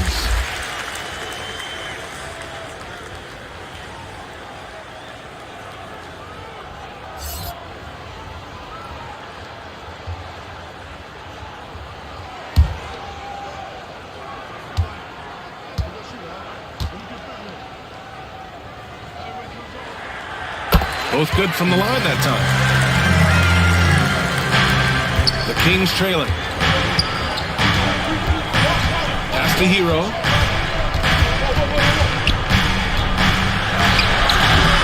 Mobley. Oh, he hangs in there and cashes in on the second chance points. I always love the hard work on the glass. Just great activity. Back to Hardaway. Here's Worthy.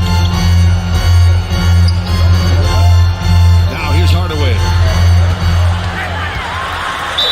And count that. 2 points and a chance for one more at the line. He drops yet another dive. Just facilitating this offense like a maestro. Second team foul. At the line for the Lakers, Penny Hardaway. Shooting 1.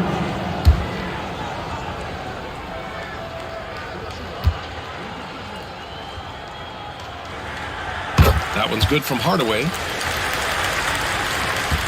The Kings have gotten 3 of 6 shots to fall so far in the third. Hero outside. A little over 2.5 minutes off the clock in this final half of play. Los Angeles has gone 3 of 6 from deep so far. Here's Worthy. And he can't get that one. So Sacramento will take it the other way. Johnson passes to Kleber. Yes, it's good. It's not easy to work the ball inside in this league, but they've done it all night. Pass to Worthy. Here's Sharp.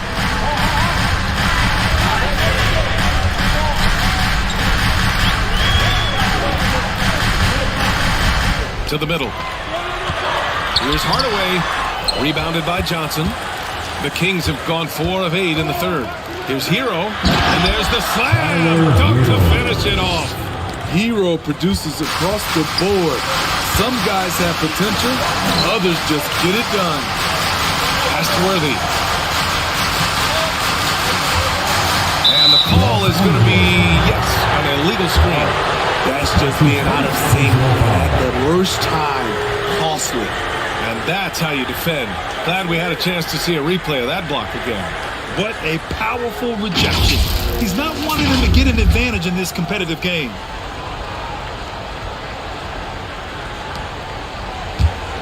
For Sacramento, they've gone 5 for 9 from the floor in the third quarter. Here's Havlicek. Back to Johnson. Mobley outside. Here's Havlicek. 11 points in the game. Here's Kleber. Connects from downtown. Kleber's got 5 points in the quarter. And their field goal percentage is finally creeping up after a tough first half. Really trying to hold on tight to this lead. Here's Sharp. He's guarded by Hero. Clock at 6. Pass to Sharp. The Lakers got to get one up. Late clock. Looking to win the run. Hits a three-pointer. Sharp's got his third bucket of the night. And you see right there the practice time Sharp's put in. Sound shooting mechanics for a guy who hasn't played a lot of games in his career. Timeout call. Sacramento. Let's give Coach credit. He's trying to find a way to squeeze the most out of every possession. Critical part of the game. You have to be flexible. You have to be able to adjust what you're doing.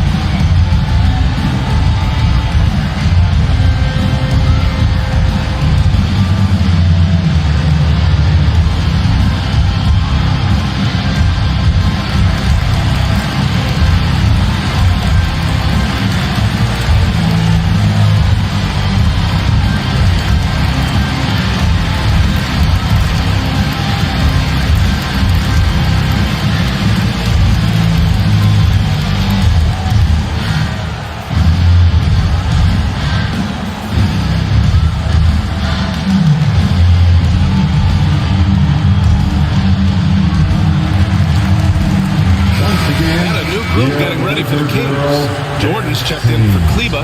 Hunter comes in for Evan Mobley. Rubio's checked in for Hero. And LaMelo Ball is subbed in for Johnson.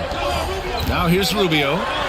Now quiet so far offensively, searching for his first points of the game. Ball against Hardaway. Ball passes to Jordan. Ooh, and he took a hard foul on the shot. So he'll head to the line to shoot a pair. Gotta love the intensity of DeAndre, finding a way to be aggressive and get to the line. Shooting for Sacramento, DeAndre Jordan at the line for 2.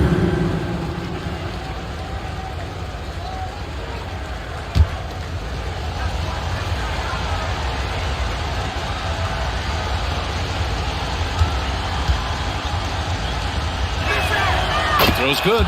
Jordan.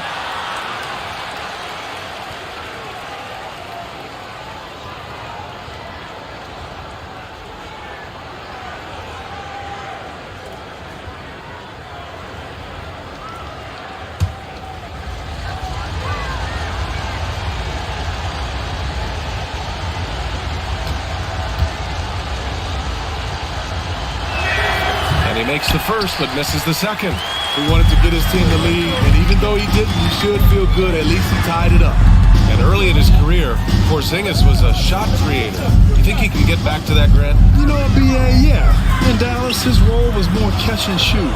So it'll be interesting to see in a different system how active a role KP can fill, especially going to work inside. Outside Hardaway. And the Lakers hit again from deep. The unique perspective of a big. Porzingis has great awareness and the ability to easily find the open man. Rubio passes to Ball.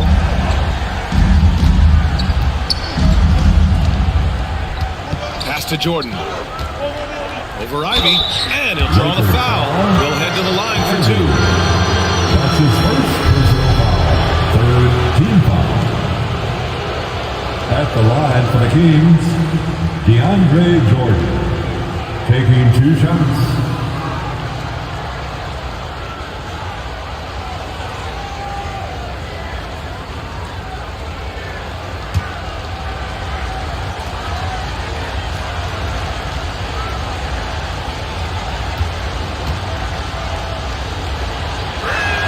Free throw's good. Jordan. They're finding a rhythm from the line as they try to cut into this deficit. The Lakers making a switch here. Porter Jr.'s checked in.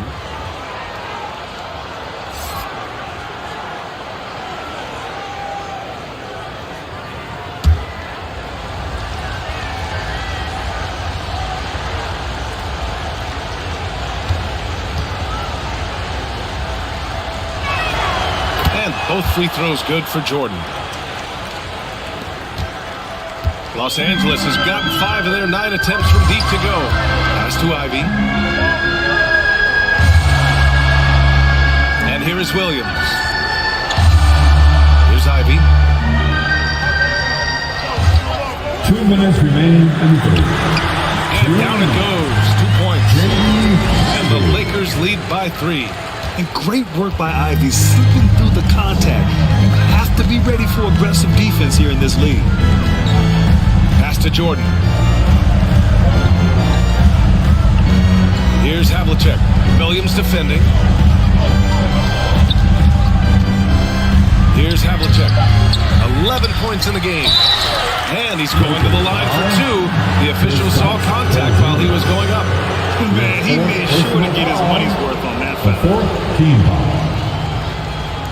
At the line for the Kings, DeAndre Jordan. 2 shots.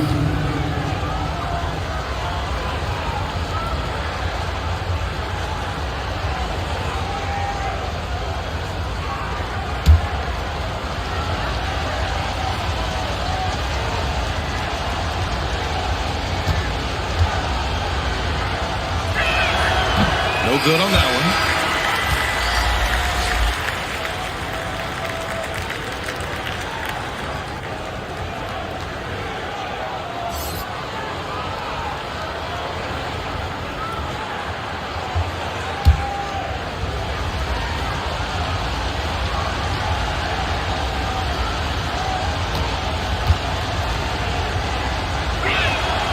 Second free throw, no good. The Lakers have gotten 6 of 11 attempts to fall so far in the third.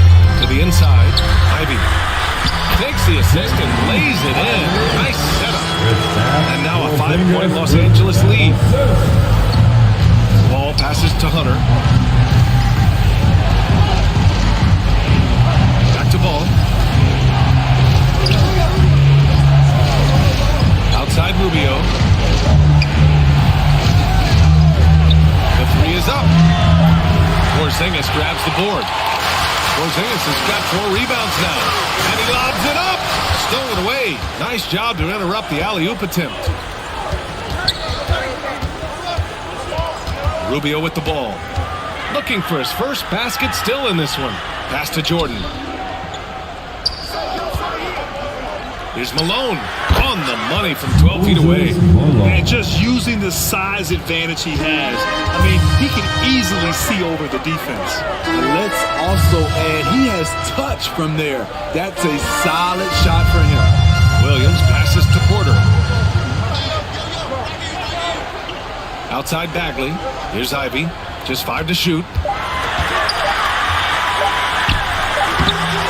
And it's Jordan with the rebound.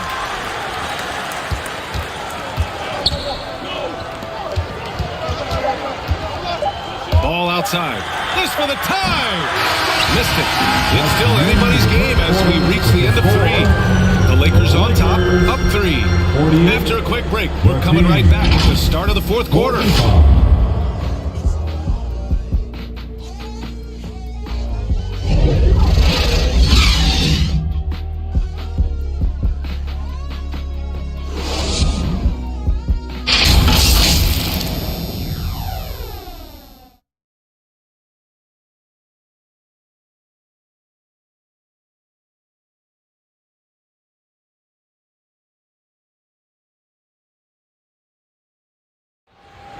All right, fans. And with 3 quarters behind us, we'll start the 4th in what is still anybody's ball game.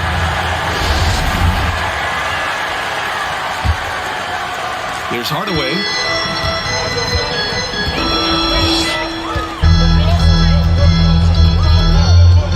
Pass to Worthy. Here's Sharp. Leonard on the wing. Covered by Mobley. Leonard can't get it to go. Trying to finish out the game strong. You have to recognize who has the hot hand and get him the ball. And for Sacramento, nice job. Those passes have to be right on the money around the painted area. Outside Hardaway. Pass to Leonard. Doesn't go that time. Good D by Mobley. The Kings trailing. Here's Havlicek.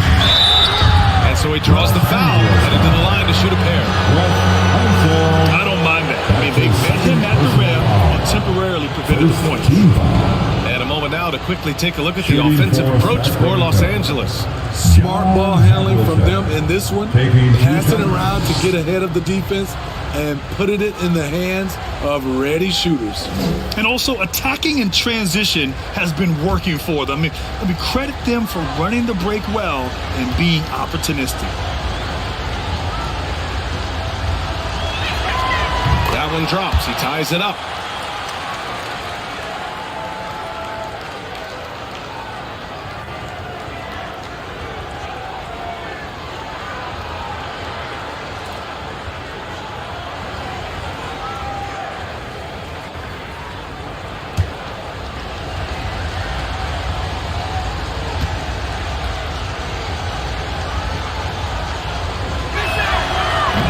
On that one, so he goes 1 out of 2 at the line. He wanted to get his team the lead, and even though he didn't, he should feel good. At least he tied it up.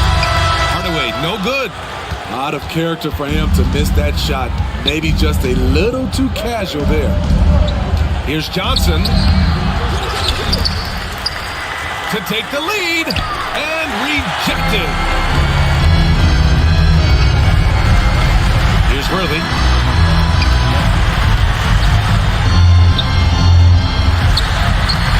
drops in the layup off the glass. And the Lakers lead by 2. And you want him taking good shots at this point in the game. And that one was easy. I don't think he expected to get that good of a look.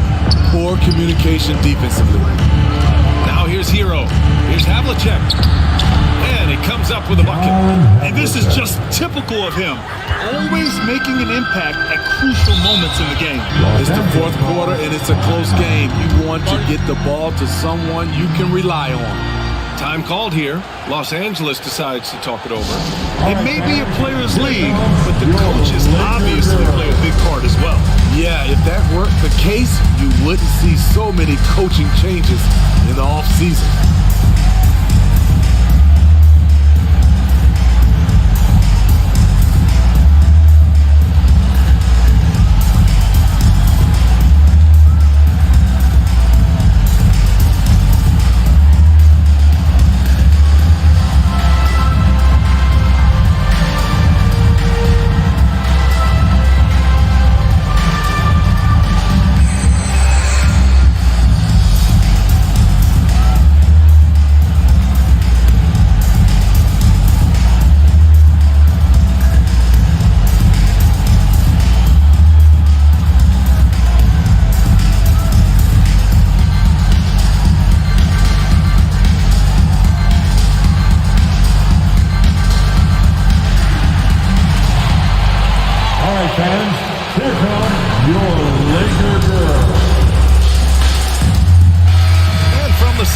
Let's catch up with Allie. I had a chance to find out what Los Angeles' coach was going over with his guys. He loves what he's seeing from their perimeter offense. He told the team, quote, keep shooting. It's working for us. Let's bring this home. Back to you. Okay, thanks, Allie. Now here's Leonard. Leonard has a great feel for when the defender is just a little out of position. Personal foul. First team foul. At the line for Los Angeles, Kawhi Leonard, 2 shots.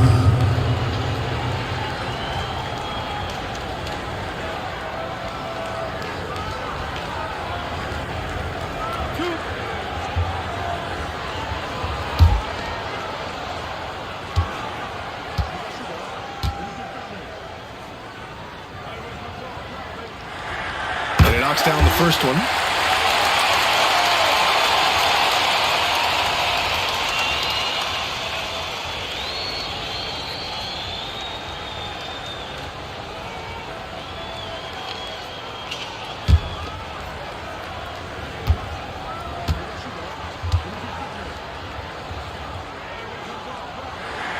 And Leonard drops them both. And man, looking good from the line so far this half. Pass to Hero. Back to Johnson. Here's Malone. Rob! Outside Hardaway. Oh, and Mobley with the block. Outside Johnson. Over 2.5 minutes in the books here in the fourth. Pass to Malone. Takes one from 10 feet. Count it. And he was dominant in their last outing. And the same thing here tonight. He is in a terrific groove right now. Here's the thing. He's a guy who will go on hot streaks for you over a number of games. Here's Sharp, following the score by Sacramento. Here's Worthy. Ooh, he took a hard foul on the shot. So he'll head to the line to shoot a pair. His third personal foul. Second team foul. The first one falls. James Worthy. Taking both shots good from the stripe. The Kings have gone 3 of 5 since this fourth quarter started. Pass to Hero. Here's Havlicek. Johnson with it. Defended by Hardaway. Johnson with a bucket.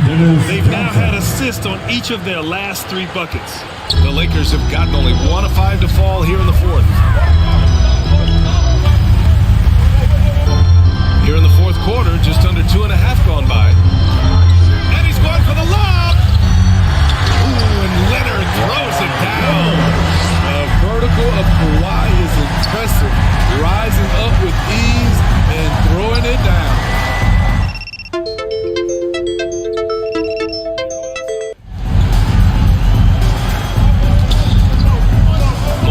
against Leonard. Mobley, no good. For Los Angeles, they've gotten only 2 of 6 attempts to drop in the fourth. The 3, Hardaway. Rebound by the Kings. It's clear he's totally out of sync. The team needs to rethink its strategy around what to do with him. Hero with the bucket. They have no answer defensively inside. Los Angeles has gone 5 of 10 from beyond the three-point line in this game.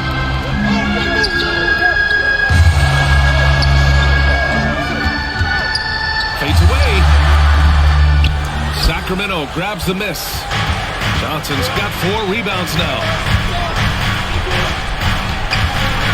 To take the lead. To the left wing. Here's Mobley. Plenty of space. And that one falls. His 5th basket in 7 tries. Setting each other up beautifully. I love it. 8 of their last 10 points coming off assists. Pass to Worthy. Outside Hardaway.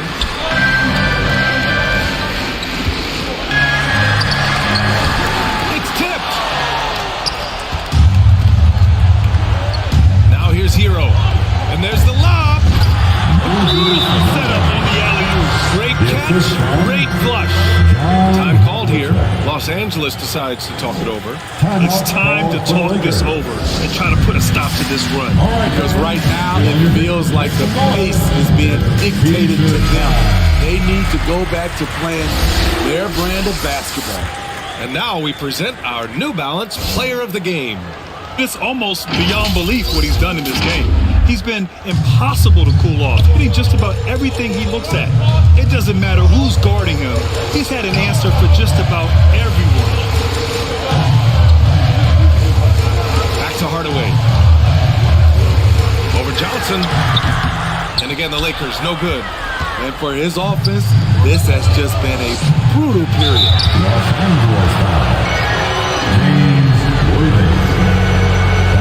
Here to take a look at some hustle stats for the Kings. I just love how they're taking advantage of their chances to run, and they're pushing it. Fast break points can win you ball games. Well, something else that has stood out to me has been their aggressiveness on the boards. They're just out-muscling the opposition on the offensive glass.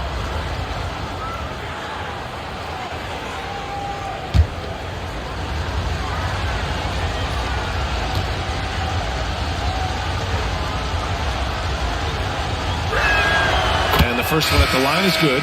Ivy's checked in for Los Angeles.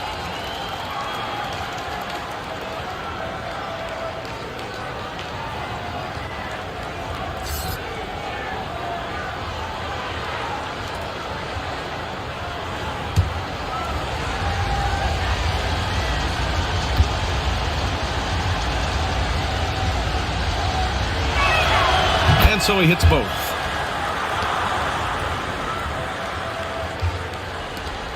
The Lakers trail. Outside Hardaway. Pass to Leonard. Oh, no good again that time. For Sacramento, they've gotten 7 of their first 10 shots to go during this fourth quarter. Hero with the bucket. They're really settling into a nice rhythm now, starting to gain the upper hand. They're playing well. They're building momentum. This is how they can turn a small lead into a big one. Here's Hardaway. And again, the Lakers, no good. Every possession counts for them right now. That's not going to get it done. And there's the whistle. They'll head to the line to shoot 2. You can easily understand on that play why many are excited by Tyler Hero. The kid's potential is impressive. Shooting for Sacramento, Tyler Hero. Taking 2 shots.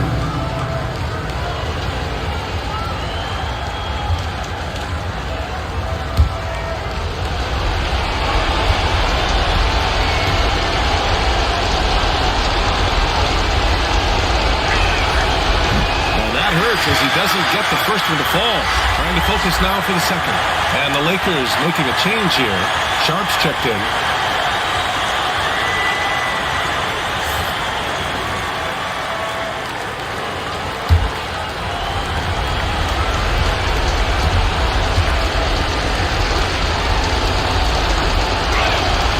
And he ends up making the second. And that'll put him up by 9. Time running out for the Lakers. Boy, they'd love if anyone could get a bucket.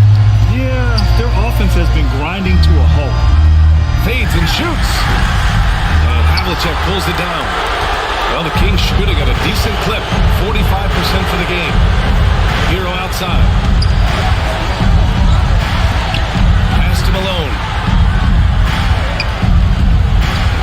Outside Johnson. 5 to shoot. And that one drops for him. Johnson's got 4 points in the quarter. And it gets even worse for them. I mean, he just waltzes down the lane, extending their advantage. Not good. A uncontested shot at the rim, you have to compete at all times. Come on, B.A. He sure can rise. Grant, that's as good as it gets. One of the best in the league. Here's Johnson. 58 seconds left in the fourth quarter. Pass to Havlicek. Now Hero. Here's Malone. To the paint. Reverses. And it's good on the layup. Leaving nothing to chance. This run shutting the door on him. Not messing around at all. They were focused, relentless, and they got the job done. 29 seconds left in the fourth quarter. Here's Hero. Oh, and he got fouled on his way up. He'll head to the line to shoot 2. That's his second. Often viewed as just a shooter. Tyler Hero can score, though, in a variety of ways, which makes him very difficult to defend. And he makes both free throws. 24 seconds left in the final quarter. Outside Porter. Outside Brown. From outside the arc. Rebounded by Lyles. Davis, the pass to Ball. So it's the Kings winning this one easily. It ends up being a fairly easy road win. Those are so hard to come.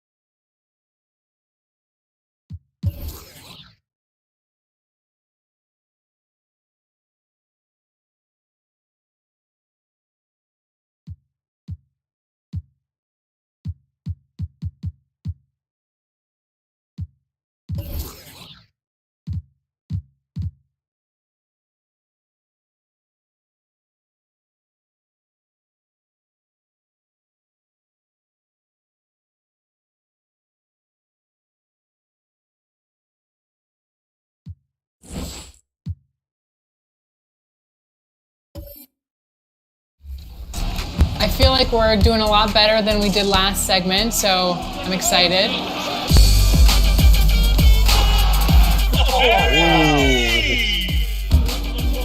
Oh, great cross. Give me that. Great finish. We got a game here, folks.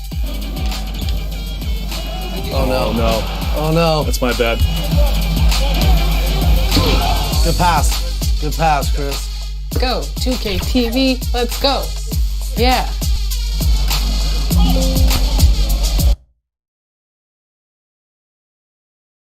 The Magic on their way to the locker room earlier tonight. And now, thank you, Kevin. Slowly. He is a high flyer indeed. David, thank you. With the regular season just getting started, what's it like for rookies, Greg, who are beginning these new pro careers? But let me tell you, Kevin, the speed of the pro game is...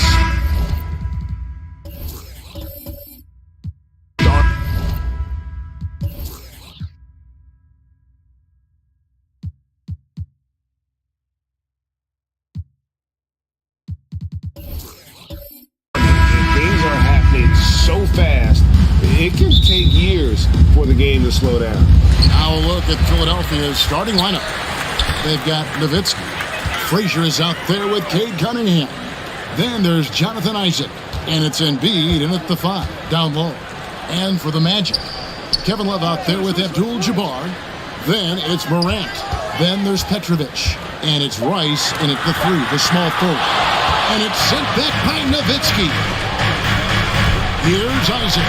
And Isaac throws it down. Boy, nice finish that time by Isaac. Power and athleticism on that dunk. Frazier against Morant.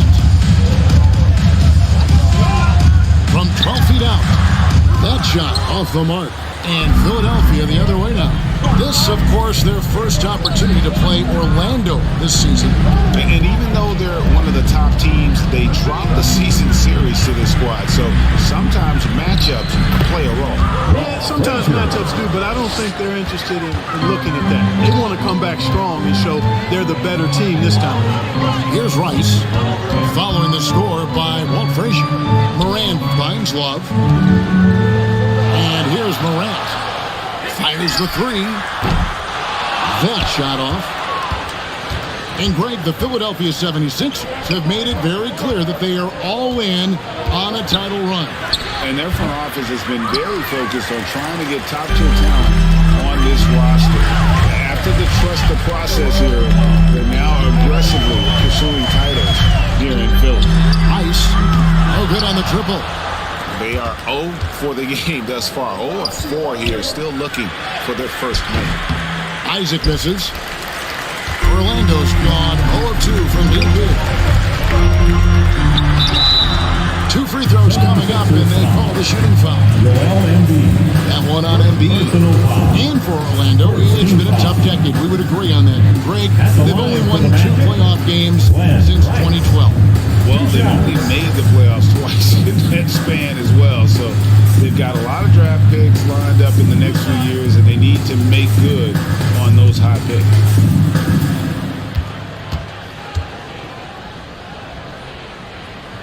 That free throw, no good. Well, you look at Glenn Rice, and he's a versatile offensive weapon from the perimeter or pretty much anywhere on the court. He can find his points.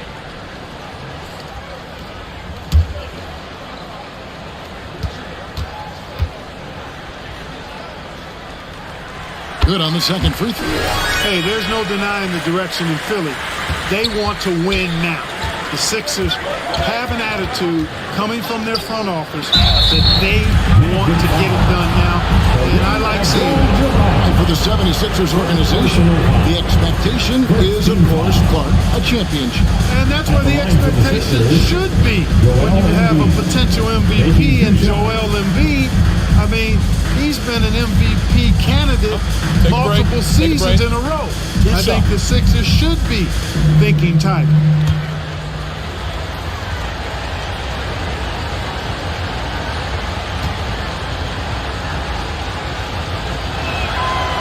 No good on the free throw. Well, I tell you what, you look at the youth of the Magic and the talent they have all throughout the roster, I think it's just a matter of time and seasoning before this team takes a really big jump forward.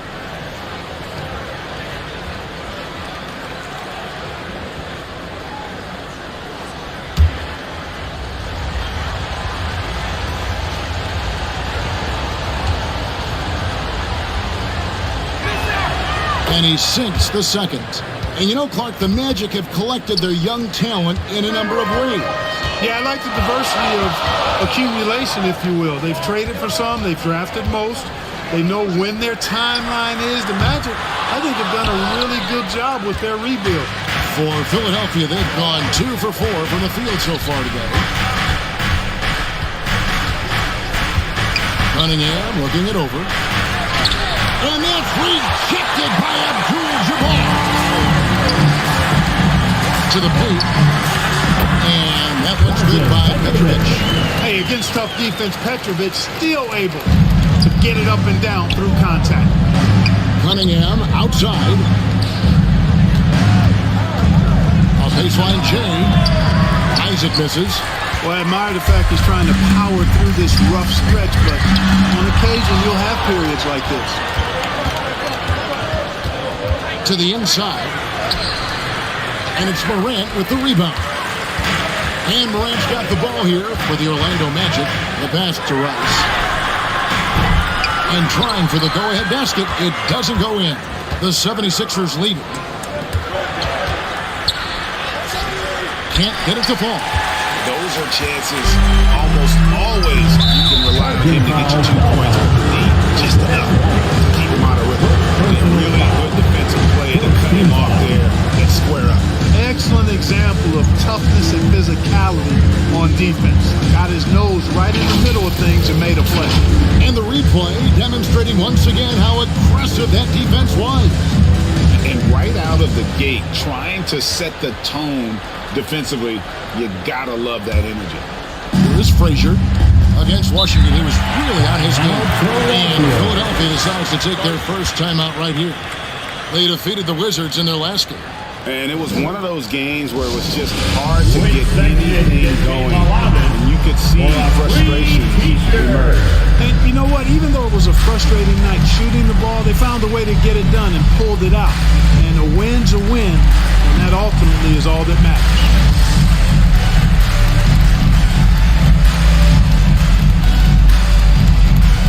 Time for the 407. Come on, everybody, make some noise.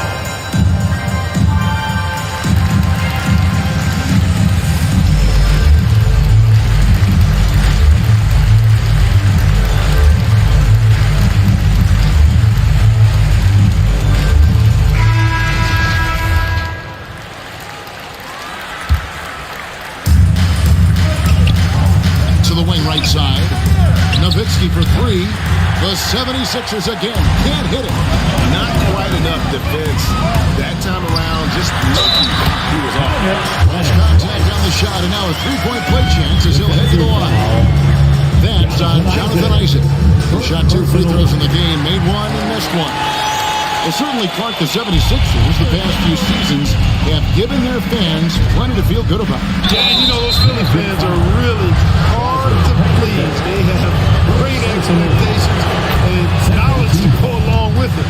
But you're right. I mean, it's been much easier to look on the bright side in Philly recently. The talent and results have been trending up in recent years. And the Magic right now, missing that franchise player, might have one of their young talents develop into that, but currently they lack that start. Here's Petrovic. Last time, 14 points for him. Rice, no good. And he's been way off the mark this quarter. It's been ugly. Here is Frazier. Rebounded by Abdul-Jabbar. And as we know, Greg, the NBA is a star-driven league. Hard to contend without a top 10 player on the roster. The Magic have been patient in their approach, and one player taking a leap this season would be huge. Now here's Frazier. Here's Nowitzki. The 76ers with another miss.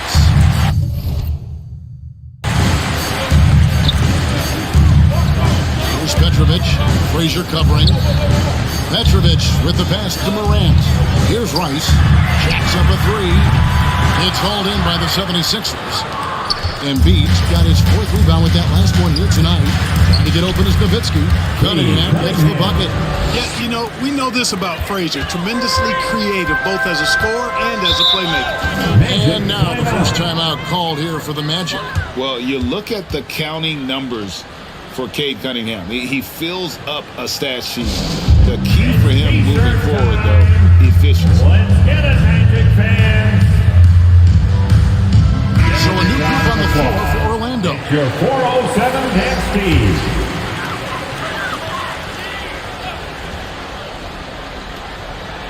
Unable to get the ball in bounds. They've been called for the 5-second violation.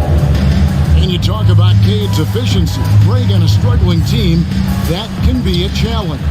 Yeah, without great shooters around him, he's forced into taking tough shots or turnovers. And as the team improves, though, I think the percentages should come around. You know, one of the best sights from the NBA in my mind in 2022 was seeing Markelle Fultz on the court again. It was a long road back from his torn ACL, not to mention the issues he had with the frozen shoulder early in his career.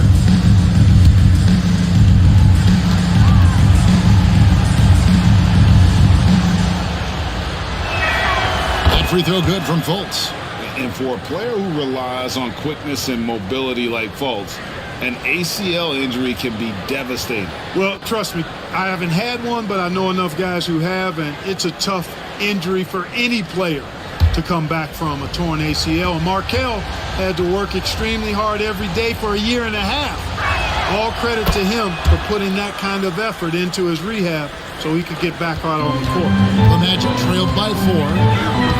Outside Edwards. Pass to Noel. Rondo kicks to Johnson. Just 5 to shoot. There's Noel. Noah with the block.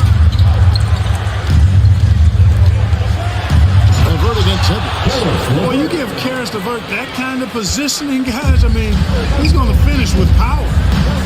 Johnson outside. Can they get it?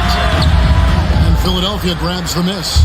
Not sure what the D was doing there. Clearly a breakdown. You can ill afford to give a guy like him that good a look. It's good. Nice play, and you can see they're gathering momentum. You know, they need to stay aggressive here. Build the lead up while they've got the chance. Don't waste this opportunity. Now here's Parker. He's been quiet so far. Still no points in the game. Johnson finds Edwards. Tipped away. Stolen by Noah. Outside Crowder. 1:27 left to play in the first quarter. Now here's Fultz. Shot clock at 6. Shoots from the elbow. With 1 on the clock. Clock up 2 there. Every time they get scored on during this run, it's come from inside the paint. Now a timeout called by Orlando. They're moving on after the tough loss they took at the hands of the Blazers. Yeah, they couldn't do any better than a shooting percentage in the low 30s on that night, guys, and that's pretty much a death sentence. Yeah, I can't name a team that's going to find a way to win shooting like that. I mean, they never had a chance with the touch they had that night.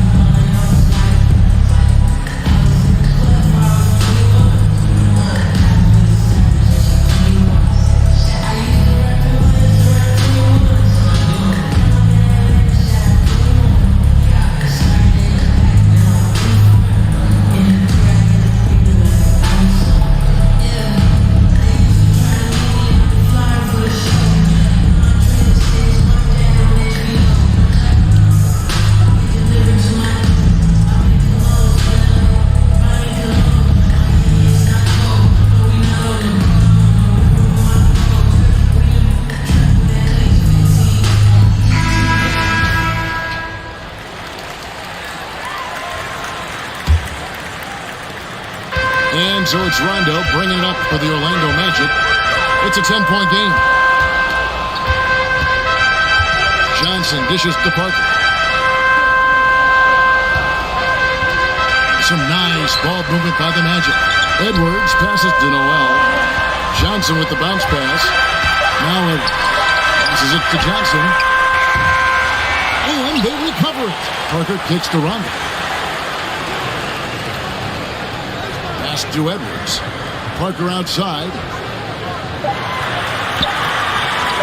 On deep. It's hauled in by the 76ers. They hold the early advantage on the glass.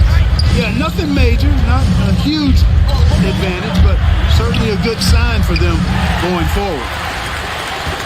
The Magic trailed by 10. Edwards with it. No points in the game yet for him. Johnson outside to end the run. And as the first quarter wraps up, already a double-digit lead. 76ers lead by 10. The second quarter coming up right after this break, so don't go anywhere.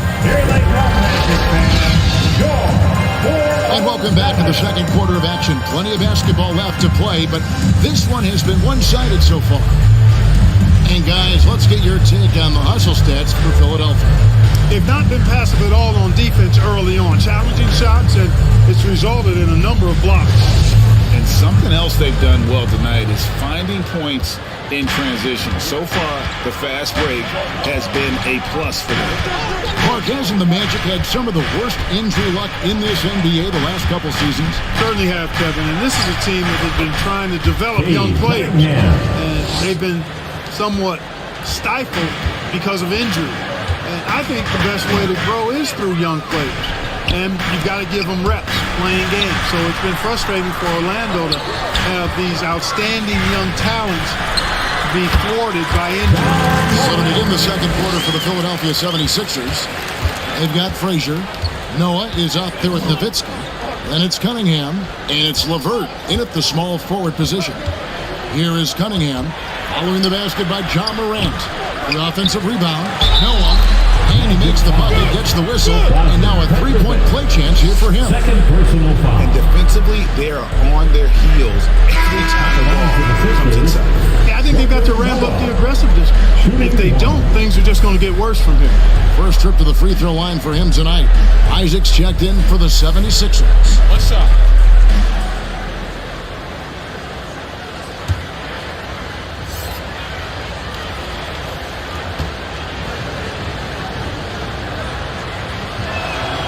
A free throw off from Joakim Noah. Well, Clark, here's an interesting stat trend of the 2022 season. More shots are taken from three-point range, but fewer makes on average per shot. Yeah, the volume is going up, but the makes have not. You know, more teams are launching triples, and more defenses, quite honestly, Kevin, are focused on challenging those shots. Not surprising to see the numbers trending in the direction you mentioned. Shot by Frazier, no good. The Magic trailed by 10. To the middle. Vicious to Morant. Had a chance there to cut it to single digits, but it's off target. Here's Frazier. Uses the glass to finish the way. Frazier's got the lead up to 12 now for the 76ers. Unwilling to let up even for a moment. That's his killer instinct. Just fanning the flame. Yeah, I love the fact that he doesn't play the score. He just keeps coming in attack mode. He doesn't know how to step off the gas pedal. Yeah, you hate to give up a foul on a three-point attempt. Yeah, unnecessary. I mean, make him earn those points from deep. Don't give them to him free at the line. He's made 2 of his 3 attempted tonight.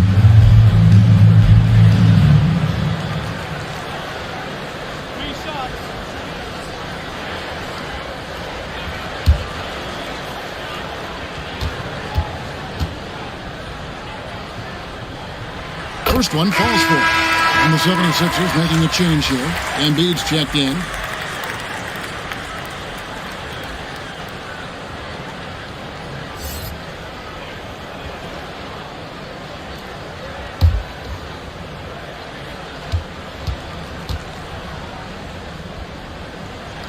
He hits the second from the line.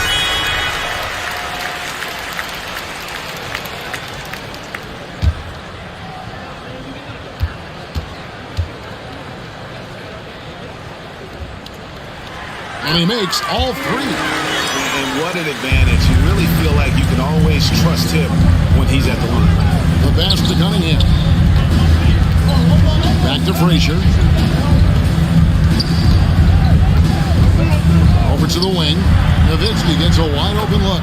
Good, and it's Frazier who picks up the assist. Nowitzki's got his first 3 points of the game. Pass to Rice. Abdul-Jabbar with the ball. Guarded by Embiid. Abdul-Jabbar passes to Rice. Here's Morant. And then Morant slams it in. Yeah, that's fire right there. Morant practicing for the dunk contest. I see you, young fella. In terms of entertainment factor, can any current player top Ja Morant? I mean, we've seen Ja with some vicious in-game throwdown. Lets it go from deep. And the rebound goes to Nowitzki. Nowitzki's got 6 rebounds now in the game. Frazier outside. Lets it go from 14. Nowitzki's shot is no good. Hey, Greg, talking about the great Ja Morant, this guy is just flat out fun to watch. Well, Ja's been known to go off for 50 on any given night, but he also looks for others, dropping some nasty dimes. Morant has an insane combination of athleticism and skill. This guy could do anything. And Morant's got the ball here for the Magic, trailing by 10. And that'll be 2 free throws coming up. Officials on the call with the foul. Bryce's activity on offense, outstanding. So good at getting the defense to get out of position and able to draw the foul. For Orlando, they have hit most of their free throws tonight, 5 of 6.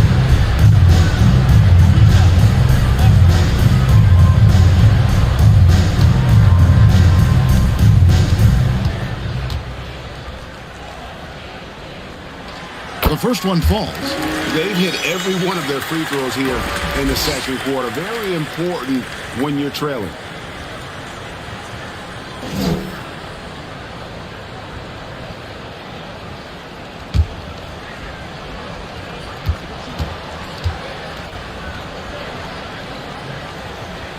And that's good as he hits both of his shots. And just over 3.5 minutes played here in the second quarter. And Philadelphia calls time here.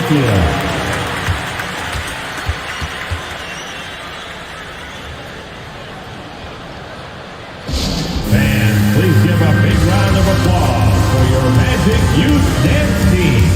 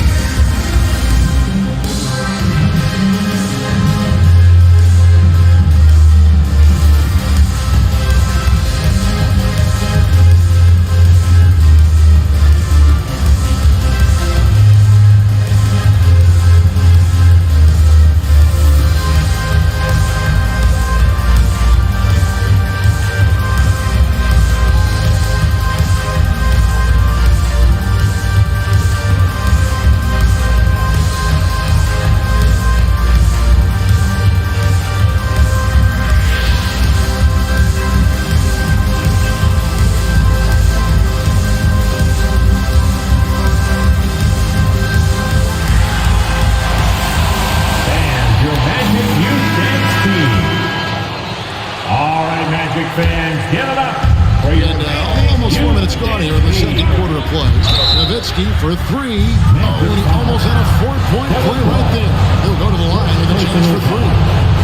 Second team foul. It's so much to like about the shooting ability from Dirk. He has revolutionized the big guys stretching the floor.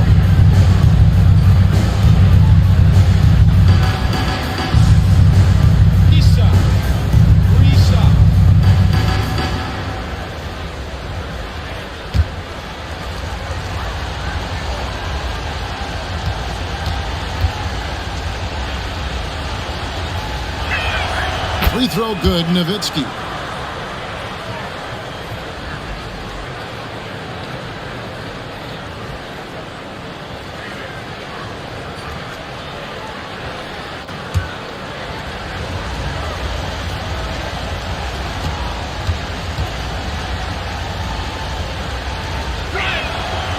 That one misses.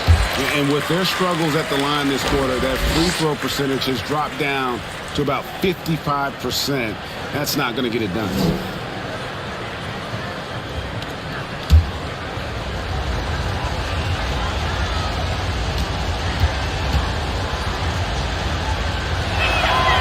And he nails the third. That's a great job getting to the line here. You know, he didn't have a single attempt in that first quarter because I thought he was tentative. Much more aggressive here in the second. And let's head over to the sideline and catch up with David Aldridge. Thanks very much. Karis LeVert has become one of the game's best slashers. He says, honestly, I just go to the front of the rim and work on different spins. Getting more comfortable with both hands and finishing. Kyrie Irving did that when he was younger. And that's one of the ways he became a great finisher. Kevin, back to you. He is a great finisher. David, thanks. He's studying the greats and it's paying off.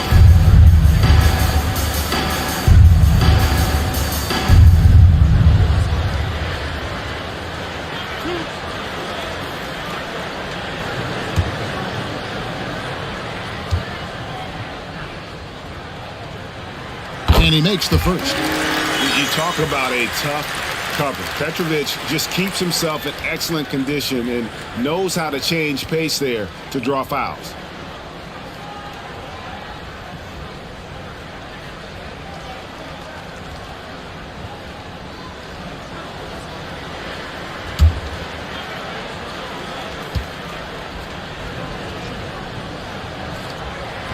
Both shots good from the stripe.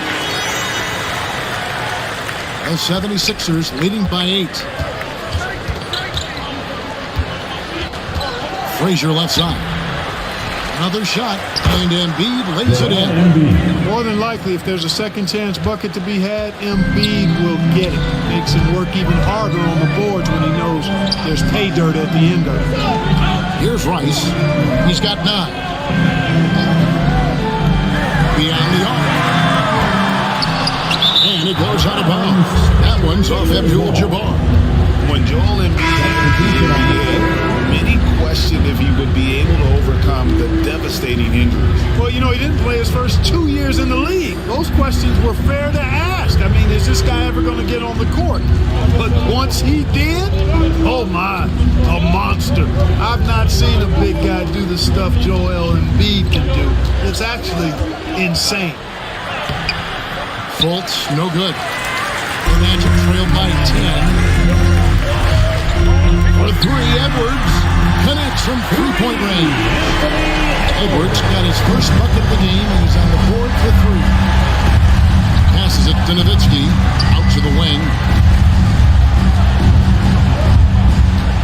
Morant against Fultz. Shot clock at 5. From the corner. That shot missing, and Orlando will come the other way. Celtics will be coming into town for the next game, and that game concludes a 5-game homestand. Defense gets burned by Edwards' ball handling ability. I mean, this guy's athletic and can really move. 7-foot shot, and it's Fultz getting it to go. Fultz has got 6 points. And here's Morant. He'll bring it up for the Orlando Magic. 7-point differential. Rice kicks to Edwards. Pass to Rice. Morant left side. He dishes it to Abdul-Jabbar. Good, and a nice assist from Morant. Morant's got his 4th assist in this one. What a deft pass by Morant. He finds a wide open man as quickly as anybody in our league. Now here's Crowder to the right side. Embiid inside the line. Off target from the wing. Orlando, they've gone 6 of 12 in the second quarter, right at the 50% mark from the field. Edwards can't hit. Philadelphia leading by 5. Here's your right side. Second chance effort. And that's rejected by Abdul-Jabbar. 76ers ball. Substitution on the court.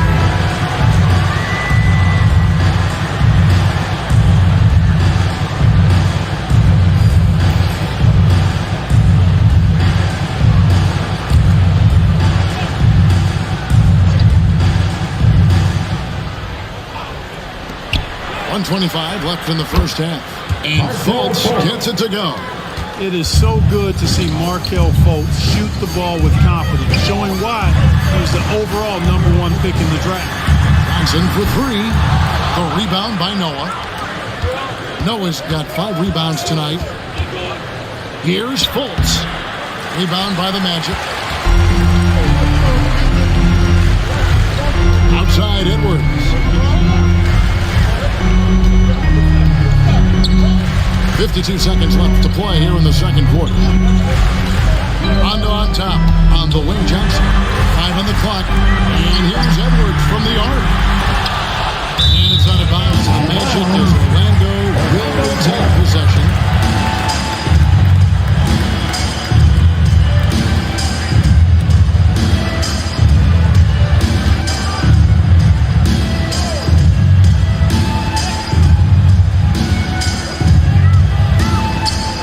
Outside. Good ball movement here by the Magic. Rondo passes to Edwards. Just 5 on the clock. Johnson dishes to Edwards. It's tipped. 3 seconds separate the shot clock and game clock.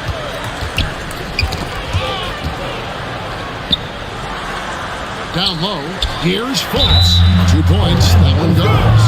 You know, Fultz is a special guard. He's got a chance to be really, really good. Impressive strength, and he knows how to get up shots over tough defense. This is his 3rd free throw attempt of the game. 1 shot.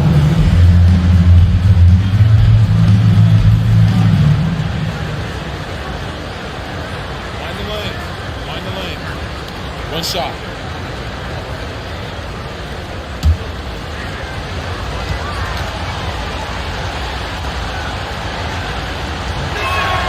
And, you know, when Fultz is healthy now, he's a valuable part of this rotation. We've seen him make big strides lately. Edwards kicks to Parker. This is to Johnson. And here's Edwards from the arc. Offensive rebound. And it doesn't even matter that he's surrounded by that position. He's got the size to pull those boards down anyway.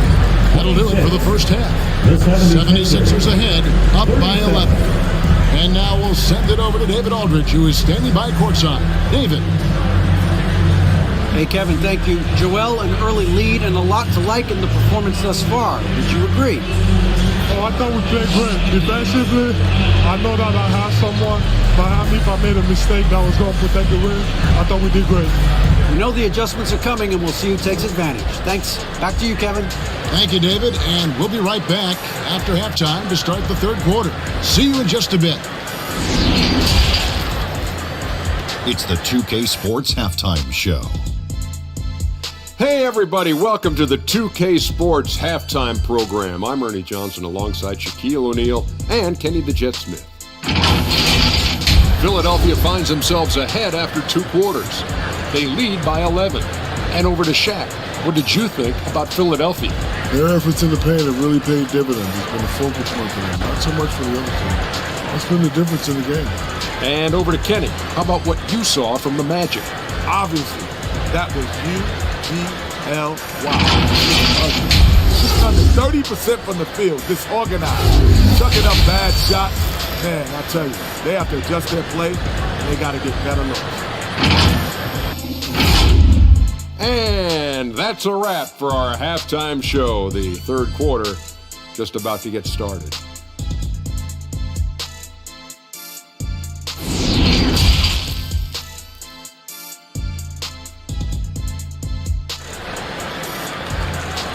Put your hands together, fans. And with a big gap on the scoreboard, the second half begins with very different goals for these teams.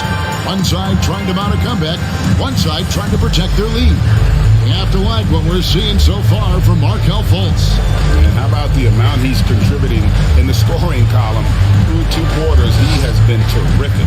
And you know what? They've come at him a few different ways defensively, and nothing has slowed him down. And there wasn't too much drama in the first half, but maybe things will tighten up here in the second. Abdul-Jabbar is up there with Kevin Love. Then there's Petrovic. Then it's Morant. And it's Rice in at the 3 slot. This is out there for Orlando. They get the rebound. Ball's not loose. And so it looks like the 76ers will retain possession here. And we have to take another glance at that powerful rejection. And guys, that is lockdown defense at its finest. Going right at the shot and then able to knock it away.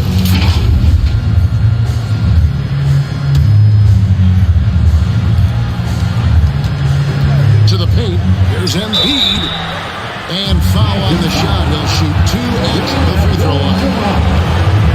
It's going to go on Kareem Abdul-Jabbar. He's got ideal position inside. Embiid goes right into the contact. He hunts it out. He'll take his 3rd and 4th free throw shots at the game right here. And I like what he did at the line a season ago. How about 81%? Yeah, you know, that was one spot where they didn't have to worry about him at all. I mean, at the free throw line, he was automatic.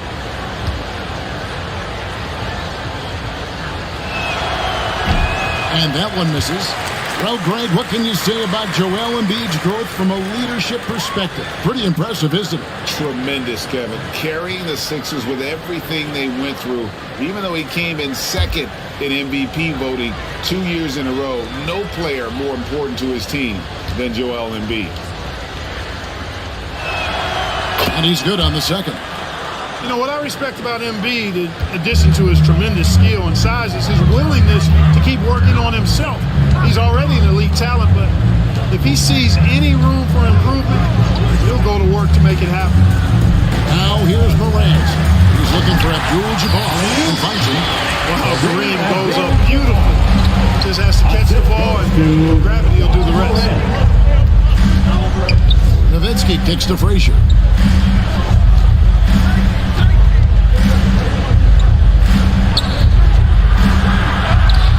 finishes nicely on the way. Frazier's got the lead up to 12 now for Philadelphia. It's a great move, and he catches the defense completely off guard. Yeah, if that's a harbinger of things to come, he's looking at having a very big second half. Now here's Morant. Love finds Morant.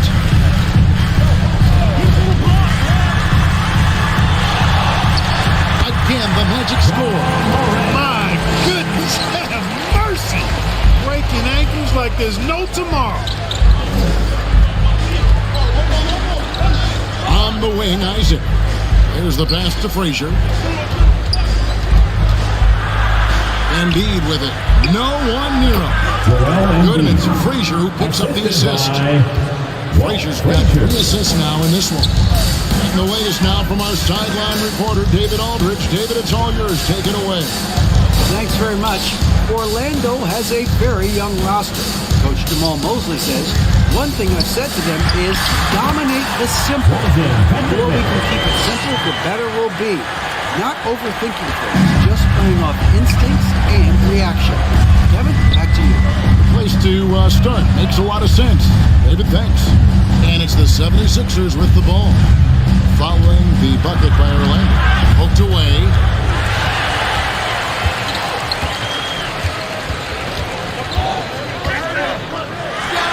Well, we're into the third quarter, just over 2.5 minutes played. Off the mark, had a chance to trim it to single digits. Cunningham kicks to Nowitzki. Off target from three-point range. Here's Petrovic, and he could not get them one to go. Out of contact, and he'll go to the line for 2. Tough defense. Petrovic still able to be crafty enough to draw the foul because he's able to get physical too. For Orlando, they've gone 9 of 10 from the line, so making the most of their chances. Yeah, and 79% from the line as a team a season ago. Pretty reliable in that regard. Shoot 2.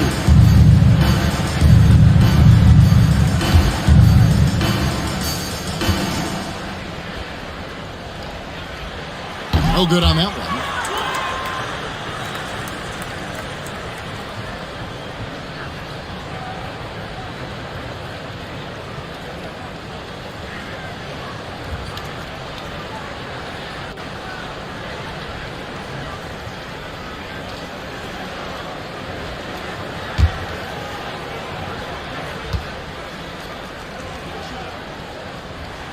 He hits the second from the line.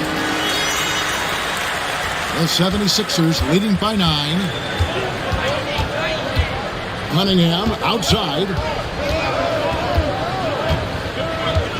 Pass to Isaac. Now here's Nowitzki.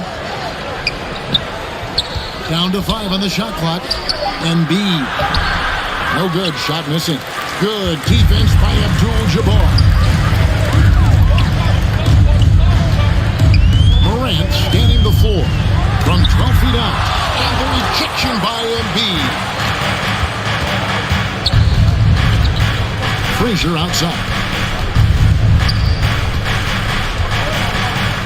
In the third quarter with just over 3.5 minutes off the clock. And it's good. 2 points. Man, I admire how Isaac fights through the contact there, man. Grit and grind on display. Not letting the defense tie him down on these shots. Time call here. The Magic decide to talk it over. Trying to find some answers offensively. Yeah, and you know, that's going to be the focus of this timeout. They need to come up with the spark to get the offense moving.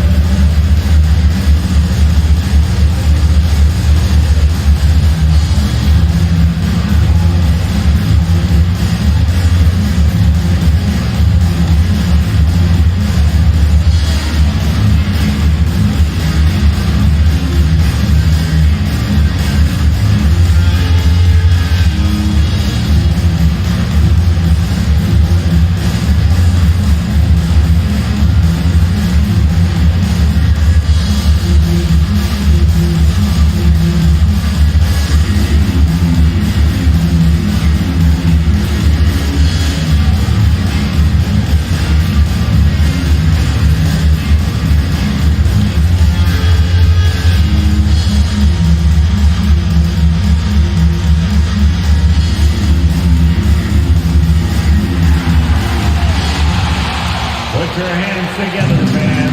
Here they are, the 407. Orlando with the ball.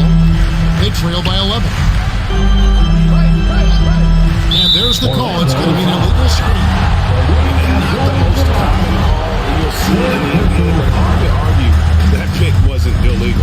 Yeah, you know, the officials aren't nearly as lenient as they used to be on that call. As a matter of fact, I know I got away with a lot of those in my playing days, but that was 40 years ago. And Embiid is right there. Embiid's got the lead up to 13 now for Philadelphia. Oh, how about the finesse there? Nice little gentle touch on the board. And you know, when you have that gentle touch, those chip-ins are easy to come by.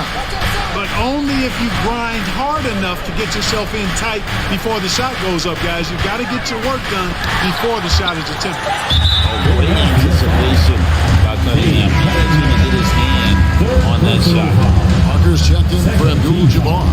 And Philadelphia also making a switch. Karis LeVert's checked in for Jonathan Isaac.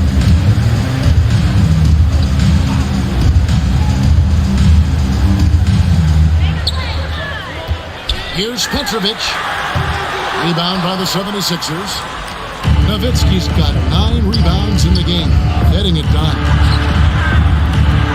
And there's Embiid. That's good on the assist by LeVert. Embiid's got 10. I'm sorry, that's poor defense down low again. It's been a mismatch thus far in the paint. I'd agree with you, and I don't think they expected this one to be a game where they would get battered inside like they had. Parker's shot is off. You know, they don't score on that shot, but they're going to be happy with those kinds of possessions. And he gets the whistle. 2 free throws coming up. Greg, you read about Jimmy Butler starting his own coffee company, and he did that in the NBA bubble, and he drinks, he said, about 5 cups of coffee a day. Do a lot of NBA players drink coffee to keep them going and get that extra burst? Absolutely. I remember drinking coffee on the bench late in my career. It's kind of a comfort food, warms you up a little bit, and all good things that can get you ready for action, I'm for. That's good from Cunningham. And it's easy to see why so many are so high on Cunningham, a talented guard who can do a little bit of everything. Here's what Philadelphia's going with right now. Garuba's checked in, and it's Fulton for Frazier.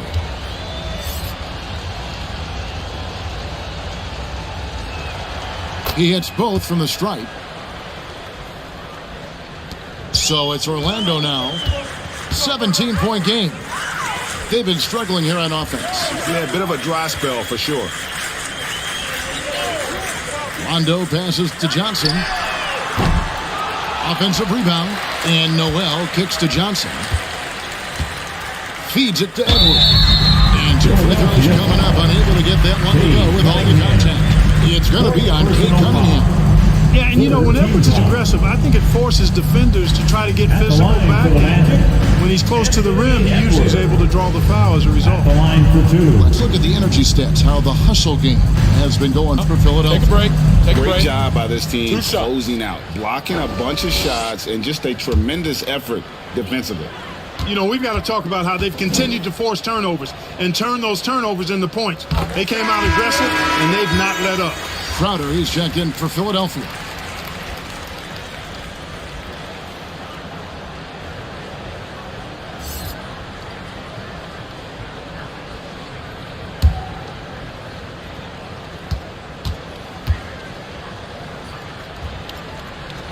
And Edwards drops them both.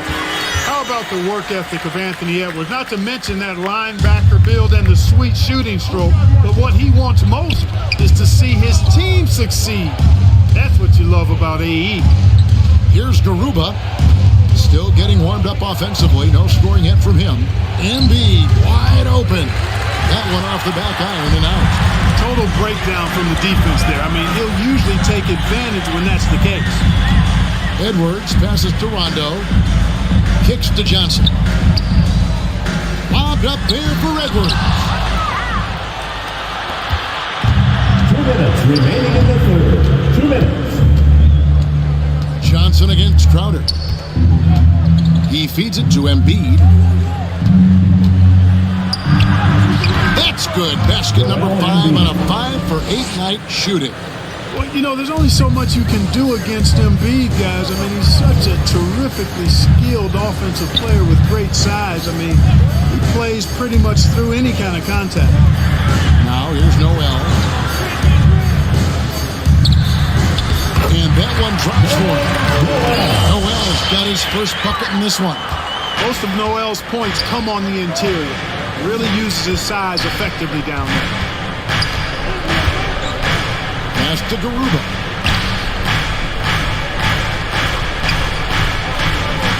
Pass to Embiid.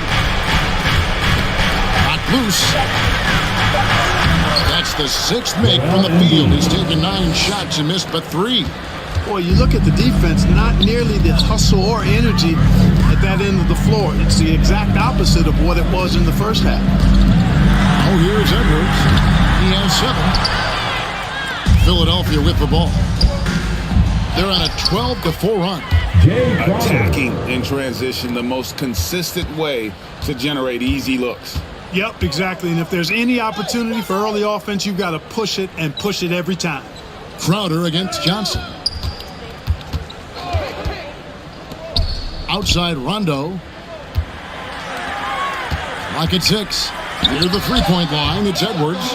Misses off the left iron. And that's the battle they haven't been winning today. Their work on the glass has been porous, and that's got to change. Yeah, no question about it. I mean, as they're looking to battle back, that's one of the key elements. You got to rebound. Now Edwards. From deep three-point range, and he was able to put it up in time, but doesn't fall. A big-time effort for Joel Embiid, providing a lot of energy for Philadelphia. After a fantastic quarter, he's sitting on a double-double. And there's nowhere to go but up for him. Don't go anywhere. We'll be right back.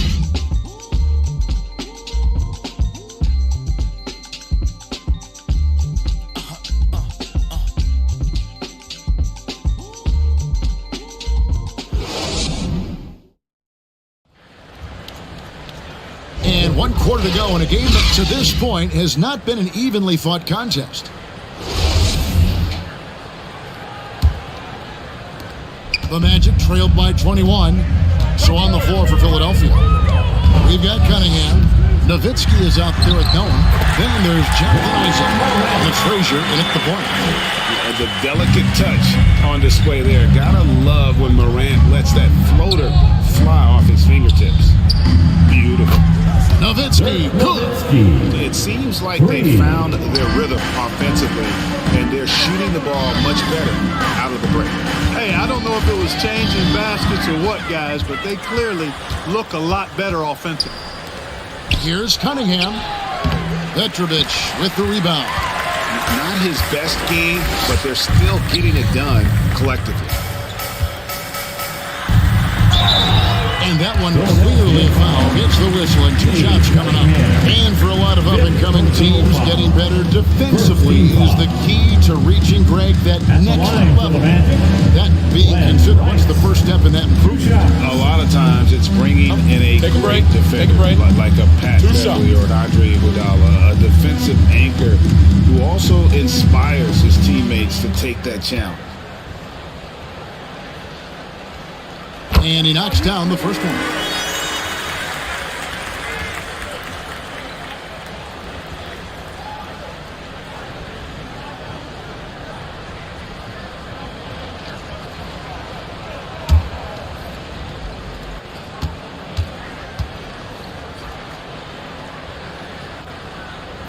Both free throws good from Rice. And it's Frazier with the ball for the 76ers. And the pass to Isaac.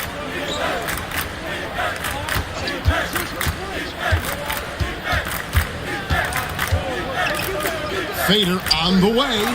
Orlando grabs the miss.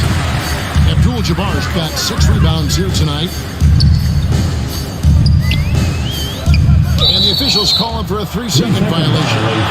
And just a little too lax with that possession, and it cost him. And I tell you what, more brain-neutral plays like that one, and they'll have a hole deeper than the one they're already in. Now, here's Cunningham. And Cunningham with the slam. And the challenge defensively is to find Cunningham at all three levels. He can beat you at the rim. He can beat you from 30 feet out and everything in between. Here's Rice. Off target from outside. You know, he's just not taking good shots, not taking smart shots, forcing up a lot of low percentage jump there. Cunningham passes to Nowitzki.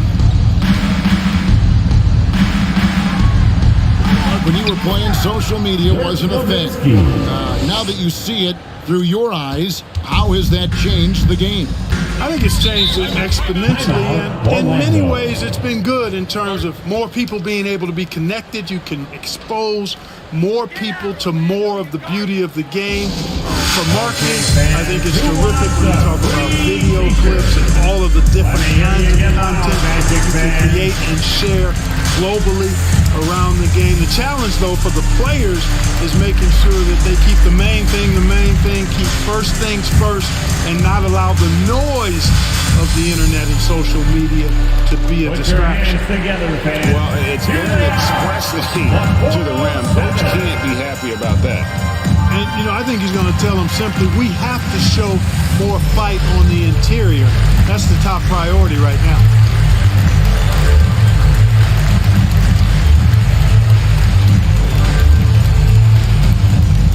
Heading to the court, it's time to get loud for your 407 dance team.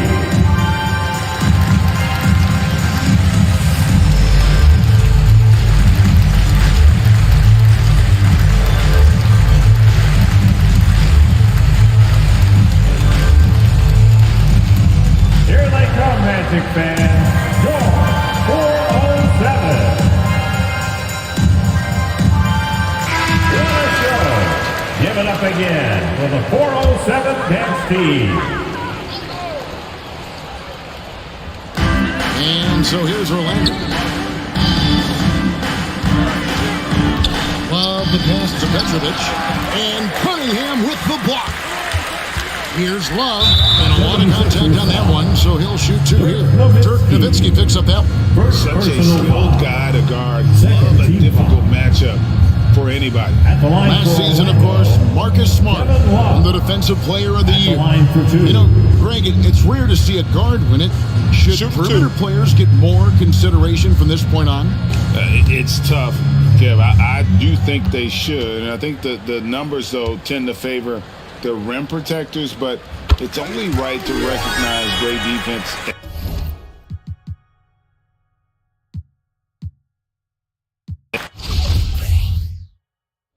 Yo, checkade.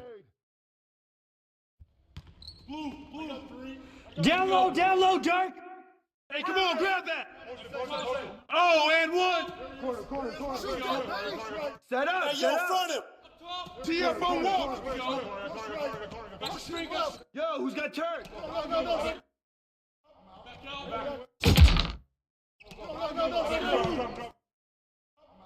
Crash! Shooter, no! Go.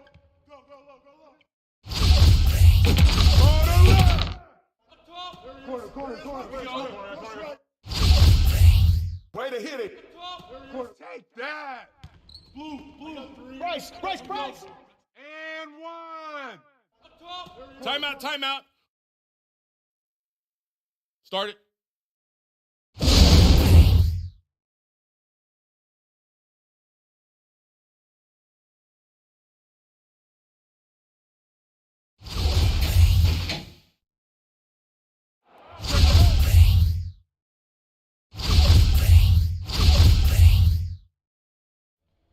Hey, how about on Frazier? Nowitzki. And the foul.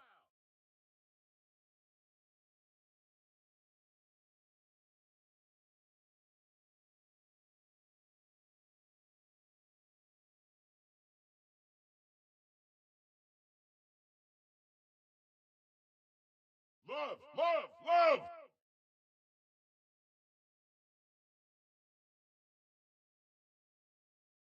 got Embiid. Go get Embiid.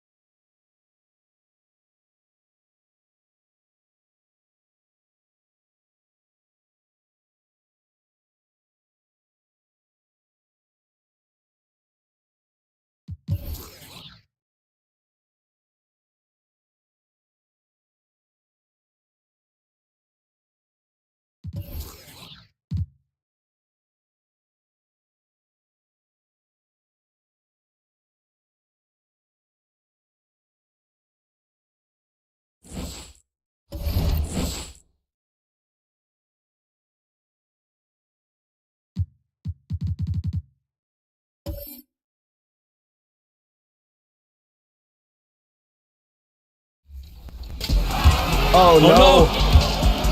They were reading that.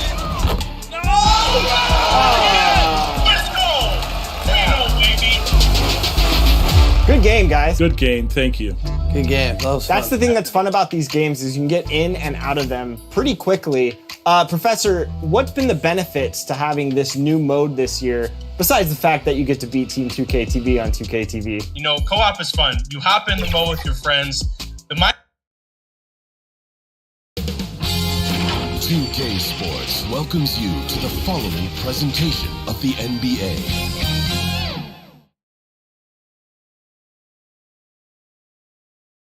And getting mentally prepared to compete. Thank you very much.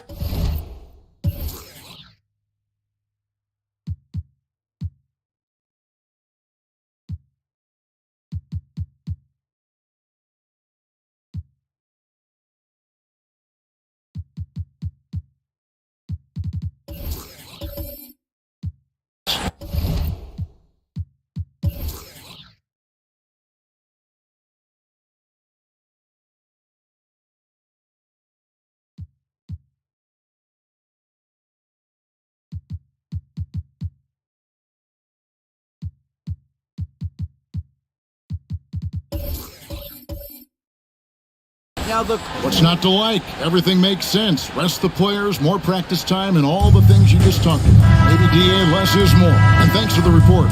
And a look at the starters for the Pistons. They've got Lever. Russell is out there with Chris Bosh. Then it's Brandon Ingram. And it's Green in at the shooting guard. And for the Bucks, Antetokounmpo is out there with Mutombo. And it's Smith. Then it's Jones. And it's Maxey in at the point guard position. Giannis knows how to compete. He knows you got to fight for those second chance opportunities. Ingram gets to Green. Back to Ingram. The pass to Lever. 6 to shoot. And the foul called on Antetokounmpo. That's his first foul. It's still early in the season, and teams are still trying to figure out rotations. Greg, what's it like to play in a game like that tonight?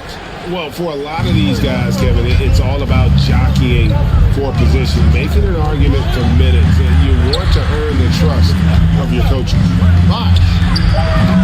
A rebound by the Bucks. First chance of the season for them to go up against this Pistons team. Yeah, and it came out with a W every time they played this squad last year. A stark contrast drawn between the conference's haves and have-nots.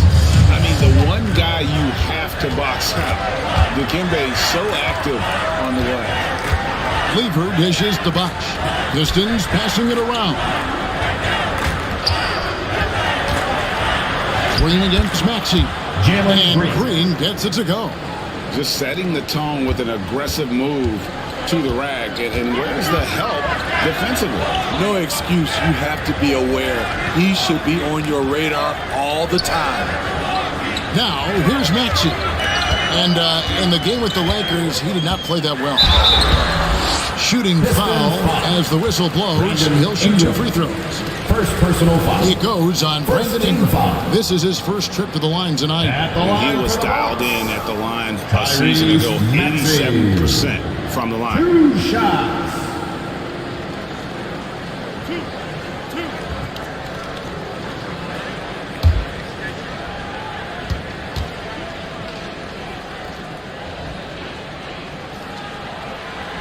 Free throw good, Maxey.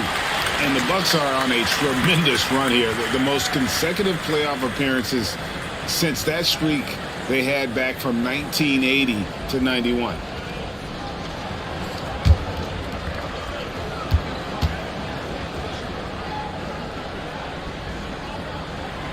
Maxey hits them both. Reagan, back to the Bucks. The question is, how much longer do you think is their window? That's just it, Kevin. They've got the players to win now, and that has to be the attitude moving forward. They're built to do it again. Just need to push all the right buttons. Smith on the wing. Takes it inside. Outside, Jones.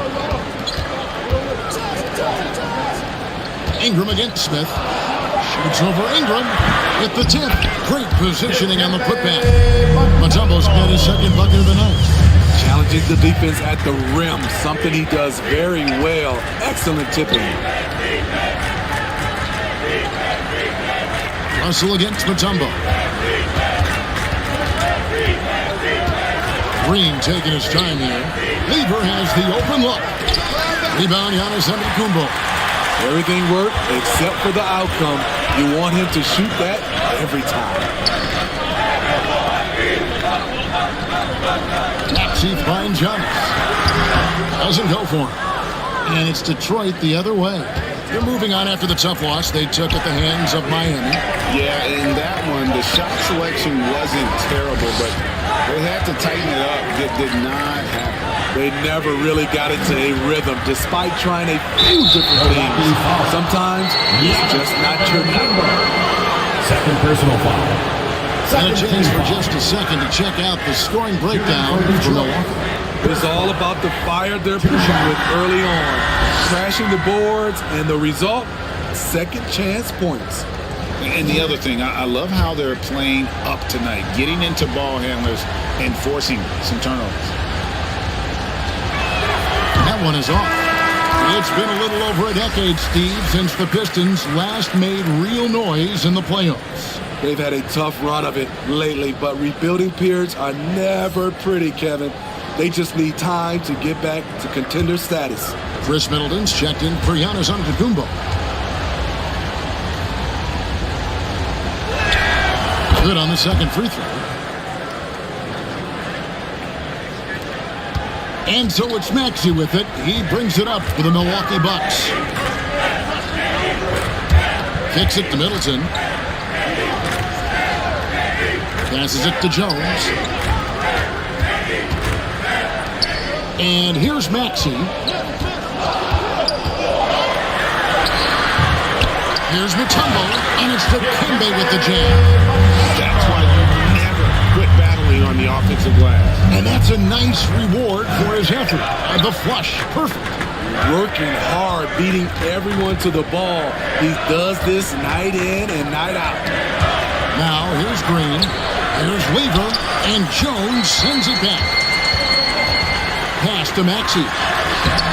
No good that time. And Detroit the other way now. Green with the ball. Now guarded by Middleton. And it's sent back by Mutombo. Bosh misses. High percentage look for him. But bottom line, they're not all going to go down. And the dunk by Smith. The correct decision by Middleton. Moving to his wide-open teammate, Chris, a terrific passer off the wing. And the Pistons decide to take their first timeout right here. And the picture of consistency, Chris Middleton is like a metronome. Gives you 20 points, over 5 rebounds and assists every year.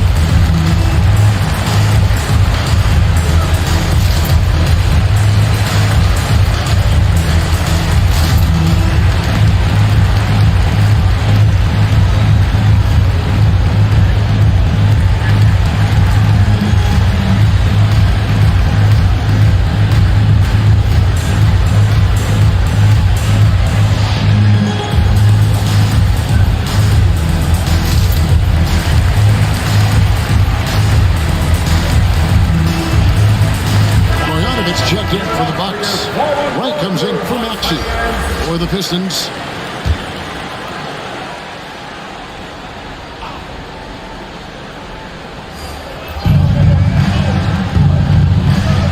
Wright against Brunson.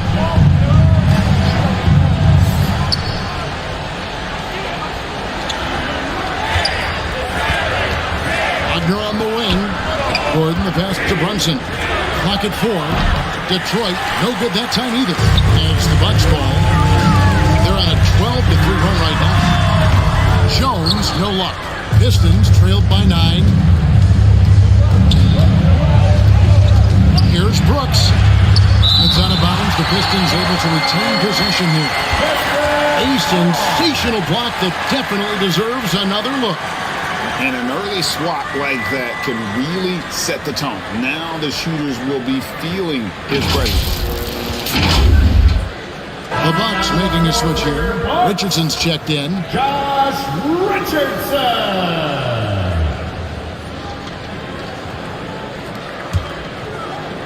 Here's Brunson. Pass to Wagner. Over Mutombo. And it's sent back by Mutombo. Right outside.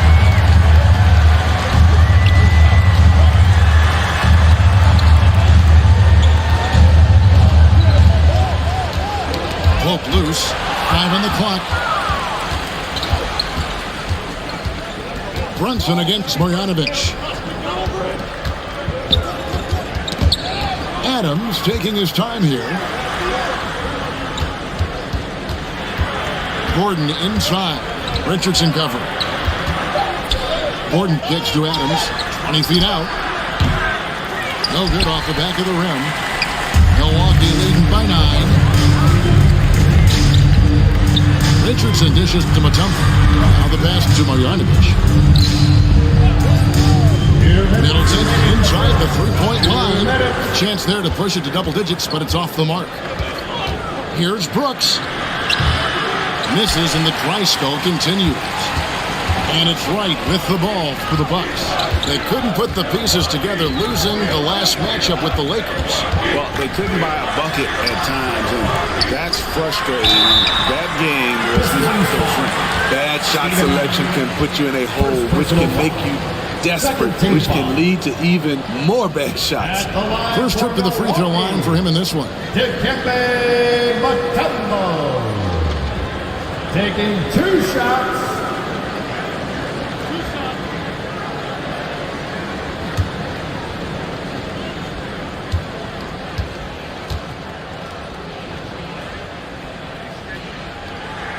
First free throw is good. Unlike a lot of perimeter-oriented teams, GA, offensively, the Bucks can really play inside out. No doubt, and teams pack in the lane against Milwaukee, but Giannis in particular is a terrific passer, and if you leave a shooter open, he tends to find it. And the Bucks making a change here. Gabriel's checked in. And so Mutombo knows both of them. The front office for the Pistons coming in from Oklahoma City. Their draft picks overall pretty good, making an immediate impact. Time called here. The Pistons decide to talk it over. And the Pistons draftees all showing starting caliber metal early on. And, you know, Steve, they're playing now with confidence. I mean, you can see it. Kevin, they couldn't wait for this season to start.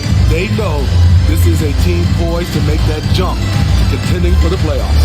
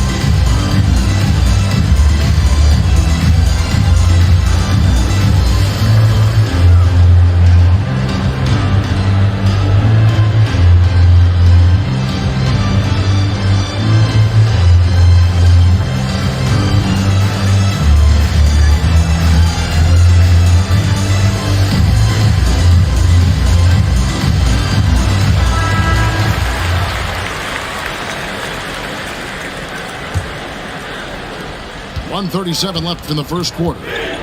Brunson the pass to Gordon. Now Adams, covered by Mutombo. They could use a bucket. Brunson, no good. They've been sensational on the backboard to start this game. Here's Richardson. And the rebound goes to the Pistons. Here's Brooks. And foul on the shot, so he'll get a chance at the line. Dylan Brooks seems like a very spirited player, Smitty. He plays with a lot of emotion. I've heard coaches say he's the team's biggest cheerleader. Whether that's game time or practice, Kevin, he loves to motivate his squad to be at their best.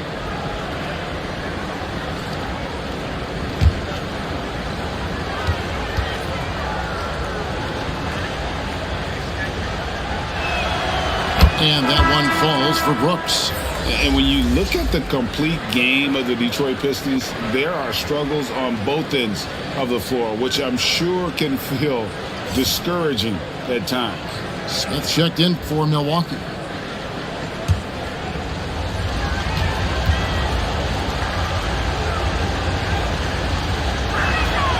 And he makes both free throws. And looking at the Pistons' recent performance, Greg, which end would you want to see improve first? Kevin, I have to say defense. More stops means more chances in the open floor, and it would help them keep teams competitive. Wenyen Gabriel, first personal foul. Third team foul. Pistons trailed by 9. There's 53 seconds left in the first quarter. Brooks outside. Adams. And it's Adams on the follow. Can't teach size and strength. Once Adams gets position, you're not rooting him out of there. Right, the pass to Middleton. Back to right. To the left side wing. And it goes out of bounds. That one is off Smith. This is what we talk about, valuing each possession, avoiding those kinds of mistakes. So it's Detroit now. They trail by 7. Outside Gordon. Pass to Brooks.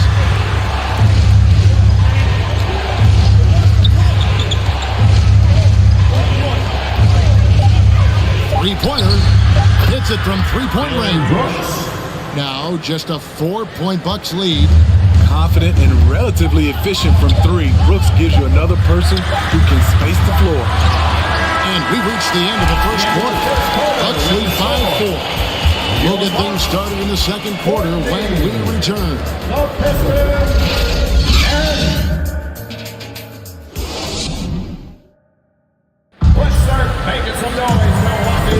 And hope you enjoyed the broadcast so far. Halfway through the first half in this one.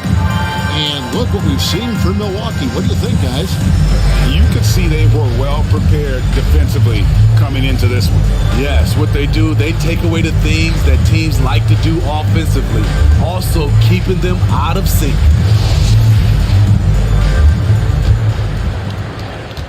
Bucks leading by 4.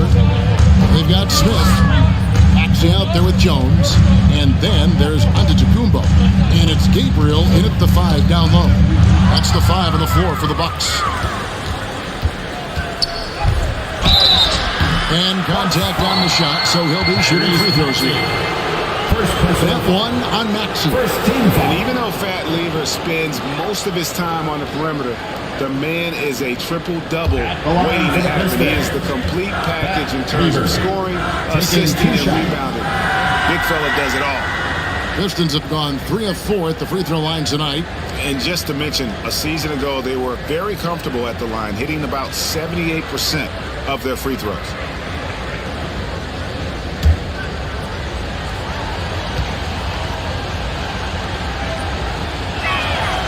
And the first one drops. And you hear the term point forward. But then, Greg, you had Magic Johnson, 6'9", but still a point guard. So what's the difference? Well, when you talk about a point forward, it's someone whose versatility extends to their playmaking. Magic is the rare talent who redefined the point guard position.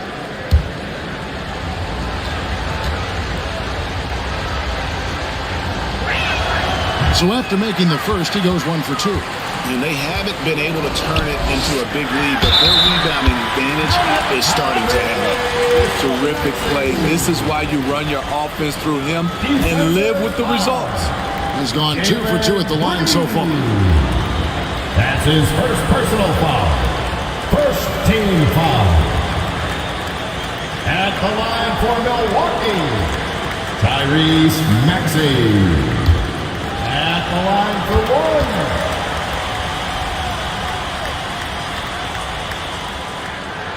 And that one misses.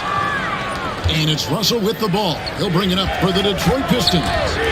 It's a 5-point game. And Bill Russell slams it in. And this is the problem. The length, the timing. Russell, one of the very best at corralling misses and turning them into points. Pass to Jones for 3. Cans it from downtown. Attacking the defense with the pass. Don't need to be a hero. Jones against Lever. They kick it out to Green. Again, the Pistons good for 2. Oh, not even thinking about it. When Green is catching and firing like that, you know he's feeling it. Back to Maxey.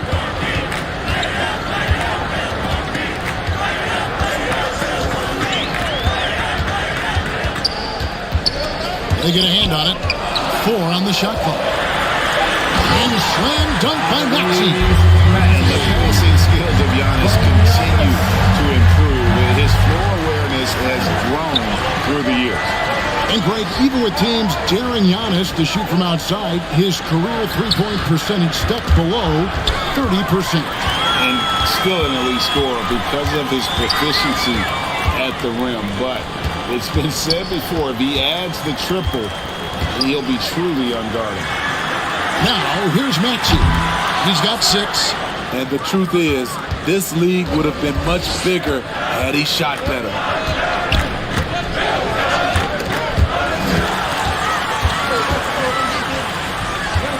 Giannis against Lever. And that's out of bounds. Milwaukee will retain possession. You love the pressure he's putting on. Almost had that steal. Fantastic anticipation. He has active hands. Even though he doesn't come away with the turnover, he's disrupting their offensive flow. Tembo is checked in for Marjanovic.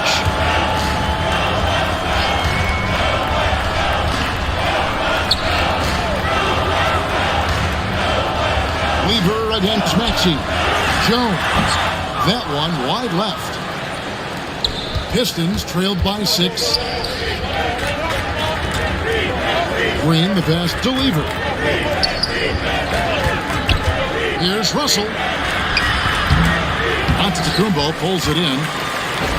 Antetokounmpo's got his 4th rebound with that last one here tonight. Pass to Mutombo. That one goes in for him too, making it look easy. He's now 4 for 4. And just a great second quarter for them after such a difficult first, bringing that field goal percentage up from below 30 and now with the lead. Time called here. The Pistons decide to talk it over. Yeah, just look at the tighten up the defense in the paint. They gotta be better. It's a matter of want to. Helping out, contesting shots. You have to want to make the effort.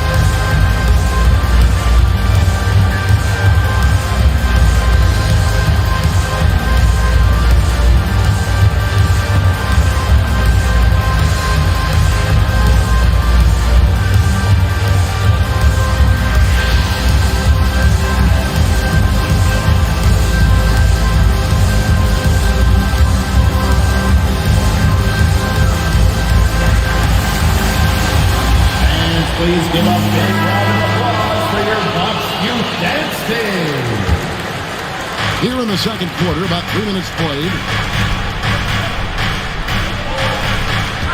Russell against Mutombo.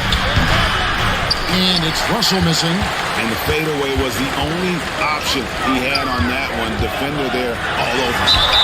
And the call on the shot that sends him to the line. And Giannis's journey, GA, so incredibly compelling. A full-length movie made about his and his brother's path to the NBA. Well, you hear that saying, my life is like a movie.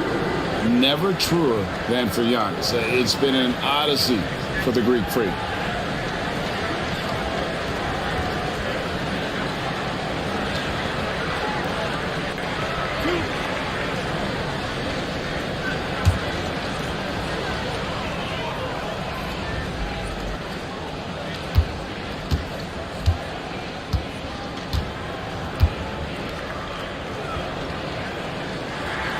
And he knocks down the first one.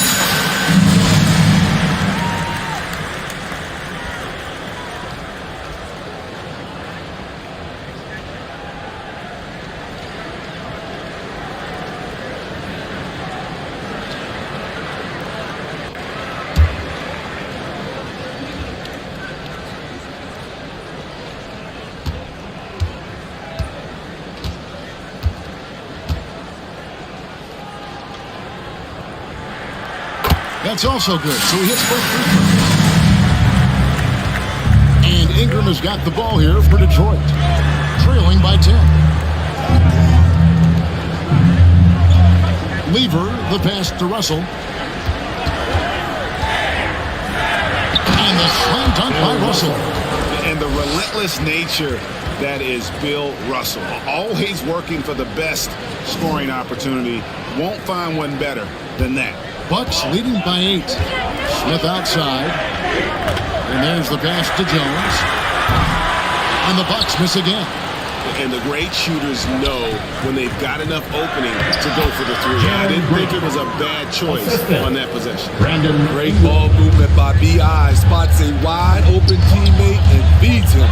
Here's Jones following the basket by Jalen Green. The offensive rebound. And it's sent back by Russell. Outside, Green. And the whistle blows. It's going to be on Josh Smith. That is his first foul of the game. Chris Middleton's checked in for Josh Smith. Detroit also making some changes.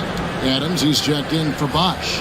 Gordon comes in for Green. And it's Jalen Brunson in for Lever.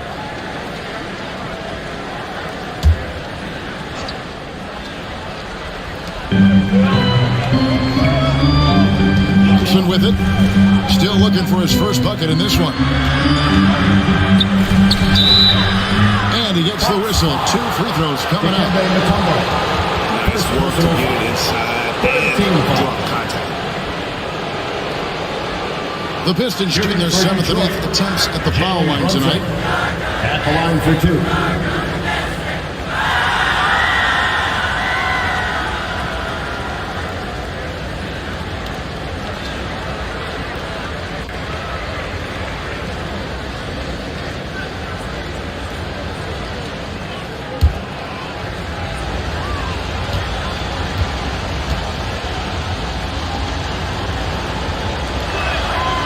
One falls for Brunson. And the Bucks with some changes. Gabriel's checked in, and it's Richardson in for Jones. And the Pistons making a change here as well. Dylan Brooks, he's checked in for Brandon Ingram.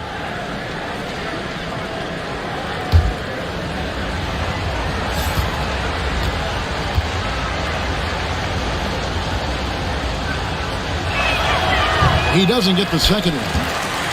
Bucks leading by 5. It's Richardson on the wing. Brooks covering. And Middleton, the bucket on the assist by Richardson. Give Josh credit, taking the challenge offensively, disciplined, and that's a beautiful pass. Brooks dishes to Russell. He kicks to Gordon. Driving in. It's good. He makes his first shot of the game. Textbook. Nice pass. Great catch. Even better finish. Russell against Antetokounmpo. Passes to Gabriel. Middleton outside. over Brooks. Middleton can't get it to go. Pistons trailed by 5. It's Solombat to Kumbo. Right down low. Brunson covering from the low block. Rebounded by the Pistons. Russell's got his 5th rebound in this one. Pass to Gordon. The Pistons working the ball around now. Brunson kicks to Gordon. And oh boy, a lot of contact there, but he gets the call and will shoot 2. There's one on Richardson. He's a tough player. It's why Gordon's been one of the best role players in the league his entire career. The Pistons have made 5 of 8 of their free throw attempts.